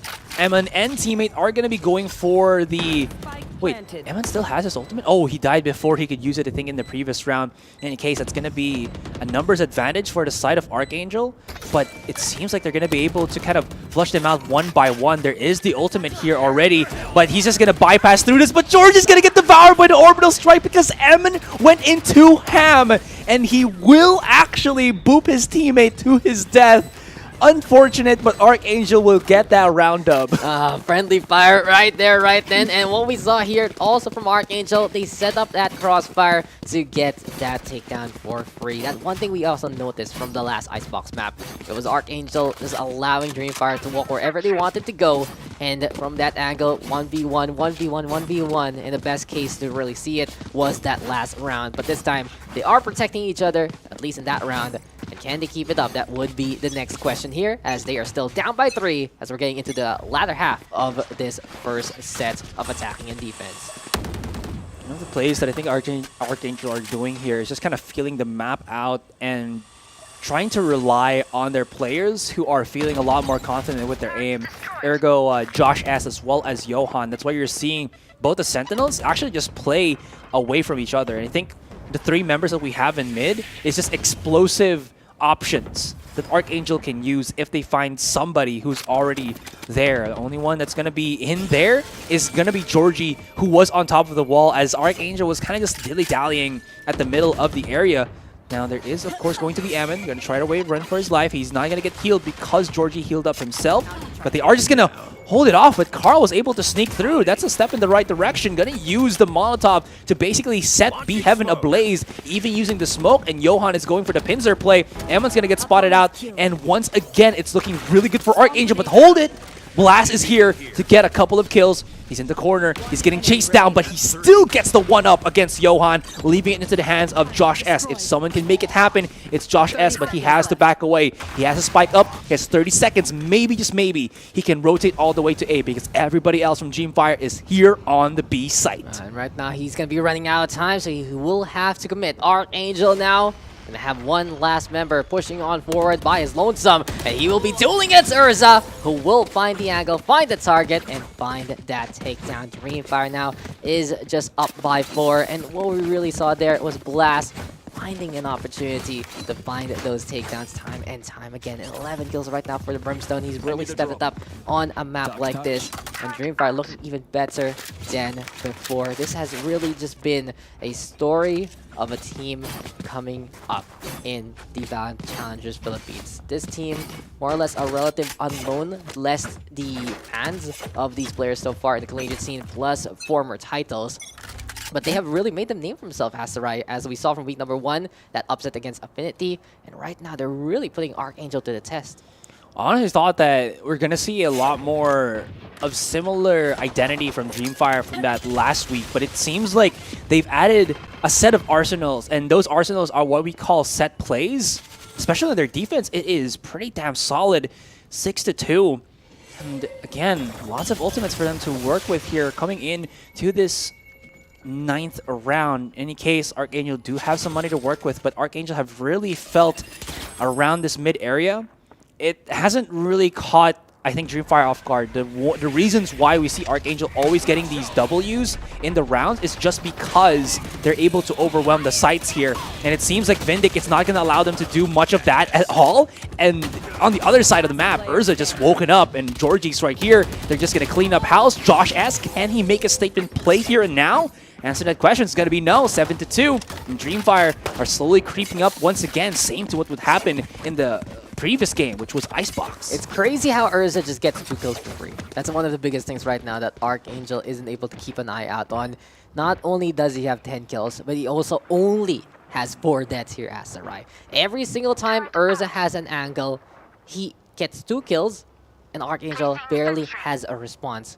While that is happening, and after the fact, big problem right now to play a 5v3. Dreamfyre is just keeping it up. They are 6 rounds away, actually, to make it to the semifinals. ArkAngel, they have their work cut out for them. And not only that, because of the 7 standing right now of Dreamfyre, there's no way to tie up this first half. So ArkAngel will have to scramble and scrounge for some points.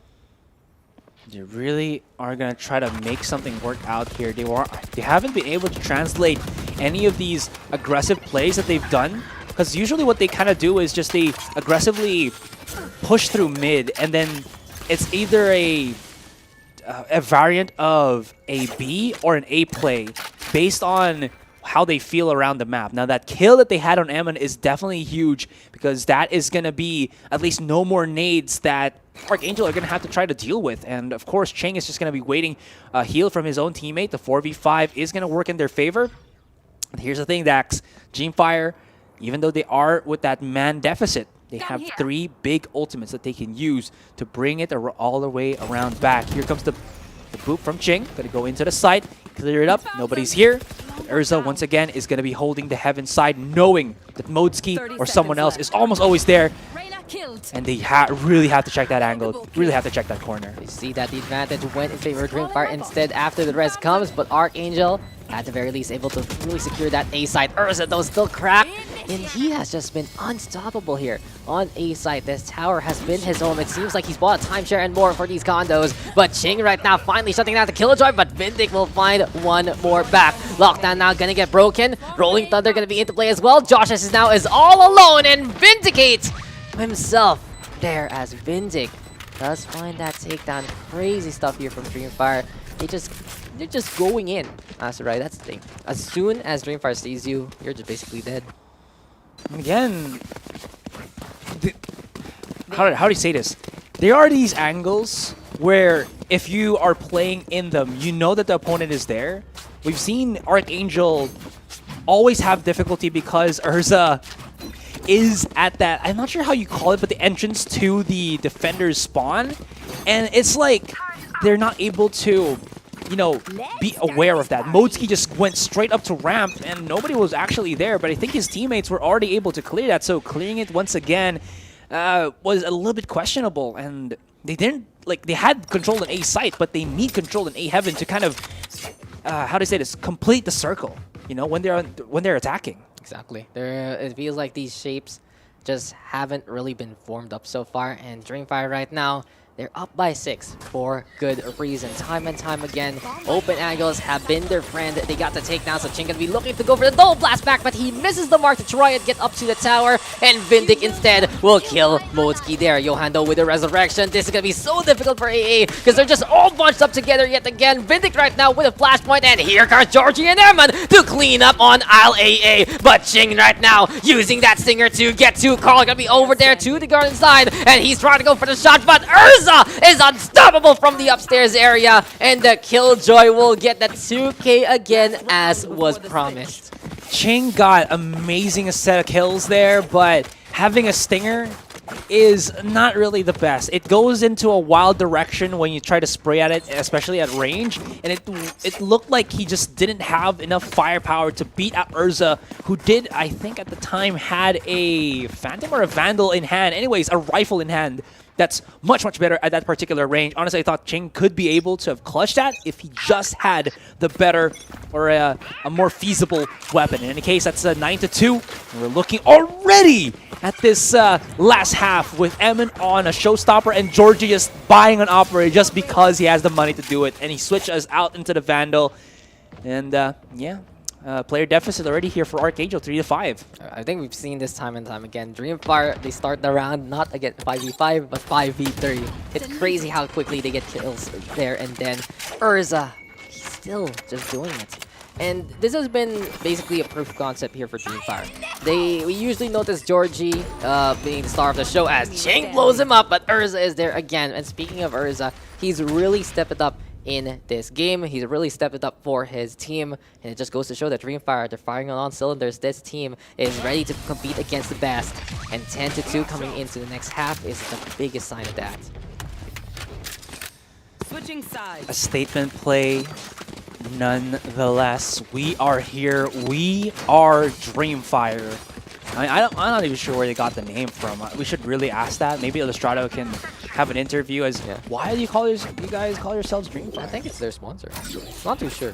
I think so. I think I've looked at their page and it's like, hey, it's interesting that this kind of entity supports a VALORANT team, and here we are. They are here, and it's been worthwhile because they're really making a name for themselves here in VALORANT Challengers Philippines, Stage 1, Week number 2. They did it last week.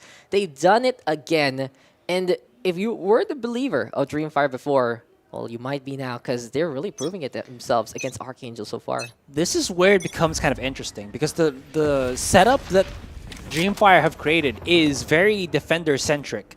I'm curious to see how it kind of unravels when you're going to be playing on the attacking side, right? Because, yeah, the pistol might be a little bit more 50-50, but once you start getting weapons, once your opponent starts getting some utility, what's the next step for them?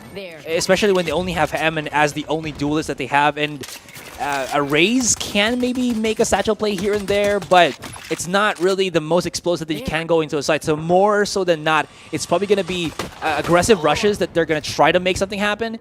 But again, you are kind of seeing that right now, the slight struggles that Dreamfyre have when they have this particular roster. And it seems like they are going to be struggling to that regard. Eamon, though, just steps up, tries to get a couple of kills. Blast is down to 22 HP, and they know where they are, with all of his running around in the corridor there. Johan gets to meet him, and that's ArkAngel with the second half pistol win. Yeah, and ArkAngel proving themselves in that round.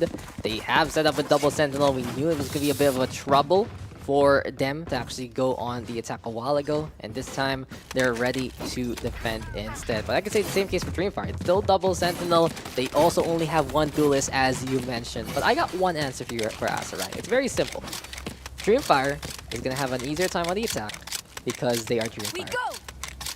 That's a really good answer. Yes, sir. And I believe how they did this with Affinity was they just got a lot more mid control, and that's about it, right? Yeah, exactly. It was just split up the defense right there. But ArkAngel, we really see them wake on up on the second half. We saw it a while ago on Icebox. We see it here already on the defending side of Split, and they just wipe out Dreamfyre one by one. When they remember how to play disciplined, and when they know how to expose their opponent, that is when they really step it up. And it isn't as bad as we saw from like Icebox a while ago. AA still has a really good chance at this. The natural order of things on Split does favor the defense, and they are going to be looking to hold those normal angles and slow down Dreamfyre. Definitely agree, but that was last round, full save for Dreamfyre here, and they got the quote-unquote firepower to be able to push in onto that site.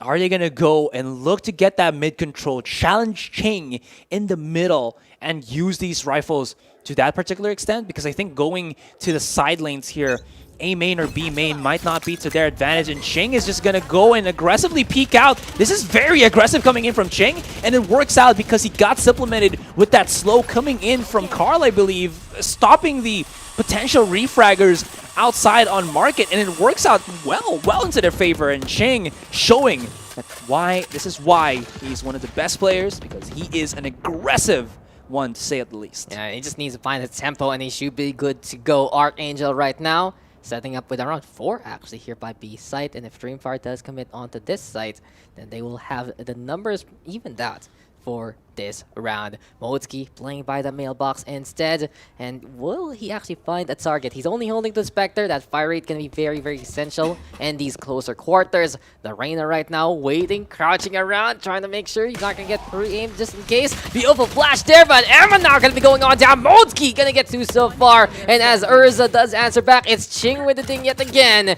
and this leaves the Brimstone all alone. Things are picking up here for ArkAngel, and they are showing some signs of life. This is the ArkAngel that we know and love, and now they're only going to be down by 5 coming into the next round. And they finished off 10-2 and 3 straight rounds, and it's looking like more digestible for ArkAngel. It's going to be Dreamfyre once again, who are going to be on the weaker buys for the moment, and Ching only needs 2 more in the chamber to get another showstopper. And this man, you know, when he gets fires up, he's just going to keep challenging and challenging and challenging. Maybe Chinglingjing is the term for it. No, it doesn't work. I appreciate the effort. Yeah. And I knew where you're going with it, but it just doesn't work. It's not even just like no ass, right? Just good try. That's an NT right there. I'll give you an NT this time. NT. But hey, what is gonna be a nice try would be Dreamfyre actually making the Sheriff round work. We saw it at the end of Icebox. The Sheriff in the right hands, or in this case Dreamfyre's hands, is a hand cannon waiting to ignite. ArkAngel in the meantime, mounting their comeback. And it's interesting that they are going to decide to leave that B site. They're all on the high ground right now. But with Dreamfyre trying to break down the wall, ArkAngel might just turn around and look for those takedowns. Georgie immediately rotating to mid, kind of coaxing the members of ArkAngel, if you're going to be peeking outside here, going to peek B main rather, we're going to challenge you in market. But of course, with the Sheriffs in hand, you only get one shot. And Ching got a lot with his Vandal. Maybe he could have gotten the weapon away from Ching, but he's just too on point. Getting that 3K, 10-6, and 4 more before, well, ArkAngel bring it back. And, you know, I give you the answer that Dreamfyre can make it happen on the attack because they're Dreamfyre. But I actually want to expound on that right now.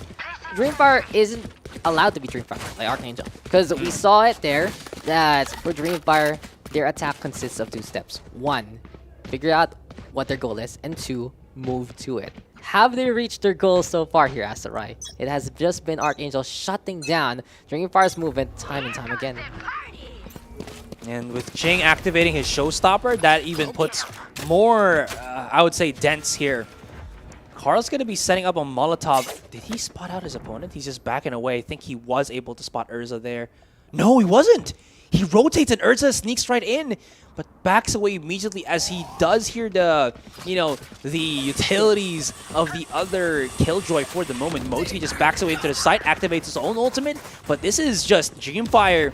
They're slow peeking and they're getting the kills. Oh no, they're actually trying to do it. They're remembering that they are Dreamfyre and they've done it, Asarai. Step 1 has been accomplished. They've made it to their goal and now it's suddenly 4v1. This does leave Josh S all alone. We've seen him time and time again clutch it out with his duelist role, but now in this newer lineup, he's playing the Sentinel, and can he hold off the opposition as he tries to move on in, looking to creep over to a site. Turret alarm bot, his tools to try and help him out. But Josh S now, like a cornered rat yet again. Dreamfyre has found their footing, has found their way home over to A, and it is just such a big advantage here for the attack.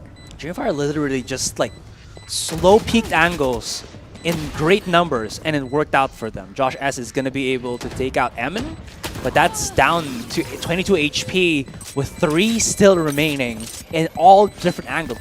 Unless he can peak like godly speed to 3 targets, it's not going to work out. And Dreamfyre here finally find their opening, but that was really hard fought. 4 straight rounds for ArkAngel before they got anything happening. And ArkAngel, they got a little bit of ammunition to work with. They have some economy in the bank, and they're going to be able to fully buy into this round, as well as at least have a revive coming out from Johan. So if ever does go too aggressive, he can bring them back alive, just unless they're a bit too far in to enemy territory. Yeah, just have to be careful, but you know, for Dreamfyre, it's all about being behind enemy lines from time to time. As soon as they decide that this is the site they want to go on, then things are fine and dandy. But ArkAngel now playing the stopgap method yet again. Moski with that first kill. Every single time Dreamfyre cannot set up on that site, cannot play that post plant. It's bigger chances here for ArkAngel. And a 5v4 make that 5v3. These holds are looking so good for the Wing Squadron. So what happened different from this round and the last one is I think Dreamfyre just baited utility. That's basically it. They baited utility and they went for these aggressive slow dry peaks that worked out in favor because they didn't have these utilities to worry about coming out from ArkAngel. In any case though, they know that Moses is going to be playing at the back of site. It's all up to Modski. We need to see his perspective right here, right now, because there's 3 people knocking into the door in A, but it seems like Dreamfyre got a whiff and they're looking to go for heaven. Oh, you're going to peek it, Josh. Are you going to peek it? Because Georgie is here to challenge. Oh, he almost got that shot by the ropes themselves. Lockdown, though, going to be in play from Urza so far. And Dreamfyre just want to make an opening to move straight onto A side. But Moski still holding strong and using that dismiss to avoid the lockdown. Ching just sees them by the wall. And ArkAngel just bringing out the brains and bringing out the plays. Had to wait the full duration of it. They had to wait. They could not allow the dismiss. Modski knew that if he could dismiss, he's not going to get detained. I like that. Yeah, that actually works naturally. You know? Yeah. That really goes to show that you cannot get jailed if you are in a completely different dimension, Mr. Asarai. So that's a pro tip right there, I guess. But hey, this is just ArkAngel proven a little bit on the mechanic side that they know what they're doing still. Dreamfyre has been a force to be reckoned with, and in all honesty, it does feel like sometimes when you get gut punched out of nowhere, that's what Dreamfyre is all about. But Urza right now getting melted down. Showstopper gonna get unleashed here by Dreamfyre, but they're getting zoned out by the Nano Swarms, and ArkAngel buying some sweet time for themselves. Emon right now over to the side. Dreamfyre now doing step one again, playing onto a side, but ArkAngel has lost no members so far, and they're happy to try and play that retake. Emon though in the face of gets two, and he gets one. Motski will fall. Johan now with the resurrection, but Urza will catch out the stage instead, and Urza on the prowl so far. The screens is going to be filled with graves. Motski and Josh has with the cleanup right now, and here comes ArkAngel. Vindic though with that shot, but Ching is there to say hello, and AA will take A back.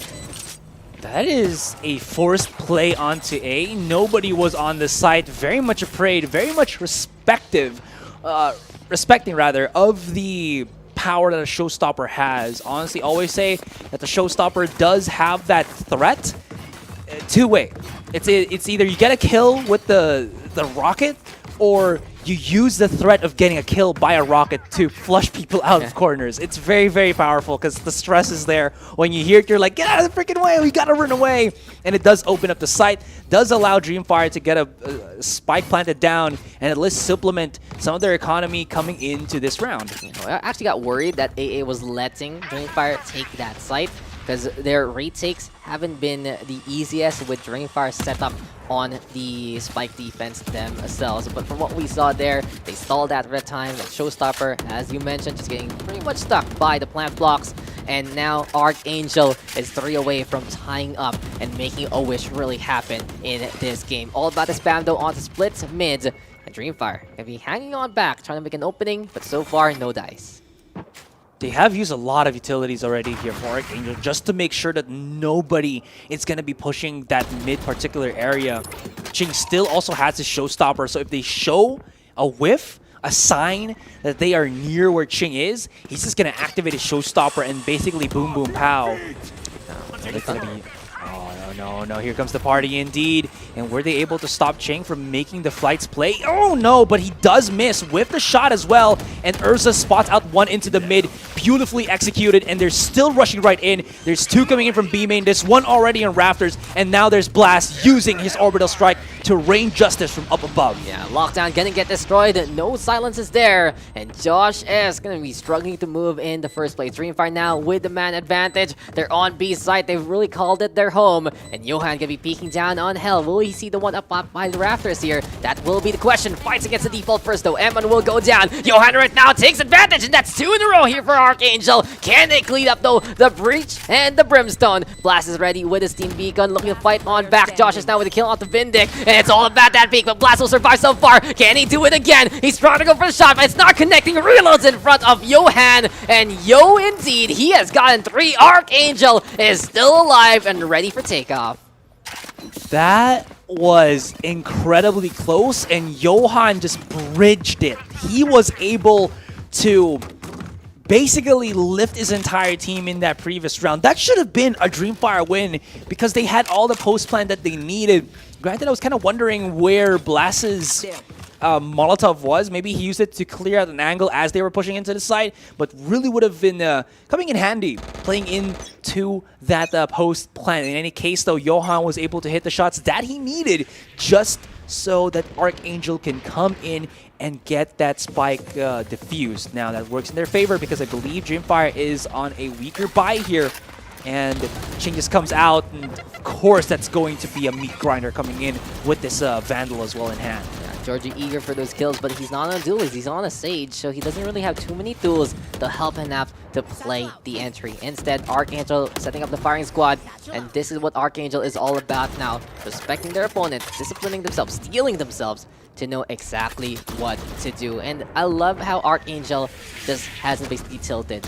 They've understood how Dreamfyre has been playing, and right now they're doing all the steps in the world to find out what they're strong as Carl gets rid of Blast. And not only that, they've really tested themselves as Chingy does get 1 more kill, making this a 5v1. Can Urza survive? He's in the corner right now, trying to hide. It's only a Stinger, breaks the lead, and AA says, let's all congregate together and get that kill. But back to my point, ArkAngel, they've tested themselves as their Asteroid. Not only have they just held some really good proactive angles, but twice they've taken a post-plant situation and won it out, especially the one when they were down a member. So if ArkAngel really keeps it up, then this might be a comeback. This might be a game number 3, as it's already 11-10, and Dreamfyre really struggling here on the attacking side. And this is the Ching that we saw, you know, reminiscent rather, when he was still with Bren, getting 20+ kills, and he's back with a Fury here coming into the split map as well. It's going to take some bit of damage, actually lots of damage, and he will get some heals coming out from Johan here. Thankfully that the Sage was playing on the B side with him. That just means that they have taken him very exceedingly low. There's 2 rounds that they need, but these 2 rounds are... You're in that situation. So close, yet so far away. Yeah, it just feels like it's in your grasp, but you're just unable to take it. And the biggest reason why is just the barrier of entry here on Split is literally non-stoppable, courtesy of ArkAngel. Time and time again, by that staircase, people just watch over the middle and get those takedowns. Urza, though, now making the entry happen. Carl will go down, and here comes Dreamfyre trying to make this push happen. Ching, though, with a great zone onto the garage. Blasto deciding to push on forward, and Johan not ready for that one. That's going to be a great takedown there by the Brimstone. I wonder if they actually went for the flash there, because I saw a little bit of shining lights on that Sage. But besides that, this is now going to be Dreamfyre setting it up yet again. ArkAngel going to be even having a harder time because they don't have any ultimates for this round. Emma's just by himself, just kind of waiting, you know, and he's just peeking so many angles. He's afraid because people are going to be coming in from B Heaven, people are going to be coming in from B Spawn, and he doesn't really have the supplement of his teammates. Now they do know that he's going to be played in that location, but Blast is just here to blast this way past his opponent, 12-10, and Dreamfyre are looking at it with match point and 2 big ultimates, lockdown and orbital strike. ArkAngel, though, also do have the orbital strike and the Empress coming out from Modski, as well as Carl. The lineup game is so strong there from Blast, and we have seen it time and time again that here for Dreamfyre, when they get the right angle at the right time, then it is a win in their book. It is finally time to say that Dreamfyre is on match point. They want to make it to the semifinals, but ArkAngel is just a step or 2 away from tying it up. Who's going to be able to do it? That will be the question. Will we see overtime here on Split? Can AA tie it back? Or will Dreamfyre take the win? Oh, look at this though. Dreamfyre trying to play the mind games, but Josh just says it's time to whip out the operator, and Emman gonna get taken down there. AA now with a 2-man advantage. Dreamfyre forced to force things out, but traps are in their way, and they might say that, I don't like this route anymore. I don't want to push here over on A sites. I mean, they can just choose to maybe go straight up to, you know, back to the B site. Or maybe, just maybe, they're waiting a little bit. But Josh, as he has the ultimate, there's going to be Blast wanting to maybe use his ultimate right then. But he has to hit the shots first before anything else, left to his own devices. And not going to work out. Still, it's the last round before we get into that overtime. But ArkAngel, they have so much firepower to work with here, especially with Josh S able to have this operator and even eat with it. What I mean by that is connect the shots and basically shut down the attackers as they're coming into the site. And they're gonna just chomp on those fools, chomp on anyone right in front of him. And ArkAngel has put themselves in a situation where they have really made a comeback a possibility. It was 2 points for them on their first half. But lo and behold, it's been 2 points here for Dreamfyre during the second half. It really is ArkAngel just trying to tie things up 10-2 to 10-2 if ever. But in this case, we still have the operator to just basically bail them out. Vindic is gone. That breach cannot set anything up whatsoever. Rolling Thunder gonna be out of commission unless we see Georgie pop off. Wait. And oh, is this Blast? And Johan has been the sneakiest man of them all. Does get that takedown, turns around, but the Brimstone is there. And Dreamfyre now a crack in the seams, but Blast does find that shutdown if ever. It was at the tip of his UI, of his screen. I don't know if he could see it because of the smoke. We could see it because of the outline. But Johan was able to sneak through and get a super important kill. That is a raise utility unavailable.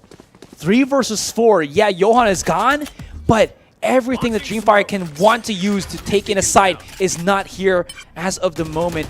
Now they maybe will try to get the orb here so that they can get a revive. So let's see.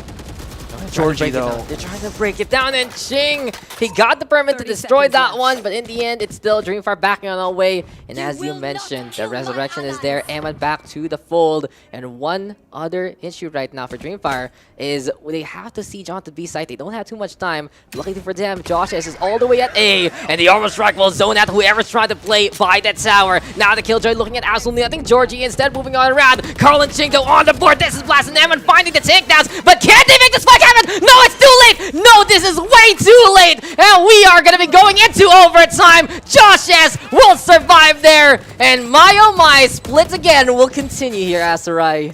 Maybe a little bit of miscommunication there coming out from Dreamfyre as he kind of just like looked at his teammate and it's like, oh, you're supposed to be the one planning! It seems like that was the body language that we saw from Dreamfyre here. I'm also kind of curious how they were able to cross through the Molotov without taking too much damage. Maybe they got lifted up by Georgie's wall. I wasn't able to get that privy knowledge because they were already on site. I was looking at the HP bars of Dreamfyre and they weren't really taking that much. Maybe the coverage for the Molly wasn't the whole entrance as well. I'm not sure. It's probably the center was a little too far off. So they only got singed rather than completely burnt. So when you do want to line up that incendiary, you want to make sure that on the other side and having to cross it all the way. Well, here we are, Asrai. It is time for overtime. We are not done yet. And a while ago, we were just saying, oh, this is a speedrun and a half. But this has been pretty much one of the longest maps that we have seen so far today. Can ArkAngel, though, force out a map number 3? Will Dreamfyre be able to capitalize, be able to shut things down? Dreamfyre right now defending Georgie by the rafters. And we see some explosives there by the staircase when ArkAngel can't get anything so far. We could be stuck in this limbo because we know that Dreamfyre can win these defending sides, and then ArkAngel can also win this defending side. So we might be in for the long haul here, ladies and gentlemen. It's all about who can get that one up on their attacking. And we haven't really seen ArkAngel be very successful, and Dreamfyre just played choke so well, like the choking plays so well. ArkAngel is going to be situated on the outside of B here, and they're slowly creeping up. They've counted their utilities. Georgie got nothing. It's all about the aim for him, and how did that happen? How did Ching sneak up into the B side? He's done it! He's opened up the garage and he says, hello world! I am Ching and I am great! Now Showstopper gonna be online and ArkAngel gonna be using it here. Ching looking for a target and up in the sky! That will be the race trying to get above, but Ching will get that takedown and Urza eventually will get the counter. I love the dodge gameplay there, but unfortunately it's still getting that kill. The damage has been done and it's up to Urza to wait for the fire to dissipate and just walk in to die. Are we going to go for a game number 3? Of course, this isn't the deciding round, but we saw how very much difficult it is for Dreamfyre to procure any wins on the attacking side, and now they're going to be playing on attacking side on a, let's say, on a, on just a high coming out from ArkAngel with this match point looking at them. I see Fields of Green and ArkAngel is the one on the green side. Yeah. But lo and behold, Ching, this is the game where he silences all the doubters, all the haters. 32 kills for Ching right now, and absolutely clutch there in that first overtime round. Can Dreamfyre get past their hump and actually make it work here on the attacking side? We'll find out as they are going to be 4 stacking there, 3 stacking rather, by the middle. A bit of a lurk done by the Killjoy, waiting for someone to come. The stage also trying to play that garage control to get the orb if ever. And AA right now does answer back. I like what AA has been able to do round after round. They have an idea of how many people they need to contest the main force of Dreamfyre, and we're seeing it here. The B Heaven has been heavily reinforced here by Team ArkAngel. Dreamfyre, they're kind of just waiting. They're all just waiting here on mid as Georgie is also lurking around the corner. Johan's gonna maybe drop onto the side. No, he's just gonna play on the rafters here. I like this because he has the coverage of that big B main entrance. And still, where is Dreamfyre? They haven't gotten any commitments or any control around the map whatsoever. They're checking out these corners here, and the first point of interest is going to be the male area as Emin is charging right in. George is going to make something happen here on B main, and maybe his timing might be just there for him. Findic does get the one. Johan is here. Where is the peekaboo? George is not there. Oh no, this is looking way, way, way worse. And ArkAngel have 4 versus 2. Yeah, Carl just staying down below and just making it happen. Johan even a kill out the blast. And now it's up to Urza. Can he get 4 like his namesake? It's not gonna happen. And we are gonna go into game number 3. Ladies and gentlemen, comebacks do happen here in the VALORANT Challengers Philippines. We are gonna be going at it and they're like, yes, we survived. Yes, guys, we didn't get eliminated. We are still gonna be going. Celebrations right now for ArkAngel because they deserve it. They made it a reality there, Asarai. A very, very long, hard-fought battle on that second game, but a victory nonetheless for ArkAngel. It was 10-2, and they brought it back. It kind of is the reminiscent days of the split side when you're like, you got 10-2, but when you flip the sides and you're on the defending side, we got this, guys. And they showed it. But of course, that's nothing to also put out of the equation that ArkAngel did so well with, like you said, Ching just shutting up all the doubters with 30-plus frags to his name. It was just classic split. Defense is where we win. And then when you get into overtime, it's just, oh, I won an attack. I should win now. It really felt like we were going back at it. But Ching, he was just feeling it, especially on that second half. We saw it in the first overtime. He stepped it up. He was just not afraid. And I gotta say, that was really smartly done by ArkAngel. There were rounds that they held on back, but there were rounds that they said, why don't we pretend we're Dreamfyre? And why don't we actually go on in, use the openings that we are able to make, and get those kills? That was just prime example of that time and time again. And the adjustments done by ArkAngel were perfect on that second half because they realized that they don't need to play the style that Dreamfyre wants to play. Yeah, and now we're going to go for our last map here, guys. The Decido factor. Is it going to be ArkAngel trying to go for the redemption arc? Is it going to be Dreamfyre who will make Truth their redemption arc? It's so many redemption arcs in this best of 3, and oh my gosh, we're gonna go for game number 3. Anyways, take a breather. We're gonna do the same, and we'll be back after that short bit of break.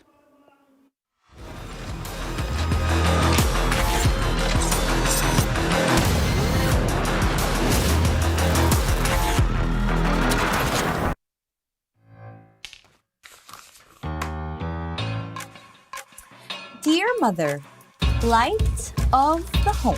Dad? Hey, baby! Greetings, Professor Rodolfo. May I be absolved from Mac Club tomorrow. May Globe Virtual Hangouts kasi.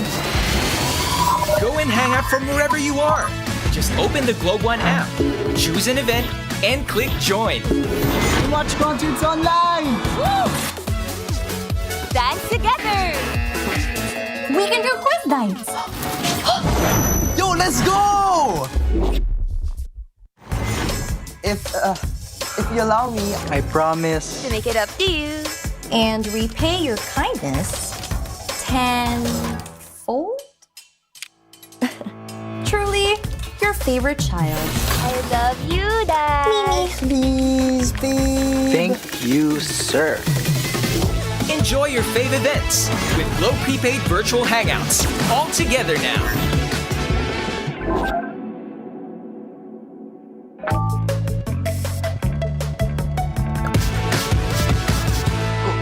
Yes!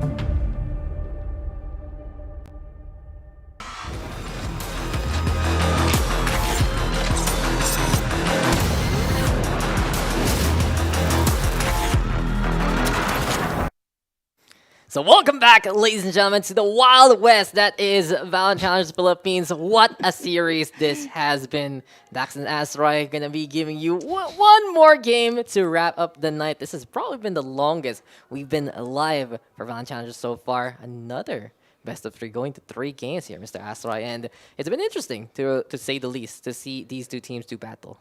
They have shown to us that there's nothing that they won't do just to get that W. And it's very remarkable from Dreamfyre. It seems like they went for the one all-in on the defending side with the roster that they have. And again, the how do you call this? The concern that I had, if they go to the attacking side, they only have Emin. Georgie's not going to be on his signature Reyna anymore. And it seems like it's something that, no, sorry, they're just going to be able to do contact plays. They're just going to charge up onto the lane and make it work. But without that extra bit of boost, a bit of explosiveness, they couldn't really take the sides as quickly. Because when they were on the attacking side, talking about Dreamfyre here, guys, they got one round after losing 4 straight against ArkAngel. And they did the same. They were at match point, but they had to lose 4 straight before they get that one win. And it just does not work that way. I was a believer of the hard contact, but it just really didn't happen. There were times that they found the lineup. There were times that they found the kills. But overall, it was 10-2, and then it was another 10-2 to answer back. But here we are into multiple choices. Mr. Astroy, Haven gonna be the next map pick. It will be ArkAngel versus Dreamfyre one last time with A8 defending. And this is the last map in our pool with, I believe, both Bind and Ascent being banned out early on by these two teams. So any expectations? Are we going to be finally seeing that triple duelist again from any other team? Seems like, though, Georgie actually can be considering that Jet. And that's one thing I've noticed about Dreamfyre is they always play the stage, except the times they play that Jet. You know, it's going to be one or the other. And this might be a situation where we see this agent into play.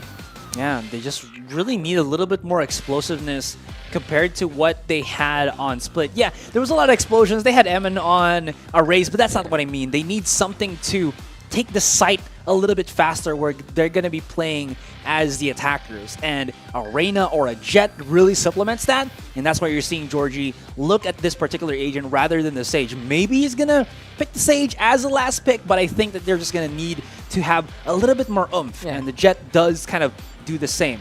Defender side though, ArkAngel, yeah, this is kind of this thing that we always see with them, with Josh S still playing as Sentinel. So no dice with the triple duelist, but maybe, just maybe tomorrow or day 3 if they get into the grand finals. That's something that we can look forward to. I dream of a day where I see him back on his Raze. I love seeing Josh just play the Raze. It'd be cool to have him alongside Ching and Moti, who are playing the Jet and the Reyna right now. A very simple execution composition going to be into play here for ArkAngel. But from what we saw also from Dreamfyre, I really feel like it was just because Georgie is the one who goes in first, Emin goes in second. And since Georgie was on the stage rather than playing that hard duelist, then Emin was just waiting for a signal that never really came appropriately. So that could have been a problem there. Not going to be a problem now because it's Jet and Phoenix together there. Interesting though, those flashes have to be careful or else they're going to be just blinding those dashing agents into play. Yeah, it's going to be much, much more risky compared to when you have a Jet and a Breach, because at least you can charge the Breach flash through a wall, and after that flash, the Jet knows that she can dash right in safely into a blinded opponent and charge right. But when you have that curveball, you add that timing where you're both at the corner and one wrong move can actually flash your own teammate. Yeah, and it's also very close compared to the Flashpoint of Breach. Yeah. Because the Flashpoint of Breach is like, hey, through the wall all the way there, actually going to hit. Here for the curveball, you got to stick together and figure something out. But ArkAngel now going to be defending, and already it's going to be Ching taking point as Carl gets the orb. We got the double intel composition and the Omen. So what we're seeing here is more or less a core composition from ArkAngel. The only thing that is a bit different is that Reyna, but hey, it's really just about the comfort of those Leers. You can flash the opposition without flashing yourself, flashing your teammates, and Urza right now going to be taking a bit of a punch there with only 19 HP left, and it's interesting that Dreamfyre is playing this pretty slowly so far. No healers for them.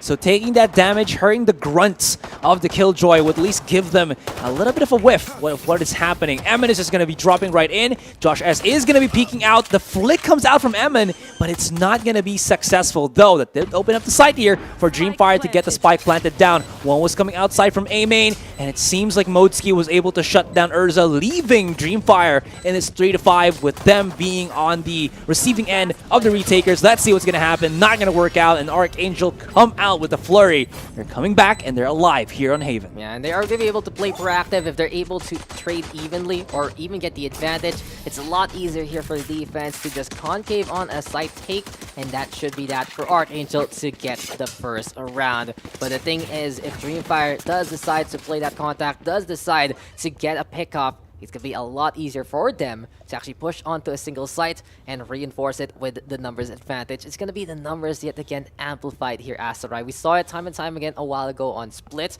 but it was more or less just the angles being not peaked by ArkAngel or the situations that Dreamfyre were getting gotten basically in choke points. Here on Haven, find the duels, find the takedowns, and shares abound now for 3 members of Dreamfyre on their attack. They're gonna be buying into the 3 sheriffs here. So I always say, I know this is never gonna happen, but when you stack up 3 sheriffs, that's like 50, 55 per body shot. And if you go up against somebody who's full shielded, you can get a theoretical straight kill if you hit those 3 bullets. But again, of course, obviously they're going to be splitting around the map, so we're not going to see something on that regard. Ching is going to be coming outside here on the sewer, and he's going to go Teenage Mutant Ninja Turtles on the butt of Urza as he is able to just take him out pretty quickly. Josh S as well on the other side of the map, and Emin is slowly creeping up to B. This could work out in their favor, but they got to be quick because the pincer might be coming in from the left and right side. They do have the sheriffs in the close range. One wrong step, and it's going to be shut down City with a headshot, and Emin is going to be forced out by the Cypher Cage and has to destroy that recon dart. And Ching once again, here we go. And Emin does get a headshot onto Ching, but Carl is there to find his target. And you gotta give it to Carl, but Vindic will take that life of Johan. Yes, sir, as that is just a really great shot by the Sova there. Can he line up for one more? The wallbangs will say hello. And Josh is going to go down. Vindic right now really becoming an angel of retribution here for the side of Dreamfyre. But time is ticking, and he might be forced to go over the C sites into the loving arms of the backstab that is done by Carl and his Reina compatriot Modski. Not seeing each other yet. Creepy crawlies and no turnaround. So Carl gets that takedown. ArkAngel now up by 2 in that movement kind of round. Trigger discipline from Carl. Gotta give him a lot of props for that. He saw his counterpart. He saw Vindic outside or inside the garage rather, and he held it. He knew that Vindic was still searching for somebody to try to shoot him. And if he shot too early, you know that Vindic would have straight ran into the back of C site, planted the spike, and played that post plan, knowing that someone was already on garage. So really good plays there from Carl just to make sure that he doesn't give any privy to his location. Now we are going to be putting to the point where this is the first buy round for Dreamfyre, and they're going to be supplementing it first. We're trying to get Emin with his run it back, and now that he does, maybe he can use it to get some information because Dreamfyre have yet to really utilize their Sova to try to take in a site. And this is going to be Dreamfyre at the very least trying to make this C push happen. The Killjoy lagging behind, at least anticipating any kind of pushes there from the Reina and the Jet. And immediately some dark cover gonna get thrown here, but Johan holding close, Spectre in hand, wanting to maybe steal a gun and teleport on away. Gets a dark cover ready to go as well. And while we are waiting for Dreamfyre to initiate, they are gonna actually decide to go for it, run it back instead. Johan now gonna get spotted by the recon ball, but it's too late to save. Deep run it back there from the Phoenix. Instead, it will be a 2-for-2 trade. Here comes Dreamfyre right now, trying to force things out. And as Emin is looking for that speed, he's not getting it. It's her first time here. Urza though finding Modski, and this will open up a big chunk of Haven so far, unless Ching can get this takedown. Vandal now in hand, I believe, but Urza leaves the turret behind for now, and Ching! We're seeing it again here as the right Dreamfyre not turning around to fight back, and they're just getting shot in the back because of it. How did Ching get that fast to the back of Urza and got the shot onto him. Yeah, anyways, Ching's going to be able to play into this corner. I'm not sure if they even know his positioning there because it seems like Dreamfyre are thinking that their opponents are playing that retake and one is going to be coming in from the sewer angle. The pinch is going to be so good and it's going to leave it into the hands of Georgie. The other... the other Jet, and Ching is showing off his stride. Yeah, Ching is feeling it, and that is just going to be ArkAngel knowing what to do at the right place at the right time. Dreamfyre, since they didn't have that intel, they were hesitant to figure out where they were going to set up. They had a good idea already by the sewer themselves, but then again, they decided to turn away, and that was just the perfect opening for Carl to go on in to secure that kill. Ching also feeling the heat, and he is just looking to continue on his rampage. This is 3-0 right now as ArkAngel is commanding the board so far. Sheriff still in hand again for Dreamfyre. And that's the thing here, Asarai. No matter what round, if there is a Sheriff on Team Dreamfyre, you can still die very easily. Agreed. Still, though, very difficult. Because there were a lot of brilliant moments there for Dreamfyre, but there were also some not-so-brilliant moments as Urza tried to run away for his life. Could have just maybe solidified his position at B side and allowed his teammates to plan on A. He was not able to do so. They really wanted to go for that post plan, and it did not work out in the end. Ching just showing love it or hate it. He is a man who can deliver. And he does deliver right here, right now for ArkAngel. Technical pause will be happening once again. I think they're just going to try to reset something. As you can see on the other side, they have the, some of that hiccups that we do have here in the Philippines. 3-0, ArkAngel have gone straight up with 3 rounds. And it's all because they were just able to stop the pushes of Dreamfyre one by one. Yeah, and ArkAngel, I know they're all playing together, and it's been fun to see some of these teams actually have these boot camps. Really proves that the VALORANT scene getting supported more and more by their organizations, by their sponsors. Bren has had it for the very longest of times. We saw OG whip it out in the last series, and ArkAngel, it's just fun to see them, that huddle in that split map at the very end. Yeah. They are just really, I'd say, emanating emotions to one another, and they do want to keep it up coming into this game. They want to make it to the semifinals. They don't want to disappoint their fans. They don't want to disappoint themselves, honestly, because there have been so many high expectations already put on ArkAngel with the drastic changes that they did, and I'd even say compounded to how well Org Not Found played a while ago, where they had former members of ArkAngel really putting Bren to the limit. Now this team, they might feel like it's finals or bust for them because they do want to make it all the way and try to get that master slot. I mean, everybody wants to get that master slot. And honestly, I feel like everyone that we're seeing right now has a shot at it. Because, again, talked about how all the other quarterfinals, we were definitely looking at, big impact plays.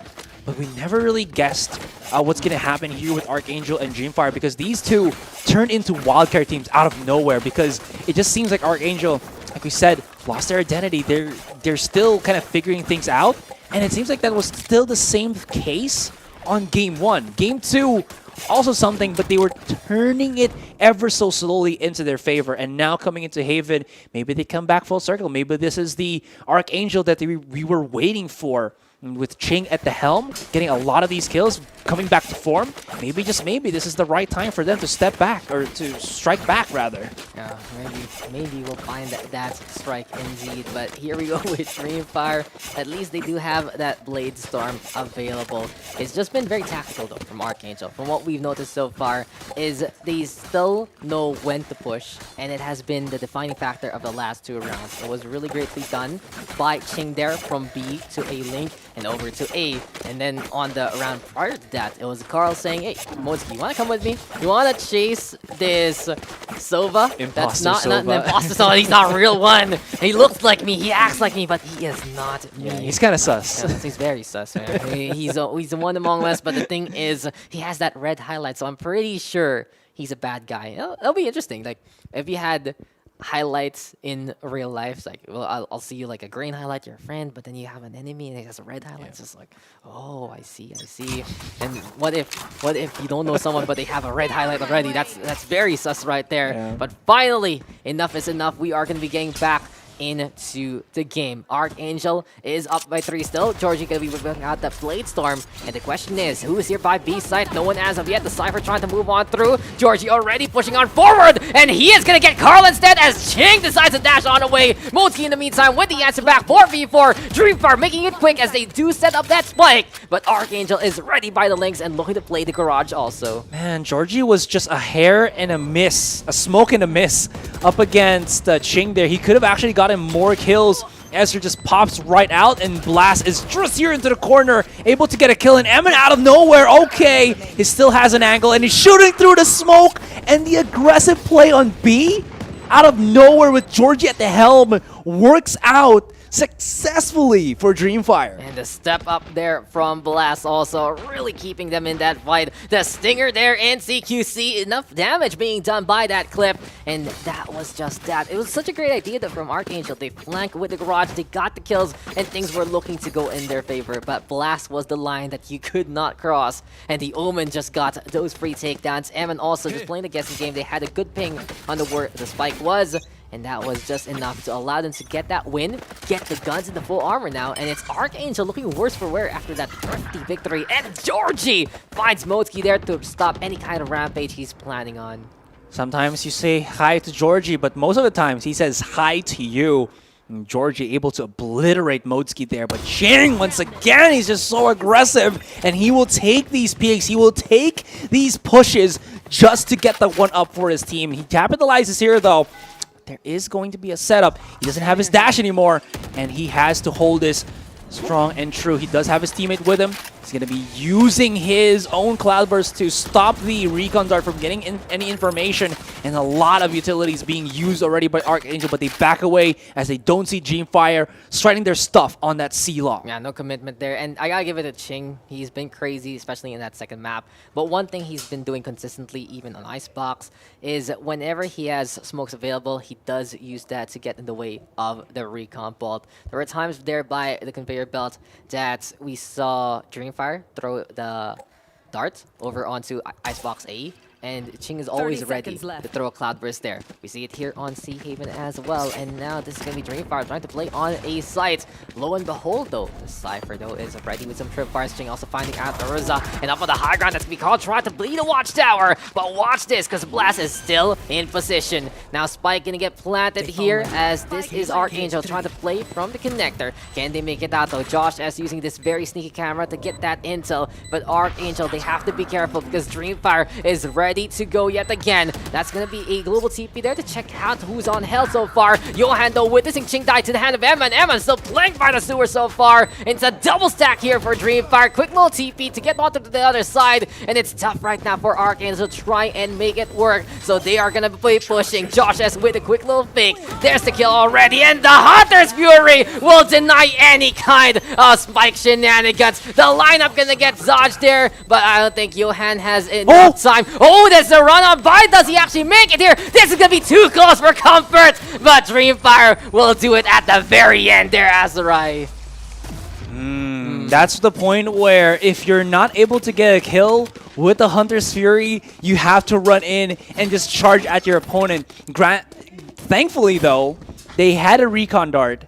Thankfully though, that it was a spot where that nice little box that blocks the vision from the Sova to the Omen clutching is, for lack of a better term, bangable. And you can just like shoot through it with your Phantom, with your Vandal, and still hit your shot. And knowing that he was like 7 HP, got the round win, but it was an expensive round nonetheless. Very, very much for Dreamfyre, as they have to buy up all of their weapons back from the store. They were not able to save anything, but still, they'll take that dub 3-2.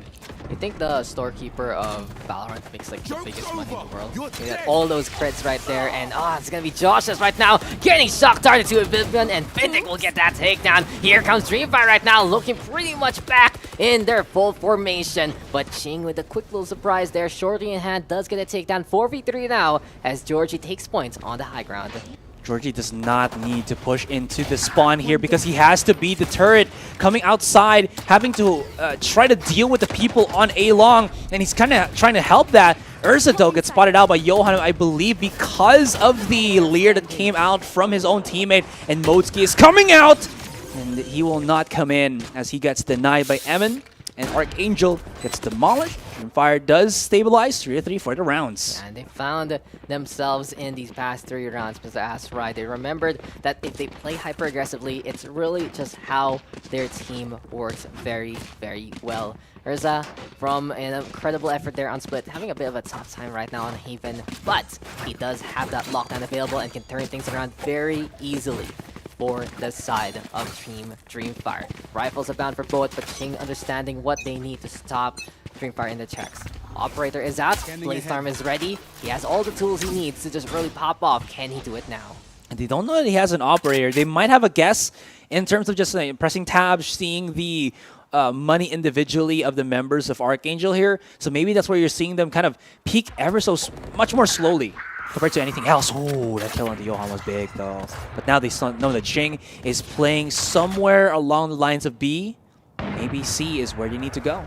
Yeah, that operator though gonna be looking to rotate accordingly.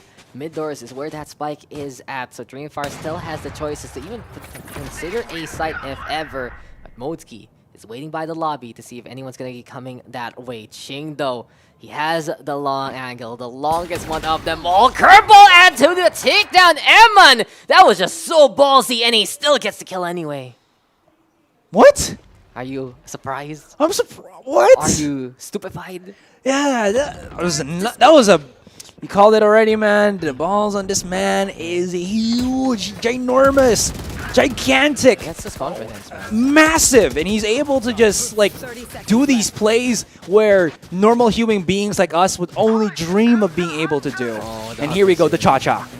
I call it the cha-cha. Yeah, I'd say if you actually aim it a little higher, it might just be the limbo. Maybe we'll see a situation wherein you have to crouch to avoid that onto Yuri. But Spike, though, is planted. ArkAngel trying to play the retake, and immediately Vindic gonna get shocked to the core, and he'll get taken down there by Carl. In behind, though, Eman with the angle. Modsky is there to run on in, but Urza with the backstab. The right place, the right time, getting the right kill there. And Dreamfyre will take the lead from ArkAngel. They're finding the picks that they need here, Asarai. Not to kind of, remove the fact that both, the 2 remaining members of Dreamfyre were able to clutch that. Urza as well as, I forgot the other one. I think that was Blast. It was Eman's entry frag with the curveball up against Ching. He's like, Ching, you're a superstar, but Eman is the superstar killer.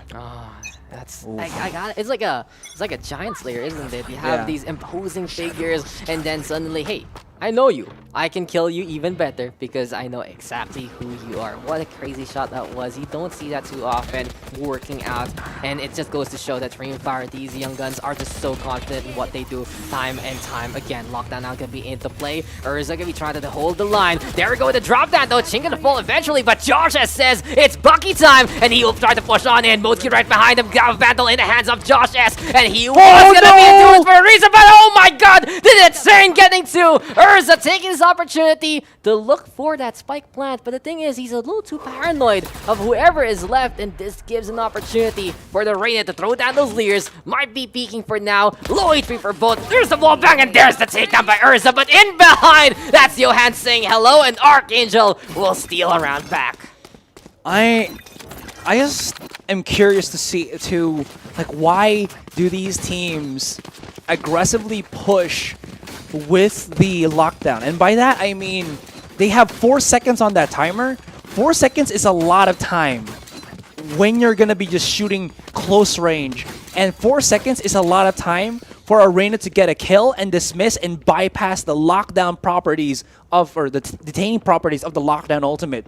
So, I mean, they could have just waited 3 more seconds on short. Either their opponents had to force in or had to run away for dear life unless they wanted to get, detained so quickly. Ching will have his vengeance up against Eman, who is only going to be playing on that Sheriff, but still vengeance nonetheless. Georgie is going to be coming in as well, but Modsky shuts him up real quick, only leaving it into the hands of Blast, who only has a Stinger in tow. Yeah, the round, as quickly as it comes, as quickly as it goes. Now the hunt is on for the Omen. And I like the plan here for ArkAngel. Did you see that Carl has the big gun that is the Odin? If you know the angles, the wall bang there. And speaking of the bang bang shots, it's Modsky getting a 3K to wrap up the round. But I think this is a good plan here for ArkAngel.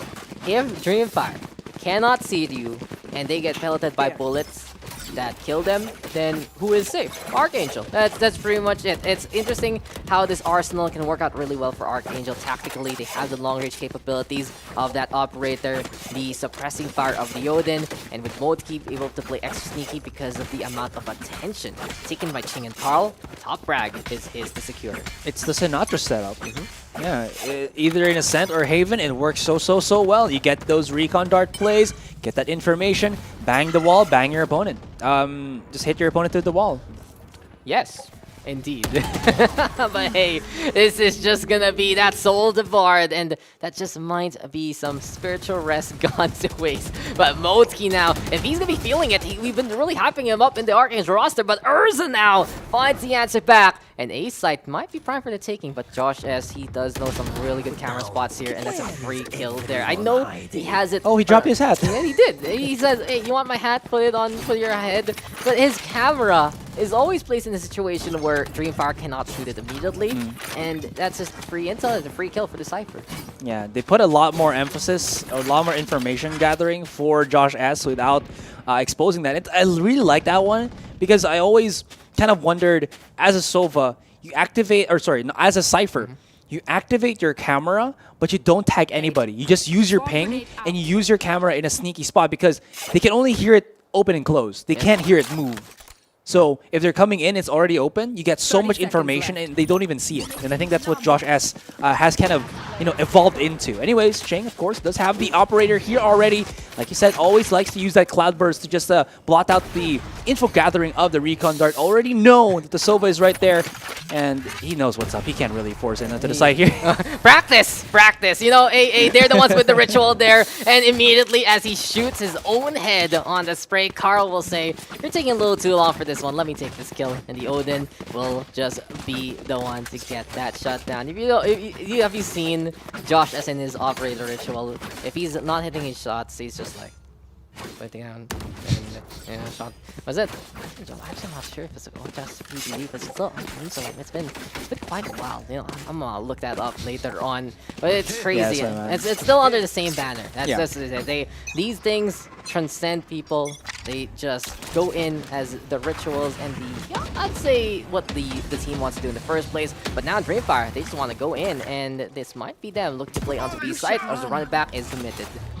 Run it back and lockdown committed. I was about to point out that Dreamfyre have 4 big ultimates to work with, and Johan out of nowhere. This is only a run it back body. Finally, Josh is able to shut it down, and here we go. This is what I'm talking about. They waited a little bit longer to have been detained, and will the hunt be coming in as Josh S is running for his dear life. He's the slowest as can be. You know, when you turn a rabbit into a turtle, the turtle is very slow in going to those corners, and Ching, can he hit the connections as he goes up against the big boy, the big man himself, Georgie. Not gonna matter as they do lock down the B side, but Modeski finds an opening with the kill on Vindict. Yeah, I really see that Georgie loves to hop on the round, but Emin and Urza, finally those kills. Josh S, though, he was the one who really made that ritual happen, but in this case, it's Urza shutting down whatever kind of antics ArkAngel wants to do. And we are really seeing this series going down to the wire, Asarai. We are almost all tied up. Dreamfyre found their footing, got their own 4-round streak after the 3-round streak done by ArkAngel. But ArkAngel said, yo, we want some points back, and they have gotten 6 on the board. Thing is, though, with Dreamfyre able to play around on that B side, a bit of a playground for them to hop on around, get some higher angles if ever, this does lead to them getting that final round. Now then, 2 ultimates available here for Vindic and Blast, 3 ready here for ArkAngel. Might be a classic 8 take, and with no one playing on A long so far, it's all about Dreamfyre rushing in again. And they don't have any information of where Ching was, but if this Sova drone can spot that he's nowhere near in sight, maybe A is the way to go. But look at that quick rotation coming in from ArkAngel here.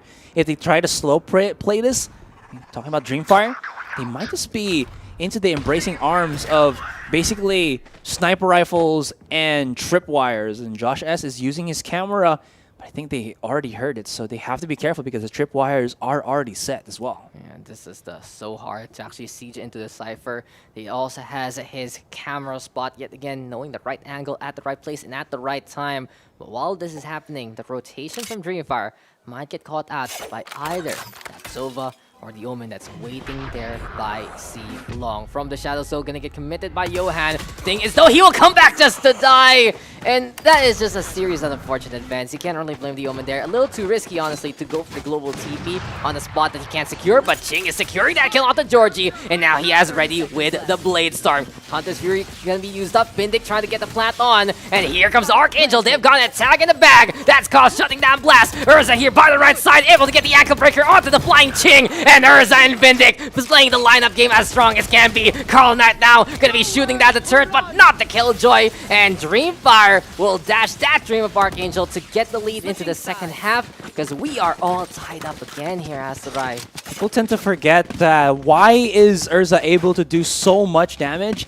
Gotta remember, guys, that Valorant, compared to any other similar game, has a very, very unforgiving tagging system.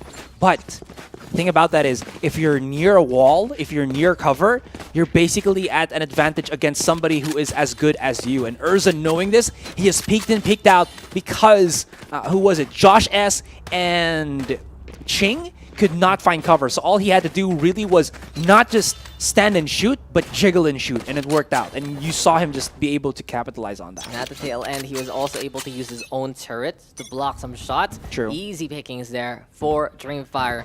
And now this is going to be our Young Gun Squadron on the defensive, with Georgie taking the high ground again. I can really see that Georgie loves finding ways to get altitude in this game. Icebox was hopping on around with Reyna. Here with Jet, he's like, okay, updraft, I'm good to go here on B site. ArkAngel, though, they're looking for some targets to try and signal out. Maybe he's Georgie 1 Kenobi. Ooh. Oh, yeah, I have the high ground. He has the high ground. Ching, he has the high ground, Ching.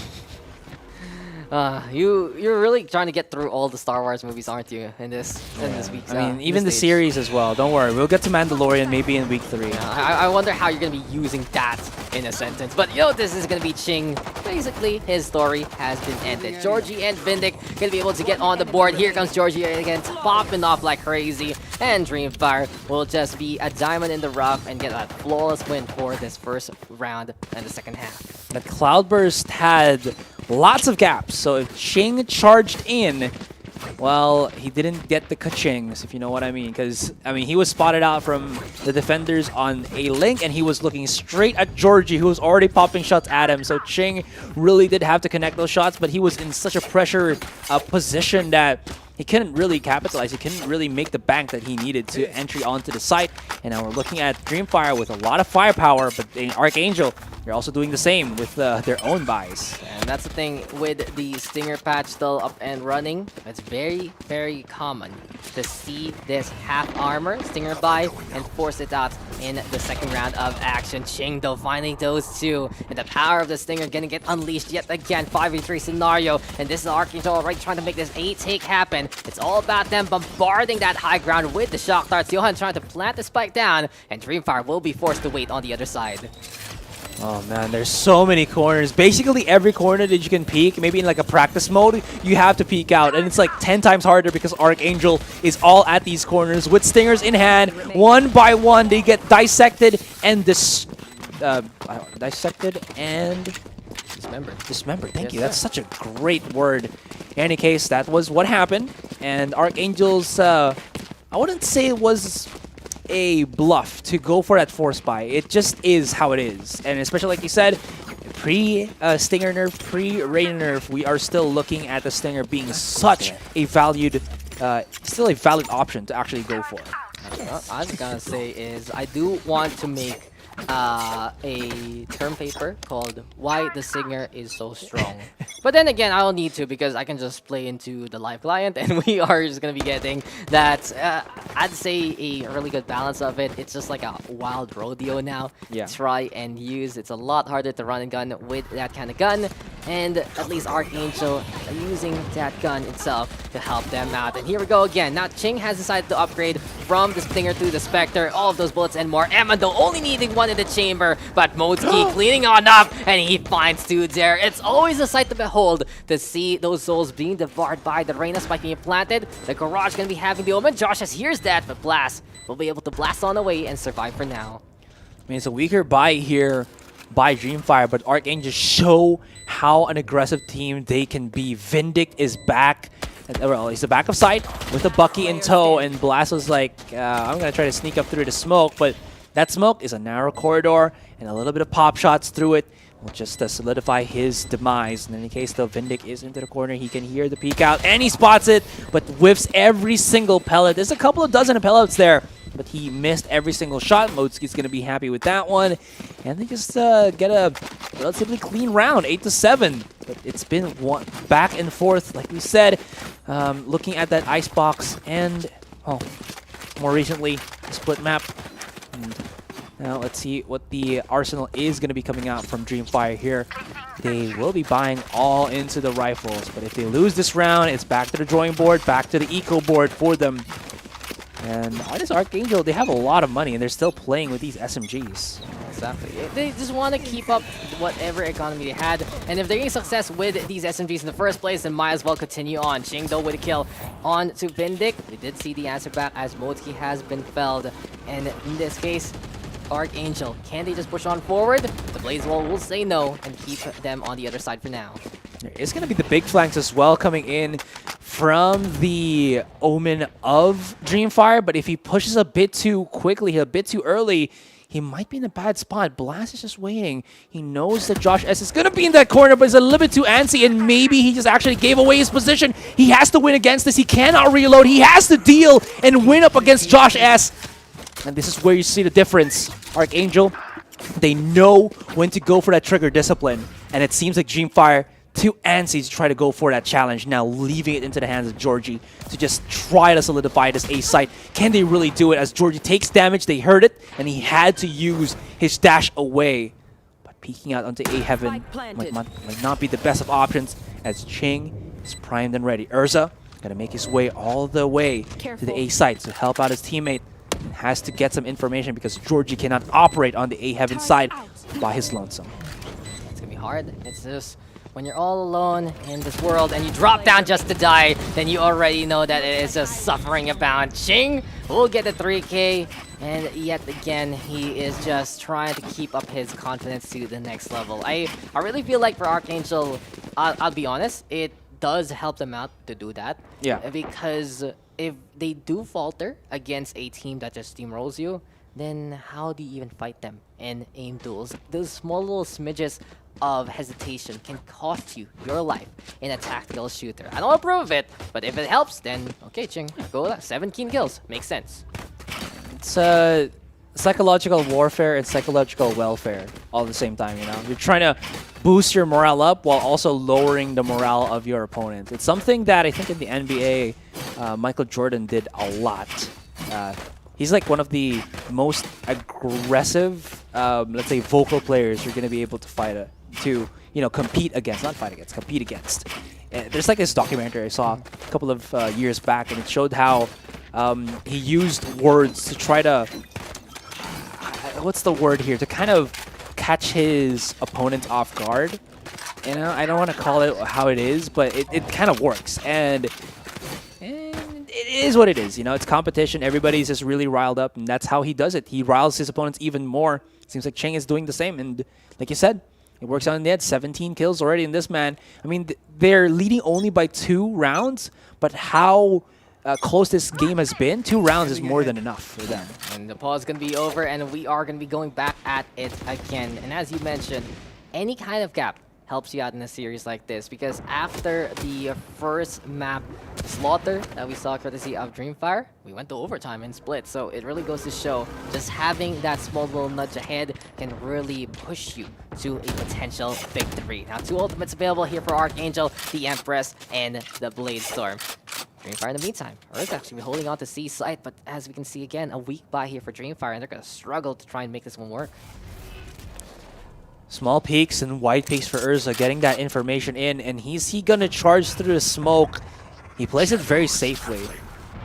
And everybody from Dreamfyre has a shotgun in hand. It's gonna be pretty hilarious here if they just try to slow peek it as ArkAngel and they get bombarded. Oh, Vindict. He missed this one before and he's gonna miss it again. It's not gonna work out, and now they know. Here comes ArkAngel onto the site.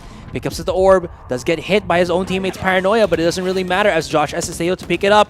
Now they got themselves the A site, and ArkAngel solidifies, and And it's all going to be an aggressive retake here from the Dreamfyre boys. Yeah, ArkAngel can be trying to keep this one up. And the biggest thing right now we're seeing from ArkAngel is their duelists are on point. But Georgie also a man on a mission. Modesky though with a kill out to Urza. And Emma trying to get the shots on. But it's Modesky with 3, but Georgie will answer back. Can the Blade Storm be enough? Ching is there to make the crossfire happen again. And ArkAngel now finally looking like a dynamic duo to remember, because this is Ching and Modesky proving why they're part of this roster. Now 20 kills for Modesky. Ching with a triple double, 18 kills and 10 assists. When you see a Jet get that many assists here, and now Carl with 8 and Johan with 7, Josh with 5. So much teamwork being done here by Team ArkAngel. Yeah, basically that just means that you dip your toes a lot more into everything, and you're pretty proactive with the entire team. You're not just the one to start it, and you're not just the solo man, YOLO man.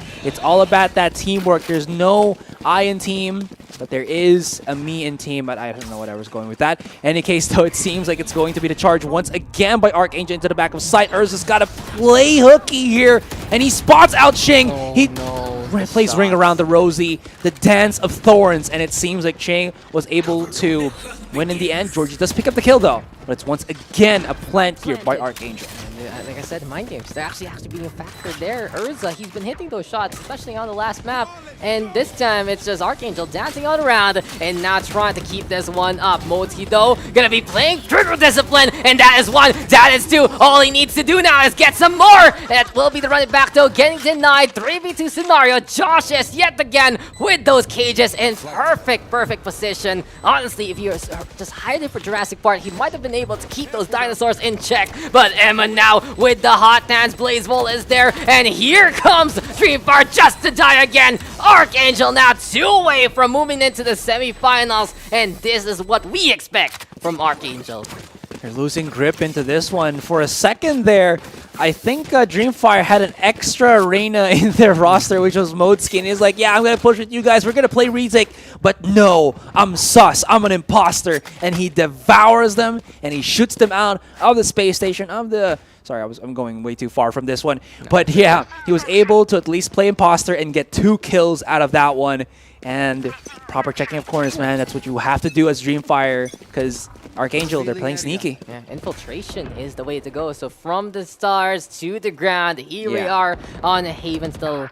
But it's just Josh S now catching out Emman. And look at how ArkAngel has been able to deny whatever Dreamfyre wants to do. Georgie is going to be by the mid window. They try to play aggressively. Aldrone will say, hello, Georgie. What are you doing there? Tries to dash on the way. Hits his foot by the shillings. And now Carl will get a takedown for free. ArkAngel is just proving why they have been at the top of the food chain for quite a while. It was shaky in week number 1. It was shaky as the start of the series. But for now, it is them looking to remember who they are. And this is going to be Josh S getting another one. He's been the duelist for so long, and now the Sentinel. And he's just crazy at getting those kills, Asarai. You couldn't have said it any better, my friend, because it just seems like they had that, we kept calling it the identity crisis. You know, maybe the triple duelist is the best option for ArkAngel, but ArkAngel knows best what is for ArkAngel. And they are looking to end this already with match point 12-7, one more. And Dreamfyre's hopes of getting into, you know, the semifinals, into the grand finals, into a slot, into Masters, is already being threatened by ArkAngel. 5 straight rounds do they need. This has been a day of game number 3s, and I gotta say, it was probably the huddle. It was the huddle and be like, okay, now they're back in form. They hugged together, and that was enough to get them back on the same page. But never count out Dreamfyre. You can see how overwhelming this team can be. When they decide to stampede, they will just run you over. But they only have one more chance to prove that here on the defensive end. ArkAngel on match points, and it's Modesky and Ching, the new bloods on the ArkAngel roster, trying to make this push happen. Can they get the kills though? Vindic does get spotted there, I believe, but Ching is actually going to catch out Urza. Georgie now playing the desperation judge. Can he make this auto shotgun work? That will be the question. Spike left behind by A Garden so far. And this is just ArkAngel trying to buy some time, get some range, and see if Georgie's going to peek them here. Man, Georgie has to just get out of this position right now. He does have the Cloudburst, but it's only a couple of seconds. He knows he had to reposition, but Ching was prepared. He heard the jump. He followed the echolocation, the audio location rather, and they are looking to end this. Ching is on, for the lack of a better term, a warpath. My gosh, Dax, and he spots out one. Oh my goodness! If he gets that kill, Ching is just too insane. But Mozgi is there to supplement. Gonna get spotted out by Vindic and Emin. Maybe these two can at least keep the dream alive for the fire in Dreamfyre. Army of two looking to just dash on in one more time. These dreams looking to turn into reality here for Dreamfyre, if ever. But it's slowly but surely fading on away as they're getting the wake-up call that ArkAngel is there on the other side. Drop down already here by Emin, and he's a man on a mission trying to find the target. Two hot hands right now to zone at the sewer, and the paranoia gonna be into play. Double blind there, and ArkAngel will fly high over Dreamfyre to make it to the semifinals. They have not been blinded by their dreams. They've seen reality, and now they will make it their truth to move on to tomorrow. Man, everything changed when the Dreamfyre Nation attacked, but only the ArkAngel, master of all four maps. I don't know. You can say 4 elements. 4 elements. Come okay. on, Asrai, finish strong, my friend. Yeah, as we have seen ArkAngel finish as strong as they can. It isn't about the start sometimes. It does turn into a sweet, sweet ending. And we've seen them rise to the very top.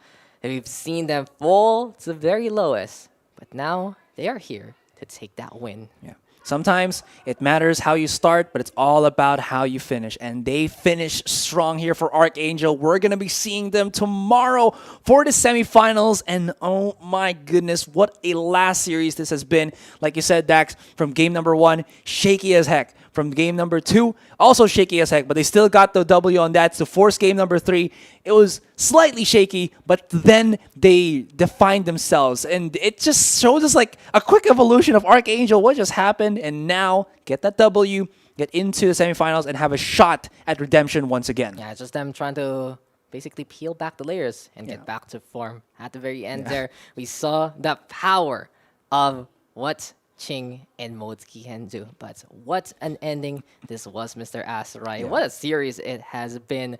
And overall, this day has been insane, to say the least. Some of the best action that we have seen so far here in the VALORANT Challengers Philippines. But that should be the end of our very long day into this very late night. And I've been Dax, and he's been Asrai. This has been the VALORANT Challengers Philippines. But don't go away, guys. We still got the panel to discuss that crazy series. You are going to be wanting to hear those words. You're going to be wanting to hear what they have to say there. And when we come on back, you're going to be in their loving arms. And of course, that interview later on. So we'll be taking a bit of a break. This has been ArkAngel versus Dreamfyre, 3 quarterfinals for today. Game 3 in the last one. And it has been a crazy, crazy night here in VALORANT Challengers Philippines.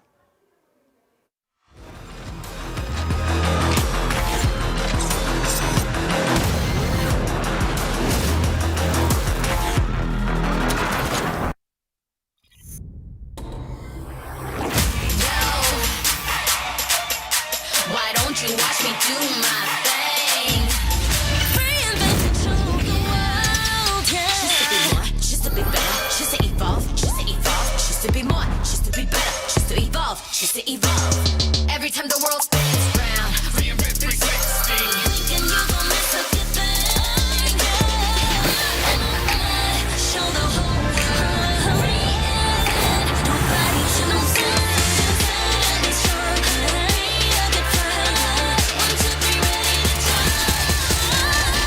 You watch me do my thing. Take it to the next level with Globe's fiber, LTE advanced, and 5G mobile connection. Now you have the power to reinvent your world. Globe.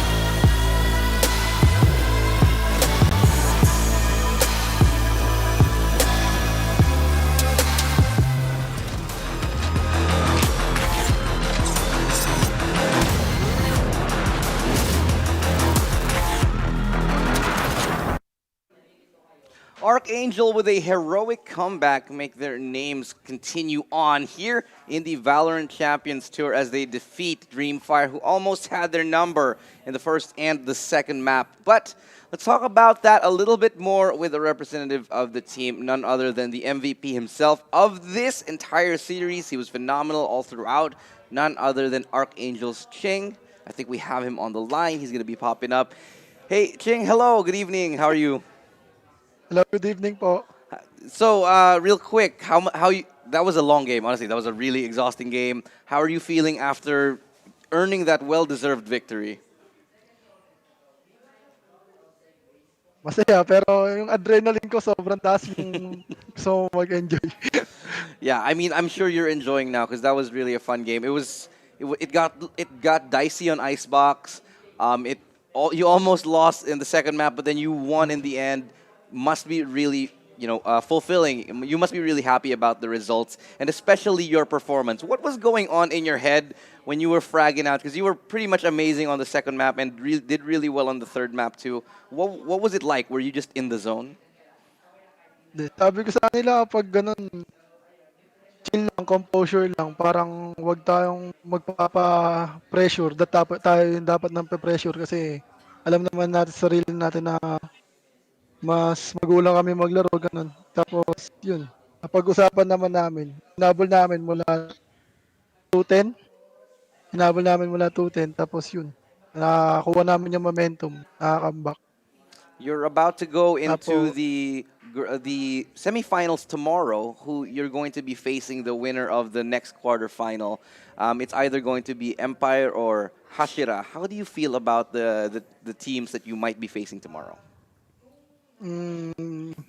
Feeling ko parang mas mahirap pa rin yung magiging laban kasi gaya nung laban namin ngayon, top 8 pa lang pero sobrang hirap na. Paano pag top 4 pa, di ba? Mas malakas yung magiging kalaban. Kaya yung pinractice namin, lalabas lang namin.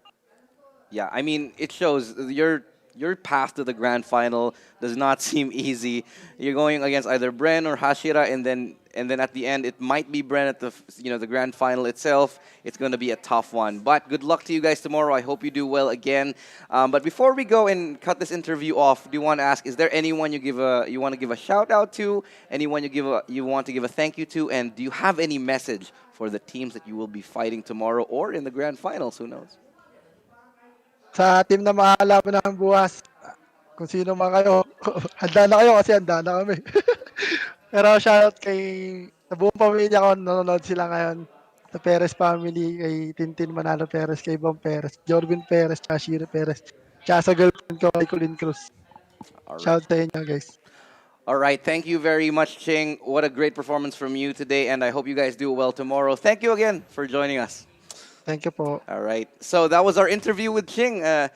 Truly an inspiring performance and an example of resilience, coming back from a terrible scoreline deficit 2-10 and making the impossible possible. But let's break it down again. My name is Illustrado, and I'm going to be your panel host for the rest of the evening. And joining me on this panel, the ever-exhausted but still also equally resilient Trix and Viminal.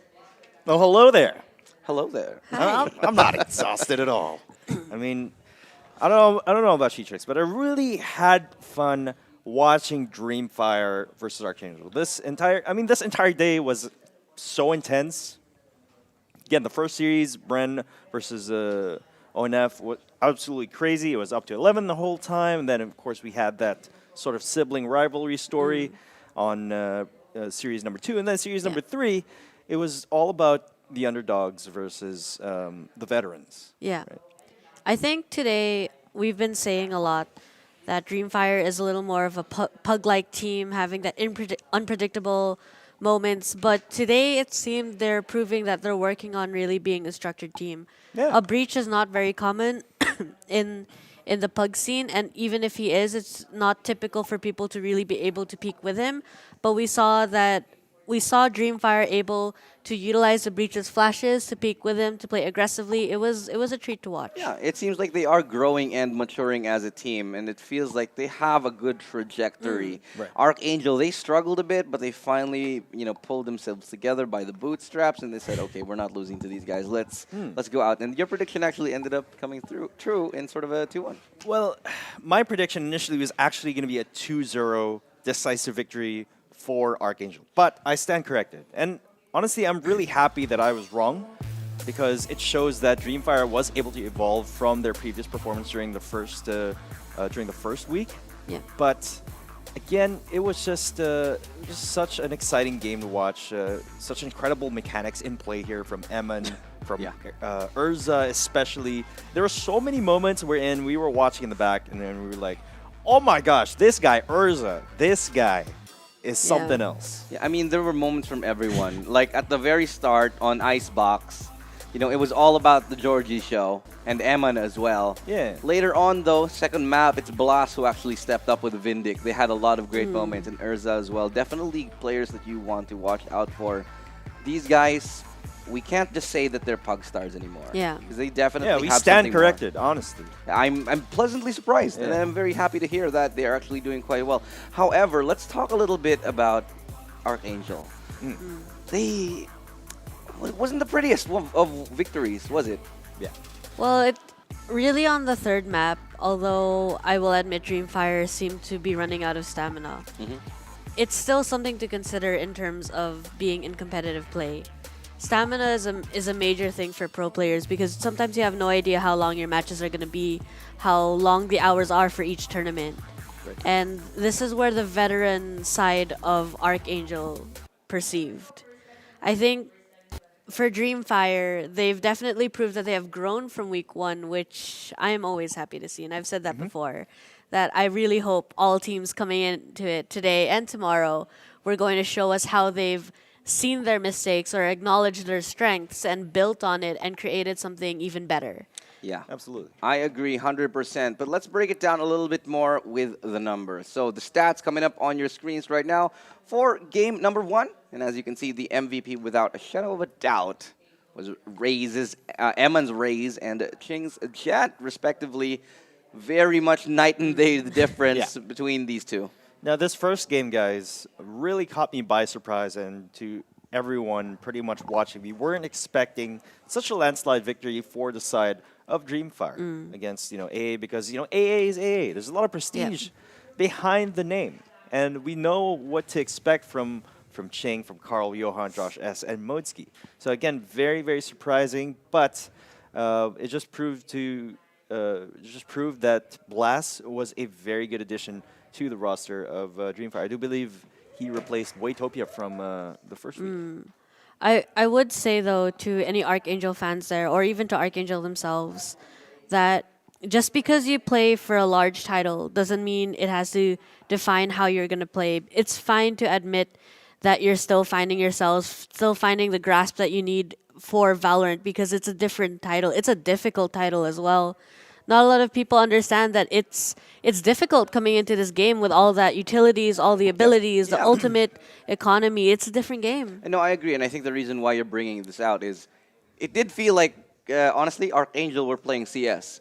And a lot of people noticed this. I think you and I particularly noticed they were using a lot of utility pre-round that was not necessarily going anywhere, which is basically a very CS thing to do. Yes. Just to throw out a couple of flashes to maybe to mess up the enemy defense. But that's just not something you can really get away with here in Valorant when resources and utility is so crucial. But hopefully they'll adjust a little bit more. It feels like they're losing their grip, if anything, actually. But however, on the other side, Dreamfyre, they're sort of finding their stride. So they've sort of met in the middle. There's a little bit of an equilibrium here with both of these teams. But in the end, ArkAngel still managed to eke out a victory. And I do think it has to do with stamina. Oh, yeah. It definitely does. It's a big part of tournaments, guys. The stamina. That's why we have scrimmages, to keep that stamina up, that tournament kind of mentality going. And it's just a matter of practice and experience when it comes to that. Not to mention these pro players, they train for hours and hours on end per day. But at the end of it all, I do believe that during the most crucial moments in the second game in Split, when everyone was down, the morale was down. Ching was able to rally back the team, was able to mount a comeback through proactive raise plays over there on the mid lane in Split. And that momentum sort of carried over with how well Ching played onto map number 3 over here, as he is also match MVP. It was actually you, Illustrado, that mentioned map control and retaking the sites against a team like DMF is the most optimal way to go, and ArkAngel did it. Ching pulled it off with that early map control in mid with Raze. Yeah, I mean, for me, the way it worked out in my head was if there's a team that's like constantly relying on aim duels and trading, just take map control on the other side, deny as much of that as possible, and prevent them from taking that map control. Yeah. And force their hand by reinforcing, rotating a player off and reinforcing the other side, which is exactly what they did. And it really worked out in the end. So, pleasantly surprised to see that I know kind of what I'm talking about. I'd like to believe that we know what we're talking about. A little bit sometimes. We get lucky. I mean, a broken clock is right twice a day. That is true. That is true. But speaking of star performances, we talked about MVPs a little bit earlier. Who do you think is going to be the MVP of this entire series? We'll put it up right now on your screens. It's going to be none other than the one and only Ching, of course, without a shadow of a doubt. 242.9. I'm going to pretend I didn't hear that. I just wanted to put it out there. I mean, come on.